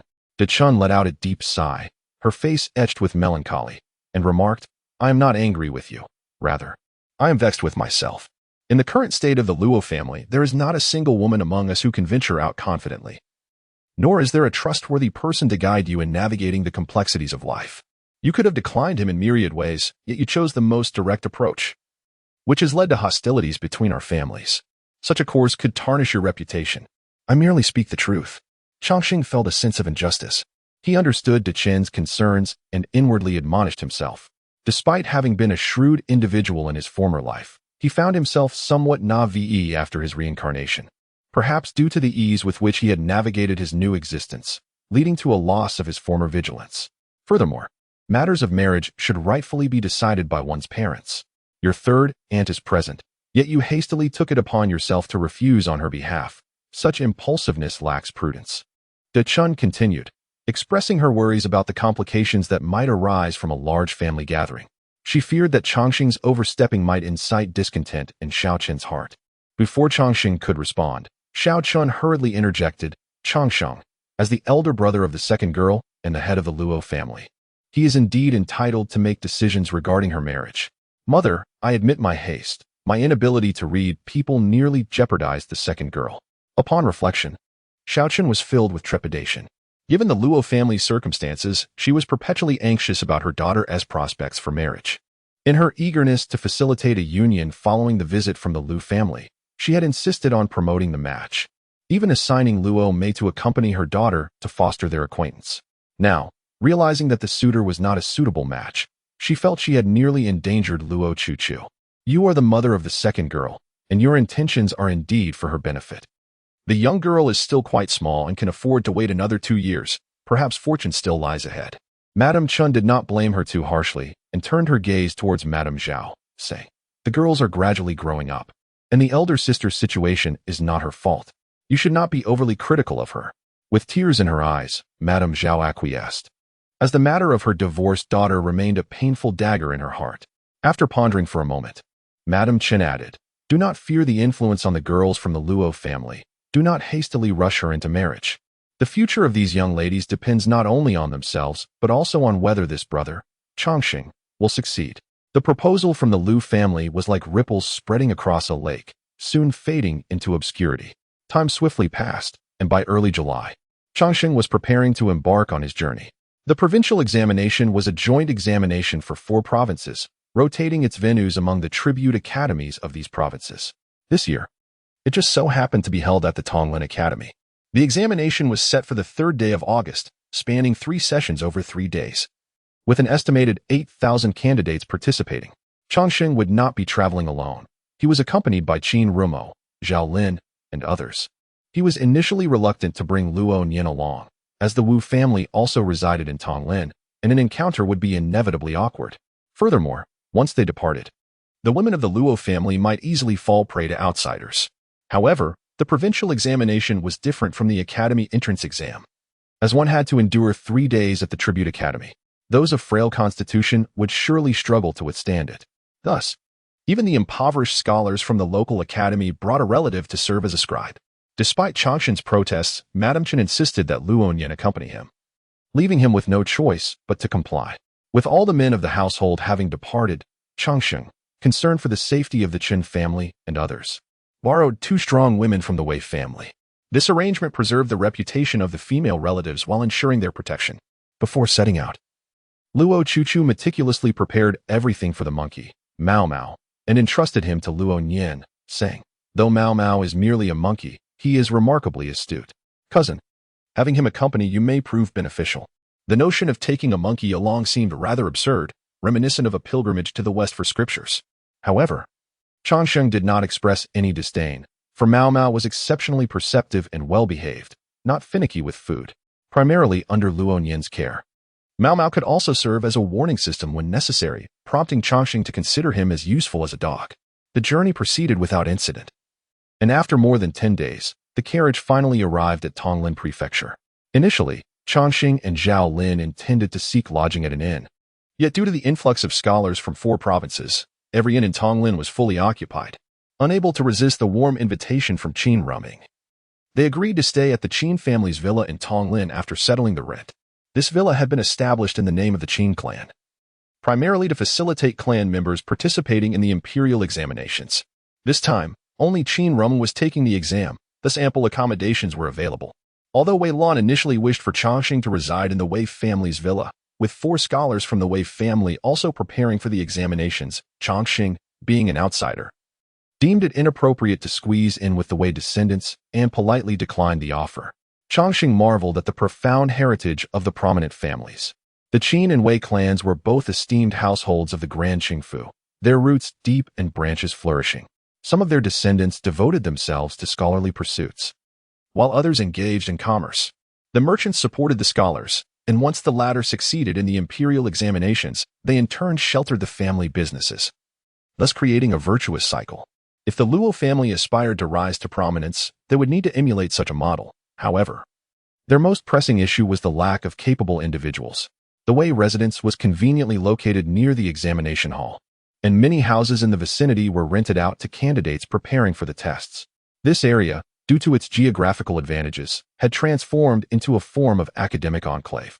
Chongqing and his companions had intended to focus on their studies, yet upon their arrival, they were soon visited by an unexpected guest. The diversity of individuals drawn here for the four-province joint examination resulted in a mix of quality, exemplified by the visitor who knocked at the door. "My name is Zhang Xiao, residing in the adjacent courtyard. A scholar from your province," he introduced himself, clad in a long gown, with a translucent green jade pendant hanging from his waist and a folding fan in hand. Upon their meeting, Chongqing and his companions felt obliged to receive him. Zhang Xiao's eyes lit up upon seeing Qin Ruming, but he quickly noted her pronounced Adam's apple with a twinge of regret. After exchanging introductions, Zhang Xiao expressed his purpose. "Since you are locals, it would be splendid to have your company. I am eager to experience the unique customs of Lu province. Would you be willing to accompany me?" However, recognizing the urgency of their studies before the impending examinations, Chongqing and his companions politely declined, unwilling to squander time on frivolities. "Do not be hasty in your refusals. Accompany me, and I shall cover all expenses. Any place of interest is open to us, as I wish to witness the remarkable qualities of Luzhang. I am curious whether the maidens of Luzhang are more charming than those from Yuzhang." Zhang Xiao, speaking with a lewd wink, displayed a rather dissolute demeanor. Chongqing, observing this man's lascivious expression and frivolous manner, felt a surge of disdain. Qin Ruming, with a frosty countenance, declared, "We are not available. Please go on your way." Zhang Xiao, met with cold indifference, cursed under his breath outside the courtyard before knocking on the door of another residence. Besides Zhang Xiao, who was filled with carnal desires, there were others who came to invite several individuals to a literary gathering. Chongqing and his companions, weary of the incessant solicitations, ultimately affixed a sign reading "No trespassing" to the gate, finally restoring tranquility. Yet, peace was short-lived. 2 days later, raucous noises erupted from the neighboring courtyard at night, accompanied by the sounds of poetry recitation and wine persuasion, disrupting Chongqing and his companions' attempts to read and sleep. The clamor persisted for 2 hours without any sign of abating.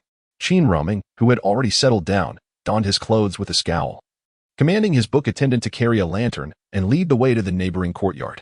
Hearing the commotion, Chongqing and Zhao Lin feared a potential altercation and hurriedly dressed to join Luo Nian in following him. Qin Ruming pounded on the door with a thunderous knock, but it took a considerable while before someone responded. A servant, holding a lantern, opened the door, and was met with the sight of an enraged countenance that left him momentarily stunned, prompting him to inquire, "Master, whom do you seek?" The servant of Qin Ruming pushed aside the other attendant and strode directly into the courtyard, coldly uttering, "I seek your master." This temporary rented courtyard was modest in size. Chongqing followed closely behind Qin Ruming and beheld a banquet set up within, where a group of scholars were reciting poetry and drinking beneath the moonlight, each accompanied by a beautiful courtesan. The demeanor of these scholars appeared far from gentlemanly, betraying a sense of indulgent abandon. Where did this beauty come from? Zhang Xiao, inebriated, rose unsteadily and reached out toward Qin Ruming's face. With her hair cascading freely due to her recent arrival, Qin Ruming appeared androgynous. Chongqing hastily intervened, pushing away the unwelcome hand, for Qin Ruming was not known for his patience. Should Zhang Xiao truly provoke him, the situation could escalate perilously. However, Zhang Xiao, lost in his drunken stupor, failed to grasp Chongqing's good intentions. He gazed at Chongqing and remarked, "You are quite handsome too, but alas, you are a man. This young master does not indulge in such preferences." Chongqing was at once amused and exasperated. Without hesitation, Qin Ruming seized a wine jug from the table, uncapped it, and doused Zhang Xiao's face with its contents, rebuking him. "Are you awake now? Soaked in wine." Zhang Xiao blinked and, extending his tongue to taste, suddenly erupted into laughter, exclaiming, Excellent wine. Beautiful one. Pour me another cup. The scholars around the table joined in raucous laughter. Stealing a glance at Qin Ruming's expression, Changxing noted the handsome visage, now aflame with fury. Chapter 40. The Provincial Examination, Part 1. When patience has been exhausted, there is no need for further endurance. Qin Rumyuo forcefully shoved Zhang Xiu aside, taking several strides forward to kick over the table. A resounding crash echoed, the clattering of cups and dishes creating a jarring cacophony. The beautiful companions at the table gasped in surprise, while some inebriated scholars jolted awake. Zhang Xiu stumbled backward and fell to the ground, the commotion in the courtyard seeming to bring him back to some semblance of clarity. His bleary eyes fixed on Qin Rumyuo, then shifted to Changxing and Zhao Lin. As he questioned in confusion, "What brings you here?" Qin Rumyuo kicked aside a half-plate that had fallen at his feet. A servant from the Zhang family. Seeing the plate nearly topple onto Zhang Xiu, hurriedly pleaded, "Young master, please calm your anger. Tell your young master that if he dares to make a scene again, I shall return to upend his wine table." With that, Qin Rumyuo waved his sleeve and departed. Changxing and Zhao Lin quickly followed suit. The Qin family's attendant, noticing the puzzled expressions on Changxing and Zhao Lin's faces, hastily whispered an explanation. "Gentlemen, please forgive us. My young master has always been averse to loud noises. Whenever he hears sharp sounds, it triggers a headache." Understanding dawned on Changxing. No wonder Qin Rumyuo had shown such impatience tonight. Under the dim glow of candlelight, the little monkey, Mao Mao, stood atop his desk, clutching several torn scraps of paper, laboriously ripping them apart. "Oh, my ancestors!" Changxing exclaimed, rushing forward to snatch the document from Mao Mao's hands. "Where did you acquire this? How can you recklessly destroy things?" He fixed a stern gaze on the little monkey. Mao Mao let out a soft sound and lowered his head. Changxing gently patted the monkey's furry head, and Mao Mao looked up at him with wide, pleading eyes. Observing the state of the little monkey, Changxing found himself unable to express his frustration. He gestured towards the scraps of paper in his hand, mimicking an act of retrieval. The little monkey tilted its head, scrutinizing Changxing for a brief 3 seconds, before suddenly pointing eastward. It then leapt off the table and darted outside, deftly scaling the courtyard wall in a matter of moments, vanishing from sight. After a short while, the little monkey reappeared atop the courtyard wall, a piece of paper clutched in its mouth. It descended gracefully, scampering over to Changxing's feet, and lifted the paper high above its head. With a deep breath, Changxing remarked, "It appears I have raised a little thief." Next door resided Zhang Xiu, who, contrary to the carefree demeanor of those around him, possessed an exquisite calligraphic skill. The following afternoon, the previously tranquil courtyard erupted into noise, and shortly thereafter, the door of the Qin family's residence was pounded with resounding force. "Qin Ruming, open the door," Zhang Xiu bellowed.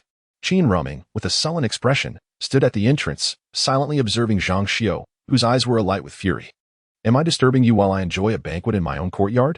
Why must you meddle in affairs that do not concern you?" Zhang Xiu rebuked.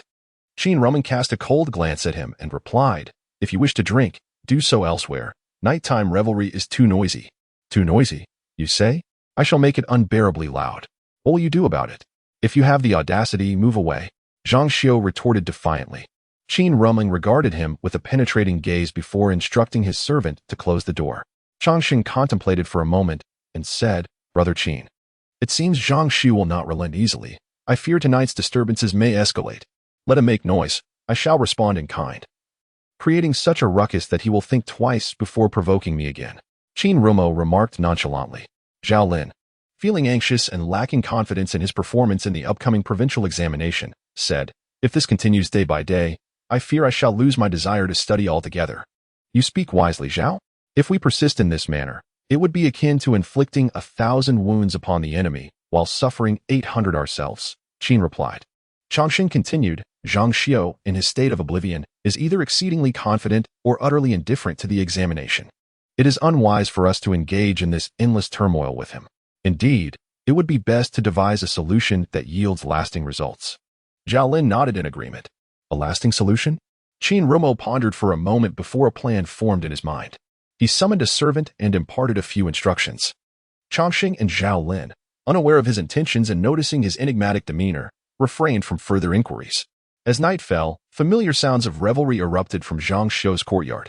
Zhang Xiu, embracing a beautiful woman, laughed and addressed the gathering. "That Qin Rumyuo speaks so grandly, yet here he is, swallowing his pride.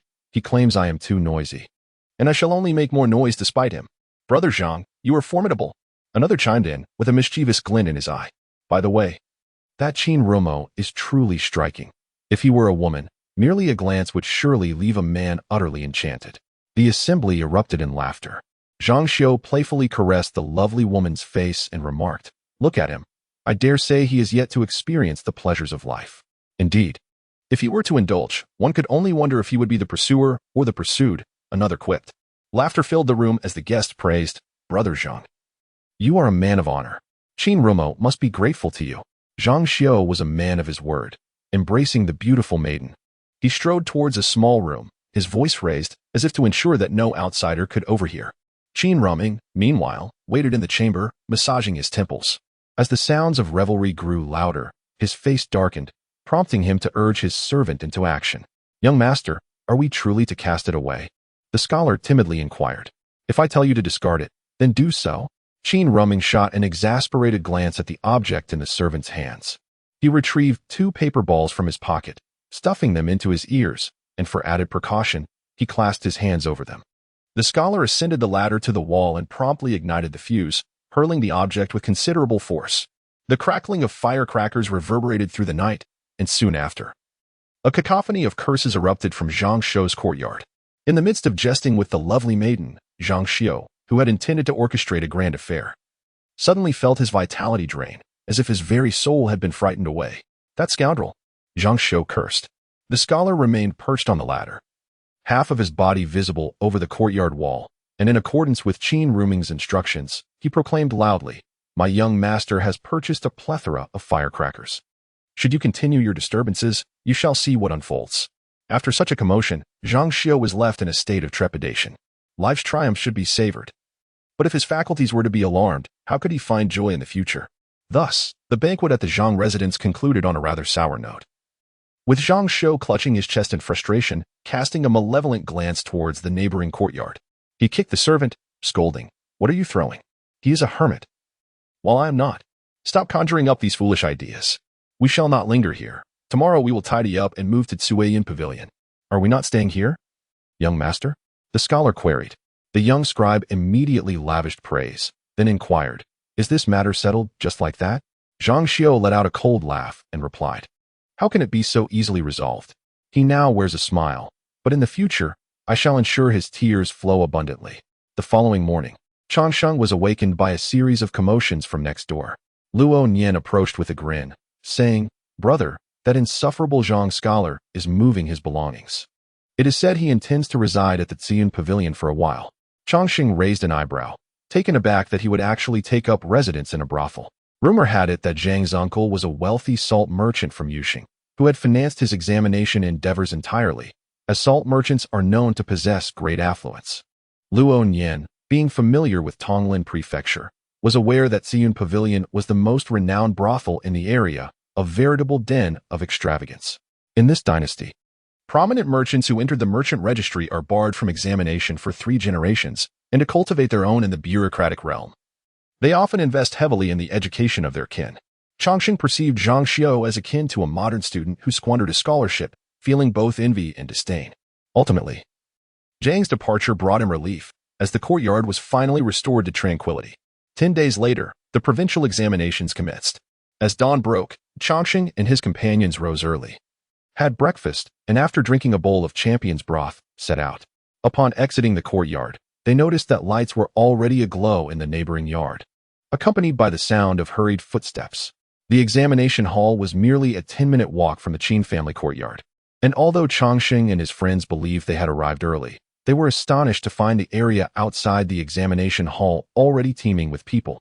Changsheng pondered for a moment, concerned that Lunyan might encounter members of the Wu family, which could lead to unforeseen complications due to youthful impetuosity. He cautioned once more, advising Luanyan to steer clear of the southern district, as such an encounter would inevitably be awkward. Luanyan, ever obedient to Changsheng's counsel, initially intended to visit Chichao Alley but promptly abandoned the idea upon hearing this, repeatedly assuring Changsheng of his compliance. Seeing Luanyan's docility softened Changsheng's heart, prompting him to suggest, in the coming days, take some time to explore the marketplace and indulge in a bit of leisure. After working tirelessly for so long, you deserve a respite. Luanyan agreed readily, and once their conversation concluded, he remarked, "Brother, if you feel unwell, do not hesitate to step outside. Your health is far more important than any academic accolades. Do not worry about the family. I can always go to the docks to earn a living." Changxing chuckled, feeling a sense of comfort within, and replied, "I am well aware of my own limits. You may rest during these days, but do not neglect your studies." Luanyan acquiesced, his gaze following Changxing as he entered the bustling street until he was engulfed by the throng of people. Upon reaching the examination hall, they were to undergo the initial scrutiny. With an overwhelming number of candidates, several inspection channels were established based on geographic distribution. The trio found their designated position for Desheng Academy, where a lengthy queue awaited them. Among the candidates, who were all scholars of Desheng Academy, Changxing recognized several familiar faces.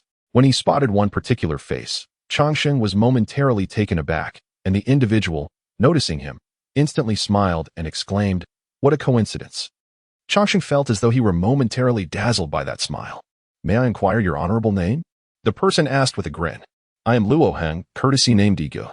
This individual, a handsome youth who was deceived by a swindler during the provincial examination and lost his entire fortune, had not been seen by Changxing since then.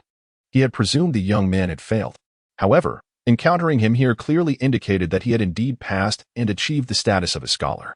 Changxing reflected on the day of the results, when the crowd had been so dense that it was entirely understandable he had not spotted this young man. Furthermore, given that he evidently hailed from a county rather than the capital, it was reasonable that he had not studied in the provincial academy.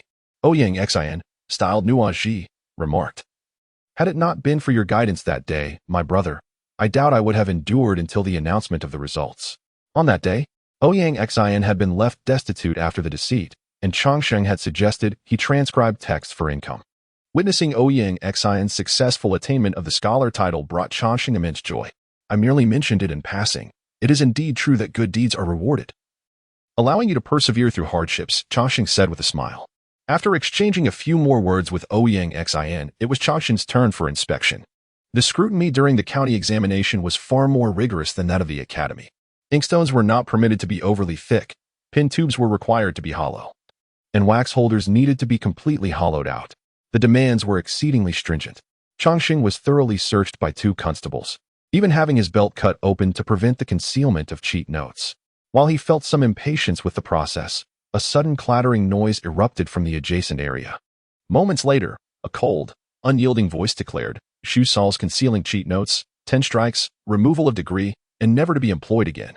The unfortunate candidate seemed to have been silenced, making not a single sound. The 2 constables inspecting Changxing could not resist taking his shoes and scrutinizing them meticulously once more. After undergoing an examination, Changxing signed a guarantee with several other candidates on the spot, no longer requiring external endorsements. Instead, the candidates mutually guaranteed one another. Changxing formed a group with Zhao Lin, Qin Rimuo, and 2 other acquaintances from Desheng Prefecture, totaling 5 members. If one faltered, all would share the consequences. Changxing departed at the hour of the tiger, and, by the time he entered the examination hall, the hour of the dragon was already well underway. Merely entering had consumed 5 hours of his time. Following the lead of the escorting official, he walked inward, his heart growing heavier with each step. Ultimately arriving at a cubicle located a mere 2 meters from the restroom, leaving him despondent. This cubicle, known colloquially as the toilet cubicle, was an unexpected stroke of misfortune for him. Although there was no lingering odor at present, he feared that after 3 days of examination, his sense of smell would be irrevocably dulled. Chapter 41, Provincial Examination, Part 2. Changxing felt an uncanny connection to the toilet cubicle and could only console himself with the notion that enduring hardship is the path to greatness. Soon, an official distributed answer sheets and draft paper. The answer sheets were crafted from red-checked rice paper, and he received about 10 sheets of draft paper. Before long, an official began to patrol the hall, holding a lighted sign displaying the questions. Changxing meticulously transcribed the questions onto his draft paper. One question caught him off guard: metal, wood, water, fire, earth. At first glance, it appeared to reference the 5 elements. After a moment of contemplation, he recognized this question likely stemmed from the Book of Documents, specifically the Deuse Council chapter, where the original phrase reads, "Metal, wood, water, fire, earth. Only through cultivation can one attain abundance." It served as a counsel to rulers on the importance of educating the populace and maintaining clear rewards and punishments. Once he grasped the meaning, he eagerly set pen to draft paper, writing with fervor. Before long, the first meal break arrived. The provincial examination does not permit candidates to bring their own food. Instead, meals are uniformly distributed. Candidates like Changsheng, who paid a substantial fee to seal their exam papers, were served a meager meal comprising a bowl of lukewarm water and 2 steamed buns. The water was chillingly cold, its origin uncertain, whether it was raw or boiled, and the buns, though warm, appeared rather dry and uninviting. 2 buns were hardly sufficient to satiate anyone, yet to prevent cheating and the exchange of messages, food sales within the examination hall were strictly prohibited.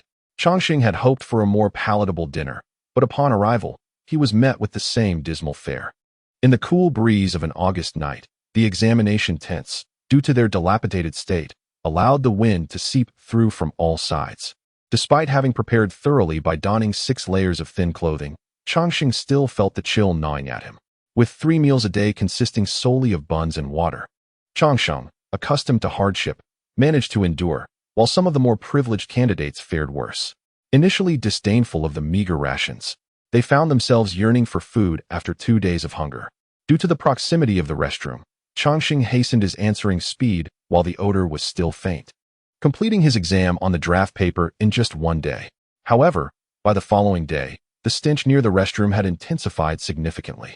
Even with a cloth wrapped around his face, by the 2nd day, this makeshift mask proved utterly ineffective against the foul odor, battling the noxious air. He finalized and transcribed his answers. By the 3rd day, having completed his exam, he felt as though he had become a mere shell of a man, enduring a wretched existence. As Changsheng exited the examination hall, he was enveloped in a foul stench, appearing rather haggard, while his fellow candidates seemed eager to maintain a distance of at least 8 paces from him. "Over here," Luo Nian called out loudly, standing alongside the young attendants of the Qin and Zhao families. Before Changsheng could approach, Luo Nian pinched his nose and inquired, "Brother, did you fall into a cesspit?" When Qin Ruo and Zhao Lin emerged, they gazed at Changsheng's disheveled appearance, their faces reflecting a sense of relief. After 3 days of arduous labor, the following day, the 3 of them rose only when the sun had ascended high in the sky. After a long slumber, Changsheng felt as if he had been rejuvenated. They took 2 consecutive days of rest, during which Changsheng imposed little pressure on himself, casually perusing books and even finding time to play with the little monkey. Zhao Lin and Qin Ruo, however, appeared as though they were facing a formidable adversary. Once sufficiently rested, they resumed their diligent studies, with servants bringing their meals directly to their rooms. For the 2nd examination, the trio arose at the break of dawn once more, and the seating arrangement remained unchanged, with Changsheng still assigned to the same spot. He had nearly grown accustomed to the unpleasant odor, much like someone who detests durian, after some acclimatization, although he did not come to love it. He found it no longer unbearable. Upon encountering the exam questions, he paused momentarily, particularly struck by one. "Is it not evident that it cannot be done?" This phrase was inscribed on a torn piece of paper that the little monkey had stealthily procured from next door. Changsheng envied Zhang Shou's fortuitous luck in coincidentally predicting the question before the exam. The first examination was the most grueling, but by the 2nd, most candidates had mentally prepared themselves. Consequently, upon finishing the 2nd round, although they still appeared haggard, their spirits were markedly better than during the first. Changsheng's sleep was shallow, and upon being awakened, a throbbing pain surged through his forehead. He donned his robe and rose, the dark sky above adorned with a luminous full moon, casting a pallid light upon the ground. A series of chirps echoed, incessant and piercing. Following the sound, Changsheng made his way to the kitchen, where he beheld 2 shadows, one large and one small, trembling together. Before he could scrutinize further, a figure darted past him into the room. After a brief scuffle in the dim kitchen, silence enveloped the space. Suddenly, a light flickered beside Changsheng. Amidst the commotion, lanterns were ignited in the courtyard, and Zhao Lin's young servant, rubbing his sleepy eyes, inquired, "Young Master Luo, what has transpired?" As the lights illuminated the kitchen, Changsheng observed Luo Nian firmly pinning a figure clad in black garb. Nearby, a small monkey perched on the stove, its delicate arms already stained with blood. Upon meeting Changsheng's gaze, the monkey's eyes brimmed with tears, looking at him with a pitiful expression. Seeing the little creature injured, Changsheng's heart swelled with compassion. Having nurtured it for so long, he dared not touch it recklessly. Instead, He gently patted its small head and instructed someone to fetch a cloth to staunch the bleeding. Fear gripped Xianxia as he inquired, "Poisoning?" Chapter 42. The Provincial Examination, Part 2. This commotion had roused Zhao Lin and Qin Ruming, who had been in a deep slumber. Upon learning the events that had unfolded, Qin Ruming's handsome face darkened, his gaze fixated intensely on the man in black. Dressed in a black night cloak, the poisoner had a furtive demeanor, resembling a cunning thief. Surrounded by flickering candlelight, he trembled uncontrollably under the scrutinizing gazes of the crowd. The poisoner, known as Ding Er, was a burglar accustomed to slipping through doors and picking locks. Faced with imminent capture, he had no intention of maintaining silence. Longxing and others refrained from employing harsh interrogation methods, and he readily divulged everything. According to his confession, the yellow powder was not what it seemed. It was castor bean powder. He had been promised a handsome reward for pouring it into the kitchen's water vat that night. Although Ding Er was a thief, he had never shed blood. After confirming with a familiar doctor that it was merely castor bean powder, he felt emboldened to proceed with his nefarious act, unaware that his plans would be thwarted by a monkey.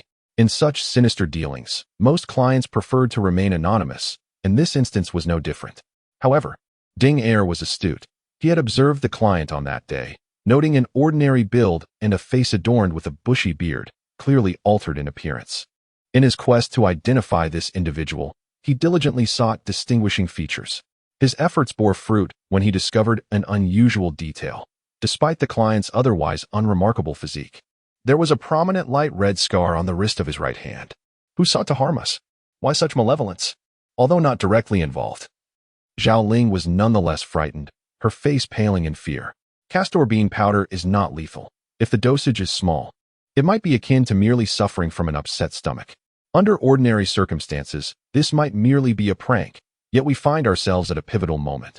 If we truly fall victim, it could jeopardize tomorrow's examination. The malevolent individual behind this scheme deserves to be condemned. Changxing remarked softly. Qin Ruming and Zhao Lin exchanged apprehensive glances, their hearts laden with trepidation. They had persevered through 2 examinations, with only the final one remaining to conclude their efforts. Should they falter now due to ill health, their accomplishments in the previous rounds would be rendered futile. Indeed, if one were careless, they might simply assume it was a matter of having consumed something improper. Qin Ruming stated. The first vat of water in the kitchen was naturally reserved for the masters. The mastermind behind this scheme had anticipated even this detail. After enduring countless hardships to reach this stage, to falter at the final hurdle would be profoundly disheartening and guilt-inducing, showcasing the extreme malevolence of the opponent. Zhao Lin, his face a mask of panic, trembled at the thought of someone lurking in the shadows like a venomous serpent. Fixated on them, have we offended someone? Upon his inquiry, both Changxing and Qin Ruming's gazes shifted toward the neighboring courtyard. Following their line of sight, Zhao Lin instinctively exclaimed, "Surely, such a trivial matter wouldn't warrant the destruction of one's future." Changxing, accustomed to the complexities of human nature in a post-apocalyptic world, replied, "The human heart is inscrutable." Qin Ruming turned her attention to the injured, pitiful little monkey. Brother Luo had originally brought this little creature along, and I had worried you would become distracted by it. Yet unexpectedly, this small companion has come to our rescue. Changxing gazed at the little monkey, Mao Mao, his eyes reflecting a tinge of trepidation. The wounds of the small creature had already been tended to by the servants, and upon noticing Changxing's gaze, it raised its bandaged arm as if seeking praise. After observing the monkey for a moment, Qin Ruming frowned and remarked, "This bandaging is inadequate." In the dead of night, while the government office was deserted, the medical hall was bustling with life. A compassionate physician, upon witnessing the urgency of the Qin family servants, presumed that the patient was on the verge of death. He hurriedly arrived, panting and clutching his medical kit, expecting to confront a scene of bloodshed. Instead, he found a little monkey with a bandaged arm, gazing at him with innocent eyes. The doctor took a moment to gather his thoughts, reminding himself of the principle of equality among all beings. With Changxing's assistance, he cautiously unwrapped the cloth, revealing a wound no longer than a finger. Thanks to prompt first aid, the monkey's injury had ceased to bleed. After a prolonged silence, the doctor finally remarked, "The injury is indeed serious." Unbeknownst to him, his casual comment elicited looks of grave concern from those around, as if the lively monkey were on the brink of death. Qin Ruming, with utmost care, inquired, "Is there hope for recovery?" Zhao Lin, observing the little monkey, echoed the sentiment, pleading, "Doctor, I implore you to save Mao Mao. It is a fine little monkey. The only one among them with any semblance of understanding. Chongqing furrowed his brow, scrutinizing the monkey from head to toe, finding no evidence of any dire condition.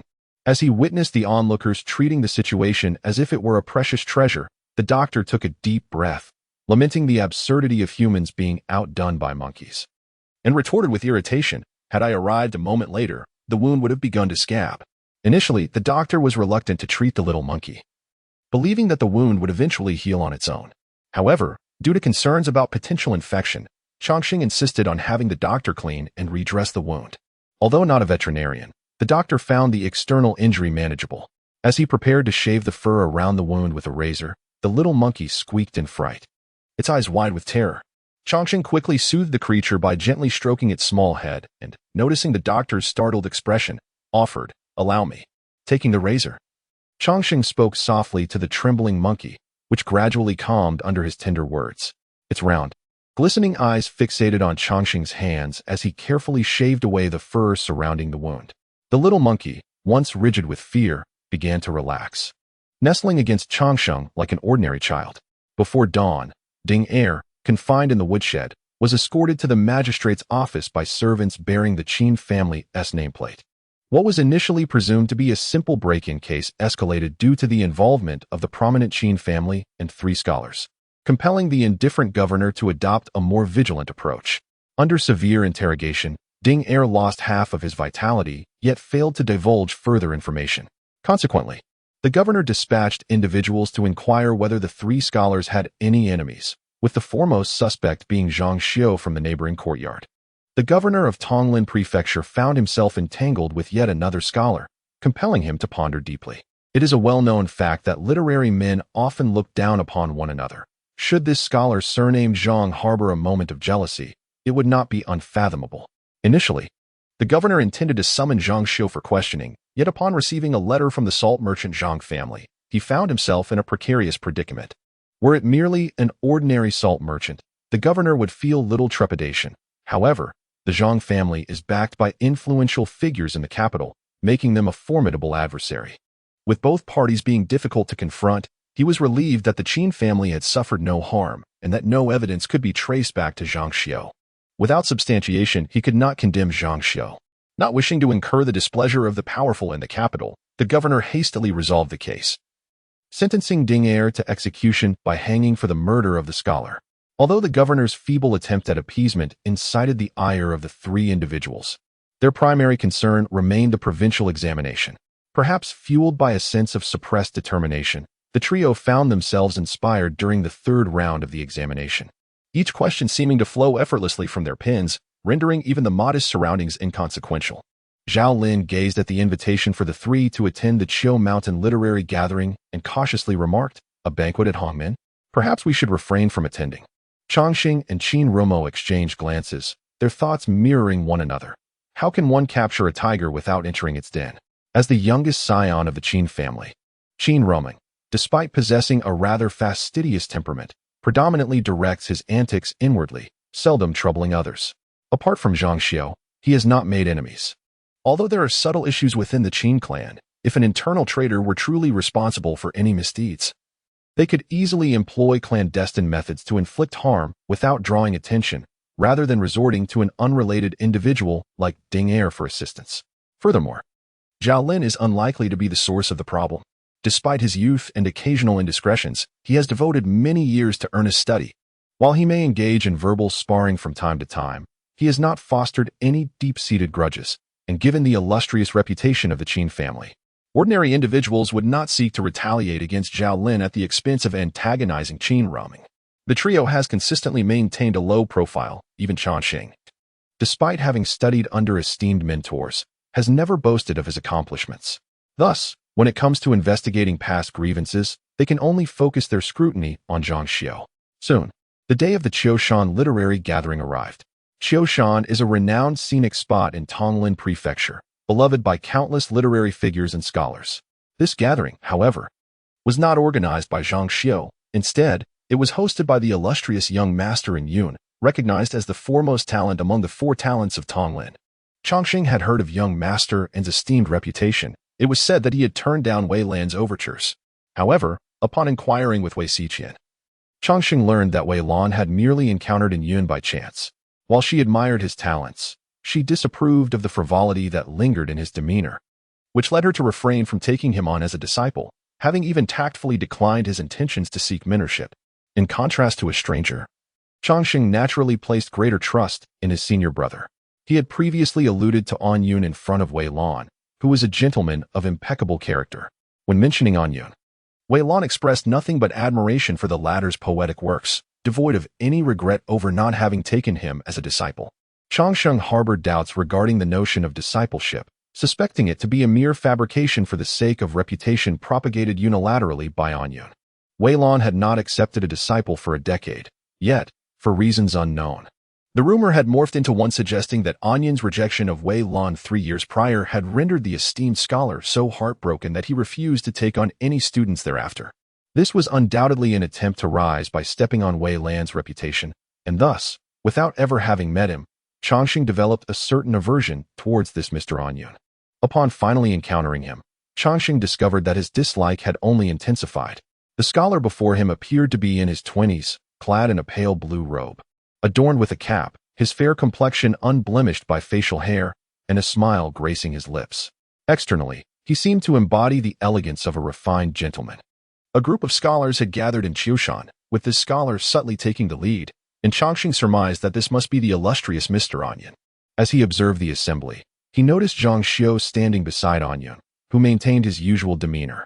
Upon spotting Changxing and his companions, a glint of calculation flickered in his eyes. Having long heard of Master Qin's resemblance to the renowned Pan, Changxing now confirmed that his reputation was indeed well-deserved. An Yun, with a smile, extolled, scholars often value talent above beauty. The latter is merely a trifling aspect. Should one possess a narrow-minded disposition, such words might breed displeasure. However, Qin Ruming merely responded with indifference, "Brother, you flatter me. Though your appearance may be unremarkable, there is no need for self-deprecation."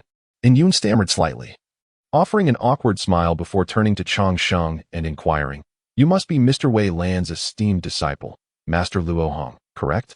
Changxing acknowledged with a nod and asked, "May I inquire about your name, dear friend?"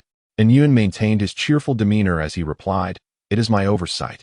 Encountering you 3 esteemed gentlemen has filled me with such joy that I neglected to introduce myself.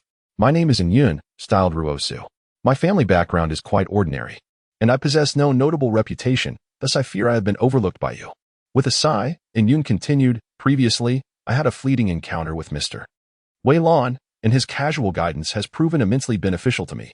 It is indeed regrettable that, due to various circumstances, I have missed the opportunity to form a master-disciple bond with him."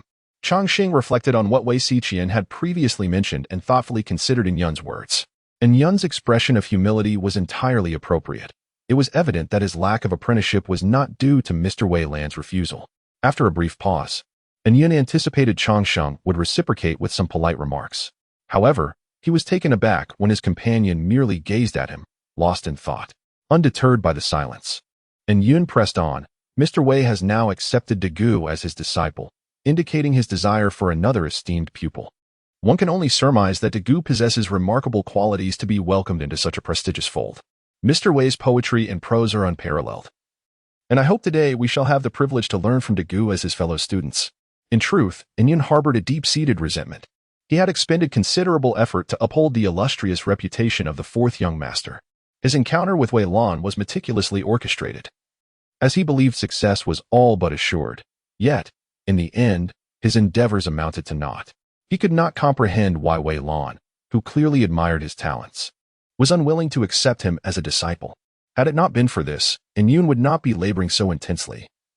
Feeling compelled to subtly assert his worthiness of recognition before others, desperately maintaining an appearance of continued admiration, Yun's deliberate machinations evidently bore fruit, as the notion of that fateful master-disciple bond resonated clearly among the attendees.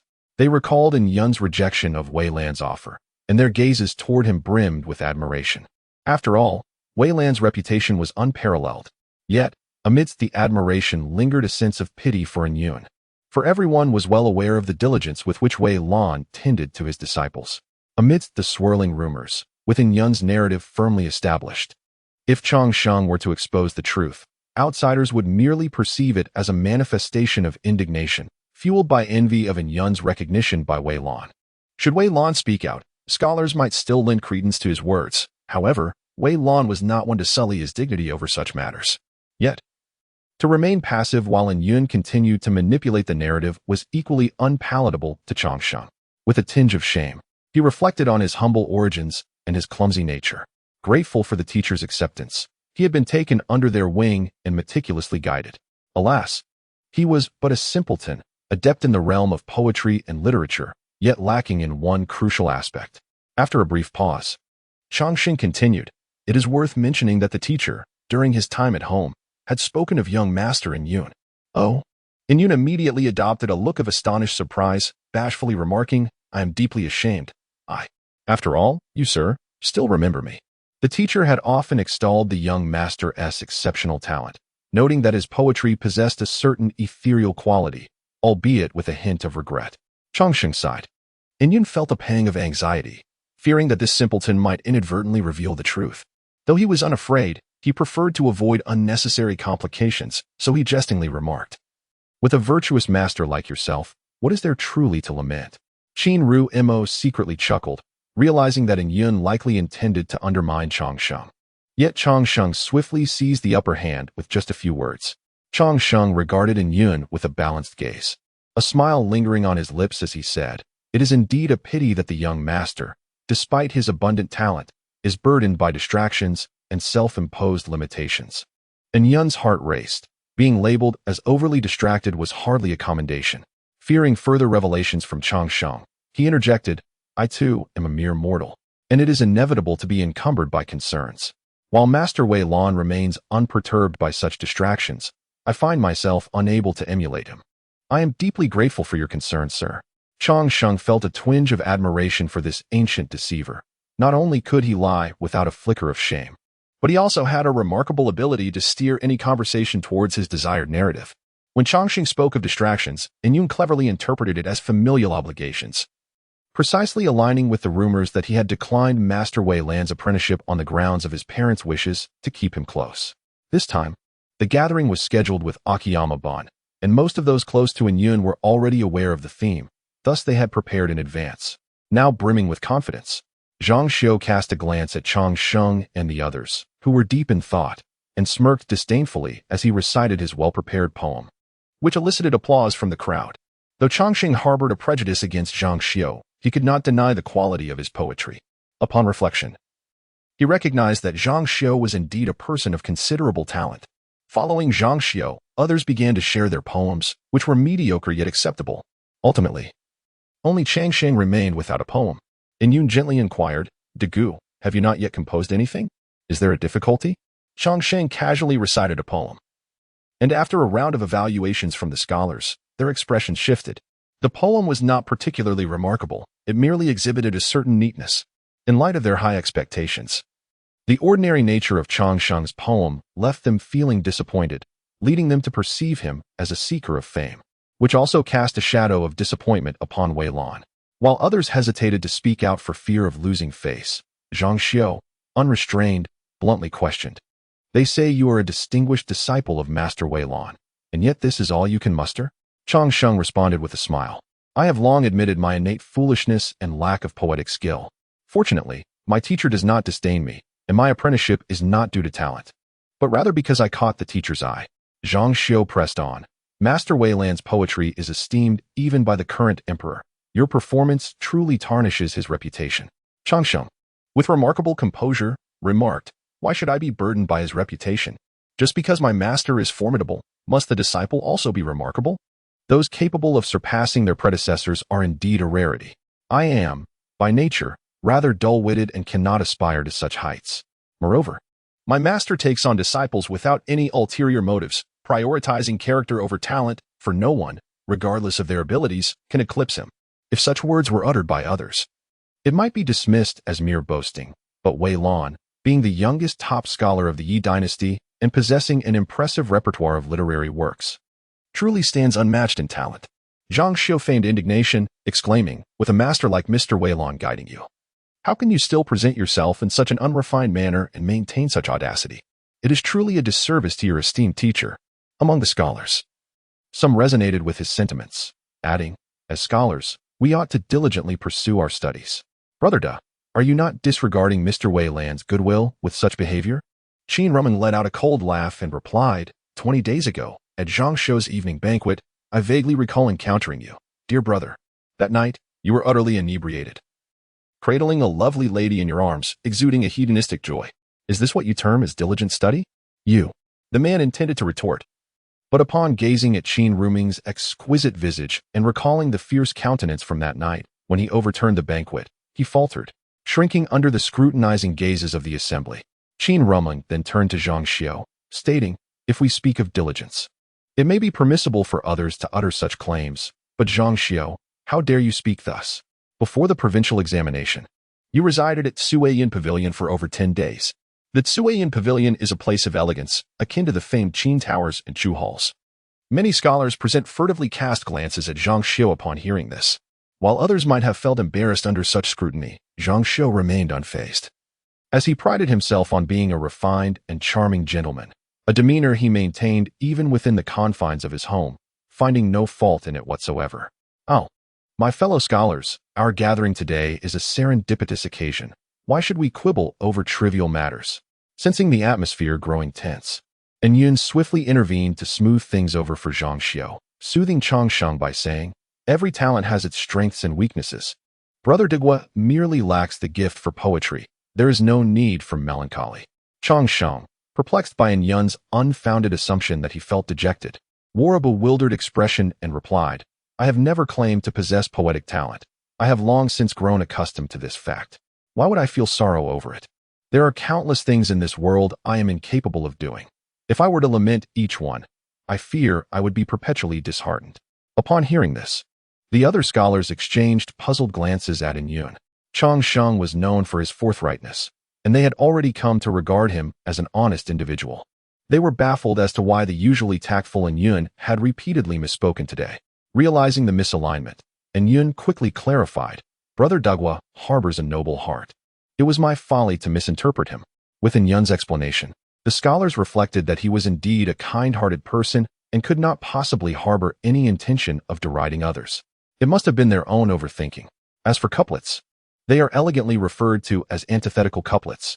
Zhang Xiao was the first to leap forward in agreement, and added, if we merely engage in a simple couplet, it may appear rather insipid. Why not embellish it with a touch of flair? Indeed, it should be so, and Yun remarked with a smile. Coincidentally, I possess a manuscript of Mr. Lin Juanfu's poetry collection. Perhaps we could use it as the embellishment for this couplet competition? Upon hearing this, the scholar's eyes sparkled with excitement, for Lin Juanfu was a renowned recluse of the previous dynasty, who devoted his life to solitude in the mountains, nurturing plum blossoms and cranes, embodying the utmost purity of spirit. A man of remarkable talent, he shunned the company of others, and before his death, instructed his servant to destroy his poetry collection. However, the servant, unable to bear the thought of letting such brilliance fade into obscurity, disobeyed his master's wishes, preserving a collection that would endure through the ages. Unfortunately, due to subsequent turmoil, many of his manuscripts were lost, and only a portion of Lin Juanfu's work survived. Thus, upon learning of the collection, the gathered individuals were filled with yearning. Zhang Xiao chuckled and said, as we all engage in this couplet composition, why should only you present an embellishment? Though I cannot produce a rare edition, I shall offer this fan as my contribution. Whoever bests me in the couplet contest shall receive this fan. Zhang's fan was exquisitely crafted, adorned with artwork from esteemed hands, clearly of considerable value. The scholars, upon hearing this, felt a twinge of desire, and Yun hastily interjected, Brother Zhang, that is too precious. I can always transcribe another copy of the poetry collection, but your ancient fan is irreplaceable. Yet Zhang remained resolute, and Yun had no choice but to acquiesce. Addressing the assembly, Brother Zhang's gesture is entirely voluntary. You need not feel obliged to follow suit. Despite Yun's words, the attendees were reluctant to appear empty-handed, feeling it would be improper to participate in the couplet activity without offering something in return. Zhang Xiao looked down upon the offerings presented by these impoverished scholars and, shifting his gaze to Changsheng and his companions, inquired, May I ask, Qin brother and Luo brother, what delightful surprises have you prepared? Qin Rumeng, with an expression of indifference, produced an ancient chess manual from his bosom. This manuscript, long thought lost to time, was a rare copy that Qin had fortuitously acquired, holding value comparable to in Yun's poetry collection. Xianxia then turned his attention to Changsheng, asking, as a distinguished disciple of Master Weilan, "I trust you possess a few treasures to share. Today, I hope to indulge in a visual feast." In truth, Changsheng had little of worth to display. He had always adhered to a simple lifestyle, devoid of antiques or esteemed artworks. Even if he possessed rare editions or manuscripts, he had not brought any with him, leaving him feeling somewhat embarrassed. "If Brother Luo cannot present an offering, perhaps you might consider showcasing your beloved pet instead?" Xianxia suggested. Changsheng was taken aback, realizing that Xianxia had been anticipating this moment. Recalling the night when the little monkey had thwarted the plans of the would-be poisoner, he worried that Xianxia, should he seize the monkey, might commit unspeakable acts. Given that you are aware it is someone else's cherished companion, how can you shamelessly make such a request? Changsheng thought. This is merely a light-hearted offering. Do you truly believe it to be akin to a gambling stake? Even in a gambling house, one would not pressure others to wager so ruthlessly. Qin Rum interjected coldly. Xianxia, unfazed, retorted, "I merely spoke in jest. Why must you be so confrontational, Qin brother?" Upon hearing the term beloved pet, the others recalled Xianxia's notorious reputation for indulgence, leading them to assume he referred to a concubine of sorts. A scholar presently advised Xianxia, saying, "Since it is Brother Luo's beloved, he must cherish it dearly. There are countless virtuous women in this world. Why must you covet another's affection?" Upon hearing these words, Changsheng and the others were momentarily taken aback, then could not help but burst into laughter, casting curious glances at Xianxia. Xianxia, feeling a mix of anger and embarrassment, retorted, "Who says I wish to snatch a woman from him? His beloved is merely a monkey." "A monkey?" The scholar, slightly taken aback by his outburst, chuckled awkwardly and replied, "My apologies, Brother Zhang, but you did not clarify your intentions. Besides, it is merely a pet. Why do you desire someone else's monkey so fervently? Do you possess some peculiar inclination?" Xianxia's face flushed crimson as he exclaimed, "Who desires his monkey? With his pitiful appearance, can he possibly offer anything of worth? Brethren, as long as a prize is presented, may we compete freely?" Changsheng suddenly inquired, and Yun nodded and asked, "Does Brother Luo have any further questions?" Changsheng replied, "If that is the case, given my humble circumstances and limited resources, I shall refrain from participating in this event." Changsheng's candidness left and Yun momentarily speechless, for he could not press him further. Xianxia scoffed and remarked, "Who can discern whether you are merely impoverished or devoid of talent? Earlier, you claimed to lack poetic skill. Does that mean you are also inept at composing couplets now? A disciple of Master Weilan, yet you seem utterly lacking in ability." Even though Changsheng recognized that this was a provocation, he felt compelled to respond. To remain silent would make him a coward, thus bringing shame upon Master Weilan as well. The proposal was not insincere. It merely suggested that he offer a small monkey as a token, yet he obstinately refused. The sum of 300 taels of silver stirred a sense of eagerness among the impoverished scholars present. Xianxia, however, scoffed, saying, "What do you take us for? We, as scholars, have never been enamored with material possessions. Do not sully our eyes with the allure of gold and silver." Changsheng quickly interjected, "Brother Qin, since the jade pendant is a treasured family heirloom, it would be best to keep it safe. I shall devise another plan." Qin Rumeng wished to say more, but upon receiving a nod from Changsheng, he carefully stowed away the jade pendant. Observing Changsheng's composed contemplation, Xianxia could not contain himself any longer and declared, "I am aware of your financial constraints, yet you are a cherished disciple of Master Weilan.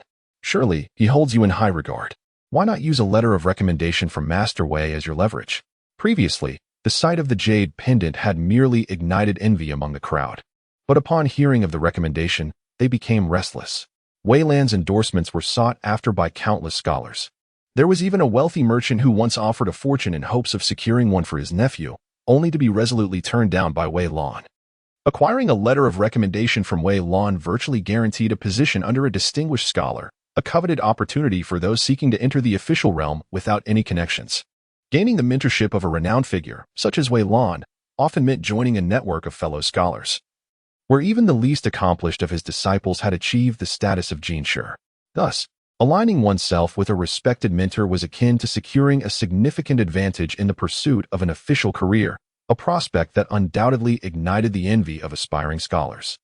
If it is said that the previous poetry composed by the little monkey was merely a tentative exploration by xianxia and others, then the present recommendation letter from Wei Lan reveals the true essence of the matter.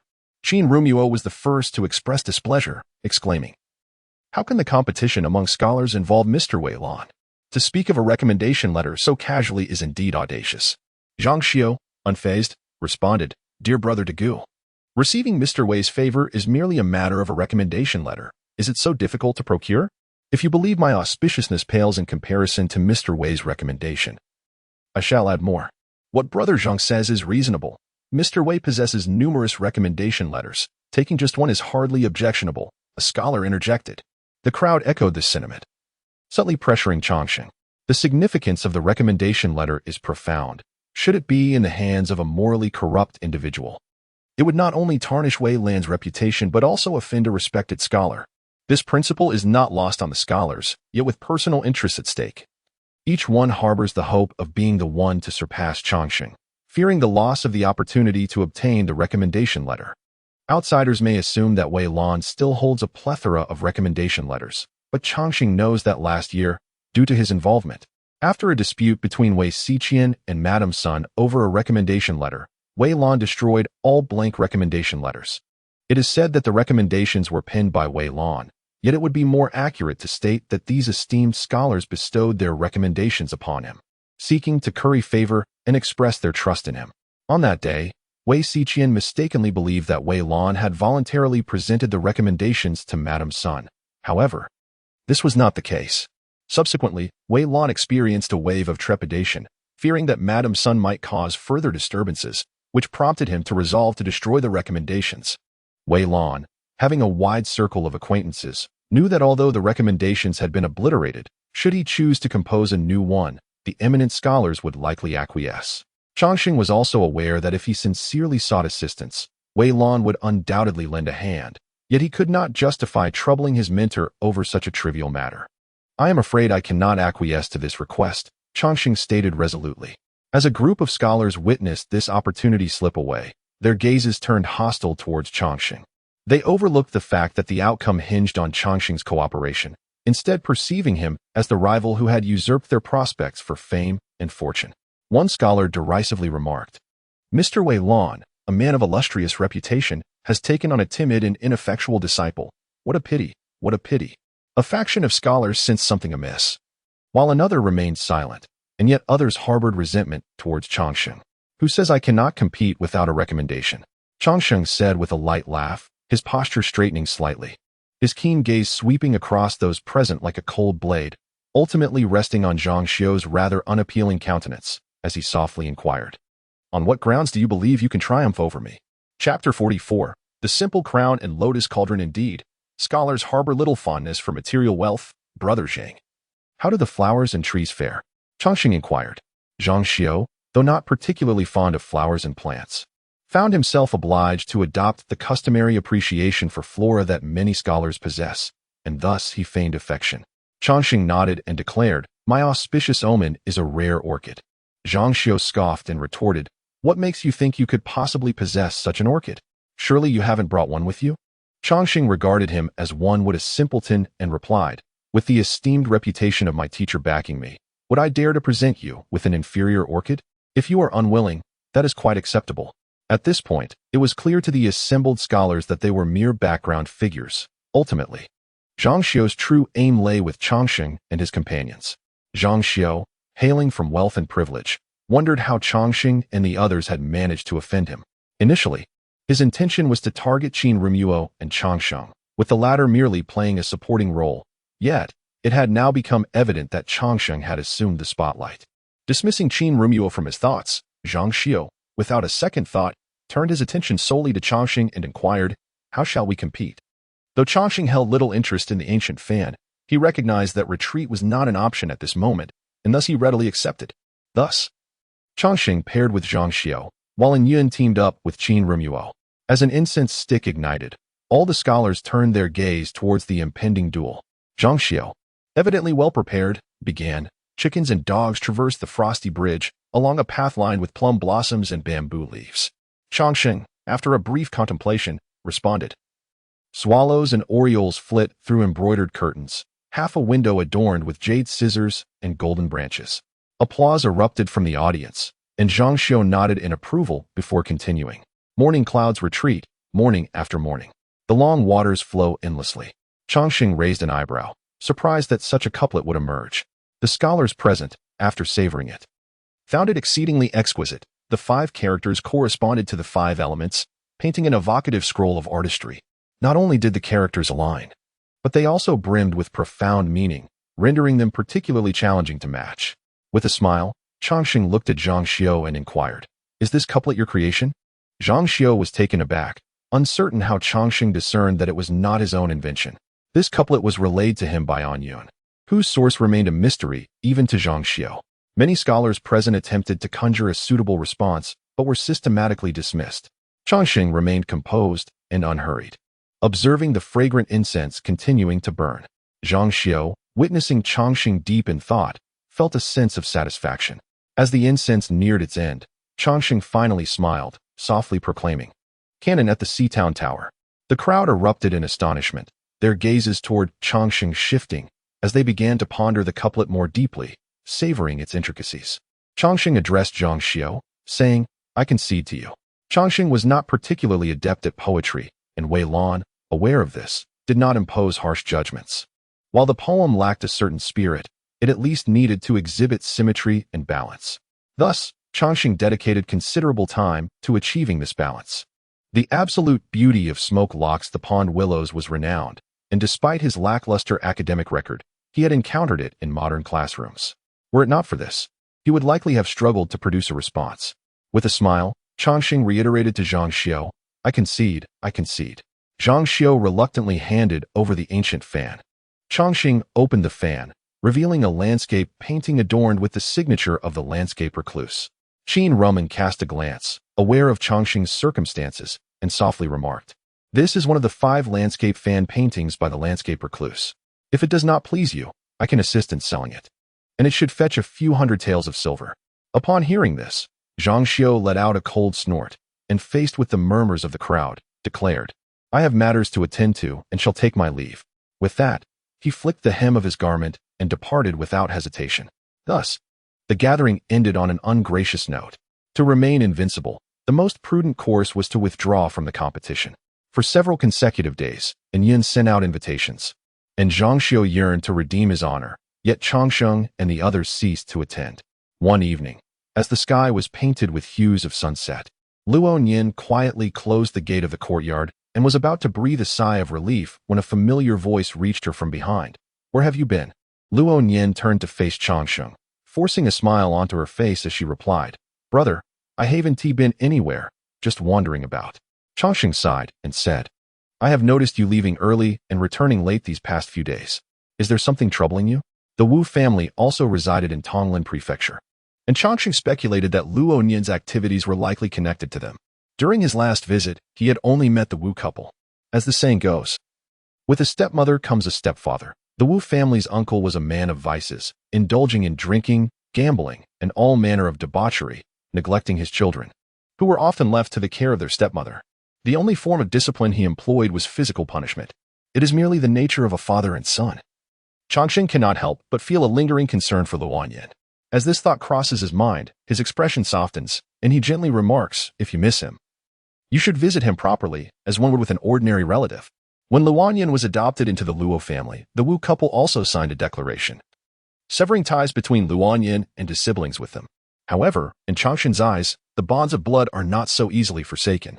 Upon hearing this, Yin's demeanor falters as he replies, "I have only visited the Wu family a few times, but they have since moved away." "Moved away? To where?" Changxing inquires with curiosity. It is said that they have prospered, having earned money and relocated elsewhere, fearing entanglements with their former neighbors. Thus, none have disclosed their new address. Yin cannot articulate the complex emotions stirring within him. He had anticipated that after their separation, the Wu family would fare poorly. Yet he is taken aback to learn they have thrived. Although their circumstances have improved, they have not thought to check on Yin and his siblings. Changxing, considering this, surmises that Yin must feel a tinge of sorrow, and thus seeks to console him. Those who abandon us should not occupy our thoughts. Their departure may indeed be for the best, freeing you from any burdens.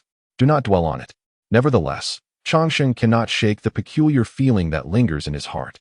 If the Wu family were originally decent folk, their resurgence from hardship, though improbable, might be credible. Yet, considering the unscrupulous character of Uncle Wu, what merit do they possess to rise again? In comparison to the Wu family, Changsheng harbors greater concern for the Luo family's future livelihood. Changsheng, having gained a modest fortune from the last literary gathering, found himself in a predicament with many mouths to feed at home and no incoming revenue.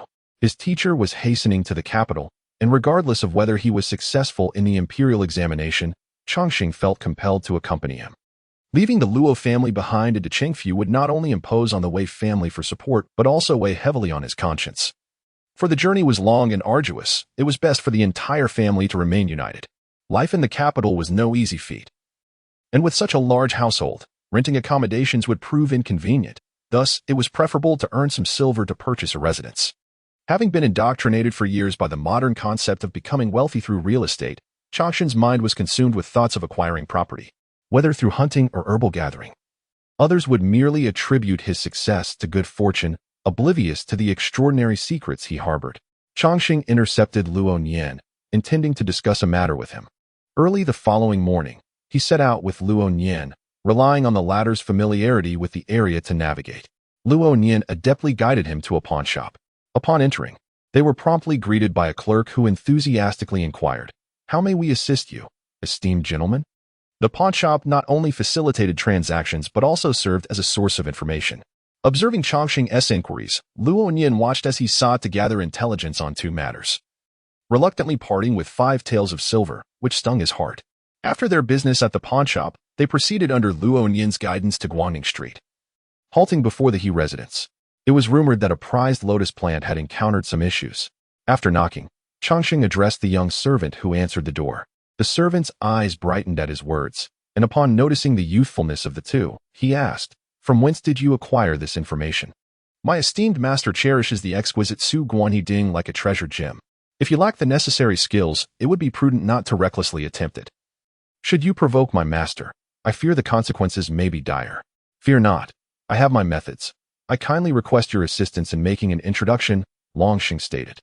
The young servant sighed and led Longsheng and his companion to meet the chief steward.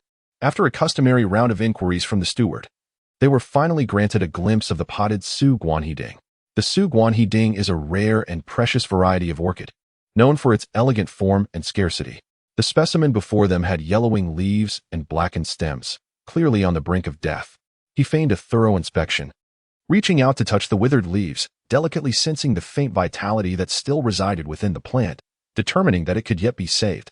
Upon hearing this, the steward revealed no sign of joy, replying, "The Su Guanhe Ding is worth its weight in gold.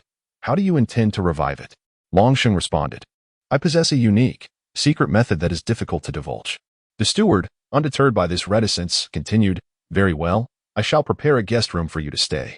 Upon learning that Longsheng was a scholar preparing for examinations, the steward regarded him with renewed respect, yet he added, "The matter of the Su Guanhe Ding is of great importance. I must first consult my master." Indeed, it is said that the Zhang family is actively seeking skilled horticulturists to nurture their flowers. If you can restore this Su Guanhe Ding, my master is willing to offer 200 taels of silver. Is this offer still valid? Longsheng inquired. As a scholar preparing for examinations, my reputation is paramount. If I had no confidence, would I dare to make such a claim?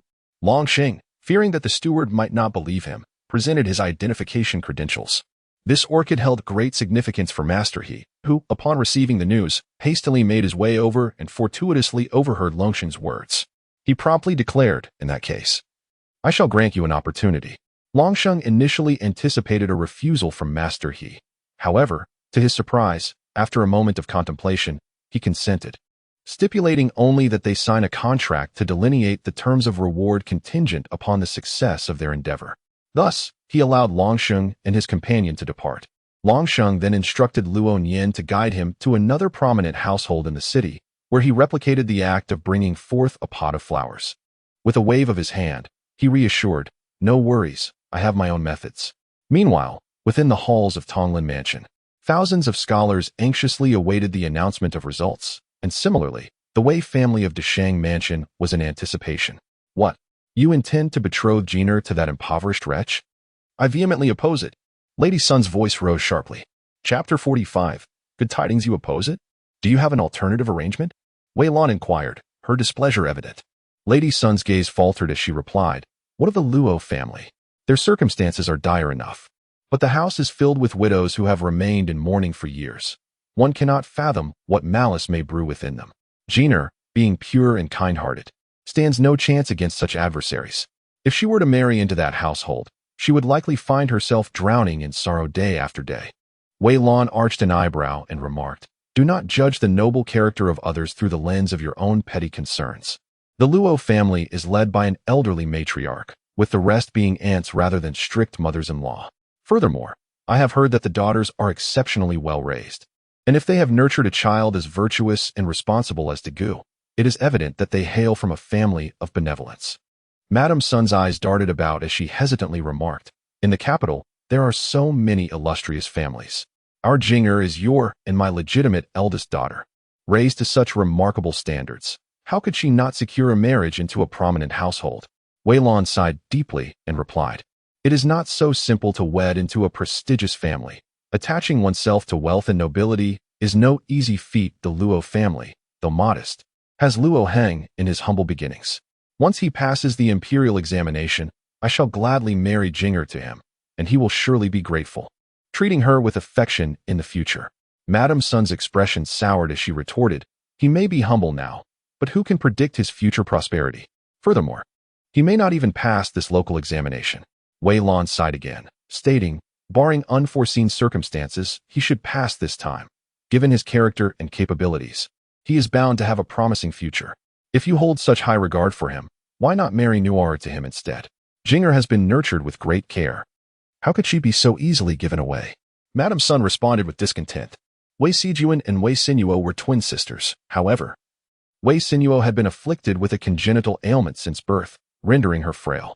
Consequently, Madame Sun devoted most of her energy to Wei Xiaotian, harboring great expectations for her to marry into a noble family, thereby enhancing her own stature.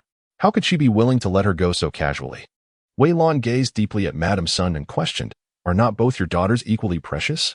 Are you truly willing to sacrifice Nual while holding Jing'er in higher esteem? Is it not the master who determines their worth? Why should Jing'er be eligible for marriage, while Nuar is deemed unworthy? You speak of the narrow family as if there exists no better place in the world, yet when it comes to Nuar, you hesitate to part with her. Remarked Madame Sunday. Wei Lan found his wife utterly incomprehensible and replied, Sister, how can we discuss a match for my younger sister when you are yet unmarried? Nuar is frail. I wish to keep her for a few more years to seek out a more skilled physician to restore her health. Madame Sun scoffed, declaring vehemently, No matter your reasoning, I shall never consent to this. The couple parted in discontent, and Madame Sun proceeded directly to Wei Xiqin's quarters. Upon seeing her approach in a fit of anger, Wei Xiqin set his book aside and inquired, Pray tell, who has vexed you, mother? Madame Sun, brimming with frustration, retorted, Is it not your esteemed father? Wei Xiqin hastily poured a cup of tea for Madame Sun, speaking gently, Mother, do calm your temper. What has father done now to incite your ire? Madame Sun glanced around, ensuring no one else was present, then whispered, Your father, with his incessant whims, has now taken a fancy to his prized disciple and wishes to marry you off to that impoverished fellow bearing the surname Luo. This revelation struck Wei Xiqin like a bolt from the blue. The secret thoughts she had harbored were never shared with others. She had always been wary that her parents might arrange a marriage for her as she grew older. Thus, she often presented herself as ambitious in front of Madame Sunday. Now, hearing her mother's words, she sensed there might still be room for negotiation in this matter. Wei Xiqin smiled as she said, Mother need not be upset. How could father harm his own daughter? He thinks highly of the Luo family. Perhaps they truly are a suitable match. When the topic of marriage arose, there was not a hint of shyness upon Wei Xiqin's countenance. Hearing this, Lady Sun became even more incensed and retorted, What good can possibly come from such a meager family? Your father has been completely bewitched by his disciple, rest assured. I will never allow him to act in such a manner. Casually, Wei Xiqin remarked, It is perhaps wise to settle a marriage early. Take, for instance, my sister from the Su family, who spends her days learning the rules and etiquette. I hear she is preparing for next year's selection event. Should she be chosen, she might very well have to kneel to speak when encountering her. Lady Sun's eyes brightened at this. The selection event. How could I have overlooked that? With your exceptional beauty, if you were to be selected to accompany the king, the entire Wei family would bask in glory. However, a troubled expression crossed Wei Xiaotian's face as she replied, Mother, it would be best not to mention the selection event again. What kind of person is father that he would allow his daughter to partake in such a thing? Perhaps grandfather might entertain the thought, but father, who has no desire to pursue an official career, would certainly not entertain such notions. Wei Xiaotian's thoughts raced with resentment towards Wei Lan. Her father, in his lofty aspirations for transcendence, seemed oblivious to the fact that she, a mere mortal, yearned solely to ascend the ranks and become one of the elite. Upon hearing these words, Madame Sun did not abandon her thoughts. Rather, they flourished further. She remarked, Indeed, there is also your grandfather. How could my esteemed Jeaner be so casually wed to a penniless wretch? Were it not for your father's favor, he would merely be a rustic villager, unworthy of my precious daughter. If marriage must occur, then your sister, being of frail constitution, would be well suited to that impoverished soul, oblivious to the implications. Madame Sun elevated one daughter to celestial heights while relegating the other to the mire. Wei Xiaotian, upon hearing this, slightly lowered her gaze. Her attention captured by the teacup in her hands, gently stirring the surface to create ripples. Madame Sun, upon formulating her thoughts, swiftly dispatched a letter to the capital. Ever since her daughter had awakened a year prior from a bout of illness, she had undergone a remarkable transformation, exhibiting grace and poise, adept in her dealings, and possessing an air of sophistication that rivaled the noble ladies she had encountered in the capital. For several consecutive days, Changxing devoted himself to tending two exquisite potted plants, nurturing them in his own chamber without the aid of others. Even when Zhao Ling and Qin Rumo beckoned him outdoors, he remained unresponsive. Each day, Changxing meticulously controlled his abilities, gradually coaxing life into the Su Guanhua Ding, neither overstepping nor falling short. Waiting until the eve of the announcement before summoning Luo Nian to accompany him with the plants to the He residence. The steward of the He family accepted the potted Su Guanhua Ding, initially intending to remark on its lack of change. However, Changxing pointed to the stem, which had transformed from a dark hue to a soft green, and upon closer inspection, a tender sprout could be discerned, a delicate new bud, scarcely visible without careful scrutiny. After Master He personally verified the matter, he joyfully paid the silver as per their agreement, returning the contract to Changxing. Were it not for your scholarly disposition, I would have considered retaining you to diligently tend to this exquisite Su Guanhua Ding, Master He remarked with a smile. Changxing promptly replied, The Su Guanhua Ding is of immense worth. With your financial means, Master He, you could undoubtedly engage the finest gardener. My mere chance in reviving it is nothing extraordinary.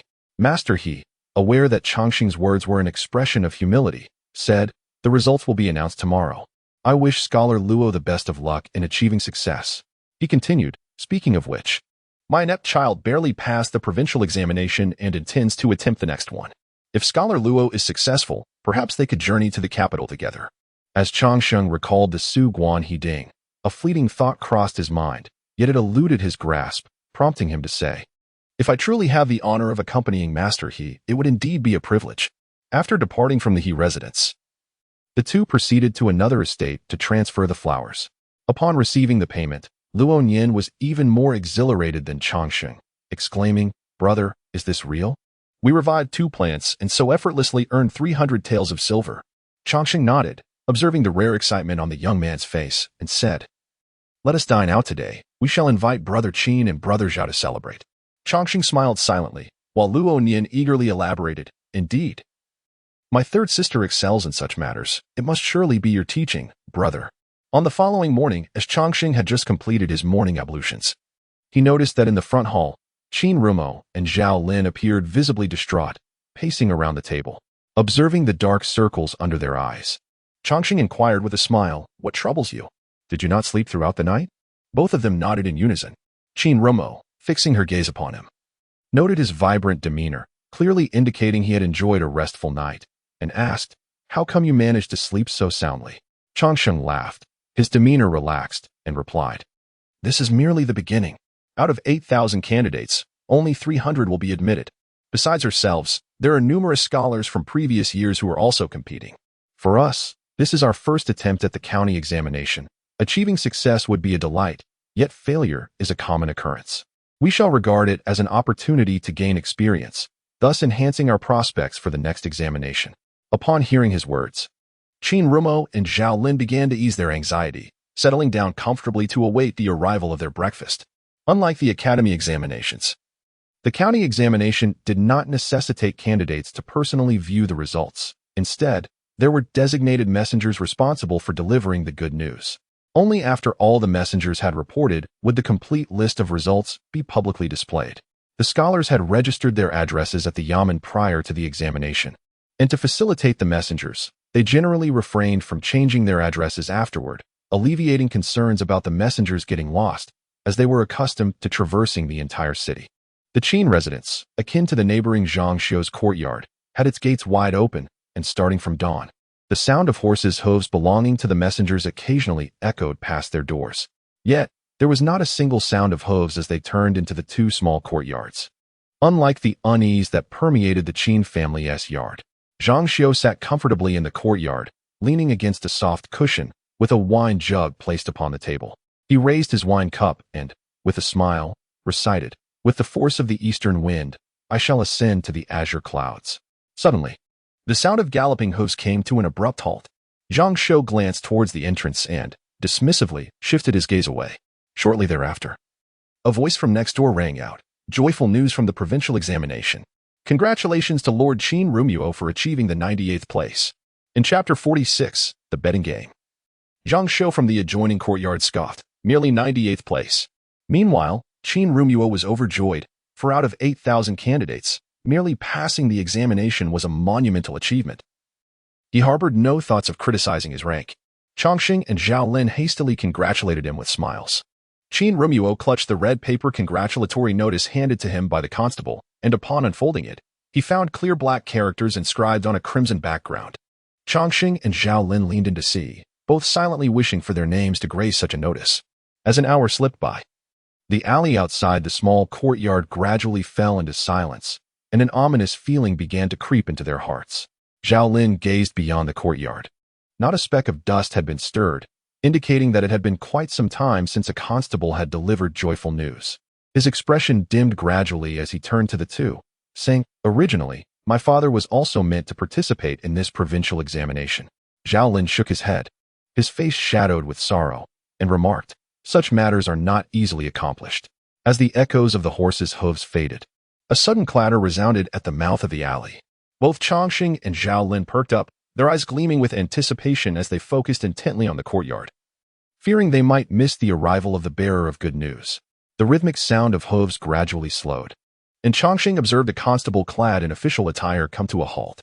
The constable glanced into the courtyard before continuing a few more steps. And then the crowd heard a voice from next door proclaiming, "A congratulatory notice. Master Zhang Xiu of the Heyulan residence has achieved the 10th place in the provincial examinations." Chongqing exchanged glances with his companions, their hearts a tumult of emotions. "A prize!" exclaimed one of the attendants beside Zhang Xiu. Just as the messenger departed, a cacophony of shattered cups and plates erupted from next door. "Merely 10th place," Zhang Xiu remarked, his tone laden with dissatisfaction. Chongqing raised an eyebrow, surprised that a man who seemed to indulge in a life of excess could harbor such lofty aspirations. Nonetheless, this did little to mask the envy that stirred within him and Zhao Lin. While Zhang Xiu was dissatisfied with his 10th place, they would have been content even with a 300th rank. Before they could ponder further, a resounding uproar erupted from next door, accompanied by the faint sounds of hushed reassurances. Moments later, Zhang Xiu swaggered into the Qin family's courtyard, regarding the three who were poised for a confrontation with a scoff. "What's this? Only 1 out of 3 has succeeded?" Zhao Lin, stung by his mockery, immediately wore a look of dejection. Observing the current situation, it appears that among the 3, only he has succeeded in the provincial examination. Although Qin Rumling has done nothing wrong, a faint sense of apology lingers within her. Upon witnessing Zhang Xiu approach to add fuel to the fire, she coldly declared, "Leave at once. You are not welcome here." At her words, Zhang Xiu became even more smug, retorting, "You forbid others from making noise, fearing it might disrupt your studies. I had thought you 3 were quite formidable, yet only one has achieved a mere 98th place. Such arrogance is truly unwarranted." Qin Rumen cast a glance at the servants of the Qin family, instructing, "Why do you not expel him?" The servants of the Qin family stirred into action, prompting Zhang Xiu's entourage to do the same, resulting in an implicit standoff where neither side could gain the upper hand. The number of available slots is dwindling, and Mr. Wei's esteemed disciple is, after all, rather ordinary. Zhang Xiu then glanced at Chongqing and Zhao Lin, whose garments appeared pale and worn, murmuring softly, "What a pitiful sight. Taking advantage yet playing the victim." Irritated, Zhao Lin retorted, "You are fortunate to have any opportunity to play the victim at all." While Chongqing could endure, Zhao Lin's temper flared. He was not one to be easily provoked. Without a moment's thought, he exclaimed, "How do you know we Haven Tea fared better? The rankings have yet to be fully disclosed. Perhaps we have outperformed you." Upon hearing this, even Chongqing cast a sidelong glance at him. Chongqing believed he had performed well in the examination, yet he harbored no illusions of breaking into the top 10. With each announcement of the results failing to include his name, he felt increasingly disheartened, realizing that making such bold claims was a folly. "Just the two of you? It would be a dream for you to achieve such success." After Zhang Xiu finished speaking, he noticed that the sound of hooves had not emerged from outside for quite some time. With a glint in his eye, he continued, "Today, by chance, I find myself in a good mood and am willing to amuse myself with you two impoverished souls." Upon receiving his scrutinizing gaze, Chongqing felt an unsettling premonition about Zhang Xiu's intentions.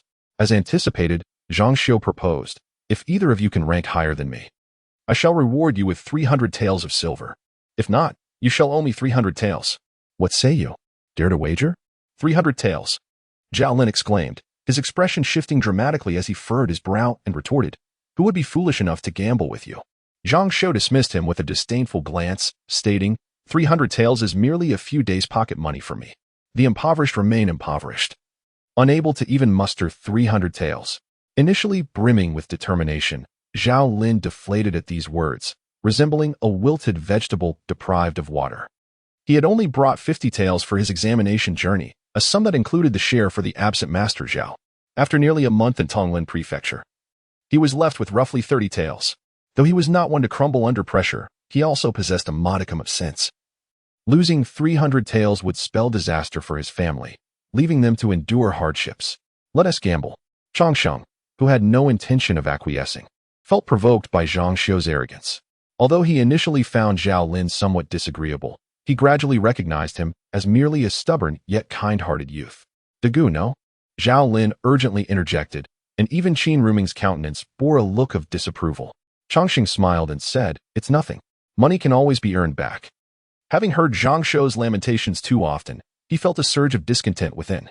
Moreover, he had recently come into a fortune, having acquired 300 taels of silver from 2 wealthy households. The money had come easily, and even if he were to lose it, it would not be a matter of great concern. Regardless of whether he succeeded in the upcoming examination, he intended to journey to the capital. The inhabitants of the capital were undoubtedly far more affluent than those in Tonglin Prefecture. While there may be some complications, he was certain he could still amass wealth. Without waiting for further persuasion, Zhang Xiu immediately solidified his resolve, exclaiming loudly, "Excellent. If you have the courage, then let this be our wager." Zhang Xiu's eyes scrutinized Chongqing, contemplating how 300 taels would surely lead this impoverished fellow to ruin. Moreover, if his mentor, Wei Lan, were to discover his gambling, he would likely disown him as a disciple. Failing the provincial examination and losing both his money and mentor would be a succession of blows, inevitably plunging this unfortunate soul into despair. It seemed as though the image of Chongqing's downfall had already manifested before him, and Zhang Xiu barely restrained his laughter. However, he had little time to revel in his amusement, for a sudden clatter of hooves echoed through the long silent alley. A spark of joy flickered on the faces of Chongqing and his companions as they exchanged hopeful glances. Yet, a knot of anxiety tightened in Zhang Xiu's heart. Soon, the sound of galloping hooves rushed past, speeding ahead. As the wind swept through, the sound gradually faded into the distance. The delivery of congratulatory notices had dwindled from the tail end of the procession, indicating that hope was likewise waning. Observing the dejected expressions of the three, Zhang Xiu burst into laughter, exaggerated to the point that he required assistance from the Zhang family servants to remain upright. Chongqing could only watch as this man's laughter trembled with mirth. Zhang Xiu bent over, pointing at the three of them, exclaiming, "You amuse me to no end." "Ha! Did you truly believe you could excel in the examinations? Zhao Lin's face was etched with sorrow as he turned to Changsheng and said, Dagu, it is I who have burdened you. Let us each contribute half of the 300 taels. I shall repay you slowly.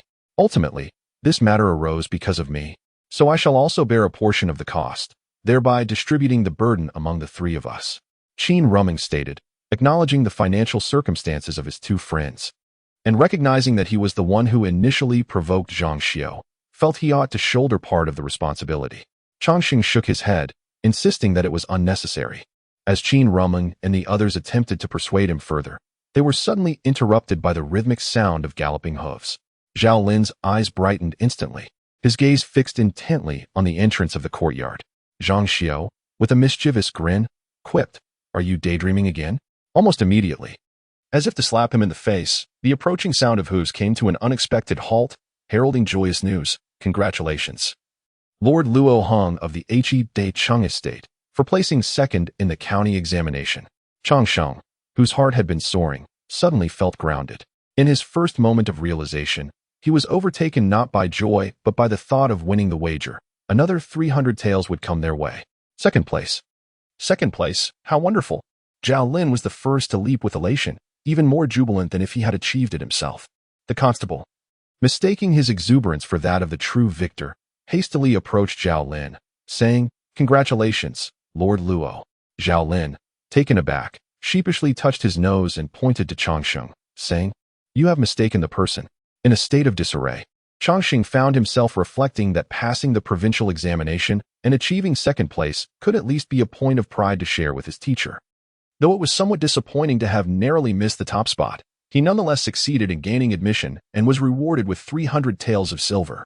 Luo Nian pinched Changsheng's hand, rousing him from his scattered thoughts, and he noticed the attendant gazing at him with eager anticipation. Hastily, Changsheng accepted the joyous announcement held aloft by the attendant and presented the pouch he had prepared earlier, placing it into the attendant's hands. The attendant's eyes crinkled with delight as he exclaimed, Thank you for your generosity, Lord Luo. Congratulations, Brother Luo. Zhao Lin chimed in with a smile of his own. Observing Zhao Lin's exuberance, Changsheng reassured him, You are still a year younger than I. In 3 years, you will barely be 20. There is ample opportunity ahead. Zhao Lin, undeterred, turned to Zhang Xiao and said, Now about the wager, let us not resort to dishonesty. Zhang Xiao's expression darkened. He had not anticipated that Changsheng would indeed succeed.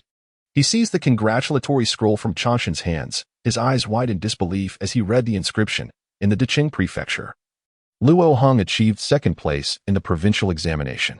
It was inconceivable. How could this be? Zhang Xiao's voice trailed off as Zhao Lin, noticing Zhang Xiao's strange demeanor, rushed forward to snatch the scroll from him, indignantly stating, Why are you stealing? Do you intend to cheat? Zhang Xiao let out a cold snort, his countenance returning to an air of haughty superiority. He produced 3 silver notes from his pocket and declared, A mere 300 taels is hardly worth my regard. The notes spun gracefully in the air before gently descending to the ground. Changsheng and his companions made no move to retrieve them. However, Luo Nian, devoid of any pretense, promptly crouched down to pick them up, presenting them to Changsheng as if offering a precious treasure, eagerly imploring, Brother, do take good care of this. Changsheng, upon witnessing this, could not help but chuckle. He accepted the 3 silver notes and handed one each to Zhao Lin and Qin Ruming, stating, This wager involves all 3 of us. Each shall receive their fair share. Zhao Lin, as if grasping a hot potato, immediately returned his share, protesting, Only you agreed to the bet. I certainly did not. So how can we divide it? Qin Ruming echoed his sentiments, resolutely refusing the money. The 3 engaged in a tug-of-war, with Zhao Lin and Qin Ruming seemingly determined to decline the offer. Changsheng, at a loss, implored, Why must you both be so obstinate? Ill-gotten gains should be shared among those present. When the 2 remained steadfast in their refusal, Changsheng, feeling awkward about claiming the silver for himself, turned to the Qin family's servants in the courtyard and announced, Today is a day of celebration. Each of you shall receive an additional 3 months' worth of silver as a bonus, which I shall personally provide. He then addressed the young attendant behind Zhao Lin, adding, You shall also partake in this, as I bestow a reward upon your master. Luo Nian gazed enviously at the crowd, and then Changsheng pulled 2 small silver ingots from his pocket, placing them directly into Luo Nian's hands. You have worked tirelessly these days, my dear brother. Take this as your allowance." As Luo Nian was about to decline, Changxing added, "Save it up well. It will serve you when the time comes to marry." Luo Nian's cheeks flushed crimson at the mention of marriage, prompting the onlookers in the courtyard to chuckle warmly at his tender age and understanding of such matters. The servants from the Zhang family, hearing the sounds of bestowal from next door, wore expressions of envy, casting furtive glances at their own sullen young master. Choosing silence and introspection, Dagu and brother Qin had both passed their examinations, and it seemed that until they witnessed the results, they remained undeterred in their ambitions. I too longed to see the results, convinced that failing to do so would mean missing out on something significant. Among the three of them, only one had not passed. And as Zhao Lin harbored such thoughts, Changsheng and the others were too busy comforting him to dissuade him from his desire to glimpse the overall rankings. Changxing reassured him, saying, "With so many candidates in the provincial examination, there must be others with the same name. Even the Deshang prefecture shares its name with another place called Dechengfu. Perhaps those careless messengers delivered the congratulatory notices to the wrong recipients." At that moment, the sound of hooves had ceased, indicating that the messengers had finished delivering the good news. Clearly, the top honors would not fall to Zhao Lin. And it was time for the overall results to be announced at the examination hall. Qin Rumeng was also curious to learn who the top scholar of this session was and to see which candidates from Deshang Prefecture had made the list. Thus, the group set off together towards the examination hall. In front of the examination hall, the scene was no less bustling than on the day of the examinations. With an even greater throng of people, a sea of heads gathered before the announcement board, and from a considerable distance, one could barely discern what was inscribed on the large red scroll. Luo Nian, having surged forward from behind, exclaimed to Changxing, "Brother, I'm rather petite. Let me slip in and take a look first." At merely 12 or 13 years of age, Luo Nian had endured prolonged malnutrition during her time with the Wu family. Although she had gained some weight after moving to the Luo family, she still possessed a frail physique, having also learned some martial arts. She wriggled her way through the crowd like an eel. After only a few glances, Changxing lost sight of Luo Nian. Curiosity piqued. Qin Rumor observed the throng and pondered who might have claimed the top spot in the examination. Nearby, someone overheard and promptly chimed in. "You're not aware of the top scorer? Does young Master Onion know? He is indeed the foremost among the 4 young masters of Tonglin Prefecture, and his reputation is well-deserved. He has secured the first place in this examination." Another individual nearby chuckled and added, "It is said that the second place belongs to a disciple of Master Wei Lan. No wonder young Master Onion had the confidence to decline Master Wei's offer to take on disciples. To think he was so close to achieving the top rank. I can only imagine how infuriated Master Wei's disciple must be." In the midst of the crowd, Changxing thought, "Surely, the honor will be mine. There is no need for further confirmation. Let us proceed directly to the academic official to rectify any errors. There is no need to linger here." Suddenly, a hurried male voice reached Changxing's ears. He turned to find 3 individuals similarly confined to the periphery, unable to push their way in. The 3 individuals stood closely together, their proximity to one another starkly contrasting with the distance they maintained from others, clearly indicating their alliance. Could it be that the names of Dechen Mansion and Decheng Mansion were mistakenly written? One observed, "This is a significant matter. We should verify it first. If we act recklessly and provoke the educational official, we may all find ourselves in trouble." The tallest among them spoke up. The shortest one sighed and replied, "A mere difference of a character can lead to a vast distinction. I've heard them mention that there indeed exists a Daicheng Mansion in Lu Province. What do you think? Was it a mistake in writing, or perhaps a misdelivery?" Upon hearing this, Changxing found the situation amusing. Initially, he had casually remarked, not anticipating that the names Decheng Mansion and Dechen Mansion would harbor such potential for confusion. "I must have succeeded. It has to be me. It certainly cannot be anyone else," exclaimed a man, his features contorted, revealing a glimpse of madness. This individual was the very voice Changxing had heard earlier. He appeared to be in his 40s and was now exhibiting signs of distress. "Zhao, please regain your composure. Let us check the list. If the names are the same, then there could be a discrepancy. If they differ, it suggests the congratulatory notice was erroneous," the tall man advised. At that moment, a rotund fellow, dressed extravagantly, ambled by. Chuckling, "With your demeanor, you still dare to dream of passing?" Quickly returned the congratulatory notice to its rightful owner. "You speak nonsense. It is I who has passed." The man in his 40s retorted, rising abruptly to lunge at the portly figure, his hands gripping tightly around the other's ample neck. "Zhao, Zhao." The shorter man and the tall one hurried forward, each trying to separate the frenzied middle-aged man from the other. A certain chubby individual, despite being firmly grasped by the throat, could not resist uttering a sharp retort. Observing this scene, those nearby rushed in to intervene. However, the middle-aged man clung resolutely to the chubby one's neck, unwilling to relent. Taking a few steps forward, Changxing bellowed, "Brother Zhao, you have been selected. It is truly you."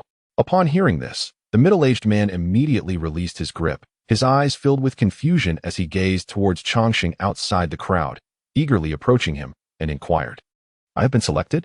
Is it really me? Not someone else?" Changxing, harboring a suspicion, cautiously probed, "Zhao Lin, is it you?" Zhao Lin, now aware of the unfolding situation, hesitated and asked, "Degua? It is I indeed. I am Zhao Lin." The middle-aged man's eyes sparkled with boundless joy as he turned to his companions, exclaiming, "See, I told you it was I who was selected." The tall and short individuals exchanged uncertain glances at Changxing's words, and finally, the tall one approached, performing a bow and inquiring, "May I ask, esteemed brother, have you come from the list?" Changxing shook his head. After a brief exchange of glances filled with uncertainty, the tall one asked, "Then what does this signify? Might we see the contested announcement of success?" Changxing replied, "Brother Zhao, this gentleman wishes to see the notice." The tall man directed his gaze towards the middle-aged individual. The middle-aged man cautiously retrieved a rolled congratulatory notice from his pocket. Upon unrolling it and casting a hurried glance, Changxing noticed the bold black characters on the red paper proclaiming, "Zhao Lin from Dashang Prefecture ranked 289th in the provincial examination." A sudden jolt of excitement surged through him. The middle-aged man allowed Changxing only a fleeting glimpse before reverently stowing the red paper away. Changxing turned to the oblivious Zhao Lin, who wore a puzzled expression, and inquired, "Degu, did you just call me?" "Dashang Prefecture Zhao Lin and Dashang Prefecture Zhao Lin," Changxing replied. The middle-aged man's complexion shifted dramatically, yet Zhao Lin remained blissfully unaware, finding Changxing's demeanor rather peculiar. Addressing the middle-aged man and his two companions, Changxing stated, "Gentlemen, I hail from Dashang Prefecture in Liuzhou, and my friend Zhao Lin bears an identical name to that of this gentleman." The tall and short companions exchanged startled glances as their initial suspicions crystallized. The true successful candidate was likely this Zhao Lin from Dashang Prefecture. However, as they looked at their friend, whose lifelong aspirations in the imperial examinations had just crumbled, they felt a pang of sorrow for him. "It cannot be. It cannot be. There is only one Zhao Lin. This must be a forgery," the middle-aged man shouted, his voice high-pitched, pointing at Zhao Lin and repeatedly insisting, "Fake. You are the fake. I am the genuine Zhao Lin." Changxing swiftly pulled Zhao Lin back, wary of the middle-aged man's previous episode of violent madness. The man's friends rushed forward to seize his arms, fearful of any potential harmful actions he might undertake. The previously chubby boy, who had been seized by the throat, now regained his composure and, witnessing the scene before him, felt a flicker of satisfaction. He remarked, "See, I told you so. They took someone else's joyful announcement without returning it." The middle-aged man turned his gaze, his eyes brimming with murderous intent directed at the boy. The chubby one trembled and hastily retreated 2 steps. "My dear fellow," he said, "my friend possesses a somewhat obstinate nature. Please forgive the jest." The tall man spoke with great regret. Changxing shook his head, recalling the tale of Fan Jin's success in the imperial examination. This man, if not Fan Jin himself, was certainly not far removed. Noting the man's considerable age, he remarked, "It is of no consequence. It is most likely that the errand runners have mistaken the individual and delivered the announcement to the wrong place. This joyful proclamation should indeed be returned to my friend." "Yes, yes, you speak the truth," the tall man quickly agreed, whispering a few words to the middle-aged man in an attempt to retrieve the announcement. The middle-aged man was vehemently resistant, refusing to relinquish the joyful proclamation. Zhao Lin observed for quite some time, and even with the dullest of minds, he began to comprehend. Hesitantly asking Changxing, Did I succeed in the examination? Was the joyful announcement delivered to the wrong person?" "No, you did not succeed. It is I who triumphed," the middle-aged man retorted loudly.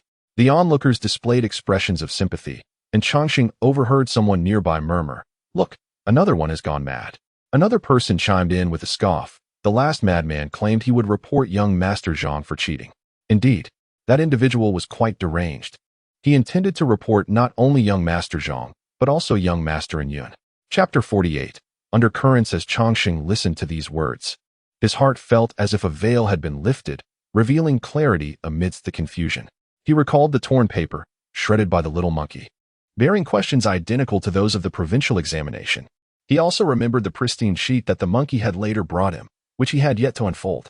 The true capabilities of Zhang Xiao remained an enigma to him. Changxing would not belittle Zhang due to their adversarial relationship. During the previous literary meeting, Zhang had demonstrated considerable skill, yet the coincidence of these events was too striking to dismiss suspicion. As a beneficiary of this provincial examination, if Zhang and Yun were to encounter difficulties, Changxing would not automatically ascend to the top rank. Instead, in accordance with the court's stance on examination fraud, all results would likely be annulled, awaiting the arrival of officials to conduct a new examination.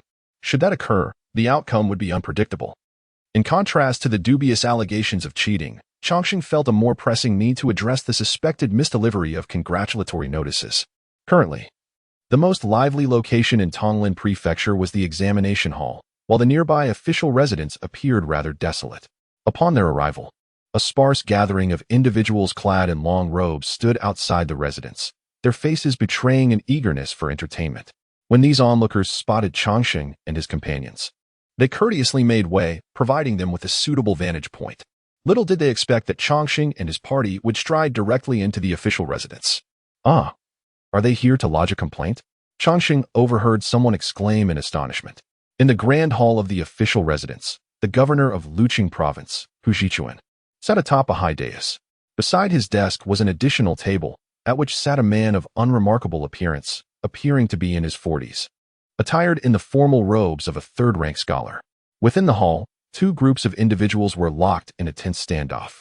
Before Changxing and his companions could reach the front of the hall, they were intercepted by the attendants. After one group explained their purpose, they were politely requested to wait aside until the current case was adjudicated. Zheng Jing, you accuse Yun and Zhang Xiao of malpractice. Do you possess any credible evidence? Governor Hu Jichuan inquired. Zhang Xiao felt a jolt of anxiety, recalling a piece of paper that had gone missing from his study. A document he had searched for in vain. Prior to the provincial examination, Zhang Xiao had shown little ambition, never dedicating a moment to his studies, indulging instead in feasting and merriment, even residing at Xian Pavilion for over 10 days. This man lacks the virtue and talent to be a scholar, Zheng Jing exclaimed, his face flushed with indignation. Zhang Xiao hastily protested his innocence, yet a sense of relief washed over him internally. The man in official robes beside the table exhaled softly, barely perceptibly relieved. Governor Hu, upon hearing Zheng Jing's words, furrowed his brow and reiterated, I ask you again, do you have any tangible evidence? Zheng Jing replied once more, my lord, and Yun boasted drunkenly before the examination, declaring that the top position was firmly within his grasp. Numerous fellow students were present at that banquet, all of whom can attest to his brazen claims. His audacity is surely due to prior knowledge of the examination questions. Upon hearing this, the clerks and attendants within the hall exchanged knowing glances, their faces betraying a hint of scorn. Listening from the side, Changxing felt that Zheng Jing's momentum had waned. His repetitive utterances seemed mere bluster, and in Yun's remarks, while perhaps bordering on arrogance, were not surprising given his reputation. Lord Hu, it appears there is no necessity for me to continue listening, the middle-aged official remarked with a light chuckle. Governor Hu Jichuan nodded, sighing as he regarded Zheng Jing with an expression rife with disapproval. It seems this student, having failed the examination, has succumbed to hysteria, hence his baseless accusations against others. Such behavior must be met with stringent consequences, for it has indeed wasted Lord Lin's time. Nonetheless, the provincial examination is of utmost importance. We must not treat it with negligence, Lord Lin said, casting a measured glance at Zheng Jing. Given the governor's busy schedule, I sympathize with your disappointment and emotional upheaval over your failure. However, if there is no substantial evidence, it would be prudent not to pursue this matter further. Upon hearing these words, Hu Jichuan immediately straightened in his seat, and even the otherwise composed Lord Lin's expression turned serious. I am wronged. Such accusations are utterly unfounded. Zhang Xiao hastily interjected, only then recalling that he might have indeed uttered such words in a moment of confusion. Hu Jichuan directed a constable standing nearby. Proceed to Tsuyun Pavilion and interrogate Yin Yun. Two officers promptly stepped forward. After a moment's contemplation, Hu Jichuan signaled several more constables and turned to the clerk seated nearby. I kindly request your assistance in leading a search of Xianxia and in Yun's residences for any suspicious items. Unbeknownst to everyone present, amid the sparse crowd encircling the courthouse, one individual had suddenly vanished. A fleeting moment of panic crossed Xianxia's face, and even Yun nearly faltered in maintaining his elegant demeanor. Lord Lin observed the two, his expression darkening momentarily before quickly returning to normal. As time dragged on, both those within the court and those outside felt an unbearable slowness. A pang of regret flashed through Xianxia's mind as he realized he should not have been so ostentatious. His gaze wandered, and upon seeing Changsheng and others waiting in the courtyard, he felt a loss of face. Just then, he noticed a familiar face emerging from the crowd outside, which nodded slightly in his direction, causing Xianxia to exhale in relief. And Yun, influenced by his demeanor, also began to relax. Hu Zhichuan, seeing that no one was behind the two, furrowed his brow and inquired, "Where are they?" The case had momentarily reached an impasse. The constable, wearing a troubled expression, replied, "Zhang Xiaotsai, according to the madam of Suiyin Pavilion, after that wandering merchant redeemed Miss Yin, he departed by boat. We inquired at the Tonglan Fu dock, but the vessels there sail in all directions, and we truly do not know where the merchant is gone. The world is vast, and we have no idea where to search." Hu Zhichuan immediately frowned, casting an unpleased glance at Zheng Jing, and addressed the constable, "You may leave for now." The constable bowed and hurriedly stepped aside. After 10 years of diligent study, to fail at the critical moment was indeed a source of great distress. Lord Lin spoke with a voice full of sympathy and lament. "My lord, I refuse to accept this. I refuse," Zheng Jing shouted defiantly. Lord Hu glanced at Xianxia and Yun, then cast a look at the agitated Zheng Jing, speaking gently. "Do you know the consequences of falsely accusing a scholar? If the charges are substantiated, the consequence shall be the revocation of your status and a banishment to 1,000 miles. Hu Zhichuan paused and remarked, "Currently, the evidence is insufficient. Both parties should take a step back. We are unable to prove your false accusation, nor can we confirm Xianxia and Yun's collusion. Thus, this matter shall be put to rest." At this moment, Xianxia regained his composure and, reveling in his misfortune, declared, "Zheng Jing, how foolish of me to have indulged you with feasts and merriment in recent days, only to discover that your heart is filled with treachery and envy, leading you to slander me. Truly, you are a despicable individual." Reflecting on his diligent studies, Zheng Jing felt a swell of resentment as he recognized that upon arriving at Tonglan Prefecture, he had been led astray by Xianxia and Yun, who indulged in revelry daily. Despite their shared indulgence, it was these two who ultimately succeeded in their examinations, leaving Zheng Jing with a heart full of bitterness. "You speak nonsense. That Yun was undoubtedly taken away by your people, with no witnesses left to testify. This must be the case," Zheng Jing shouted, seemingly without thought. With a disdainful laugh, Xianxia retorted, "You claim I sent someone to redeem her? Yun was redeemed 3 days ago. Could I possibly have foreseen your arrival to accuse me today? You, with your family's immense power, can do anything without consequence." Zheng Jing bit back. Xianxia, incensed, shot back, "Have you lost your senses? You accuse me of redeeming her, yet I suspect it was you who orchestrated this. I have never uttered such words. Now that she is absent, there is no way to confirm anything, and it may very well be that you have deliberately set this trap for me." Xianxia turned to Hu Zhichuan and Lin Xuezhing, saying, "Esteemed gentlemen, though I indulged in merriment for a few days prior to the examination, I have been confined at home, rising at dawn and retiring at dusk. It was only after departing from my elder's household that I allowed myself some frivolity. To my dismay, this has become the basis for others to assail my character. I have been wronged, and I beseech you both to deliver justice." Hu Zhichuan, fully aware of the underlying connections between Lin Xuezhing and Xianxia, recognized the absence of concrete evidence regarding the alleged examination malpractices. Hence, he resolved to turn a blind eye to the matter. Should any scandal regarding cheating arise, Lin Xuezhing, as the chief examiner, would face dire consequences, and he, as an accomplice, would also be implicated. Clearing his throat lightly, Hu Zhichuan remarked, "With Yun's whereabouts unknown, this case lacks crucial witnesses. It is prudent to exercise leniency. Thus, let us put an end to this affair."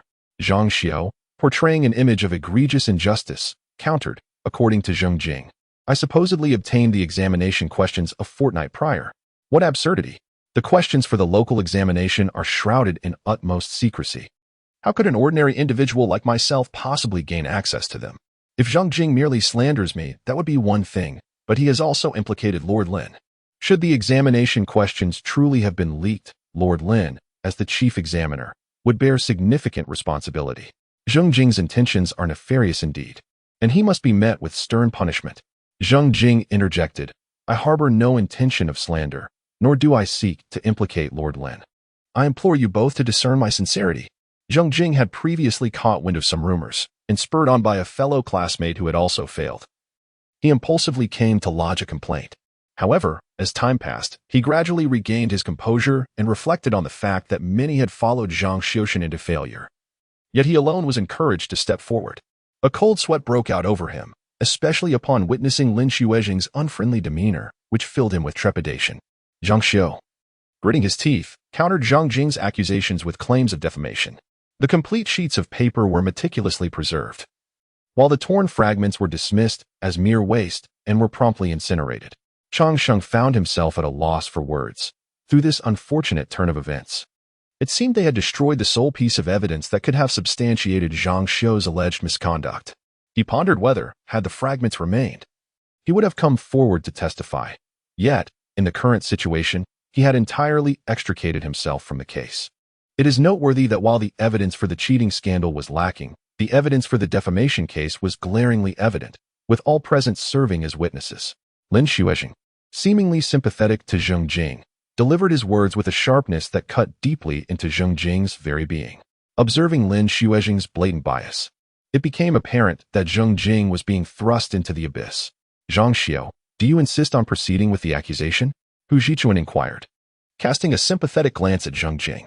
My lord, I am resolute in my pursuit of justice, not solely for my own sake, but for the integrity of all the esteemed officials overseeing this local examination. This individual has sullied my reputation and nearly jeopardized my future. While I could overlook this matter, he harbors malicious intent, aiming to tarnish your esteemed name. Such wickedness must be met with severe punishment. Zhang Xiao declared, his tone righteous, with Yun echoing his sentiments from the side. Hu Zhichuan gazed at Zhang Jing for a considerable time before finally striking the gavel with great force, declaring, Scholar Zhang Jing, you are accused of falsely accusing the academic official and the candidate Zhang Xiao and Yun. You were sentenced to the revocation of your scholarly title, banned from the imperial examinations for 3 generations, and exiled to the remote province of Yun. For those devoted to their studies, the revocation of their title is akin to castration. Yun, located on the borders, is a front line beset by constant conflict with foreign tribes, rendering the conditions exceedingly harsh.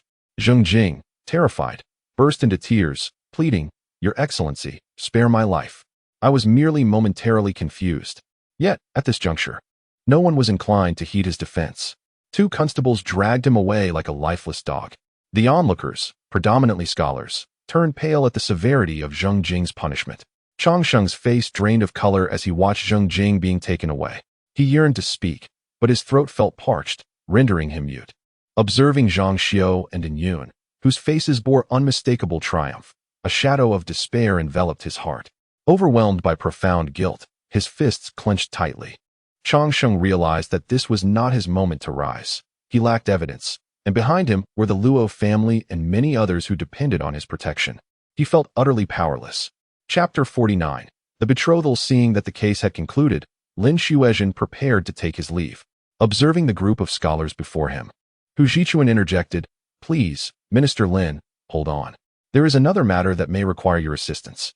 Prior inquiries had been made regarding the intentions of Chang Sheng and his companions, and thus, upon being ushered into the official court, they succinctly presented their case.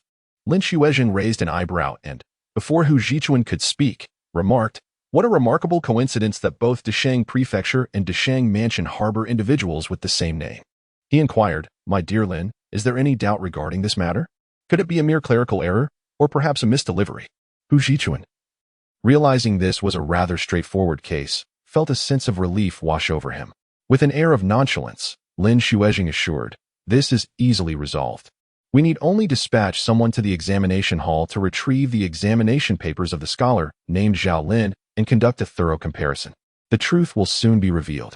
The examination hall was in close proximity, and shortly thereafter, someone delivered the documents.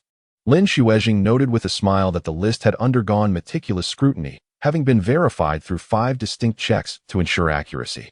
He continued, "The provincial examination consisted of 3 sessions, and we possessed the papers from each." He then produced one of the examination papers and read aloud, "Zhao Lin of Desheng Prefecture, son of Zhao Mian, grandson of Zhao Qi." Standing beside Changsheng, Zhao Lin's face broke into an incredulous smile. A middle-aged scholar suddenly shouted, "Impossible," his eyes bulging with rage. He lunged forward, attempting to seize the 3 examination papers. However, he was swiftly restrained by the attendants. Lin Xuezheng then picked up the other 2 examination papers, opening them to declare, all 3 belonged to the same individual, with no discrepancies. At this pronouncement, the middle-aged scholar felt his heart plummet, his complexion paling as he gazed at Zhao Lin. This individual is described as deranged, although he masquerades as a scholar. He is ultimately a mere messenger of good tidings from the government who has delivered them to the wrong address. His actions are somewhat excusable. It has been decided to return the congratulatory message to him, thereby absolving him of his culpability. Zhao Lin, a scholar of the Desheng Prefecture. Do you concur with this judgment? Hu Zhichuan inquired of Zhao Lin. Lin Xuezhen had intended to take his leave, but instead remained seated. Addressing Changsheng, "You just stated that your name is Luo Heng and that you placed second in the recent provincial examination?" Lin Xuezhen raised an eyebrow and remarked, "Being a disciple of Wei Lan and achieving second place in the provincial examination is no dishonor to Wei Lan's reputation." The student, having not studied under his master for long, felt a profound sense of shame for not having grasped his true teachings. Changsheng replied, and Lin Xuezhen's tone remained neutral, leaving his intentions ambiguous. Lin Xuezhen chuckled lightly and said, "Wei Lan has always considered himself above the fray, reluctant to engage with the mundane world. Why now does he wish to enter officialdom? Your Excellency, I cannot presume to know my master's thoughts. As a disciple I remain in the dark," Changsheng replied. Observing his response, Lin Xuezhen offered a few vague words of encouragement to Changsheng, conversing briefly with Hu Zhichuan before rising to take his leave. Once outside the yamen, Zhao Lin was overwhelmed with excitement, repeatedly expressing his gratitude to Changsheng. Had it not been for Changsheng's keen observation, he would have faced countless complications. Changsheng, however, was preoccupied with thoughts of Zheng Jing, and his heart felt heavy, rendering his smile rather forced. The man had a pale complexion and an unremarkable appearance, with a faint red scar on his right wrist. He retrieved a letter from his bosom and respectfully handed it to Zhang Xiao. Zhang Xiao accepted the envelope and extracted a thin sheet of paper from within. Upon reading the few succinct lines, he felt a great sense of relief. On the day following the announcement of the provincial examination results, the government hosted a Lu Ming banquet to celebrate the newly appointed scholars. At the banquet, Yun and Zhang Xiao captured the limelight, while Changsheng found himself rather neglected. However, Changsheng was preoccupied with his own thoughts, detached from the proceedings surrounding the two. It was noted that the young scion of the Luo family had also achieved success in the examination, securing the second place, just shy of attaining the esteemed title of the top scholar, indicating his remarkable talents. Lady Sun paused momentarily, forcing a loving expression onto her face. Having been coldly treated by her own mother, she had never heard such gentle and considerate words, especially concerning matters of lifelong significance.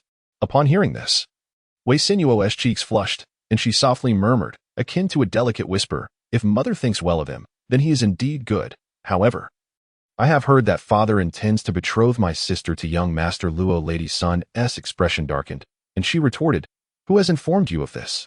Such unconfirmed rumors have reached the ears of an unmarried young lady. It is utterly shameless." Startled, Wei Sinuo trembled slightly, though her mother was scolding the servants. The words stung her ears sharply. Observing Wei Sinuo's naive demeanor, Lady Sun took a deep breath and stated, "Your father dotes on you and your sister. He has taken a liking to Luo Heng, wishing to marry one of you to him, though it has yet to be decided which daughter it shall be." Wei Sinuo's eyes widened at this revelation, and she replied, "There is an order of seniority. Mother, it would be better for my sister to marry first." Lady Sun shook her head and said, "Your sister has other plans." At this, Wei Sinuo's expression immediately fell, reflecting her disappointment. Upon hearing these words, Wei Sinuo felt a warmth in her heart. In the past, witnessing how much Lady Sun cherished Wei Xijing, she often thought that her mother did not love her as deeply. However, it became evident that her mother held her in affection as well. Lady Sun gazed upon the face of her youngest daughter, which bore an uncanny resemblance to that of her eldest, and a rare pang of tenderness stirred within her. Contemplating her husband's remarks regarding the Luo family's circumstances, she increasingly believed that this could indeed be a favorable match for her youngest daughter. "Do not say that your mother does not care for you," she continued. "The Luo family is straightforward. Although there are several elders, the matriarch is rather hands-off. And the aunts are not strict mothers-in-law. The younger sisters are merely cousins, and once you marry into the family, they will not interfere in your affairs. Once you wed, you will be the one to take charge." After a brief pause, Lady Sun added, "Moreover, your father is the esteemed mentor of Luo Hong. Should he aspire to a career in public service, he will undoubtedly rely on our Wei family for support. Given this bond of gratitude, Luo Heng will surely treat you with utmost respect." Although it may seem a humble match, Luo Heng is a distinguished young man of both character and intellect, making him a suitable partner for you. Your mother does not seek for you to marry into a wealthy family or achieve great prominence. She merely wishes for you to lead a harmonious and peaceful life. As Lady Sun spoke, she found herself increasingly favoring the Luo family, secretly contemplating that if Wei Xiaotian were to decline the proposal, perhaps a niece from the maternal side could take her place. Wei Xiaotian observed Lady Sun and felt that her considerations were indeed prudent. Overwhelmed with emotion, she gently nestled into her mother's embrace and declared, "Nuar will heed her mother's wishes." A smile graced Lady Sun's lips in response. The following day, Wei Lan gazed at his youngest daughter, who softly expressed her willingness to heed her mother's arrangements. A flicker of annoyance crossed his brow as he cast a discontented glance at his wife, before turning to his daughter with a gentle inquiry. "Nuar, no one here can compel you. Tell your father. Are your words sincere?" Wei Xiaotian lifted her gaze timidly towards her father and then glanced at her mother, who wore a face full of encouragement. Blushing, she replied, "Nuar is willing." The choice of a marriage partner had shifted from the elder daughter to the younger, and contemplating her frail physique, Wei Lan felt a twinge of guilt towards Changsheng. However, the prospects for his youngest daughter's marriage were inherently challenging. Thus, if she could wed a man of commendable character like Changsheng, it would indeed be a fortunate outcome. Half a month later, Changsheng and his companions finally returned. After resting at home for half a day, he promptly set out to visit the Wei residence. Previously regarded as merely a penniless student who relied on the hospitality of the Wei household, he had now transformed into a successful candidate. The servants, who once treated him with indifference, now displayed marked respect. This time, for candidates from the Wei family had participated, yet none succeeded. It was Changsheng, an outsider, who triumphed. Upon meeting Wei Lan, he first expressed his regret for not achieving the top rank. Wei Lan, however, was unconcerned, replying, "As long as you have passed, that is what truly matters. Attaining first place is no easy feat. You have studied diligently for 4 years, and achieving your current results is already a testament to your exceptional talent." He acknowledged that this success was largely fortuitous, and Changsheng recognized that he still had much to learn, hoping for further guidance from his teachers. The Wei family's sons had all failed their examinations, and thus, Changsheng was careful not to let pride take hold of him. Wei Lan, upon hearing this, expressed his approval. "One must not be arrogant in victory nor disheartened in defeat. If you can maintain such a disposition, perhaps you shall secure a place in next year's imperial examination." Upon hearing these words, Changsheng lifted his head and inquired, "Do you truly believe so, master?" Wei Lan, taken aback, regarded him quizzically and asked, "You ranked second in the provincial examination. Why do you still belittle yourself in such a manner?" Changsheng, with an embarrassed smile, replied, "I am acutely aware of my many shortcomings. Recognizing one's deficiencies and addressing them paves the way for further progress." Wei Lan, shifting the conversation, jested, "I have heard that you remain unbetrothed. Now that you have become a successful candidate, an 18-year-old scholar, I dare say the matchmakers of Deshang Prefecture will soon be tramping at your doorstep." Changsheng felt a flush rise to his cheeks. In his previous life, he had been solitary. Not that he had not encountered those who captured his heart, but with his meager circumstances, no maiden would consider marrying him. Surprisingly, in this ancient setting, he had transformed into a coveted suitor. "I have 1 son and 2 daughters, the youngest of whom will come of age next year, yet no betrothal has been arranged." Wei Lan continued. Changsheng's heart skipped a beat, pondering whether this could imply a proposal. Given his current standing, marrying Wei Lan's daughter would indeed be a significant elevation in status. Shortly thereafter, he heard Wei Lan say, "Though my youngest daughter is not a celestial beauty, she has blossomed into a graceful young lady. However, she has been frail since birth, which causes me to cherish her even more. fearing any slight hardship she may endure. I only wish for her to find a deserving husband, one who will provide her with a life of prosperity. Changxing understood the implications of Wei Lan's words. Wei Lan was indeed a true gentleman, and the delicate constitution of a young lady was something that others would hastily conceal. Yet, he boldly brought it up himself, subtly hinting at the generous dowry he would provide, laying out all the conditions without a trace of deceit. Chapter 50. Betrothal. If someone were to inquire of Changxing in modern times about his views on arranged marriages, he would reflect on his past as an orphan, struggling alone and enduring hardships. He once fancied the idea of having a venerable father-in-law who would require no bridal price nor housing, willing to marry off his beloved daughter while endowing him with substantial assets. He would gladly accept such an arrangement and would never act ungratefully towards the daughter. Unfortunately, he never had the opportunity. As an orphan, lacking any skills or wealth, even ordinary girls deemed him unworthy, let alone the affluent and beautiful ones.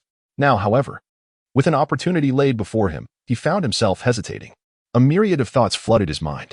Wei Lan, as his mentor, held him in esteem enough to promise his beloved daughter in marriage, but did Miss Wei truly wish for this?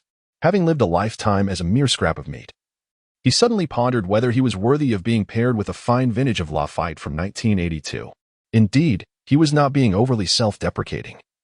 Though he had attained the status of a successful candidate in the imperial examinations, the Luo family's foundation was meager, and he lacked reliable friends or relatives to support him. A household full of women and children relied on him, and with Luo Nian still immature, he alone bore the burden of the family. The responsibilities that would accompany a wife as a matriarch would undoubtedly be tremendously taxing for her. He is a man who can endure hardship, yet he does not wish for his future wife to share in his suffering. Although the situation of the Luo family is considerably better than that of commoners, it pales in comparison to the opulent lifestyle of the Wei household.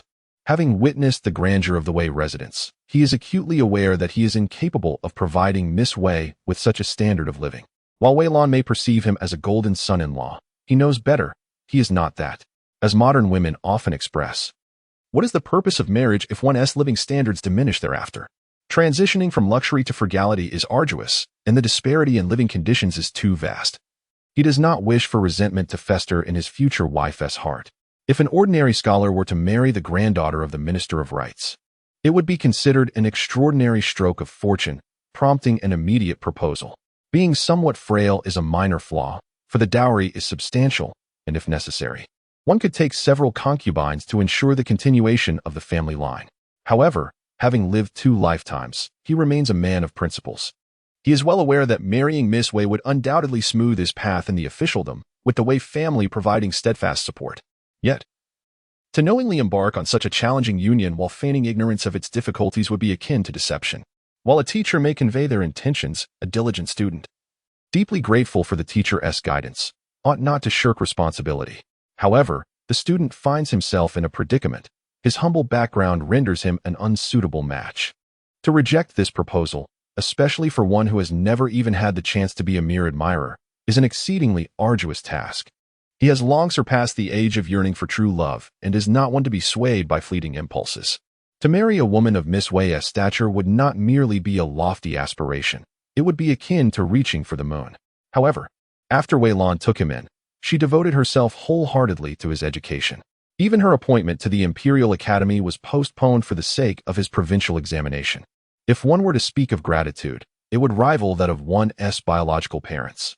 How could he bear to bring misfortune upon the daughter of the Wei family? Upon hearing this, Wei Lan assumed it was Changxing's reluctance, and her expression instantly turned cold. She remarked, "I had misunderstood. The Luo family is indeed small in number, naturally. They would prefer to marry a strong and healthy wife to expand their lineage." The student harbored no disdain for his junior sister's frailty. Matters of love and destiny cannot be forced. What is meant to be will eventually come to pass, while what is not meant cannot be compelled. The student's refusal was genuine. He truly did not wish to cause harm to his junior sister. Changxing did not place such importance on progeny. He longed for his own children, yet if his wife were unable to bear, he would not impose. The Luo family may be small, but there was still Luo Nian and his sisters. Whether through adoption or other means, the Luo lineage could endure. Upon hearing this, Wei Lan's demeanor became serious. After a long pause, she spoke. "You fear she may suffer, so I shall prepare a generous dowry, ensuring she lives in luxury." You worry for her well-being. So I will provide her with numerous servants, so that she is shielded from the mundane worries of life. Wei Lan was genuinely concerned for her frail daughter, as her prior wanderings had left little time for nurturing. Now, as matters of marriage arose, she sought to make thorough arrangements for her. Changxing sighed, noticing that Wei Lan seemed resolute in her decision, and he inquired, "Is the teacher truly determined? Do you ask this because you genuinely do not wish for it?" Wei Lan genuinely harbored affection for his disciple, Changxing. Had it been anyone else persistently declining, they would have been dismissed long ago. Since the master has spoken thus, should the student continue to refuse, it would indicate a lack of discernment. "I do not intend to coerce you," Wei Lan remarked, feeling a tinge of discomfort within, and inquired, "Pray, speak honestly. Is your persistent rejection due to an attachment to another?" Changxing hastily clarified, "I have been wholly absorbed in my studies." Leaving no time to ponder matters of romantic entanglement, he contemplated the situation, since their fates were already intertwined, with no room for reversal. He feared his previous demeanor might have wounded Wei Lan's heart. To alleviate his mentor's distress, he continued, "Having lost my mother at birth, my father, ever mindful of her memory, has chosen not to remarry. Thus, I have resolved that should I take a wife, I shall emulate my father, pledging to treat her with unwavering sincerity throughout our lives, regardless of fortune, ensuring she would never face any hardship." Wei Lan gazed at Changxing, who, though youthful in appearance, bore an earnest expression. Changxing further declared, "Consequently, in my youth, I vowed that upon marrying, I would cherish one partner for a lifetime, never to take a second." Wei Lan was visibly moved. He prided himself on honoring his deceased wife, yet he had taken 2 concubines. Even those who prided themselves on their virtuous family traditions and established rules forbidding concubinage until the age of 40 had kept a few secondary chambers, filled with women who could not bear children. Changxing's clear eyes and sincere demeanor revealed the truth of his words. "I did not expect such a pure heart from you. May you remain steadfast in this oath as time unfolds." As Wei Lan spoke, the previous displeasure dissipated, and a sense of satisfaction blossomed within her heart. Regardless of what the future held, at least in this moment, her disciple's intentions were genuine. Changxing continued, "I have yet to find someone who captures my heart, but I do harbor certain thoughts. I merely hope that my future wife will be a gentle and virtuous lady with whom I can engage in meaningful conversation." Gentle and virtuous? "It just so happens that my daughter embodies those very qualities," Wei Lan remarked with a smile. "I have yet to meet Miss Wei, but since she is the daughter of my esteemed teacher, she must undoubtedly be a paragon of both talent and beauty," Changxing replied, hearing such praise from him. Wei Lan felt a profound sense of appreciation. Her initial satisfaction with Changxing had now grown immensely. Changxing then added, "Teacher, it is said that a poor couple faces countless woes. If she were to have regrets later, longing for a life of luxury, surrounded by servants while ultimately languishing in obscurity, how would you reconcile that, esteemed teacher?" Wei Lan gazed intently at Changxing for a long moment before responding. "My daughter is not a vain individual who covets wealth over character. Rest assured, if she were to regret her choice, it would reflect my shortcomings as a parent." Despite her reassurances, Changxing still wished for Miss Wei to possess the freedom to choose. "Teacher, if I may be so bold, would it be possible for me to meet my junior sister?" he inquired. Wei Lan, not being the obstinate scholar, felt a stirring in her heart at his words.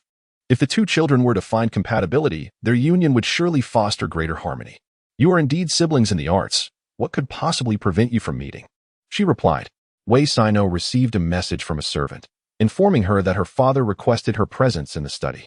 Without a moment's hesitation, she accompanied her maid to the study, only to find her companion halted outside, permitted entry alone. The study was enveloped in silence, devoid of any sound. As Wei Sino stepped inside, she was met by the gaze of a young scholar clad in a blue robe. Startled by the unexpected presence of a man, her cheeks flushed slightly as she inquired, "May I ask who you are, and why you are here?" "I am Luo Heng, known as Changxing," he replied gently.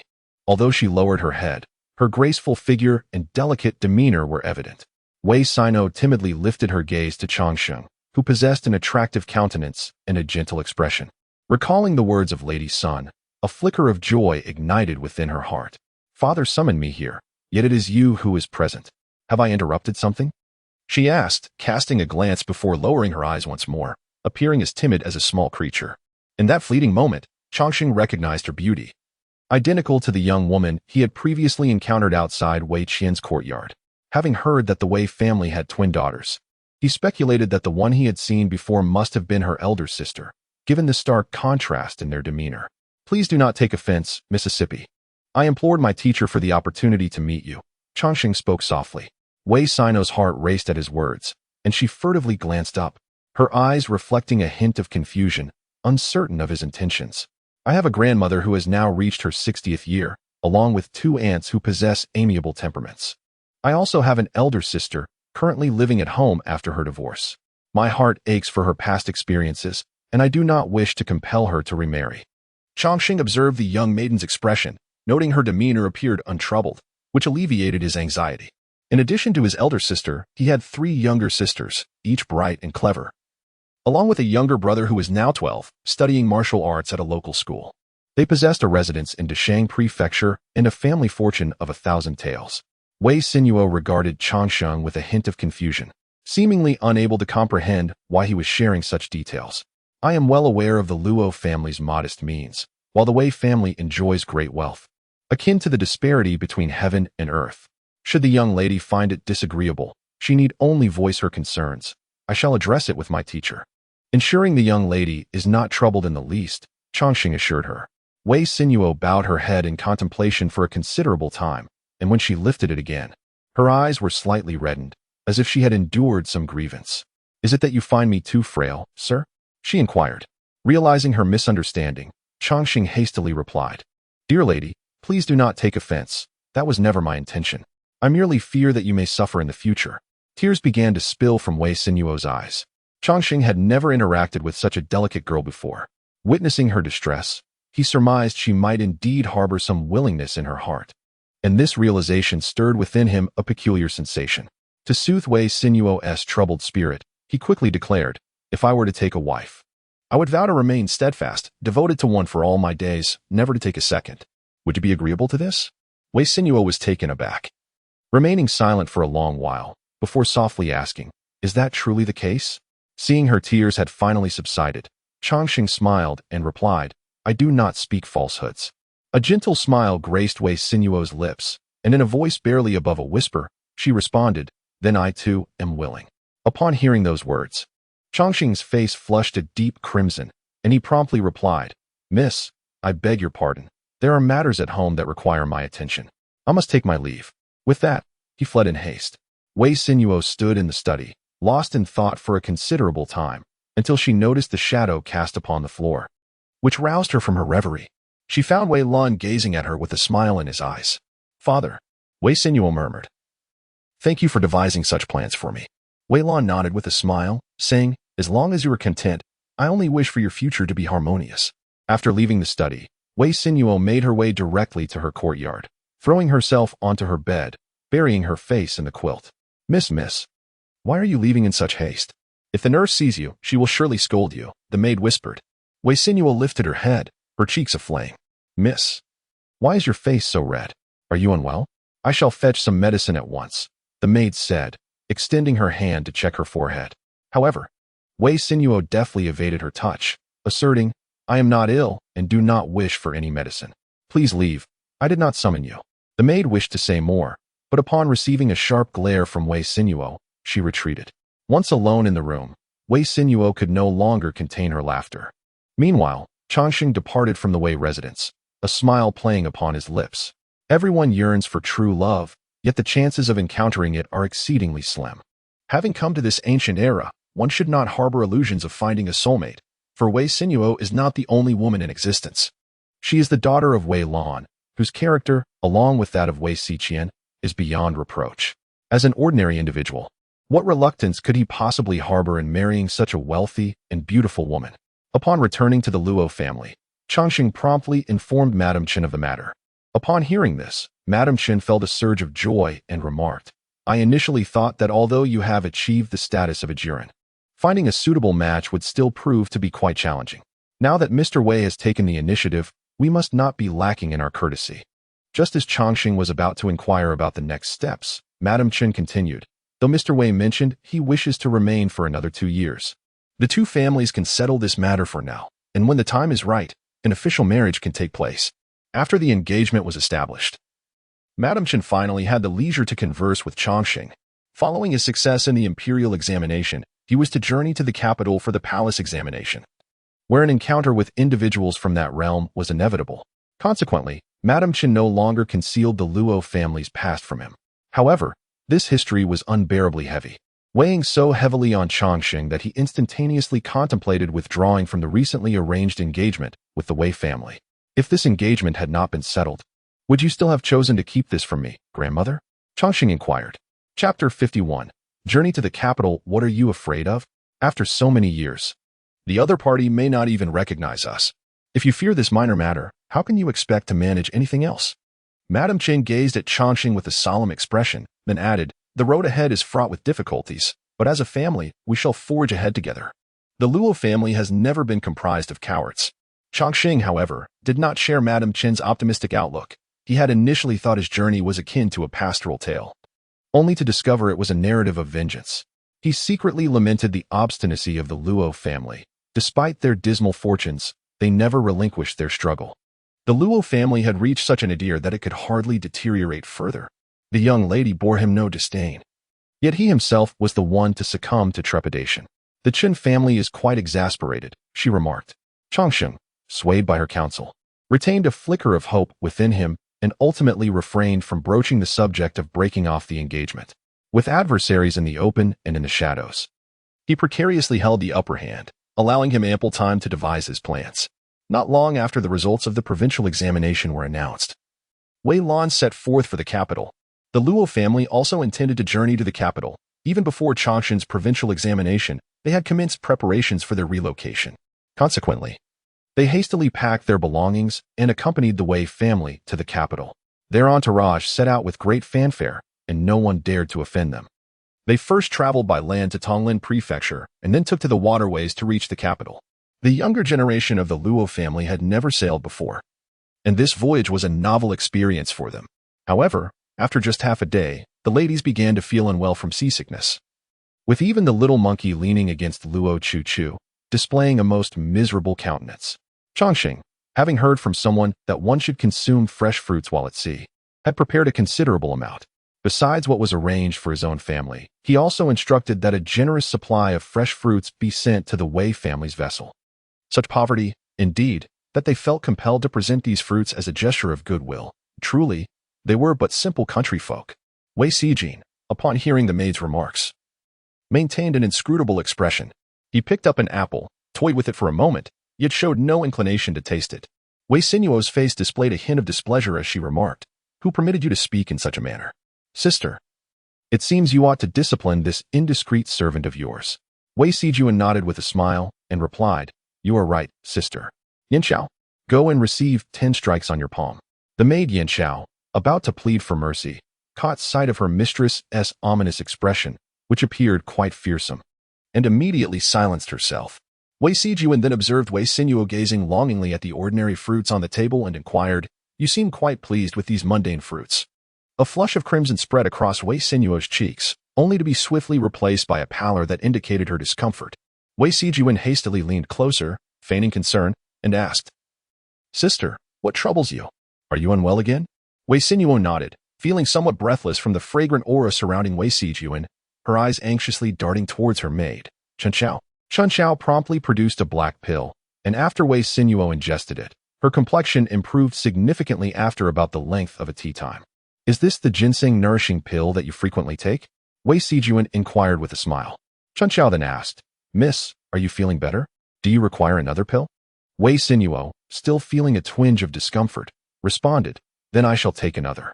Wei Xijin's gaze darkened as she watched Chunxiao retrieve another black pill. After consuming it, Wei Sinuo's countenance regained its vitality, and she remarked, "Perhaps it is due to seasickness. I feel exceedingly unwell. Without this pill, I would hardly know how to cope." Wei Xijin feigned sincerity as she remarked, "Every remedy carries its own peril. It would be prudent for you to employ them sparingly."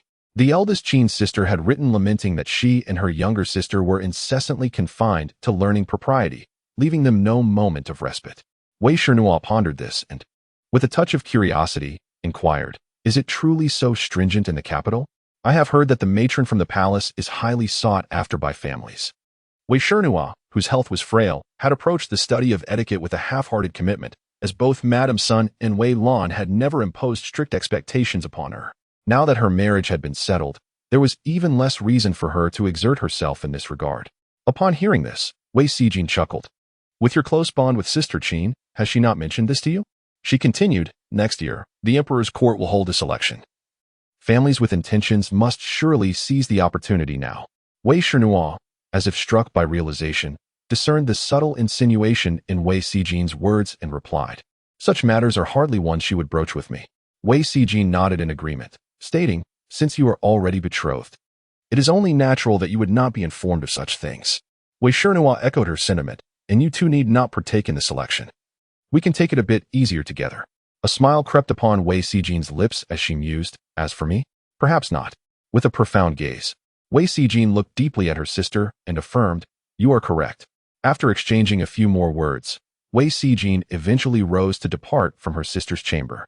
Upon reaching the deck, she stared into the undulating river waters, her eyes clouded with thoughts unknown. Suddenly, an object struck her, rousing her from her reverie.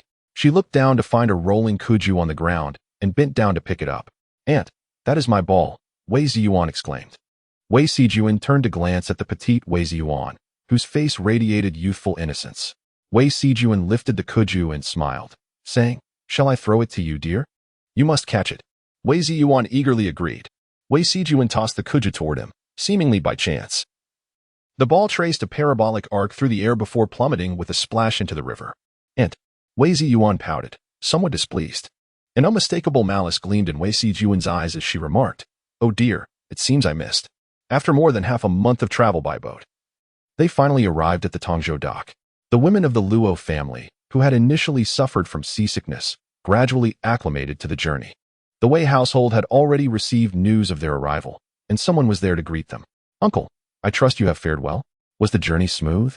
A youth, seemingly around 17 or 18, dressed as a wealthy young gentleman, approached to pay his respects to Wei Lan.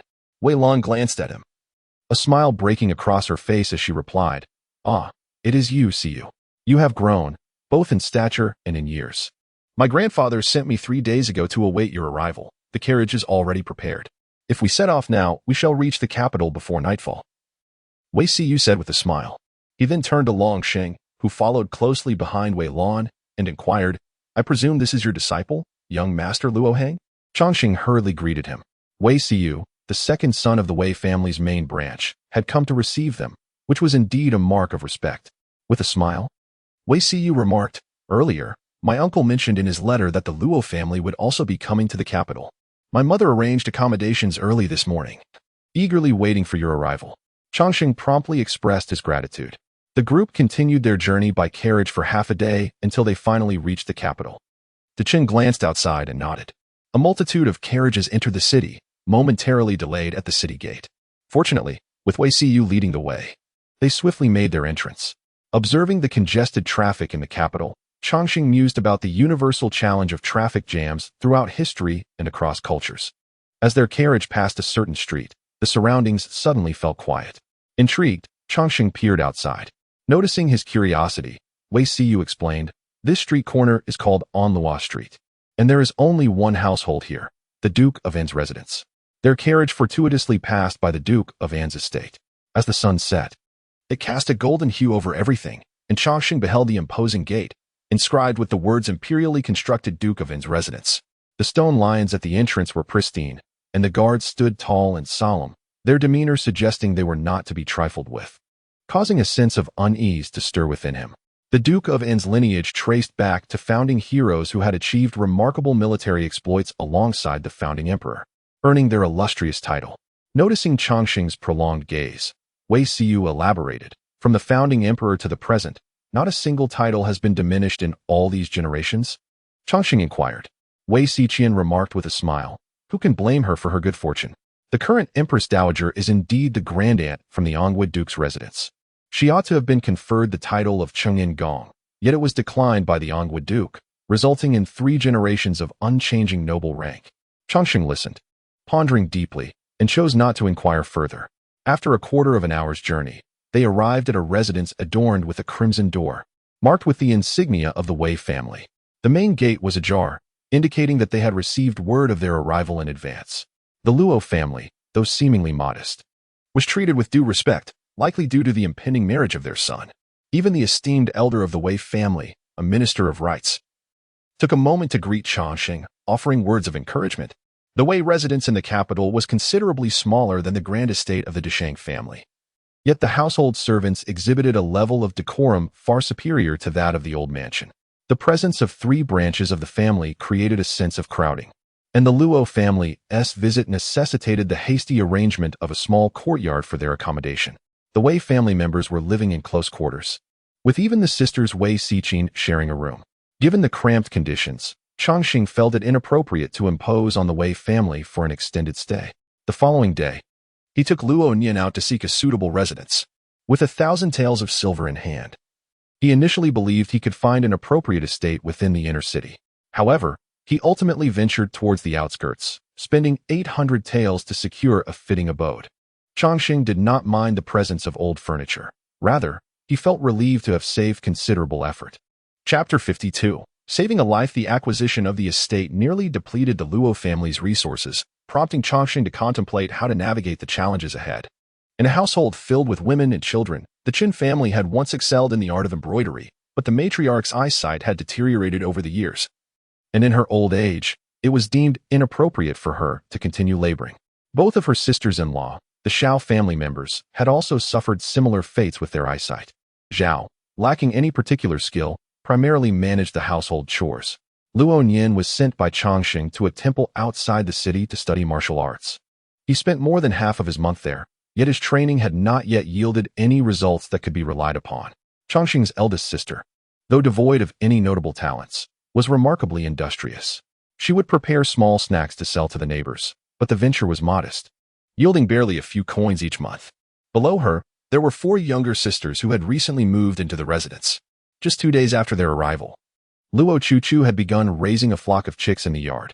The family assisted her in constructing a chicken coop on the left side of the yard, enclosing it with a fence. Changxing had initially expected chaos, yet these little creatures behaved remarkably well, never straying far from their coop. Each day, the coop was meticulously cleaned by Luo Chuchu, who had ensured that no disturbances arose. On the right side of the yard lay Luo Qingqing's domain, which had been tilled and now appeared as an empty plot, though it was sown with numerous seeds. To prevent the chicks from foraging indiscriminately, a fence had been erected around it. The 2 sides of the yard were distinctly defined, with both parties striving to claim more space, leaving only a narrow path for their simultaneous passage. The youngest sister, Luo Huanhuan, had spent several years learning needlework and was now capable of selling her embroidered pieces.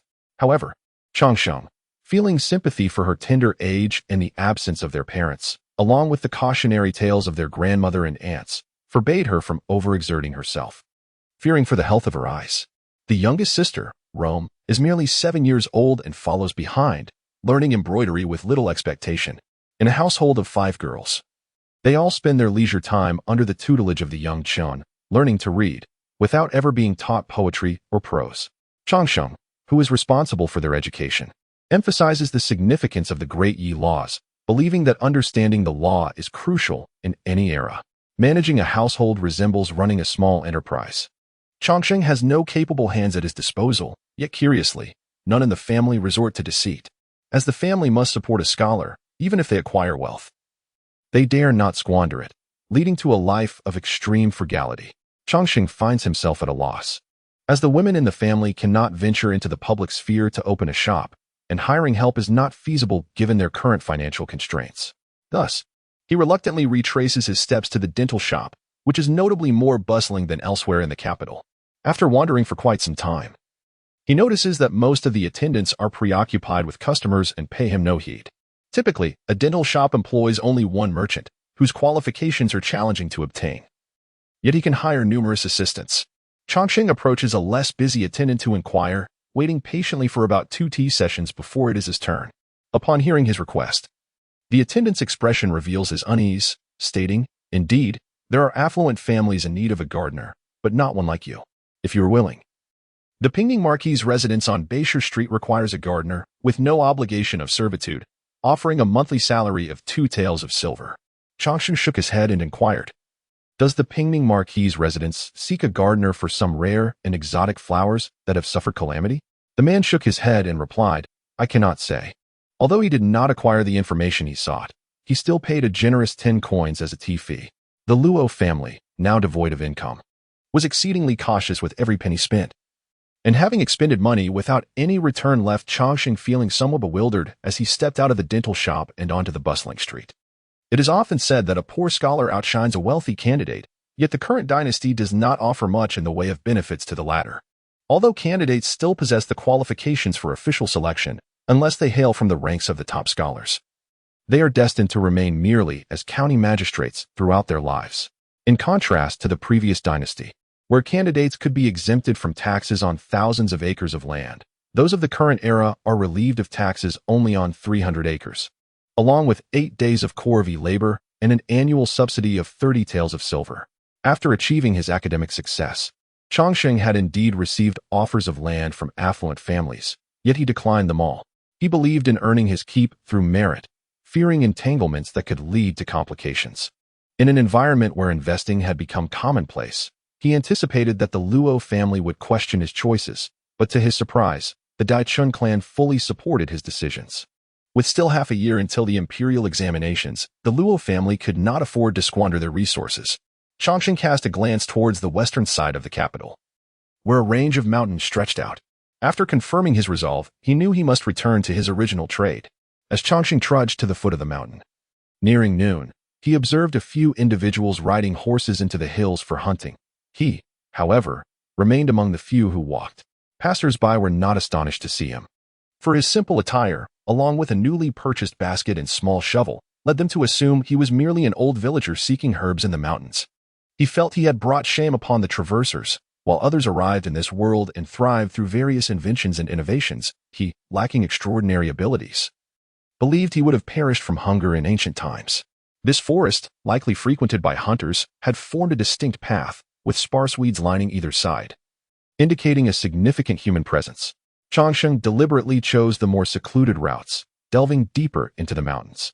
The further he ventured, the more desolate the surroundings became. After walking for half an hour, he retrieved 2 steamed buns from his backpack. With no water source in sight in this remote wilderness, he swallowed them dry. The cost of living in the capital was exorbitant. The same plain buns were a full coin more expensive than in Desheng Prefecture. After finishing the buns, Changxing rose, mentally calculating his household finances, his eyes ceaselessly scanning the area, hoping to spot something of considerable value. Alas, all that met his gaze were trees and weeds, or a heap of worthless herbs. Not even a single rabbit was in sight. He sighed, pondering that perhaps this place was too close to the capital. Continuing deeper into the mountains for another hour, he suddenly heard a rustling sound nearby, prompting him to crouch instinctively. Concealing himself behind a bush, he peered toward the source of the noise and beheld a pair of glimmering green eyes. It was a wolf, a robust adult specimen. Yet, rather than feeling fear, Changxing charged forward a few steps and, with a swift motion, unleashed several wooden spikes toward the beast. After a brief struggle, the wolf succumbed. Changxing jogged over, realizing that the wooden spikes were not lethal. He did not wish to squander his abilities, so he took out a shovel and struck the wolf's head several times until he confirmed it had ceased to breathe. Lifting the wolf's head, he thought to himself that the wolf's pelt and meat might fetch a decent price. Thus, this journey was not in vain. He continued deeper into the forest, but after covering a mere 100 meters, he suddenly halted. Before him, amidst the thicket, he spotted a corner of blue fabric. Changxing hurried forward and found a person lying concealed within the underbrush, clutching a sword in their right hand, their face and hair smeared with blood. A large gaping wound marred their chest, indicating a dire state. Cautiously, Changxing squatted down, checking the individual's neck and breath. The body was cool to the touch, devoid of life. The sudden discovery of a corpse in the deep woods sent a chill down his spine. He glanced around, finding no sign of movement. Searching the person's belongings, he discovered some silver coins and a token inscribed with Flying Tiger Guard. A surge of shock coursed through him. This name hinted at a connection to the authorities. He speculated that this individual might have been a victim of pursuit or had been discarded after death. Examining the sword more closely, he noted the exquisite engraving on the hilt. Even someone like him, who had never handled weapons, could discern its quality. On the opposite side of the hilt, he again saw the words Flying Tiger. The forest canopy cast a shadow over the scene, rendering it somewhat dim and lending an eerie atmosphere to the surroundings. As Chongqing surveyed the area, he noticed signs of struggle among the surrounding flora. It was then that he realized there was not merely one corpse. Chongqing gazed at the wild wolf he held in his hands, suddenly realizing that this creature had likely been drawn here by the scent of blood. There lay 6 bodies clad in blue garments, alongside one dressed in pale moonlight attire. He discovered 6 swords and 6 tokens, all identical in design. The 6 individuals had all succumbed to death. As Chongqing touched the figure in white, he initially harbored no hope, but was taken aback to find that the person's neck was surprisingly warm. Their heartbeat was nearly imperceptible, yet a faint breath lingered. The skin of the white-clad individual was delicate, exuding an air of youth, seemingly around 20 years of age. A large gaping wound marred their chest, and Chongqing hesitated to move the individual recklessly, uncertain of how to deal with the surrounding corpses that appeared to belong to officials. Suddenly, the person's fingers twitched, and then they opened their eyes, staring blankly at Chongqing. In a faltering voice, they uttered, "Save me." After this plea, their eyes closed once more, slipping back into unconsciousness. Chongqing sighed, observing that the individual's breath flickered like a candle in the wind. He hastily rose and rummaged through the surrounding underbrush, unearthing several stalks of crane grass. With care, he lifted the individual's garments, applying the herbal shoots to the wound, and tore a large piece of fabric from their clothing to bandage the injury. Fortunately, having perused a book on herbal medicine, he recognized the crane grass.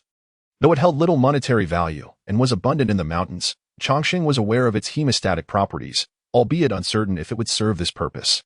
Yet, in dire circumstances, he could only resort to desperate measures, treating a dying horse as if it were alive. After carefully bandaging the young man, Chongqing knelt beside him, observing his pallid condition, reminiscent of a delicate wisp of breath. Although he had failed to uncover any evidence of the man's identity, he surmised that the individual was of significant importance.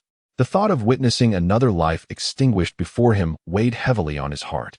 Resolutely, he bit his lip and grasped the man's right hand, channeling his faint wood-based abilities into him. The essence of wood symbolizes vitality. It can invigorate flora and remedy ailments.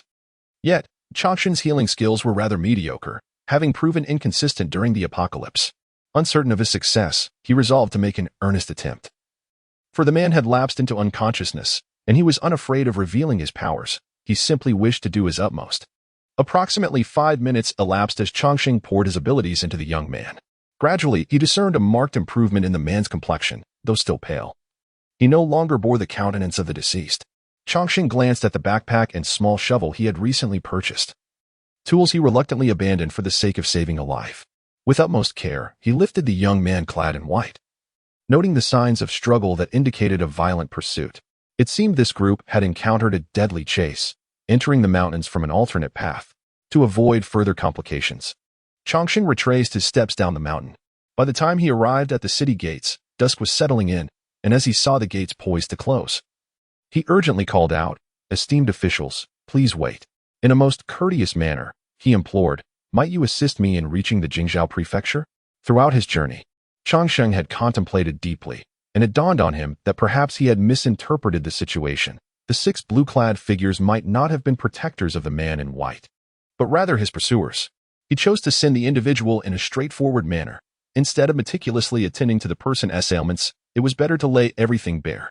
Matters that are transparent are the least susceptible to clandestine machinations. This individual, adorned in wealth and status, whether a noble or a criminal, was evidently a person of significance. If a noble, timely delivery to the authorities could facilitate prompt medical attention. If a criminal, it was preferable to directly present him to the magistrate rather than face accusations of harboring a fugitive after the fact, thus achieving a commendable deed. The 2 guards stationed at the city gate were even more astonished by his words. One of them remarked, "The Jingzhou prefecture is not a place one can casually approach. What exactly is your business?" Chongqing produced a token from the Flying Tiger Guard from his pocket and presented it. "Can you recognize this token?" Upon receiving it, the guard's expression shifted dramatically. "The Flying Tiger Guard? Who are you? How do you possess their token?" The guard, observing Chongqing's ordinary attire, was filled with incredulity. "This was found in the mountains. This person's life hangs by a thread. We must hasten to procure medical assistance," Chongqing declared. Seeing the individual on Chongqing's back, the guards assumed he was the rightful owner of the token. Fearing the potential consequences of delay, they hesitated no longer. promptly requesting a squad of soldiers from the gatekeeper and procuring a carriage to escort Changsheng to the Flying Tiger Guard's headquarters. After approximately a quarter of an hour's journey, they finally arrived at the headquarters, where someone had already gone to summon a doctor. Changsheng, not a native of the capital, was unaware of the Flying Tiger Guard. Along the way, the personnel from the military command explained to him in detail that the Flying Tiger Guard was an institution established by the emperor merely 3 years prior, which Changsheng surmised bore some resemblance to the Ming dynasty's Jinyue. The members of the Flying Tiger Guard took the bloodied figure in white, scrutinizing the token closely. Upon discovering a mismatch between the token and the individual, they promptly reported to their superior. Song Lin, having received the report from his subordinate, emerged to behold the blood-drenched figure of the third prince, his complexion immediately paling as he exclaimed, "Third prince," regaining his composure. He swiftly urged his subordinates to rush to the palace and inform his majesty, requesting the imperial physician to come at once. The Flying Tiger Guard soon ensured the third prince, clad in blood, was settled comfortably. Changsheng had already been questioned thoroughly by the guards, and he harbored no secrets, divulging everything he knew without reservation. After ensuring the third prince was attended to, Song Lin turned his attention to an ordinary physician tending to the wounds. This physician, momentarily intimidated by Song Lin's imposing presence, found his hands trembling uncontrollably, taking a considerable amount of time to properly dress the injuries. As the personal guards of the emperor, the Flying Tiger Guard could not simply leave a body to be desecrated in the wild. After clarifying the direction, they promptly dispatched a team to leave the city under cover of night.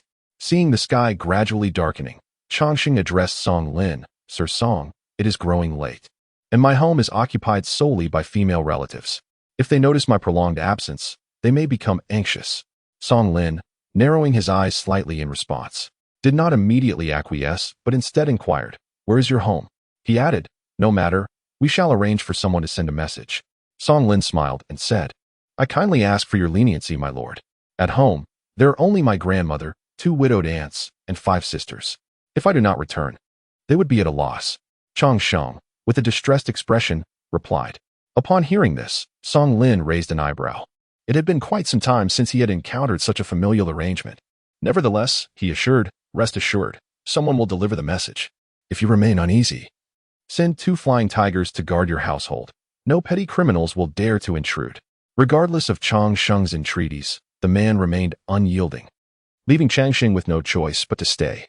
The doctor soon arrived, accompanied by a middle-aged man with a pale face and no beard, as well as a remarkably handsome young gentleman.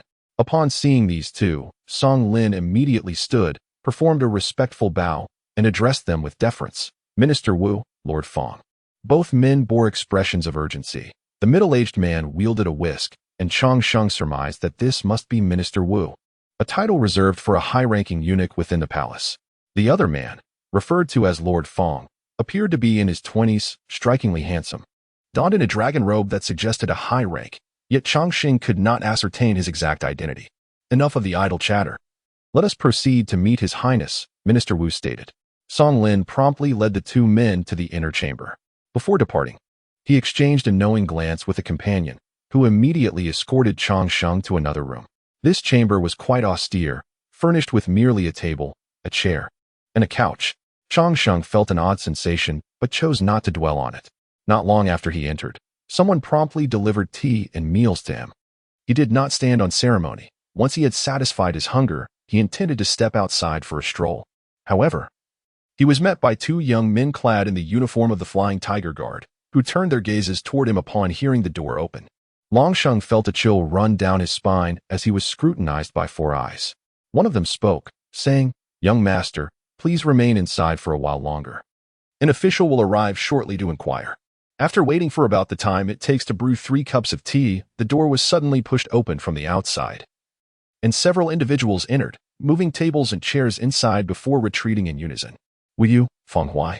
and Song Lin walked in and took their seats in succession at the main table, while a scholar-like figure settled beside them, arranging ink and paper as if preparing to take notes. "Master Luo, please do not be anxious. We are merely conducting a routine inquiry. These 2 gentlemen, one is Lord Wu from the inner court, and the other is Commander Fong of the Flying Tiger Guard," Song Lin introduced to Longsheng. Longsheng hurriedly paid his respects, taken aback by Feng Huai's youth, realizing he was indeed Song Lin's superior. Song Lin continued, "Earlier, you referred to yourself as a student. Do you possess any academic titles?" Upon learning that Longsheng held the title of Jiren and was preparing to participate in next year's imperial examination, the three exchanged knowing glances. This inquiry was more meticulous than the previous one, with Song Lin leading the questioning while Wu Yu and Feng Huai occasionally interjected with their own inquiries. Longsheng was left in a state of perspiration, feeling as though his entire lineage could be unearthed. "From Lu Province, eh? The Lord Minister of the Interior is actually your fellow townsman," Feng Huai remarked with a smile, addressing Wu Yu. Wu Yu nodded and remarked that at such a tender age, achieving the status of a scholar clearly indicated considerable talent. Changsheng initially believed the inquiry would pertain to the recent perilous encounter faced by the third prince, yet unexpectedly, a multitude of questions regarding his own circumstances arose, resembling a modern political scrutiny. "So, your cousins now reside with your family?" Wu Yu inquired, his curiosity piqued. Upon hearing the question, Changsheng straightened his posture and replied, "Indeed. My cousins were taken in due to their stepmother's cruelty, and thus I have assumed the responsibility of their upbringing." Wu Yu acknowledged this with a nod, refraining from further questioning. Song Lin then posed numerous inquiries, such as the reason for their departure from the city and why he displayed no fear upon encountering a corpse, to which Changsheng answered each in turn. The interrogation persisted for an hour before finally concluding.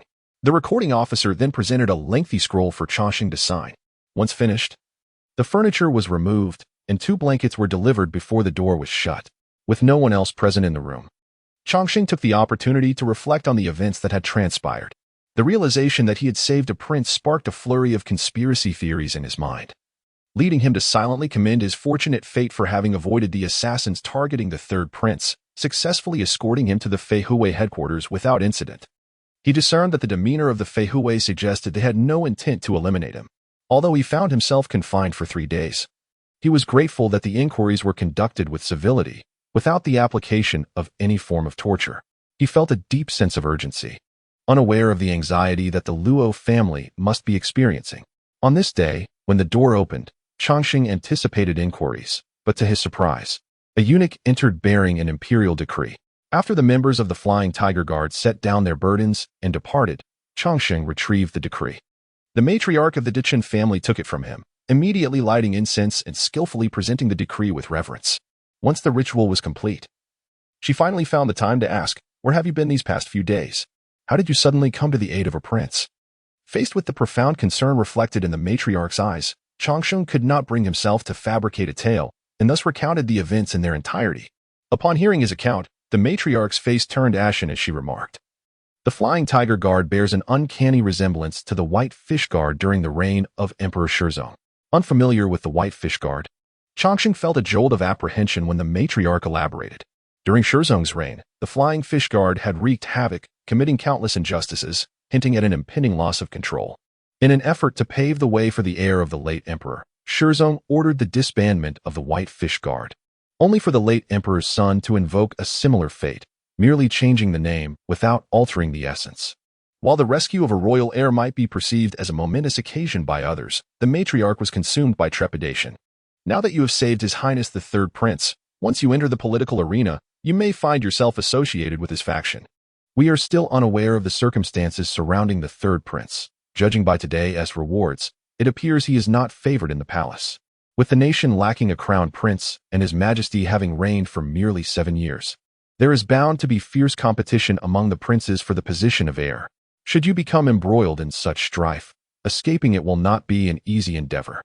Dichen was consumed with worry at home, while Wei Lan sighed heavily upon seeing Changsheng.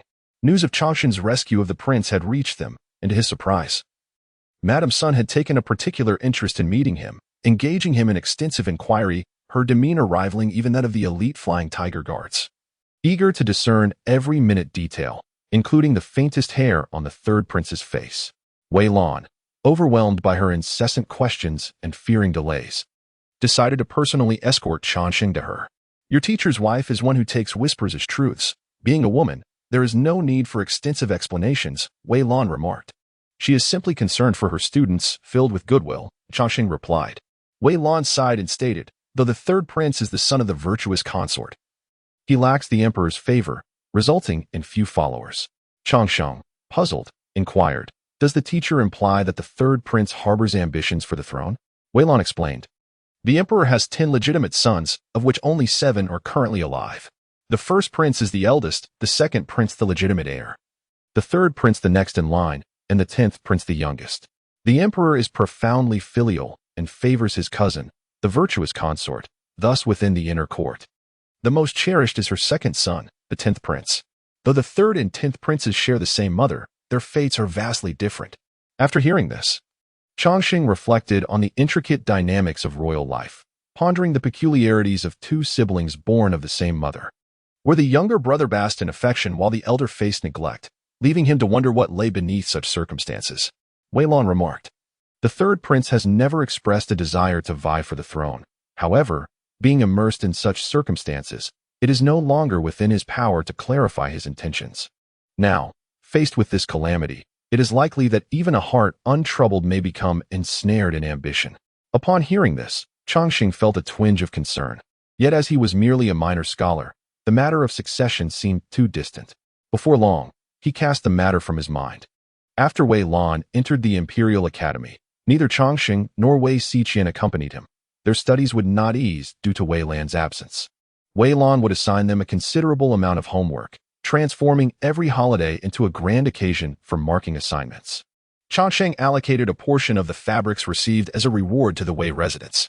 Hearing that Wei Sinuo had fallen ill, he wished to pay a visit. However, the Wei family in the capital was governed by strict traditions, and even though they were betrothed, they could not meet. Concerned for her well-being, he entrusted Luo Chu with the task of visiting. After her visit, she reported that it was merely a common cold and nothing serious, which allowed Changxing to breathe a sigh of relief.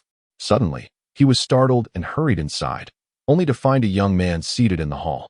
Upon seeing Changxing enter, the man's expression softened slightly. "Your Highness," Changxing quickly bowed, but before he could lower himself, he was assisted back up. "There is no need for such formalities, Dagu. I hope you will not take offense at my unannounced visit," the third prince said with a smile. "Your Highness, are you feeling better? How is it that you have left the palace so soon?" Changxing inquired. The third prince chuckled and replied, "Had it not been for Brother Dagu's timely intervention, I fear I would have already met my demise. Hence, now that I am somewhat recovered, I have come personally to express my gratitude." After concluding his words, he gestured to the young eunuch beside him, and Changxing was once again greeted by a plethora of gifts. Witnessing such a scene, even those who might consider absconding with valuable items would refrain from entangling themselves. Yet only Brother Dagu displayed no such hesitation, revealing his inherently virtuous character. As the third prince spoke, his eyes brimmed with gratitude. "Your Highness, you overpraise me. I merely performed my duties and truly do not deserve such esteem from you," Changxing humbly replied. After exchanging pleasantries, the third prince extolled Changxing with commendations before taking his leave. Changxing had anticipated a summons following the prince's recovery, yet he was pleasantly surprised by the personal visit, which kindled fond feelings within him. In the aftermath of his philanthropic efforts, Changxing had accrued a considerable sum of silver, all of which he entrusted to the Duchin family. The Duchin family acquired several servants, and after discussions among themselves, they opened a modest shop at the alley's entrance, primarily overseen by Sister Luo. The shop offered a variety of affordable pastries, which, while not particularly distinctive, excelled in cleanliness and value, catering to the neighboring community. Thus, business was fairly prosperous. On New Year's Eve, as De Chun gazed upon the house filled with young ladies, she remarked to Changxing, "Once you marry, our family will surely welcome new additions." Changxing chuckled softly and replied, "Grandmother, my teacher wishes to retain her for a few more years. It is still too early." Nearby, second Aunt Zhao, having overheard this exchange, was visibly stirred and interjected, "Mother, with your years and experience, your insight must be commendable. Now that Changxing has achieved success, if he excels in the imperial examination next year, the Luo family will ascend even further, and then you ought to show some affection towards Sister." After Sister Luo's divorce, she felt disheartened for several years and was reluctant to discuss marriage again. For the past few months, she had devoted herself entirely to the affairs of her shop. Upon hearing the remarks, she immediately frowned and retorted, "You clearly promised back then. Do not press me any further." Zhao, with a sheepish expression, replied, "How long has it been since that incident? What respectable young woman remains unmarried? If you do not marry, what will become of your younger siblings?" If they rise to positions of authority, how embarrassing it would be for them to have a divorced sister at home. As the eldest sister, you ought to be more understanding. Seeing that the mother and daughter appeared to be on the verge of an argument during the festive season, Madame Chen interjected. You had initially promised the children. Why are you now contradicting yourself? Sister Luo felt a sense of relief at Madame Chen's support. Changqing, trying to smooth things over, added. Since sister is unwilling to marry, why must second aunt pressure her? Sister is currently running a profitable shop and is a significant contributor to the family. A young woman with her own income has no reason to feel anxious about her future. Upon hearing this, Madame Chen nodded in agreement and instructed. You younger ones should take note. Once married, it is crucial that you keep your dowries firmly in your own hands, no matter how reassuring others may be. Only what you can control is of true value. Zhao quickly interjected. Mother, if a situation arises, one cannot stand idly by when the in-laws are in trouble. Are you not teaching the girls to be disrespectful to their husbands' families? Dichen addressed Zhao, saying, in times of peril, you remain steadfast, even offering your dowry. Once Changqing flourishes, I shall replenish your dowry. You are truly commendable, and I hold deep gratitude for you. However, not every mother-in-law is benevolent. It is arduous for a girl to navigate life, so do consider your own well-being. Zhao's eyes instantly brimmed with tears as she replied, Mother, your thoughts of my well-being are more than sufficient for me. Grandmother is right. A dowry must be held firmly in one's own hands, interjected Sister Luo, who had profound experience on this matter. Da Chun nodded, reflecting on her late eldest daughter, and addressed the young ladies. You are yet to be wed, and your family can still protect you. Once you step beyond the threshold, should any troubles arise, even if the family is aware, it may be too late. Therefore, you must cherish yourselves even more. The young ladies, momentarily shedding their shyness, nodded in agreement, including the youngest, Luo Mei. Xiaotian, who had always heeded De Chen's counsel, naturally did not oppose. However, Zhao initially felt joy upon hearing this, only to later decline, saying, how can the family's assets be entrusted to the daughters? What will become of Changqing?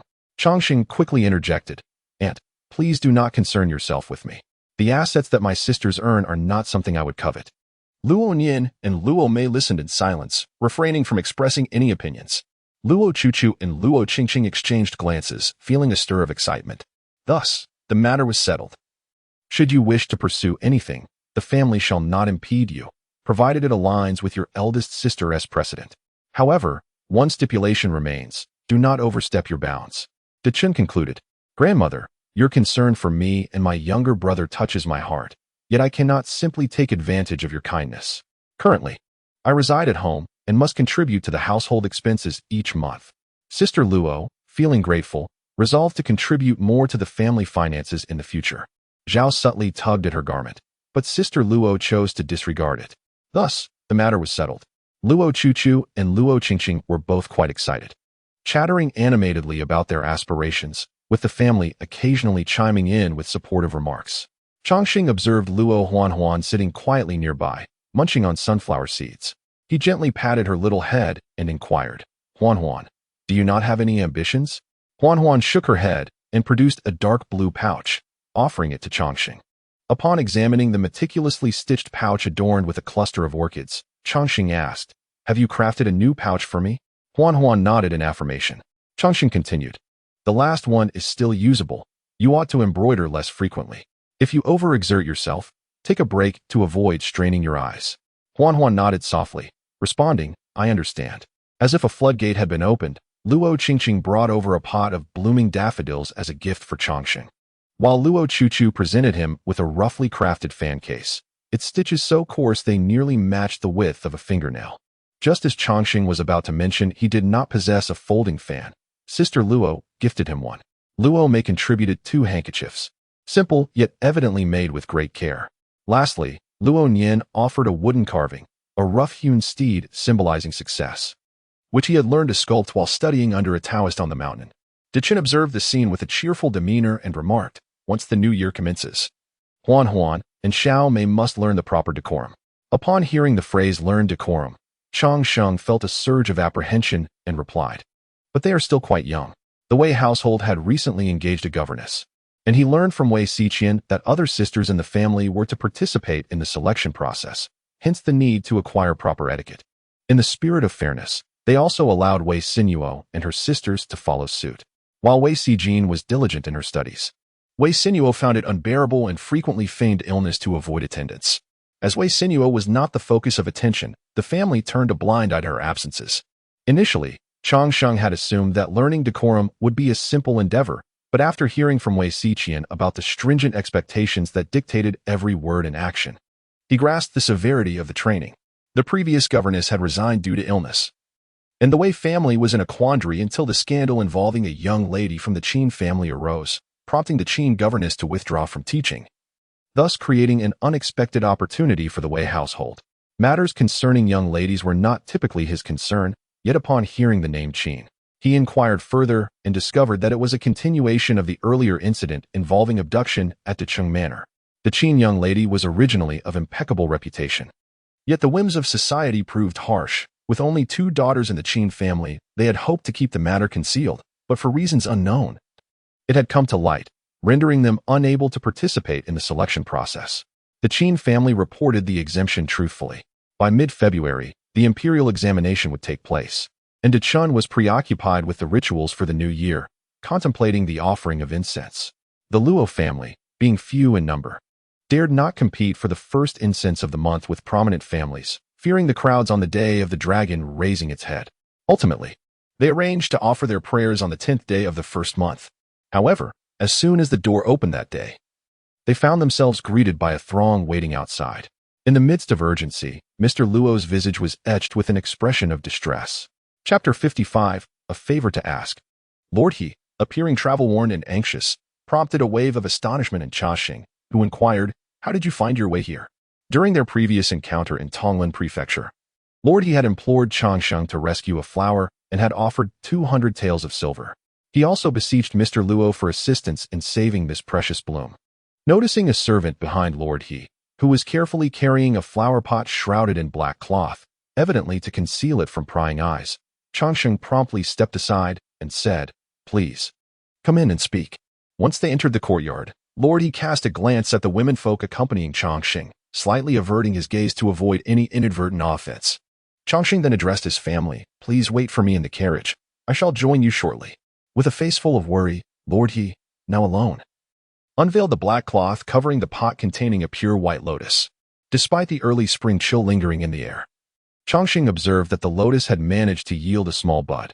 Yet, the entire plant, from its leaves to its stem and bud, appeared lifeless, as if it were on the brink of demise. Lord He sighed heavily and remarked, "A master is indeed a master, yet his skills are insufficient.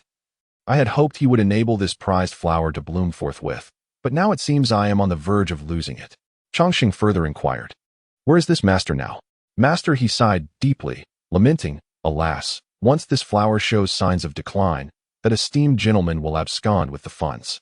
Fearing unforeseen circumstances, I hastily journeyed to the capital in search of you. After considerable effort, I finally learned of your whereabouts here.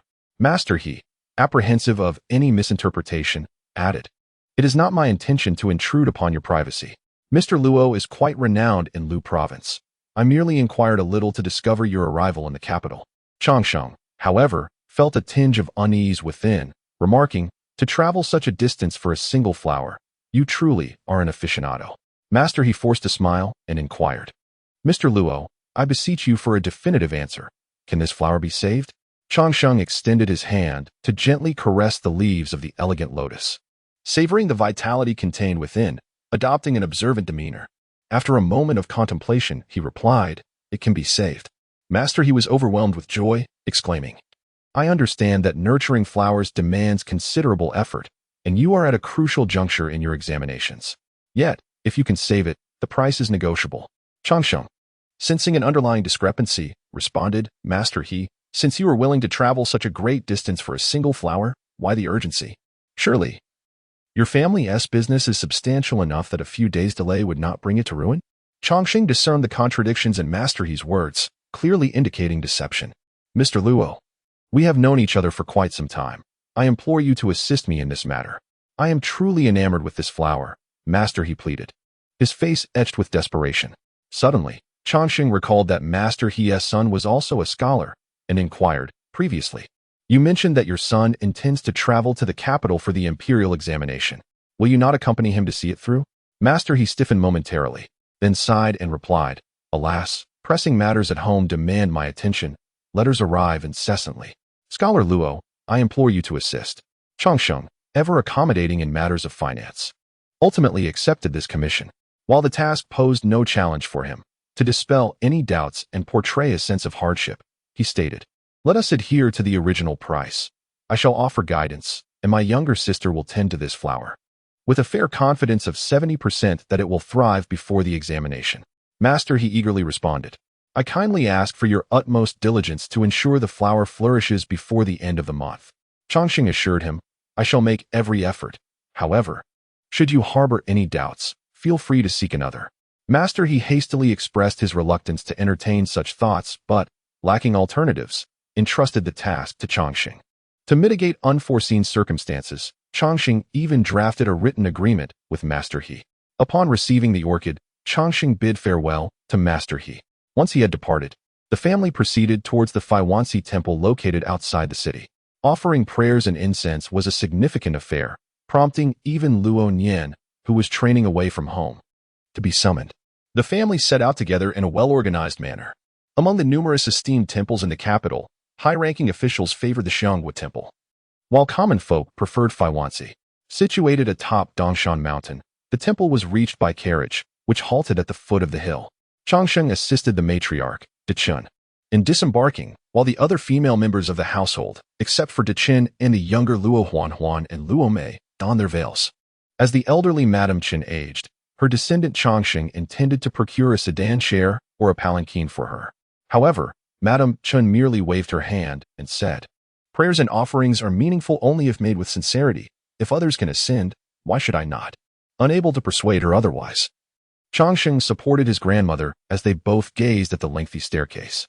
Madame Chen remarked, "The incense offerings at Faiyun Temple remain vibrant. After all these years, the scenery remains unchanged." Standing on the steps, Changsheng looked upwards and saw figures diligently climbing, while from above, he observed countless devotees with earnest expressions, each step infused with hope as they gazed at the temple's corner peeking from the summit. The group meandered, taking their time, and it took them an hour to reach the mountaintop. The temple was bustling with worshippers, and after a brief wait, it was their turn. Madame Chen and her two daughters-in-law reverently addressed each statue, murmuring prayers and bowing deeply. Although Changsheng harbored skepticism towards deities, he followed suit out of respect for his elders. Upon entering the temple, it was customary to draw lots. Madame Chen studied the fortune slip in her hand, which read, "There exists an old foundation in Yuyuan. Joy is found in the jade terrace of the Grand Hall. Renewing the old brings great fortune. The fragrance of orchids surrounds the steps, blooming like jade branches." Noticing Madame Chen's prolonged contemplation over the slip, young Chen, filled with concern, inquired, "Mother, shall we ask the master for an interpretation?" Madame Chen nodded. The monk who interpreted the fortunes received the slip and smilingly declared, "This is an excellent omen. What you seek will surely come to fruition." Upon resolving the fortunes of the Dechen clan, Xiao Chun then presented the divination slip from the Changsheng to the venerable monk. The monk accepted it and remarked, "A reunion of affairs, a harmonious exchange, a coming and going, ascending smoothly to the azure heavens. A most auspicious sign. It is evident that the fortunes of the devotee are remarkably favorable." Even though Changsheng harbored doubts about such matters, he felt an undeniable sense of comfort upon hearing these words.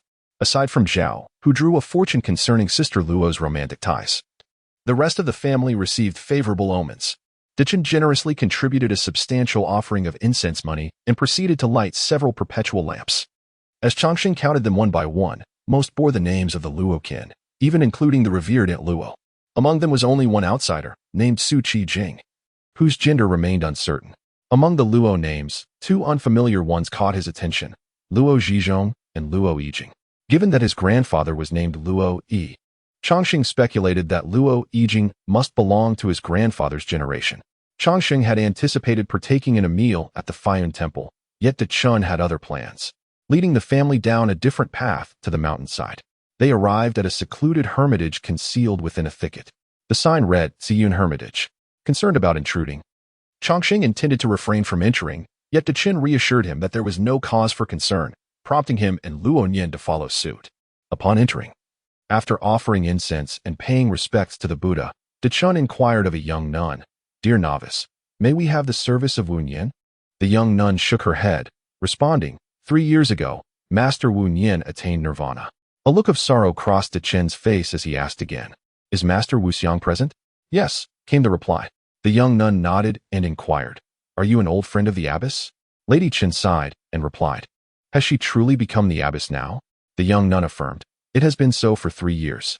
Lady Chen then said, could you kindly inform her that an old friend of the Chen family has come to visit and wishes to see her? Shortly thereafter, the young nun returned, inviting Lady Chen inside to meet the abbess.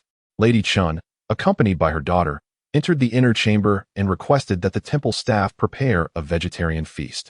The temple was predominantly staffed by young nuns, and without any reservations, they guided Lady Chen and her daughter around, ensuring that Changxing and Lunyan were settled in a guest courtyard to avoid disturbing the female guests residing within. Externally, the temple appeared modest, but upon entering, one discovered numerous courtyards, one leading to another. The abbey was discreetly situated, seemingly hidden from plain sight. The incense wafted gently, and in this era, few women chose to become nuns unless compelled by circumstance. Logically, one would assume the nuns led austere lives. However, Changxing observed that they seemed remarkably content. Luanyan, being restless, took a few sips of tea before beginning to explore the courtyard. Brother, there is a grove of flowers over there, Luanyan exclaimed. Changxing stepped out to see that Luanyan was already perched on the wall, clearly unable to contain herself. Changxing hurriedly admonished, come down at once. What would the temple staff think if they saw you like this? Brother, shall we wander into that flower grove? Don't you find it dull to stay here? Luanyan asked. Changxing was initially reluctant to move, yet compelled by Luonyan's persistence. He sought counsel from the young monk in the temple and learned that the flowering grove was indeed an apricot blossom forest. Suddenly, Luonyan exclaimed, third sister adores all kinds of flowers. I shall call her over. Observing that Luonyan was quick to act upon whims, Changxing cautioned, do not wander about the temple. Request the young monk to fetch third sister for you. Understood, replied Luonyan, and in a flurry, she dashed away. Changxing sensed that since entering the Taoist temple to study martial arts, Luonyan's demeanor had become more spirited, resembling that of a youthful lad of her age. As Changxing noticed a splendid red apricot blossom nearby, he took a few steps forward, only to be suddenly interrupted by a woman's voice. It is all your fault. You alone have tarnished our reputation, and now our entire family suffers the consequences. The voice was petulant and evidently youthful. Initially, Changxing intended to retreat, but then he glimpsed 2 women partially concealed by the foliage. One wore a vibrant red cloak, her back turned towards him, while the other, clad in a gown of moonlight white, possessed a beauty that was striking, her features illuminated by the crimson blossoms, rendering her even more enchanting. Though he had not intended to eavesdrop, Changxing found himself unable to move as the girl with almond-shaped eyes fixed her gaze upon him. In that moment, he could think of nothing but the thought, I believe I have seen this sister before. Chapter 56, a startling revelation. Changxing harbored no improper thoughts. He was merely captivated by the intensity of the girl's stare, making it awkward for him to depart casually. Upon further contemplation, he recognized her as the young lady from the Qin family who had been abducted in Deshang City. Perhaps due to the solitude surrounding them, the young woman, with her back turned to Changxing, spoke with increasing audacity, failing to lower her voice as she venomously addressed Qin Xinran. You have tarnished your reputations. You are now a disgrace to the Qin family. Your very existence burdens others, and it would be better if you perished. Even a mere bystander like Changxing felt a chill run down his spine upon hearing such scathing words. Then, to everyone's astonishment, the previously expressionless Qin Xinran suddenly burst into laughter, her eyes glinting with derision as she retorted to the woman in red. Why should I extinguish my life to atone for your grievances? What do you amount to? I am the legitimate firstborn daughter of the primary wife, while you, deluding yourself as the legitimate second daughter, are nothing more than a bastardy child.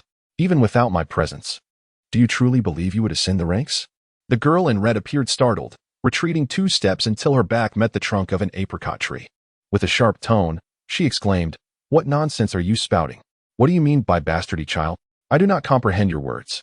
Qin Xinran scoffed coldly and replied, am I speaking in vain? I now know how my mother perished and how your mother entered the family.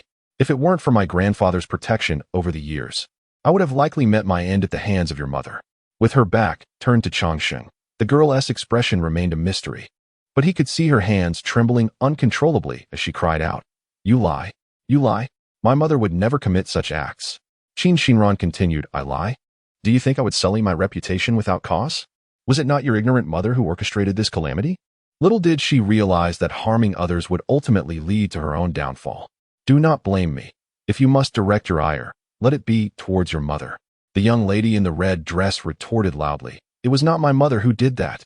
My mother is the kindest person, kind-hearted. What kind of good person could give birth to such a foolish and venomous daughter? Your mother harbors deep resentment towards me. Who else could have committed such an act? The matter of abduction is shrouded in secrecy. How could outsiders be aware of it? If it were not a family member, how could it have stirred such a tempest throughout the city? A cold smile graced Qin Xinran's lips, exuding an undeniable aura of strength. Upon hearing such a clandestine revelation about a prominent family, Changxing, who initially thought the red-dressed girl was aggressive and that Miss Qin appeared weak and incapable of handling the situation, was taken aback. He had presumed her to be of lesser stature, only to discover she was a formidable contender. Each word he uttered pierced the heart of the young lady in red. I do not believe it, I do not believe it, she cried, fleeing in a panic. Upon witnessing her departure, Qin Xinran fixed her gaze upon Changxing, her expression devoid of emotion as she approached him step by step. She regarded him, who stood there in a daze, and inquired, Were you eavesdropping here? Changxing shook his head and replied, It was merely coincidental. Concerned that she might misconstrue his intentions, he added, I have never discussed your abduction with anyone. This matter did not originate from me. He acknowledged, I know it was impolite to let you overhear family matters. Qin Xinran nodded in understanding. Changxing reassured her, Rest assured. This matter will remain confined to my ears, and not a word of it will escape. Curiosity piqued, he then asked, Is it truly the mother of that young lady who has tarnished your reputation? Qin Xinran shook her head and replied, I do not know either. She paused for a moment and then said, Regardless of who it may be, I shall unearth the truth. Previously, at the Deshang residence, I had not yet expressed my gratitude for your assistance. Changxing quickly replied, There is no need for such formality, as my cousin has already conveyed his thanks. Qin Xinran remained expressionless and remarked, I am acquainted with Sinuo and have heard of your engagement. Congratulations. Even as she uttered those words of congratulation, there was not the slightest hint of a smile upon her face, which unsettled Changxing.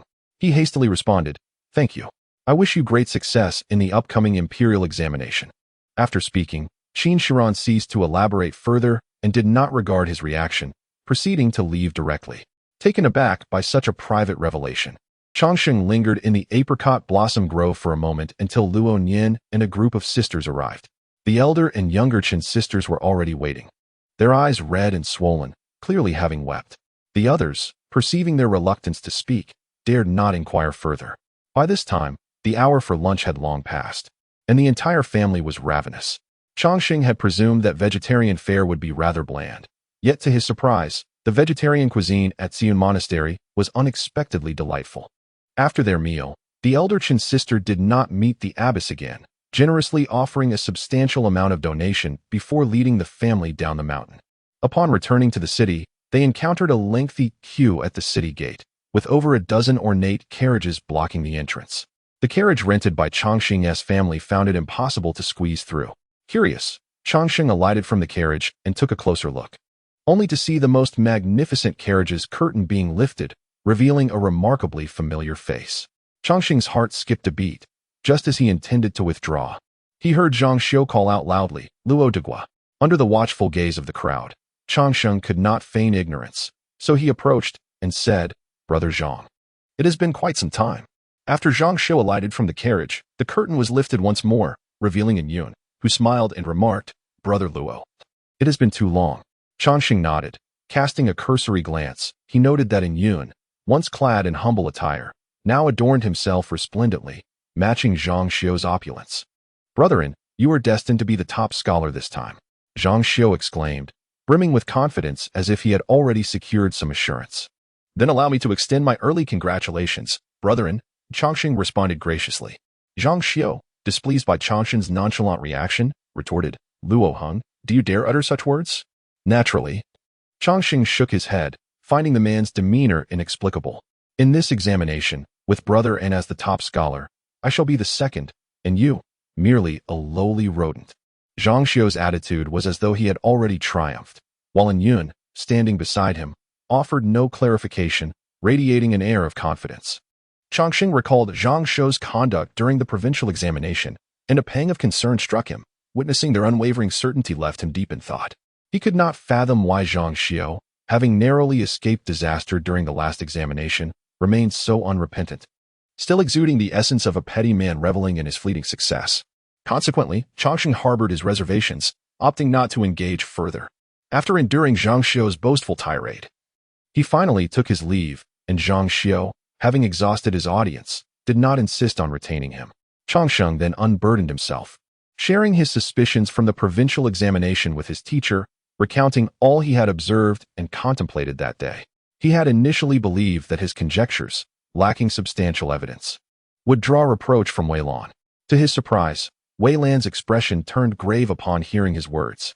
The imperial examination held significant weight, and if his suspicions were accurate, there was a high probability that these two individuals were involved in some dubious dealings. Wei Lan added, "Indeed, and Yun possesses considerable skill. However, to voice such thoughts before the examination is something I would not dare to do. Their confidence may stem from some assurance they have received. What should the student do? If any malpractice were to occur, would not this examination be rendered void?" Longxing felt a surge of frustration. All his diligent study, born of early mornings and late nights, could be undermined by these fraudsters, leaving him with nowhere to lament.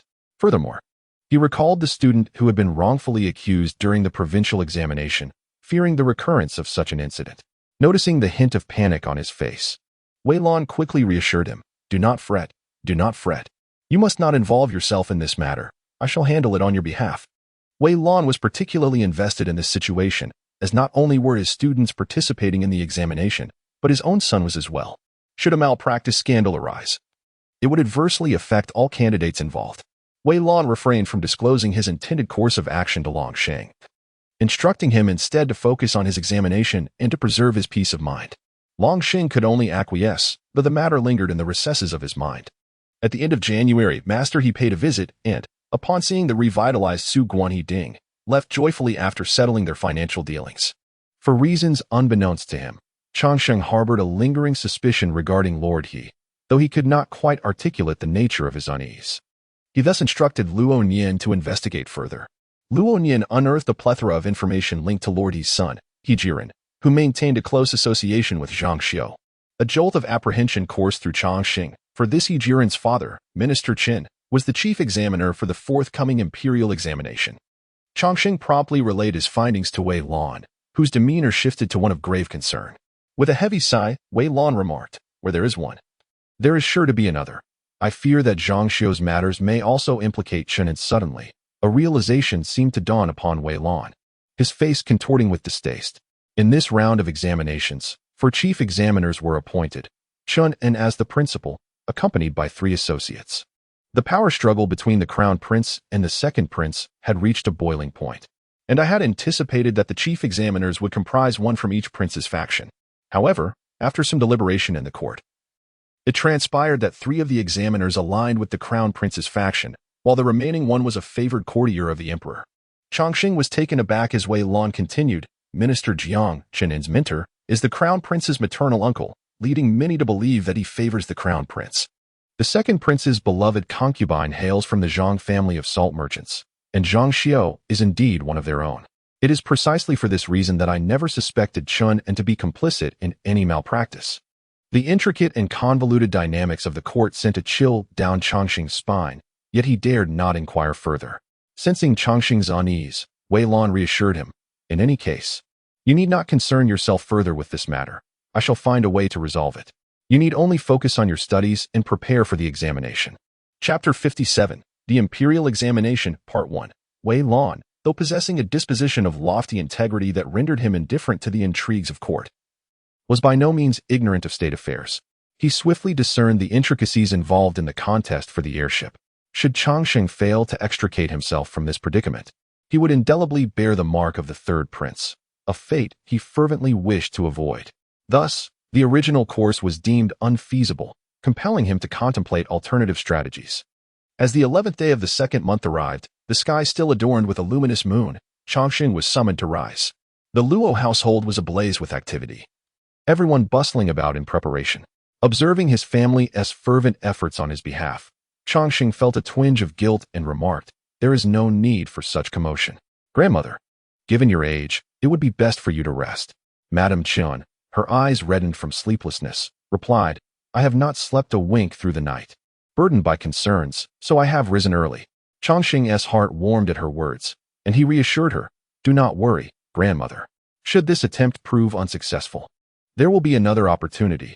I shall not easily surrender." Madame Chen nodded, affirming, "Good, good. My dear grandson, such resolve is commendable." After enjoying a hearty breakfast and partaking of a bowl of championess soup, Chongqing bid farewell to his family and set forth, accompanied by Luo Nian. The outer city's South Long Street lay quiet, occasionally interrupted by faint footsteps. Luo Nian, holding a lantern, had intended to carry Chongqing's examination basket but was gently refused. The two traversed in silence for nearly half an hour before reaching the entrance of the examination hall. Unlike the dimness of other parts of the city, this area was brightly illuminated, bustling with throngs of people along the lengthy thoroughfare. Chongqing had no inclination to seek out his former classmates or friends, opting instead to follow the crowd forward. Luo Nian shook his head and said, "At the very least, I must wait until you enter before I depart." Hearing this, Chongqing ceased to press further. Luo Nian glanced around and suddenly inquired, "Brother, why are there fewer candidates for the examination than during the Tonglin Prefecture?" The memory of the Tonglin Prefecture's local examination was vivid in Luo Nian's mind. The streets had been teeming with people, so crowded that even those accompanying the candidates were prohibited from entering. Although the current scene was still bustling, it was evident that many were there merely to escort the candidates. Chongqing clarified, "The ultimate goal of the imperial examination is to achieve a place on the honor roll of the palace examination. However, for many, becoming a xianxia feels like a distant dream. Once they pass the local examination and attain the title of jiren, they gain fame and authority. If they fear the hardships, they may choose not to pursue further examinations." After contemplating, Luo Nian asked, "Is Zhao Lin also of this mindset?" Chongqing shook his head, replying, "Brother Zhao intends to continue. However, he feels no confidence in this examination and is reluctant to endure the journey to the capital without certainty of success. He will return once his studies have advanced." Many candidates, after the local examination, feel uncertain about the palace examination and choose to defer their participation until the next session. Yet, more often than not, those who achieve the title of jiren become complacent amidst the allure of their hometown, losing their ambition to strive for greater accomplishments in the capital. Chongqing hoped that Zhao Lin would not fall into this latter category. After waiting for half an hour, the streets suddenly erupted with noise, and soon Chongqing witnessed two squads of soldiers, marching in unison, entering the thoroughfare. As Luo Nian followed the throngs of people toward the exit, he suddenly caught sight of a somewhat aged face amidst the crowd. It was none other than the venerable he, who had spoken of departing from the capital. However, upon a closer examination, he seemed to have vanished, leaving Luo Nian to ponder if he had merely mistaken someone else for him. And he dismissed the thought without further concern. After completing the inspection, Chongqing cradled the examination basket in his arms, surrounded by a sea of people. Yet, he felt an icy sensation on his face, standing rigidly in the line. He gazed intently at the three grand gates of the examination hall, where the outermost gate was adorned with a pristine red silk banner, gently fluttering in the cold breeze, perhaps influenced by the solemn atmosphere. The bustling street, despite being densely populated, remained surprisingly quiet, with most individuals engaged in hushed reverence, scarcely exchanging words. As the hour of the tiger approached, Chongqing heard the resonant sound of 3 deep drum beats, which instantly silenced the entire thoroughfare. Shortly thereafter, he observed 4 men clad in the ceremonial robes of civil officials standing before the examination hall. Not one of them was familiar to him, but he discerned that the eldest among them was speaking. His lips moved, and Chongqing could faintly hear encouraging words emanating from him.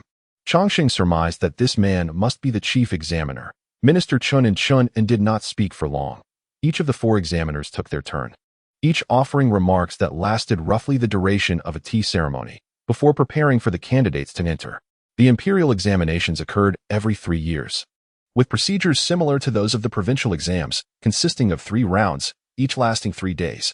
Those who successfully passed the examination would be honored as xianxia, awaiting the palace examination, which would solidify their status as xianxia. Once they had cleared the examination, barring any significant errors during the palace test, their success was virtually guaranteed. Once he passed the imperial examination, whether as a successful candidate or among the ranks of the successful, it was akin to a carp leaping over the dragon gate for a scholar from a humble background. The line awaiting inspection moved at a languid pace, and Changsheng had to wait for an entire hour before it was his turn. This inspection was markedly more stringent than the provincial exam. 5 officials scrutinized each candidate in a single passage. 1 examined the identification documents, while 2 inspected the examination basket, and the remaining 2 assessed the examinee. Changsheng presented his identification credentials, which the examining clerk received and meticulously reviewed, cross-referencing them until he confirmed their accuracy, at which point he nodded and declared him cleared to proceed. As Changsheng advanced a couple of steps, 1 official took his examination basket and commenced an inspection alongside another. The inkstone within was extracted and gently tapped to ensure it was not hollow, while the tips of the brushes were also tested to prevent any potential hollowing. The 2 soldiers appeared quite adept at their task, executing the checks with remarkable familiarity. Changsheng was then urged into a makeshift tent, where 2 individuals were already awaiting his arrival. His hair was loosened and his garments stripped away. 1 soldier conducted a thorough search of his clothing to prevent any contraband. The examination permitted only single-layer attire, and Changsheng had donned 6 layers to ward off the chill, all of which were now removed. After an exhaustive search of his person, the 2nd soldier finally deemed him free of any concealed items. Emerging from the tent, Changsheng retrieved his disheveled examination basket and entered a courtyard, where he found a small room marked for the Lu province, already filled with a sizable gathering. He made his way directly to Bai Xiaotian's side, where the other 2 individuals from his group were also present, leaving only Qin Rumo yet to arrive. The 2 individuals, one named Lu Ming and the other Yu Qi, were both seasoned scholars who had participated in the imperial examinations twice before and were well acquainted with Bai Xiaotian, thus earning his trust. This time, the chief examiner of the imperial examination was the esteemed Master Chun and of the Ministry of Rites, known for his stringent grading standards. Lu Ming expressed his concerns, fretting over the situation. The examination panel consisted of 4 members, 1 chief examiner, referred to as the president, and 3 associate examiners. Master Chen had a penchant for ornate prose, which likely prompted many candidates to labor diligently over their word choices upon hearing the news. Yu Qi remarked. Changsheng smiled inwardly, yet maintained a composed demeanor. Wei Lan, fearing that Bai Xiaotian might overthink matters, had chosen to withhold certain information from him. Not wishing to hear more of Bai Xiaotian's praises from Master Chen, Changsheng inquired about Qin Xiong's whereabouts, wondering why he had yet to arrive. No sooner had he spoken than a figure entered the room, illuminating the space as if it had been bathed in light. I encountered 2 bothersome individuals on the way, which delayed my arrival. Qin Ruming apologized. The others quickly reassured him that it was of no consequence. With Qin Ruming's arrival, all 5 could jointly sign the guarantee document. A minor official had already been waiting in the room, and as the 5 approached, 2 more individuals entered from outside. While the expressions of the others were fraught with tension, these 2 appeared utterly unperturbed, gliding in as if taking a leisurely stroll. Changsheng cast a sidelong glance at them, but did not extend a greeting. However, Zhang Xiu was not so easily dismissed and insisted on approaching to deliver a few jibes before relenting. In Yun, meanwhile, remained aloof, adopting the demeanor of one who was thoroughly entertained by the unfolding scene. Qin Rumyuo rolled her eyes and was about to speak, but Changsheng stopped her. In the end, she uttered not a single word, signed the guarantee document, and departed. Upon entering the examination hall, the 5 individuals dispersed, each following the guidance of their respective identification tags to find their seats. After the provincial examination, it seemed that Changsheng's streak of bad luck had dissipated. This time, his seat was not adjacent to the lavatory, but situated at the far end, the furthest from it. The examination cubicle measured 5 feet in length, 4 feet in width, and 8 feet in height, rendering it exceedingly cramped. A grown man, unless particularly short, could hardly lie down. On the desk within the cubicle lay a solitary candle and a basin of charcoal for warmth. Should these provisions prove insufficient, the examination hall would not supply additional resources. The current emperor had renovated the cubicles upon ascending the throne, yet they remained quite rudimentary. After inspecting the premises, Changsheng noted that the roof was not leaky, suggesting it would withstand rain and snow. 2 wooden planks rested by the door. If propped up, they could serve as a makeshift table and chair. At night, one of the planks could be hung on the door to fend off the chill from the winds outside. The cubicles were designed with a single-facing orientation, rendering it impossible to view other candidates once within this confined space. All these expenses were included in the prepaid ceiling fee, which normally amounted to 3 coins of silver, but had surged to a staggering 1 tael this time. As the hour of Chen approached, Changxing heard the resounding blast of cannon fire, and after 3 shots, the examination officially commenced. Immediately, soldiers advanced to distribute the examination papers and draft sheets. The first session was the formal test, deemed the most crucial of the 3, with half of the questions being of the newly devised intercept and combined type. As the civil service examinations proliferated, the inevitable challenge of a lack of questions arose, prompting an ingenious mind to introduce this novel format. The concept of interwoven topics is, as the name suggests, the extraction of fragments from 2 sentences and their subsequent amalgamation. For instance, among the 2 questions observed by Changxing, one is titled 10 feet of soup and 70 li of men. The former is drawn from the phrase Wen Wen Wang, 10 feet, and the latter from Bo, 70 li, and Zi Nan, 50 li. This is relatively straightforward, as the components are seamlessly connected. The challenge arises when 2 unrelated sentences are forcibly combined, exemplified by the query 6 dragons achieve virtue through action. Although all phrases originate from the I Ching, the connection feels contrived. Such questions can be tackled with ease by those well-versed in the 4 books and 5 classics, allowing them to pinpoint the sources and respond aptly. The quality of meals during the imperial examination does not surpass that of local exams. However, due to Changxing's advantageous position in the examination hall, situated close to the kitchen, he is among the first to receive food. He is served 2 steamed buns along with a bowl of clear water, both still warm. As night falls, Changxing ceases his writing, lighting a candle to meticulously review the drafts he has composed. He has yet to begin transcribing, to prevent any damage to his answer sheets. He carefully rolls them up and stores them in his examination basket. The flickering candlelight dances in the night breeze, and from within his examination booth, he observes the dim glow of lanterns outside, where patrolling soldiers occasionally wander.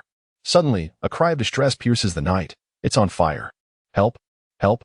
Changxing hears the urgent clamor, followed by the hurried sound of footsteps rushing in a particular direction. Within the examination hall, there is a strict prohibition against noise. A cold, indifferent voice resonates from afar. Changxing perceives the muffled sobs from outside, but after a brief moment, the sounds abruptly cease, as if someone has stifled the cries. A chill runs down Changxing's spine. In the blink of an eye, 3 days had swiftly passed. Within that time, it seemed that 4 fires had erupted in the examination hall.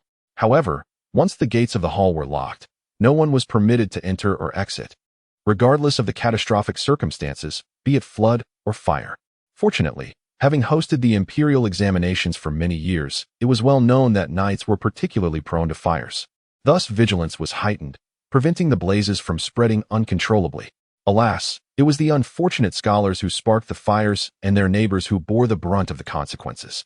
When he finally emerged from the examination hall, he felt as though he had survived a calamity. Luo Nian had been waiting outside, and, upon seeing Changxing, the robust young man, her face initially brightened with joy, only to be replaced by a look of hesitance as if she wished to speak but held back her words. The Luo family residence was modest, unable to accommodate horses, thus their travels necessitated the rental of carriages. Just as Changxing was about to decline, a familiar voice rang out beside him, and a hand gently patted his shoulder. "Dagu, since your family has not secured a carriage, come with mine." Bai Xiaotian, though wearied, wore a smile of delight, leading Changxing to surmise that he must have performed exceptionally well in the examinations. Upon noticing Bai Xiaotian's countenance, Luo Nian's expression shifted slightly, and she soon heard him remark, "Where is Mo Yin? This lad looks utterly dejected, as if he is not at all pleased." Following Bai Xiaotian's gaze, Changxing beheld Mo Yin, Bai Xiaotian's attendant, standing at the street corner, his demeanor weary and dispirited, truly a sight that was disheartening. Chapter 58. The Imperial Examination, Part 2. Standing at the far end of the street, Mo Yin wore an expression of distress, his heart a tumult of conflicting emotions. Yet he found himself at a loss for words, choosing instead to keep his lips tightly pursed, resembling a gnarled gourd. As Changxing and the others approached, Mo Yin hastily assisted them into the carriage. Bai Xiaotian inquired with curiosity, "What troubles you? You appear rather unwell. Has something occurred at home?" "No, nothing at all," Mo Yin replied, hastily lowering her head, fearful that Bai Xiaotian would probe further. Changxing sat inside the carriage, leaning against the wall, his eyes closed in an attempt to rest. These past few days had deprived him of adequate food and sleep, leaving him genuinely fatigued. As the carriage jolted, Changxing startled awake, his eyes snapping open. Luo Nian, who had been attentively observing him, quickly asked with concern, "Brother, what is it? Are you feeling unwell?" Changxing slowly shook his head, a heavy feeling settling within him. In the midst of the exam preparations over the past 3 days, he had inadvertently overlooked a troubling matter. His supernatural abilities seemed to have diminished. Previously, he had not needed to exert much effort. When his body felt unwell, his powers would automatically activate, akin to internal energy, alleviating his fatigue as effortlessly as breathing. Now, however, he realized that he had begun to feel exhaustion. He glanced at Bai Xiaotian beside him, noting that they both bore the same weary expression, having endured 3 grueling days that drained their spirits. He attempted to channel his abilities, and after a considerable duration, a faint warmth began to circulate throughout his body. Yet, this delicate warmth was merely a drop in the ocean, insufficient to combat his overwhelming fatigue. Once, he had been brimming with vitality. But now he could barely ignite a spark, far from rejuvenating himself. Changxing understood that this day would come, yet he had not anticipated its arrival to be so swift. The family is well aware of his struggles, and the kitchen has prepared warm water for him early on. After dinner, Luo Nian assisted in bringing it to his room. Changxing expressed his gratitude to his cousin, then with a grave expression, he removed his clothing. Upon entering the bath, Changxing attempted to absorb the energy from the water, but felt an overwhelming congestion. It took considerable effort before he managed to convert a small amount of his extraordinary power. Observing Changxing's despondent demeanor, did Mo Fei learn about Miss Wei? Zhao quietly inquired. Silence. Dechen glared at her, saying, "Isn't it chaotic enough?" Zhao, intimidated by her mother-in-law's glare, shrank her neck and fell silent. Dechen then turned to Luo Nian and asked, "Did you inform him about the matters concerning the Wei residence?" A sense of foreboding gripped Dechen's heart as she pondered a troubling possibility, asking, could it be that he did not perform well? Once these words were uttered, the entire family felt a heavy weight in their hearts. Changxing is now the hope of the Luo family, and everyone yearns for his success. Dechen, feeling equally distressed, remarked, "Changxing has faced many hardships over the years. I have been of little help. Since his grandfather's passing, he has shouldered the burden of the entire family. Even if he did not perform well, you must conceal it from him to spare him the worry. Do you understand?" The Luo family members quickly nodded in agreement. Aunt Zhao, with a brave face, asked, "What shall we do about the Wei family's situation? If Miss Wei truly finds herself in dire circumstances, it is imperative that we inform Changxing. Should he miss the chance to see her one last time, he shall undoubtedly harbor regrets in the future." Dechen shook her head and remarked, "This matter must not be disclosed to Changxing. As you all have observed, he is profoundly invested in Miss Wei, clearly entangled in deep affections. If he were to learn of this sudden news, it could adversely affect his upcoming examination. Should he later wish to lay blame, let it fall upon me, his grandmother." Xiaotian interjected, "Miss Wei is merely gravely ill. This does not necessarily mean." She paused, then continued, "Though they are betrothed, they have yet to marry, and we must still observe certain decorum. The Wei family has chosen not to disclose this matter, so we shall keep it from him.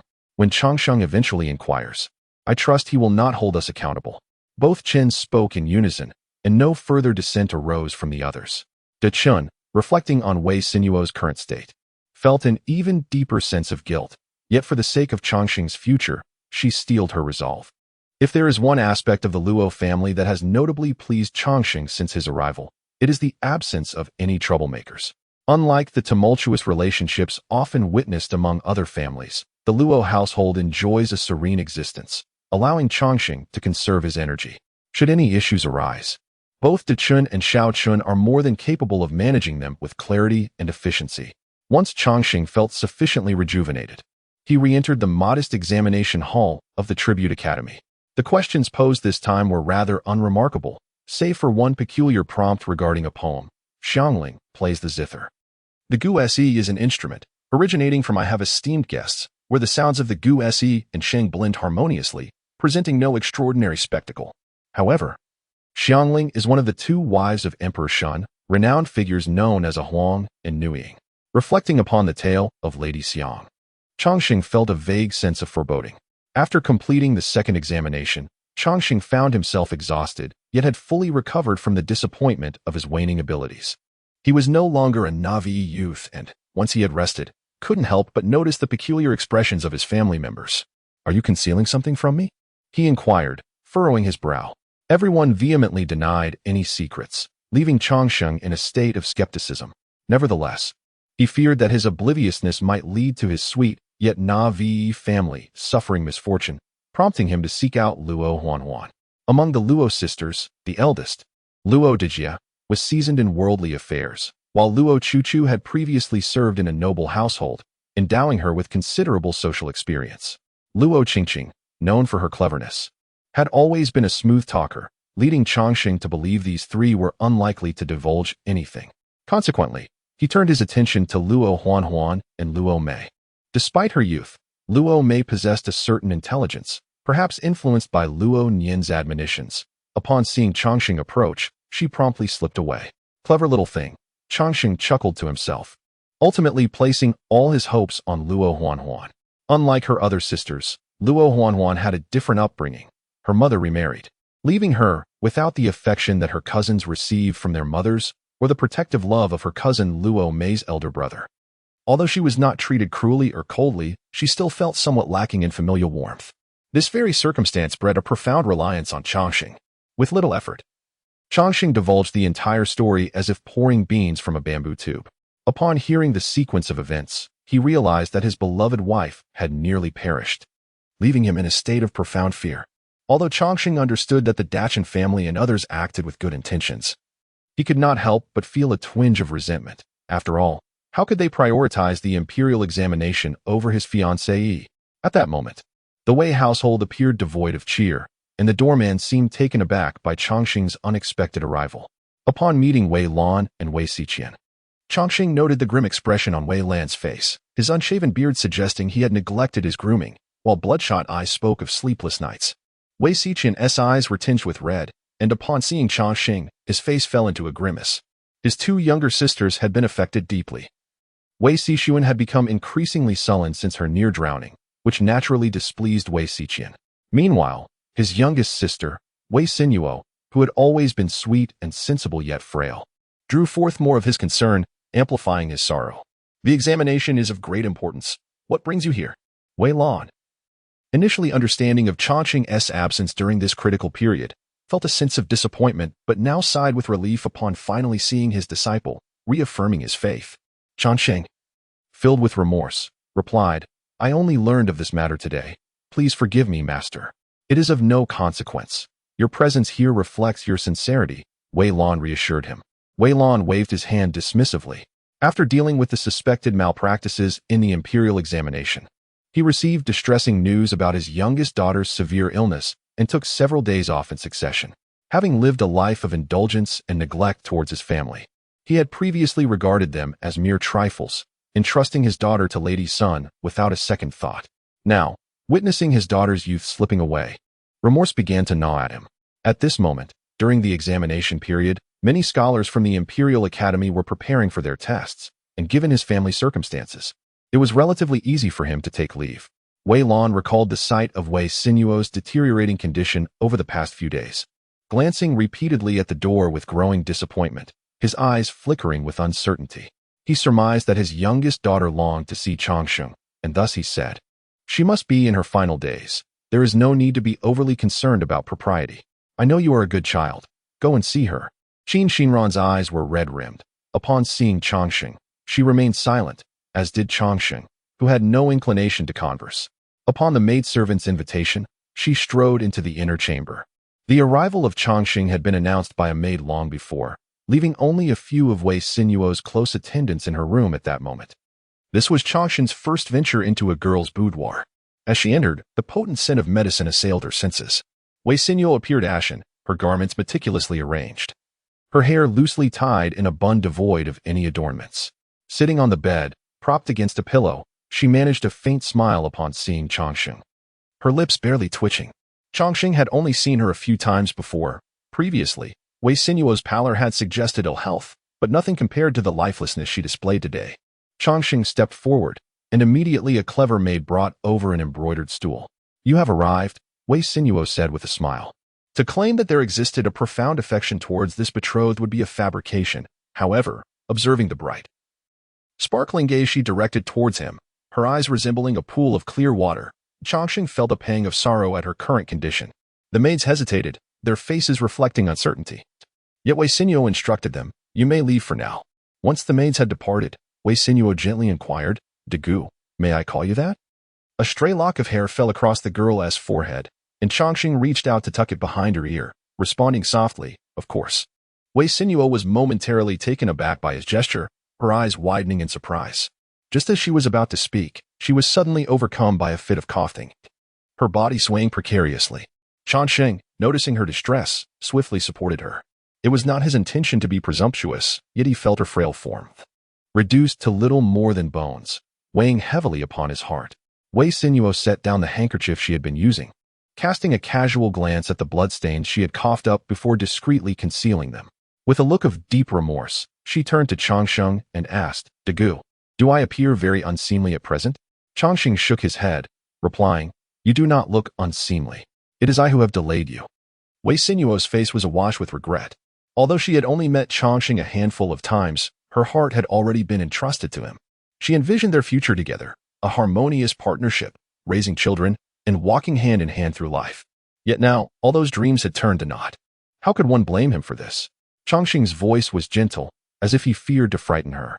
Despite being betrothed, their interactions had been limited, resulting in a certain awkwardness. After exchanging a few words, a silence inevitably ensued. Wei Xiaotian gazed at Xianxia, feeling somewhat at a loss. Naturally reserved, she felt a pang of urgency in this moment. Suddenly, Xianxia took her hand, covering it with both of his.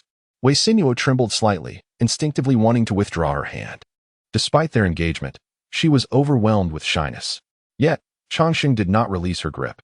Though she felt slightly objectified, the thought of her fleeting time compelled her to acquiesce. After an indeterminate period, she suddenly felt a warm current flowing from the hand he held, coursing through her limbs and energy points. Xianxia let out a sigh of relief, having finally managed to manifest his healing abilities after several attempts. As the warmth enveloped her, Wei Xiaotian felt a significant lightness throughout her body, her eyes widening in disbelief as she looked at Xianxia. He winked at her and whispered, "This is our little secret. Do not share it with others." Chapter 59. The Imperial Examination, Part 2. As Qin Xinran observed Wei Xiaotian reclining on the bed, her delicate face slightly flushed, it appeared her complexion had improved significantly. This brought him a measure of relief. However, the prolonged solitude between an unmarried couple was not without its societal implications. He remarked, "What have you and your future husband discussed that has consumed so much of your time?" "We didn't discuss much. We merely engaged in casual conversation," Wei Xiaotian replied, her cheeks reddening further. Anxiously, she inquired, "Did we truly take that long?" Qin Xinran nodded, stating, "Your notion of casual conversation led me to endure nearly an hour of cold wind outside. I was unaware that mere chatter could serve as a remedy. One often feels invigorated by joyful tidings. Given your current appearance, you seem to be in remarkably good spirits." Upon hearing this, Wei Xiaotian's heart sank. Although she was not well read and her thoughts were often simple, relying primarily on her instincts, she understood that such matters must remain confidential, fearing for Xianxia's well-being. Her devoted maid, however, was quite concerned and exclaimed, "I can see that your complexion is indeed quite well, since Dr. Zhao is residing in our household. Why not summon him for an examination?" Wei Xiaotian quickly objected, her resolve unwavering, leaving her maid at a loss. Yet, one cannot evade fate indefinitely. The following day, when Wei Lan came to visit and noticed her improved demeanor, he immediately called for the doctor to attend her. Dr. Zhao examined her thoroughly, repeatedly checking her pulse. Ultimately, he looked at her with astonishment and congratulated Wei Lan, who was overjoyed and declared, "Once your brother and Dagu return from their examination, they will surely be delighted to learn of your remarkable recovery." Upon the mere mention of Xianxia, Wei Xiaotian's cheeks flushed with a delightful shyness, and she instinctively lowered her gaze. Observing her demeanor, Wei Lan could only lament the outwardly expressive nature of young women, feeling a pang of jealousy towards her beloved disciple. "Xianxia," Dr. Zhao inquired further, having previously detected a pulse that indicated exhaustion, yet now he sensed a revival of vitality, prompting him to question whether Wei Xiaotian had resorted to some miraculous remedy. However, Wei Xiaotian remained resolute in her defense of her fiancé, insisting that after a mere nap, she felt significantly rejuvenated. Changsheng, ever the understanding one, accepted this explanation, and the matter was thus set aside. Madame Chen remarked, while the Zhao family appeared somewhat bewildered. Madame Chen continued, cautioning that should such an incident recur, it would be impossible to keep it from him any longer. Tolerating one occurrence was acceptable, but repeated incidents might lead to discontent. In ancient times, it was unheard of for elders to apologize to their juniors, and the family acted with his best interests at heart. Madame Chen instructed Luo Chuchu to clarify the situation to Changsheng, allowing the matter to pass without further scrutiny. Changsheng, with little time to dwell on the incident, rose before dawn to enter the examination hall. Glancing over the test questions, he initially perceived no significant points of concern, but upon reaching the final question, he was taken aback. The question was exceedingly lengthy, spanning over 100 words. Scholars on the accomplishments of their predecessors do not merely inquire. True understanding resembles that of Bo, Yi, and Zhang Ji. Questioning the Zen and the ancients, where lies the essence? Please discuss in depth, to reflect on what one ought to contemplate daily. The sprawling text occupied a significant portion of the page. After a lengthy contemplation, Changsheng finally grasped the essence of the question, which proved to be quite challenging, encompassing numerous key points. Not one to relish tackling formidable problems, he decided to leave this particular question for last and immersed himself in the other exercises. Over the course of 2 days, Changsheng diligently completed and transcribed all the remaining questions, reserving the final day to prepare for this daunting task. Although he felt uncertain about his ability to solve it, he maintained a belief that he would likely pass the examination. Recalling a phrase often uttered by contemporary educators, if it is difficult for you, it is equally challenging for others. The question is not aimed solely at you. However, most candidates harbored different sentiments. As Changsheng exited the examination hall, he was met with the sight of many individuals weeping and lamenting, and upon inquiry, he learned that they were all disheartened by their inability to answer that particular question. The expressions on the faces of the majority of examinees were grim. Yet amidst the crowd, Changsheng spotted a few familiar faces radiating joy, among them, Zhang Xiao and Din Yun. The two had not noticed Changsheng as they merrily departed the examination hall along the long street, prompting a sigh of resignation from him.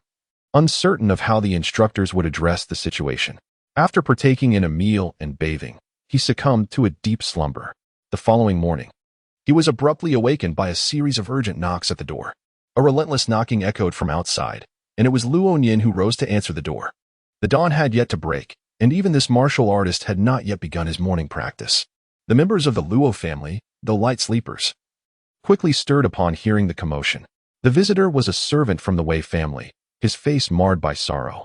Upon seeing Changsheng, who had hastily donned a garment, the servant spoke somberly, "Young Master Luo, my family's second young lady has passed away."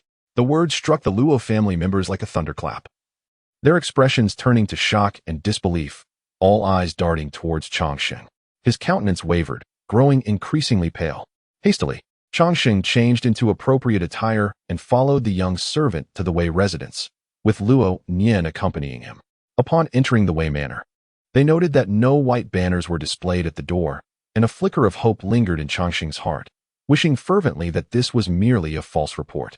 However, as they proceeded to Wei Sinuo's courtyard, the sight that met them was disheartening. White banners adorned every corner, and the servants moved about in plain mourning attire, white cloths tied at their waists. It was then that Changsheng dared to accept the grim reality. Wei Sinuo was truly gone. Just 3 days prior, she had been a vibrant young girl, merely a month away from her coming-of-age ceremony, and now she lay lifeless, a mere corpse. Changsheng wrestled with self-doubt, believing he had saved Wei Sinuo, only to face such a tragic outcome. Degu, the father, overwhelmed by grief, had fallen ill and could no longer rise from his bed. Wei Xiaotian's face was etched with profound sorrow. Changsheng's voice was hoarse as he inquired, "The last time I saw her, she appeared relatively well. How could it have deteriorated so swiftly?" Wei Xiaotian recalled the previous night when he saw his sister. The half-finished pouch embroidered with moss on the surface, which he presumed was meant as a gift for Changsheng. A wave of sorrow washed over Changsheng, intertwined with confusion. His extraordinary healing abilities, though inconsistent, had proven effective. After all, the third prince, despite his grievous injuries, had recovered completely. How could Wei Sinuo have succumbed so quickly? "I wish to see her," Changsheng declared resolutely. Wei Xiaotian's expression turned troubled as he remembered the lifeless face marred by corpse spots and replied, "Sister passed away peacefully in her sleep." However, her appearance now is quite distressing. It may be best to refrain from this meeting. He pondered that. Had his sister been alive, she would likely have wished to spare Changsheng from witnessing her current state. It matters not. Death extinguishes the light, and regardless of how unseemly, she remains my fiancée. I must see her one last time, Changsheng insisted fervently. Seeing his determination, Bai Xiaotian, believing Changsheng to be deeply devoted, felt an even greater sense of regret. Such a commendable husband, yet his second sister lacked the fortune to have him. Yielding to Changsheng's insistence, he led him into the inner hall, directing inquiries toward the boudoir. At that moment, Wei Xinyuo lay in her chamber, while Madame Sun wept upon Wei Xiqian's shoulder, and women specifically tasked with such duties were preparing Wei Xinyuo for her final rest. The two individuals, Changsheng and Wei Xijuan, found it inappropriate to force their way in. After announcing their presence at the door, before Madame Sun could utter a word, Wei Xijuan, with a choked voice, expressed, "My sister has departed. Let her leave in peace. The intentions of young Master Luo will surely be appreciated by my sister in spirit. A mere meeting would suffice." For reasons unknown, Changsheng felt an overwhelming premonition. He must see Wei Xinyuo's remains. He held a deep-seated faith in his own peculiar abilities, convinced that her demise was far too simplistic. Despite his repeated pleas, Wei Xijuan remained resolute in her refusal, growing increasingly agitated as she retorted, "My sister has left us. What good would it do for young Master Luo to see her? Such insistence would only serve to dishonor her. Why can we not allow her to depart in tranquility?" Changsheng found her objections peculiar and wholly unreasonable, replying, "You have lost your sister, and I have lost my fiancée. I understand your sorrow, yet you have the chance to bid her farewell, which brings you some solace. Am I to be denied this final glimpse simply because we were not wed?" Wei Xiqian, unable to bear the situation, interjected, "Eldest sister, please grant Dagu this heartfelt wish." "Brother," Wei Xijuan replied earnestly, "since time immemorial, a woman adorns herself for the one she cherishes. If my second sister were still alive, would she wish for young Master Luo to see her in this state?" Just then, a familiar feminine voice rang out from behind Changsheng. Changsheng waited for a moment, and, upon seeing Qin Xinran emerge after finishing her reading, called out to her from outside the door, "Miss, I seek nothing but the chance to bid farewell to the second young lady. I kindly ask for your consent." During this span of time, Wei Xiqin remained unaware of what had transpired between Madame Sun and her. Suddenly, Madame Sun spoke up, her tone laced with displeasure. "You, impudent boy, are utterly lacking in manners, and your audacity knows no bounds. My daughter has passed, yet you dare to subject her memory to such indignities. I deeply regret having betrothed her to you. Leave at once. I wish to see you no more." At this, not only did Changsheng feel perplexed, but even Wei Xiqian found the situation peculiar. However, this disrespectful individual was, after all, his biological mother. With a heart full of remorse, Wei Xiqian said, "Digu, let this matter rest for now. When there are fewer people around, I shall devise a solution for you." With Madame Sun's words echoing in his ears, Changsheng found himself without recourse and had no choice but to relent, though a sense of unease lingered within him, leading him to believe that the circumstances were far from straightforward. He then proceeded to inquire in detail with the maids who attended Wei Xiqian, seeking to ascertain the time at which Wei Xiqian had retired the previous night and when she had been discovered, as well as the state in which she was found. The maid, however, knew little of the matter and merely stated, "The young lady has always been an early sleeper. I attended to her as she fell asleep last night. And at that time, the light in the elder young lady's room was still aglow, which would have been around the hour of the pig. Sister Chunlan was on night watch, and she was the first to notice something amiss this morning, around the early hour of the rabbit." The Wei family resided in a state of tension. Although Wei Xinyuo and Wei Xijin no longer needed to share the same row of houses, they still had to share a courtyard. In this courtyard, two rows of houses faced each other. On the left resided Wei Xijin, while on the right was Wei Xinyuo's dwelling. "Where's Chunlan?" Longsheng inquired. The maid replied, "Sister Chunlan has been detained by the second madam for a lapse in her night watch duties." Wei Xinyuo had just passed away, and the Wei family had swiftly summoned Longsheng, even though it was merely the early hours of the morning, just 2 hours since the discovery of the death. In this brief span, Madame Sun had already dealt with Wei Xinyuo's maid, a pace that seemed exceedingly rapid. Longsheng wished to see Chunlan, but given Madame Sun's current disposition towards him, he feared it would be futile. He contemplated asking Wei Xiqian to attempt it. Yet the moment Bai Xiaotian opened his mouth, he was met with a vehement refusal from Madame Sun, who seethed. That wretched girl was negligent during her watch, allowing my daughter to slip away so quietly. I shall not let her off easily. With no means to reach Chunlan for the moment, Longxing merely hoped to meet the woman who had prepared Wei Xinhua for her final rest. However, once the woman had completed her task, Longsheng was not afforded the opportunity to speak with her before she was hurriedly escorted out of the Wei residence. Wei Xinhua's body was soon placed in a coffin. As she was an unmarried girl, the Wei family was not required to observe a period of mourning, and the mourning hall was set up in the guest courtyard. For several consecutive days, only a handful of visitors came to pay their respects, all of whom, according to Wei Xiaotian, were from families with whom they had amicable relations. Chongqing remained at the Wei residence to assist, while outsiders, unaware of the circumstances, assumed he was merely seeking to ingratiate himself. However, the Wei family held him in high regard.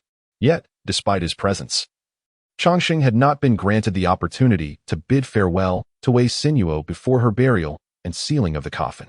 During these days, the Wei household was preoccupied with funeral arrangements, entirely oblivious to the turmoil gripping the city due to the suspected corruption scandal.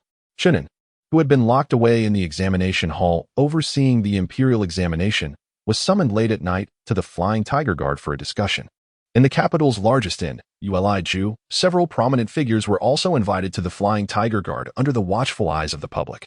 Once the identities of these prominent individuals as candidates of this year's imperial examination were revealed, the rumors of examination fraud spread like wildfire.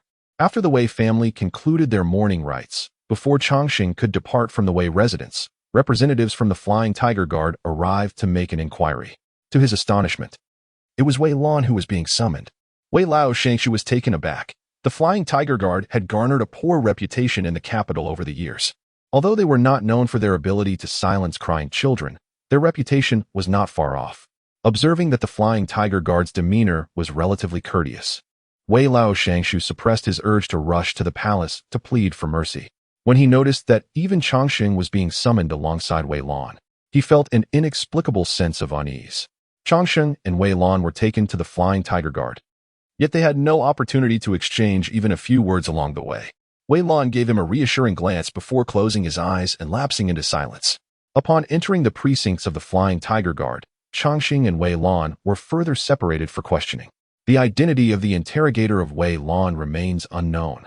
Yet the one questioning Chongqing is a familiar figure, Song Lin, who courteously invited Chongqing to take a seat. This time, they were not in the same room as before. As soon as Chongqing was seated, he noticed a row of chillingly gleaming instruments of torture to the left side behind Song Lin. Please proceed. I assure you that I shall speak candidly without reservation, Chongqing declared, now fully comprehending the nature of the Flying Tiger Guard, akin to the Ming Dynasty's Jinyui and reminiscent of the modern Central Commission for Discipline Inspection. Do you recognize Zhang Xiao, and Yun, and He Chenkai? Song Lin inquired. With a slight nod, Song Lin confirmed that this aligned with the information he had gathered. Then further questioned, what is your connection to He Zhishir, the father of He Chenkai? Chongqing recounted their various interactions in detail. Song Lin raised an eyebrow, remarking, I did not anticipate that you possessed such remarkable skills. Chongqing felt a sense of relief, thinking he had managed to deflect the inquiry, only to find Song Lin's tone shifting as he continued. Why did He Zhishir claim that you were involved in the matter of fraud? He stated that sustaining the Su Guanding is within your purview. Chongqing felt fortunate, having defaulted on a contract previously. He had sent someone to retrieve that document from the Luo family, and upon seeing its validity, his expression relaxed slightly. Song Lin added, you maintain an ordinary relationship with Zhang Xiao and Yun. Do you possess any evidence? Chongqing replied, during the previous provincial examination, many scholars from Luzheng were aware of this matter, having engaged in a dispute due to nighttime disturbances, which later led to further complications during the literary meeting. The scholars from Luzheng should be able to testify. As the saying goes, a wall standing tall and unwavering, one who desires nothing remains steadfast. In moments of uncertainty, offering the truth is the most prudent solution. Moreover, Chongqing, being innocent of any wrongdoing, harbored no fear. That night, he came upon a dying plant, and Song Lin tasked him with reviving it within 10 days. This particular plant, as fate would have it, was the very purple orchid he had previously unearthed, not the one gifted to Wei Lan, but rather the one purchased by an unknown buyer. Previously, Chongqing was unaware of the intricacies of Wei Lan's dealings. After all, he was no criminal. Once Song Lin concluded his inquiries, he elucidated the matter for Chongqing. Upon hearing the explanation, Chongqing discerned that this was indeed a scheme befitting someone of Wei Lan's scholarly disposition. He speculated that Wei Lan likely had not conferred with his father, the esteemed Minister Wei, before embarking on such actions. Wei Lan had clandestinely submitted a secret memorial to the emperor, who, feigning ignorance, discreetly entrusted the Feihu Guard with full authority to address the issue. With the imperial examination concluded, it was the opportune moment to ensnare the culprits. Wei Lan, stationed at the National Academy and disinterested in the mundane affairs of court, was oblivious to the prevailing political landscape. Yet, serendipitously, his actions aligned with the emperor's desires. Chongqing had anticipated confronting Zhang Xiao and others. However, to his astonishment, he was released from the Feihu Guard without ever encountering another soul, even as the purple orchid thrived under his care. Together with Wei Lan, Chongqing resided with the Feihu Guard for 15 days, during which Zhang Xiao and his associates frequently altered their testimonies. With each revision, more scholars became implicated, causing a tumultuous uproar throughout the capital as the Feihu Guard apprehended individuals daily, stirring widespread commotion. 15 days have elapsed, and the results of the imperial examination are finally due to be announced. Chongqing and Wei Lan have been released from the confines of the Flying Tiger Guard. Within the precincts of the Flying Tiger Guard, they were not subjected to any undue hardship. However, their confinement had been soft yet suffocating, and upon their departure, both appeared remarkably haggard. Once outside the gates of the Flying Tiger Guard, the true perils that awaited Chongqing and his master were yet to unfold. Chongqing remained in a state of confusion, while Wei Lan's visage was marked by profound sorrow. As they boarded the carriage from Wei Manor, Wei Lan concealed his face and wept, exclaiming, "His Majesty intends to place me upon the pyre." The ruckus surrounding the Flying Tiger Guard implicated numerous individuals, and at this juncture, everyone else remained detained, leaving only Wei Lan and his disciple to emerge unscathed. How could this not arouse speculation? If Chongqing, as a scholar, had inadvertently stumbled into this affair, then why was Wei Lan also involved? Thus, outsiders could easily deduce that this incident stemmed from the actions of these two. Consequently, regardless of whether Chun and is aligned with the crown prince or the second prince, Wei Lan and his apprentice have already incurred the displeasure of both factions. As soon as Chongqing crossed the threshold of the Luo residence, Luo Nian promptly presented a brazier, which Chongqing stepped over. Following this, Luo Chuchu offered him a leaf infusion to ward off malevolent spirits.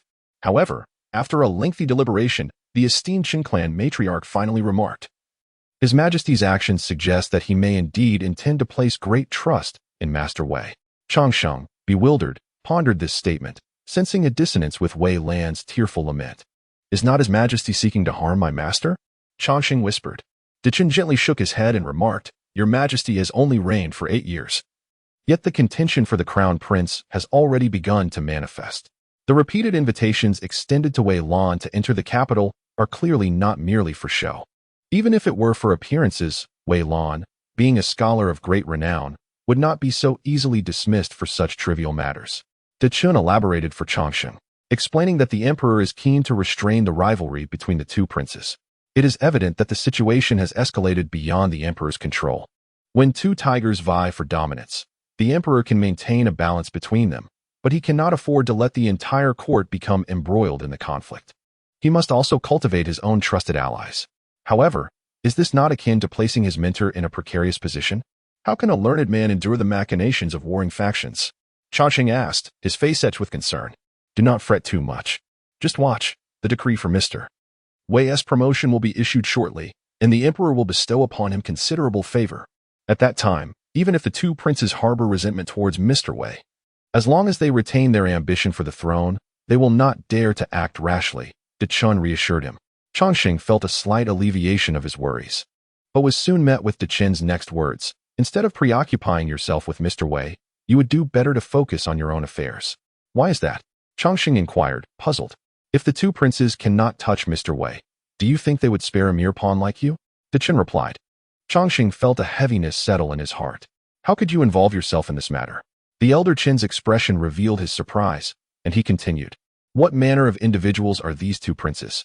They have been at odds for years, fully aware of each other's schemes. The current situation is merely another bout of their contest. Your interference with Mr. Wei has thwarted their plans entirely, leaving you in a position that pleases neither side. Even His Majesty would merely administer equal punishment, appearing to exert authority while, in truth, it serves only as a warning without inflicting any real harm upon either of them. What do you gaze upon me for? The elder Qin inquired. In nothing, Changxing stammered, pondering within himself. If even the elder Qin possesses such insight, then surely my grandfather and great-grandfather are not ordinary men. How formidable must our enemies be, employing such clever strategies to bring us to ruin? If the majority can see through this, why do so many still covet the merit of the dragon's achievement? Would it not be better to remain a loyal minister in peace? The elder Qin replied, to be a loyal minister is not as simple as it appears. The struggle for the heir's position is akin to gambling. Once you sit at the table, there is no retreat. Losing leads to irrevocable ruin, while winning brings immeasurable wealth. Few possess clarity of vision, and even fewer can maintain their integrity after seeing the truth. Changxing listened, somewhat bewildered, while the elder Qin felt a pang of sorrow. In the past, how could the descendants of the Luo family remain so blissfully ignorant at such a tender age? De Chun remarked, Mr. Wei is on the brink of a significant promotion, while the Luo family remains like a rootless duckweed. We shall have to rely heavily on Mr. Wei in the future. It is a pity that Miss Wei has departed, otherwise, it would have been an excellent match. Given your current ambiguous situation, it would, in fact, complicate matters of engagement. The second miss had just left, and the grandson was momentarily disinclined to pursue marriage discussions, though she had not yet entered the household. He believed it prudent to observe a year of mourning before broaching the subject of matrimony. Observing a period of filial respect for an unwed fiancé, he bore no particular taboos, provided that discussions of marriage were set aside for the duration of that year, with all else remaining unchanged.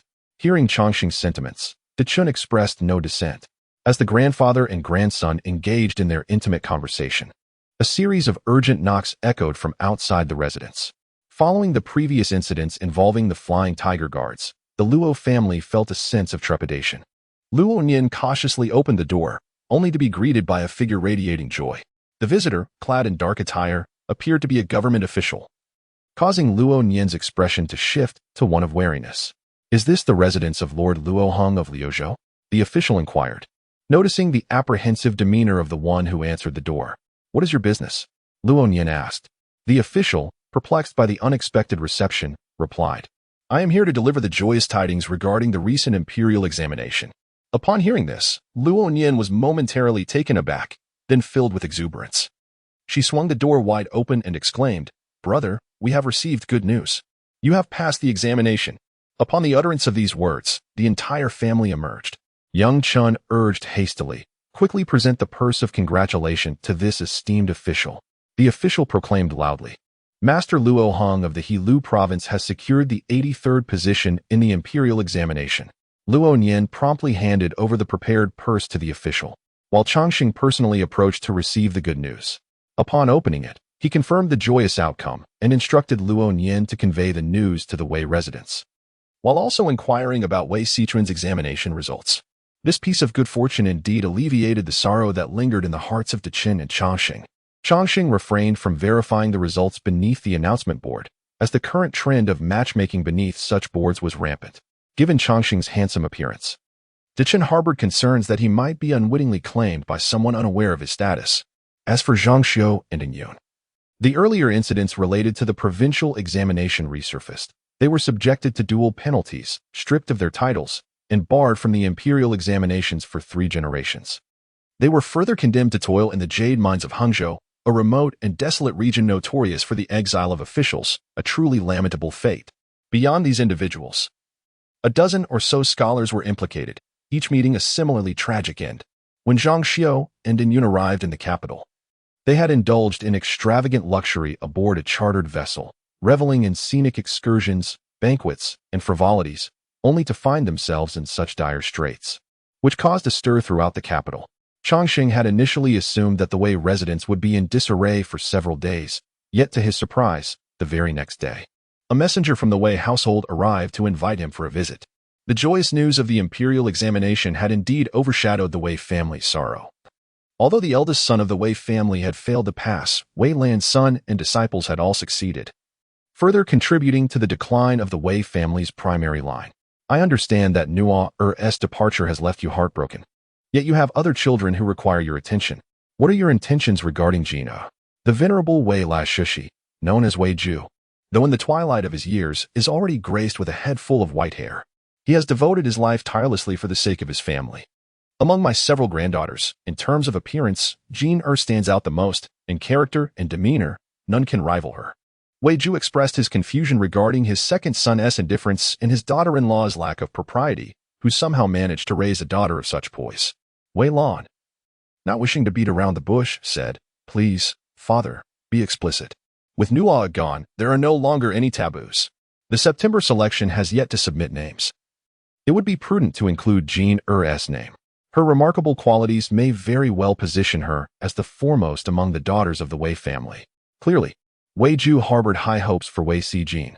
Wei Lan furrowed his brow and replied, "As for the selection, I shall endeavor to petition His Majesty for an exemption. I do not seek to elevate her to wealth and glory, nor do I wish for her to wade through such murky waters." However, Wei Ju held a differing opinion, stating, "The selection is not solely for filling the imperial harem. Several princes have reached the age for marriage. If Jean flourishes, it could lead to great blessings for us." Wei Ju cleared his throat and added, "This reflects your mother's wishes, yet I share this sentiment." Wei Lan then remarked, "Let us refrain from it. Matters of the royal family are not so easily entangled. The Wei family has always relied on the men of the previous dynasty, not the women of the inner court." Wei Ju cast a sharp glance at him and remarked, "Why place all your eggs in one basket? The illustrious Duke of An's household is no longer under the dominion of its original master. The former lineage, once resolute and unwilling to curry favor with the late emperor, now finds itself in a state of decline, retreating to the countryside, utterly silent and forgotten." Noting the stubbornness of his son, Wei Ju continued, "I have spoken with Jean. She is a good child, willing to sacrifice for the family. She possesses the resolve and decisiveness required for this matter, and I have granted my approval." He anticipated that Wei Lan would have further objections, yet to his surprise, Wei Lan remained silent for a long while before finally responding, "If she is willing, then there is no need for my father to consult me further.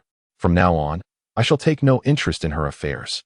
With the recent loss of his sister, Wei Lan felt a surge of discontent towards his eldest daughter for plotting her own path to success so soon. Despite Wei Lan's harsh words, Wei Ju remained unconvinced. Blood ties and inherent nature cannot simply be severed. When the time comes, he was certain that Wei Lan would not remain indifferent. When Changsheng arrived at the Wei residence, Wei Lan was already waiting in the study, his expression dark and brooding, as if provoked by some grievance. After concluding his instructions, Wei Lan noticed that his disciple had not yet taken his leave. Observing the hesitation on his face, he inquired, "Do you have any further business?" "I wish to see someone," Changsheng replied. "Who?" Changsheng stated plainly, "The former maid of the second young lady, Chunlan." At these words, Wei Lan's demeanor immediately grew cold. The former son-in-law desired to see a maid from his daughter's quarters. Such a request could not help but provoke unwelcome thoughts. As Changsheng observed his companion's troubled demeanor, he hastily offered an explanation. "Previously, the second miss had departed, and I wished to bid her a final farewell. However, due to various circumstances, I was unable to do so. Chunlan was the first to discover the second miss had passed away, and I sought to inquire if she had entrusted any final words to me before her departure." The matter of possessing extraordinary abilities to save lives was one Changsheng dared not disclose, even in the presence of Wei Lan. It was not a matter of distrust towards his mentor, rather. The nature of the information was so sensitive that it was prudent for fewer individuals to be privy to it. In order to gain Wei Lan's trust, Changsheng had to fabricate such a tenuous reason. To be candid, ordinarily, Wei Lan would not have been able to accurately identify the maidservant who attended to his daughter. Yet, Chunlan left a strong impression on him, primarily due to her remarkable beauty and the fact that she had only recently joined Wei Sinuo's service. He had heard Lady Sun mention that this young lady seemed poised to accompany Wei Sinuo on her journey into matrimony. Consequently, Wei Lan, upon hearing Changsheng's words, momentarily diverged in thought. Ultimately, Wei Lan chose to believe in his disciple's sincerity, reasoning that a mere meeting was innocuous and did not imply a demand for the young lady.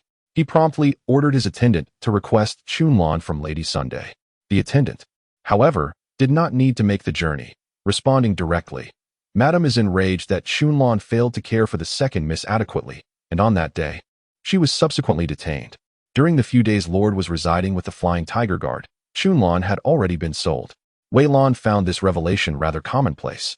Yet Changsheng sensed an air of peculiarity and inquired, "To where was she sold?"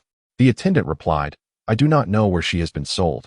But aside from the 2 familial servants, all those who attended to the second miss have been sold off, with the arrangement managed by Granny Wang.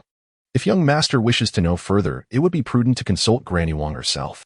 As Chang Sui spoke, a sense of melancholy akin to the sorrow of a rabbit mourning a fallen fox arose within him. At this juncture, Wei Lan also found Mrs. Sun's demeanor somewhat harsh, sighing, "Nor has always been frail. Previously, she was gravely ill, and I had already sensed the inevitable. It is not easy for the servants. Why direct such anger towards them?" Upon hearing this, Chang Sui's face instantly displayed a look of gratitude, remarking, "The master is compassionate. What has become of those 2 young masters?" Changsheng inquired. Sensing something amiss, he further asked, "Do you know where Wang Yapo resides?" Coincidentally, Chang Sui was aware and promptly provided an answer, which Changsheng mentally noted. Although Wei Lan felt that Mrs. Sun was overly severe, he attributed it to a mother's excessive love for her daughter, thus he did not dwell on it further. After exiting the Wei residence, Changsheng hurriedly made his way to Wang Yapo's abode. Wang Yapo belonged to the lower echelons of society, residing in the northern part of the capital. After inquiring multiple times, Changsheng finally located her dwelling. Wang Yapo, possessing a pair of discerning eyes, greeted Changsheng with great courtesy, despite his humble attire. With a smile, she remarked, "It is unfortunate. All that Wei Manor has released are maidservants, likely lacking any scholarly demeanor. Moreover, that batch of maidservants was taken to Jiangnan 13 days ago." Changsheng quickly expressed his gratitude to her, and at this moment, he was nearly certain that the death of Wei Xiaotian harbored deeper secrets. It was said that her passing was grotesque, which led Wei Lan and Wei Xiaotian to only glimpse her veiled visage at the very end. Now, in the capital, only 3 individuals had witnessed Wei Xiaotian's final moments: Mrs. Sun, Wei Xijin, and the resolute Qin Xinran who insisted on entering. The attitudes of the first 2 were rather peculiar, and they exhibited an intense disdain for themselves. Longsheng did not harbor any extravagant hopes of uncovering the truth from them. Instead, he contemplated finding an opportunity to meet Qin Xinran. Just as he pondered how he might encounter her, unexpectedly, Qin Xinran sent someone to arrange a meeting. "On the day I visited the Wei residence to see Sinuo, I found her to be in a state of withering frailty. However, after she met the young master, she immediately transformed, appearing remarkably well, even prompting Dr. Zhao to declare her health to be excellent." Qin Xinran gazed at Longsheng with eyes devoid of the bashfulness typically exhibited by a young lady in the presence of a gentleman. Instead, her expression was one of keen inquiry. Their conversation took place in a private room of a tea house, where Longsheng, listening to the intermittent chatter from outside, observed the inscrutable demeanor of Qin Xinran and felt a sense of uncertainty, unsure if she had discerned anything. Perhaps the second young lady merely suffered from a psychological ailment. "Nothing too grave," Longsheng reluctantly spoke. "A psychological ailment? One often feels uplifted in the presence of joyous events. Since Sinuo's heart is dedicated to the young master, having encountered the one she cherishes, her condition may gradually improve. This notion holds merit." Qin Xinran paused momentarily, her eyes sharp and piercing, fixed intently upon Longsheng as she inquired, "Yet, I wonder if the young master's feelings for her are reciprocated?" Longsheng sighed, acknowledging that his sentiments towards Wei Xiaotian did not mirror her earnest affection for him. "I once believed I would have a lifetime to sincerely devote myself to her, but alas, fate has proven unforgiving." Qin Xinran appeared momentarily taken aback. "On that day, Madame Sun and her daughter allowed me only a fleeting glimpse. Wei Xiqin mentioned that, for the sake of maintaining a proper appearance after death, some embellishments were applied. When I beheld Xiaotian, her face was adorned with a layer of fragrant powder, and her lips were even coated with lipstick. At first glance, she seemed no different from an ordinary deceased. However, I noticed her nails were a peculiar shade of bluish purple, which was decidedly unusual." Changsheng was taken aback. Feeling an uncanny resemblance between her condition and the corpses he had encountered in the apocalyptic world, he hastily inquired, "Is this truly the case, miss?" Her appearance suggested not a natural demise, but rather a death by poisoning, as Qin Xinran remarked. Changsheng, naturally, did not suspect that Wei Xiaotian had contracted a zombie virus, yet could not deny that a virus is, after all, a form of poison. Given that both involve poisoning, there must be certain commonalities. My purpose in seeking out the young master today is closely tied to this matter. As a frail woman with a tarnished reputation, I am currently confined by my family and find it inconvenient to venture out frequently. Qin Xinran paused, recalling the expression of youthful infatuation that graced Wei Xiaotian's face whenever she mentioned Changsheng while lying in her sickbed, and her heart ached further for her friend. She solemnly stated, "This matter is shrouded in secrecy. Even within the Wei household, few harbor suspicions. Only you, young master, still bear a trace of concern for Xinhua. I beseech you to take this matter to heart." Changsheng, cautious not to extend his hand to assist her, responded earnestly, "Rest assured, I shall not let this matter pass idly. Should you possess any leads, please do not hesitate to send word my way. I shall seek out the coroner today and have the coffin opened for examination." Upon hearing his words, Qin Xinran's expression was one of distress. Her face etched with urgency as she implored, "No, that cannot be done. The reputation of a young woman is of utmost importance. How could one dare to open the coffin for examination? This matter is merely conjecture between us, and the Wei family would never consent to such an autopsy. I implore you, noble sir, to reconsider. Should you persist in this course, would it not damage the bond between you and Master Wei?" Qin Xinran earnestly advised. Changsheng gradually regained his composure. After all, this is not the modern era. Perhaps in the eyes of ancient gentry, appearances hold far more significance than the truth. He could not conceal the act of opening the coffin from the Wei residence. Clearly, pursuing the path of an autopsy was untenable. Chapter 62. The pillow. A look of distress crossed Qin Xinran's face as she said, "I truly have no one else to turn to. Otherwise, I would not have sought your assistance." Changsheng remained silent, cautious not to make any rash commitments, and merely replied, "I will do my utmost to assist." Qin Xinran nodded. Her expression filled with gratitude, and she rose to perform a solemn bow to Changsheng. Currently, Qin Xinran faced a challenging situation at home and dared not linger outside. Having entrusted her matter, she prepared to depart. The young woman donned a white hooded cloak, covering her head as she left the elegant room, revealing only half of her exquisite face. At this moment, the tea house was particularly quiet, with only two elegantly dressed young gentlemen seated in the hall outside the private room. Qin Xinran lowered her gaze slightly, avoiding any sidelong glances as she exited. The young gentleman in white, directly facing the private room, lifted his gaze while sipping tea and fortuitously caught sight of the beauty's departure, though he could only glimpse the graceful contours of her half-exposed face. It ignited a fervent longing within him as he pondered how breathtaking she must appear in full view. Seated across from the gentleman in white was the gentleman in blue, who, upon observing his demeanor, remarked with a smile, "Look at the maidservant trailing behind that young lady. She must belong to a prominent family, which is truly a pity." The gentleman in white, intrigued, inquired, "What is there to lament?" The blue-clad gentleman replied, "Were she not of noble lineage, one might extend an invitation for her to join us for a cup of wine. However, as she hails from a respected family, if one were to be smitten, the only recourse would be to either marry or take her as a concubine." The blue-clad gentleman, a close friend of the white-clad, was known as Lu Sun, currently serving in the Flying Tiger Guard. Upon hearing this, he chuckled and said, "It seems that Tianji has taken an interest. You might find yourself disappointed." As most young ladies of reputable families who enter the tea room are likely to engage in clandestine meetings. No sooner had Lu Sun spoken than the previously closed door to the private room swung open, revealing a modestly dressed and handsome young man. Changsheng, noticing the two gentlemen seated in the tea house, found the blue-clad gentleman somewhat familiar, yet could not recall his identity. The young man, without any intention of greeting them, settled his bill and departed directly to the marketplace, oblivious to the discussion transpiring behind him. "Go and ascertain the identity of that individual," Guyu suggested, contemplating sending a servant to follow Changsheng. Lu Sun chuckled softly, saying, "There is no need for such measures. I am acquainted with him. He is Luo Hong, a disciple of Mr. Wei Lan, who once resided at our office for a time." Upon hearing this, Guyu's eyes flared with visible anger. "So it is Luo Hong, the very one at the center of the recent scandal that stirred such uproar regarding corruption." Lu Sun, seeing Guyu's indignation, replied with a smile, "One cannot fault him for the indiscretions of your associates." Guyu let out a cold laugh, choosing to remain silent. After listening, Lu Sun raised an eyebrow and inquired, "Are you saying that she is the eldest daughter of Qin Xingyuan?" Upon hearing this, Guyu stroked his chin, recalling that this young woman had clandestine meetings with men. His initially fervent interest swiftly waned as he remarked, "It is a pity that she is one who cannot be content within her own home." The eldest daughter of the Qin family was not the one who had previously tarnished her reputation. It was rumored that she had been abducted by a kidnapper.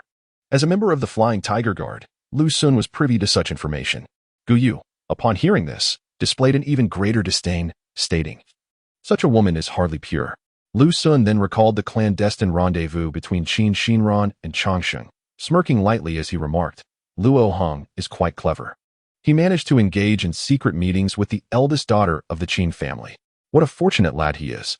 Gu Yu concurred, saying, "With a woman like that, should anything happen, she would bear no responsibility." Lu Sun clicked his tongue in astonishment, saying, "That eldest daughter of the Qin family is indeed a legitimate firstborn. I had thought Luo Hong to be simple-minded, yet it seems he possesses a darker heart. This young woman's life is effectively ruined." The two men believed that Changsheng's deliberate seduction of a woman with a sullied reputation was surely an act of cunning, seeking to reap benefits while evading accountability. Gu Yu, seemingly struck by a thought, displayed a peculiar smile and remarked, "Since he has stirred up trouble, he cannot be allowed to slip away so easily. Wei Lan's daughter has just passed, and he has already entangled himself with another. I wonder if Wei Lan is aware of this matter. Furthermore, how can he be let off so lightly after having a liaison with the pristine daughter of the Qin family?" Gu Yu placed particular emphasis on the four characters Ice Clear and Jade Pure. Lu Sun offered a non-committal smile, pouring himself another cup of tea. Changsheng had spent half a day wandering through the marketplace without encountering a suitable companion.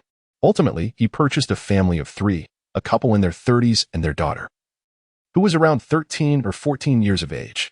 It was said that they had been brought over from Jiangnan.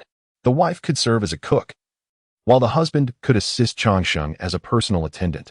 As for the daughter, she would be responsible for taking care of the esteemed Qin family. Having traversed through time for 5 years, Changsheng felt as though he were a dumpling, appearing fully cooked on the outside, yet still harboring a hint of unfamiliarity within. In a society that resembled a pot of water slowly coming to a boil, he regarded the purchase of these servants merely as hiring 3 employees, recognizing his own limited power against the vast system.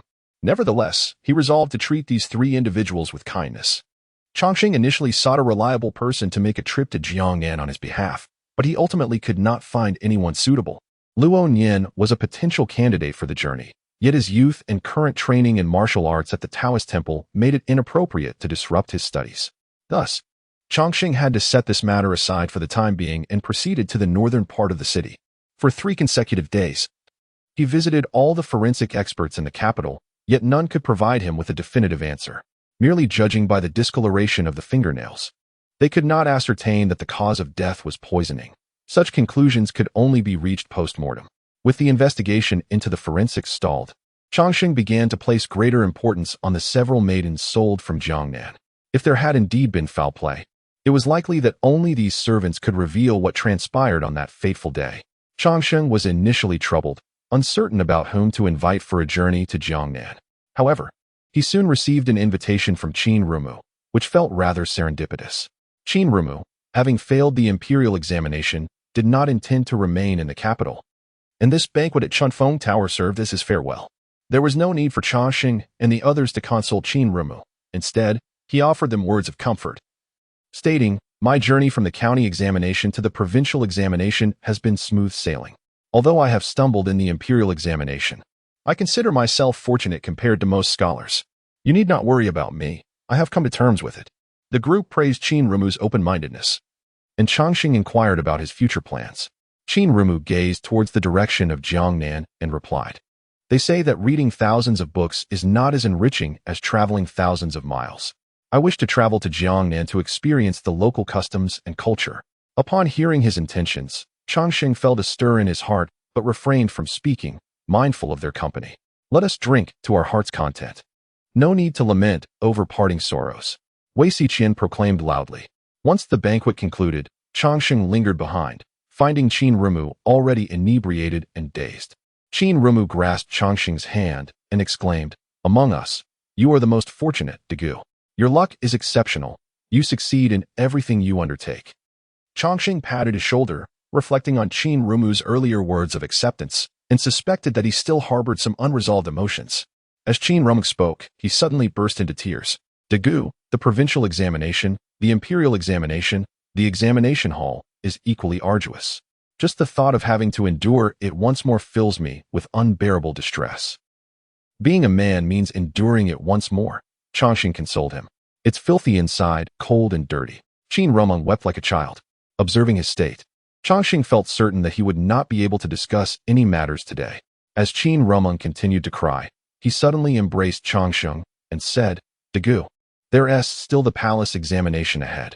You must achieve a commendable rank. You absolutely must not merely pass as a scholar. It would be such a pity to end up as a mere official's wife." While Changxing was somewhat repulsed by his drunken state, he could not help feeling a twinge of emotion. He patted his back and reassured him, "Do not worry, I shall strive."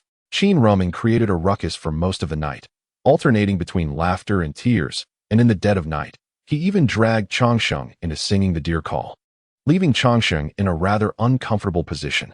Qin Rumeng was the nephew of Qin Qingyuan and the cousin of Qin Xinran. Thus he resided with the Qin family during the examination. To avoid delaying his studies, the Qin family arranged for him a separate guest chamber. Although his antics disturbed the neighboring quarters, they did not disturb Minister Qin. The following morning, when Qin Rumeng awoke, a pounding headache assailed him. Upon noticing Changxing beside him, eyes tightly shut and looking unwell, he was taken aback and gently nudged him, asking, "Dagu, why are you here?"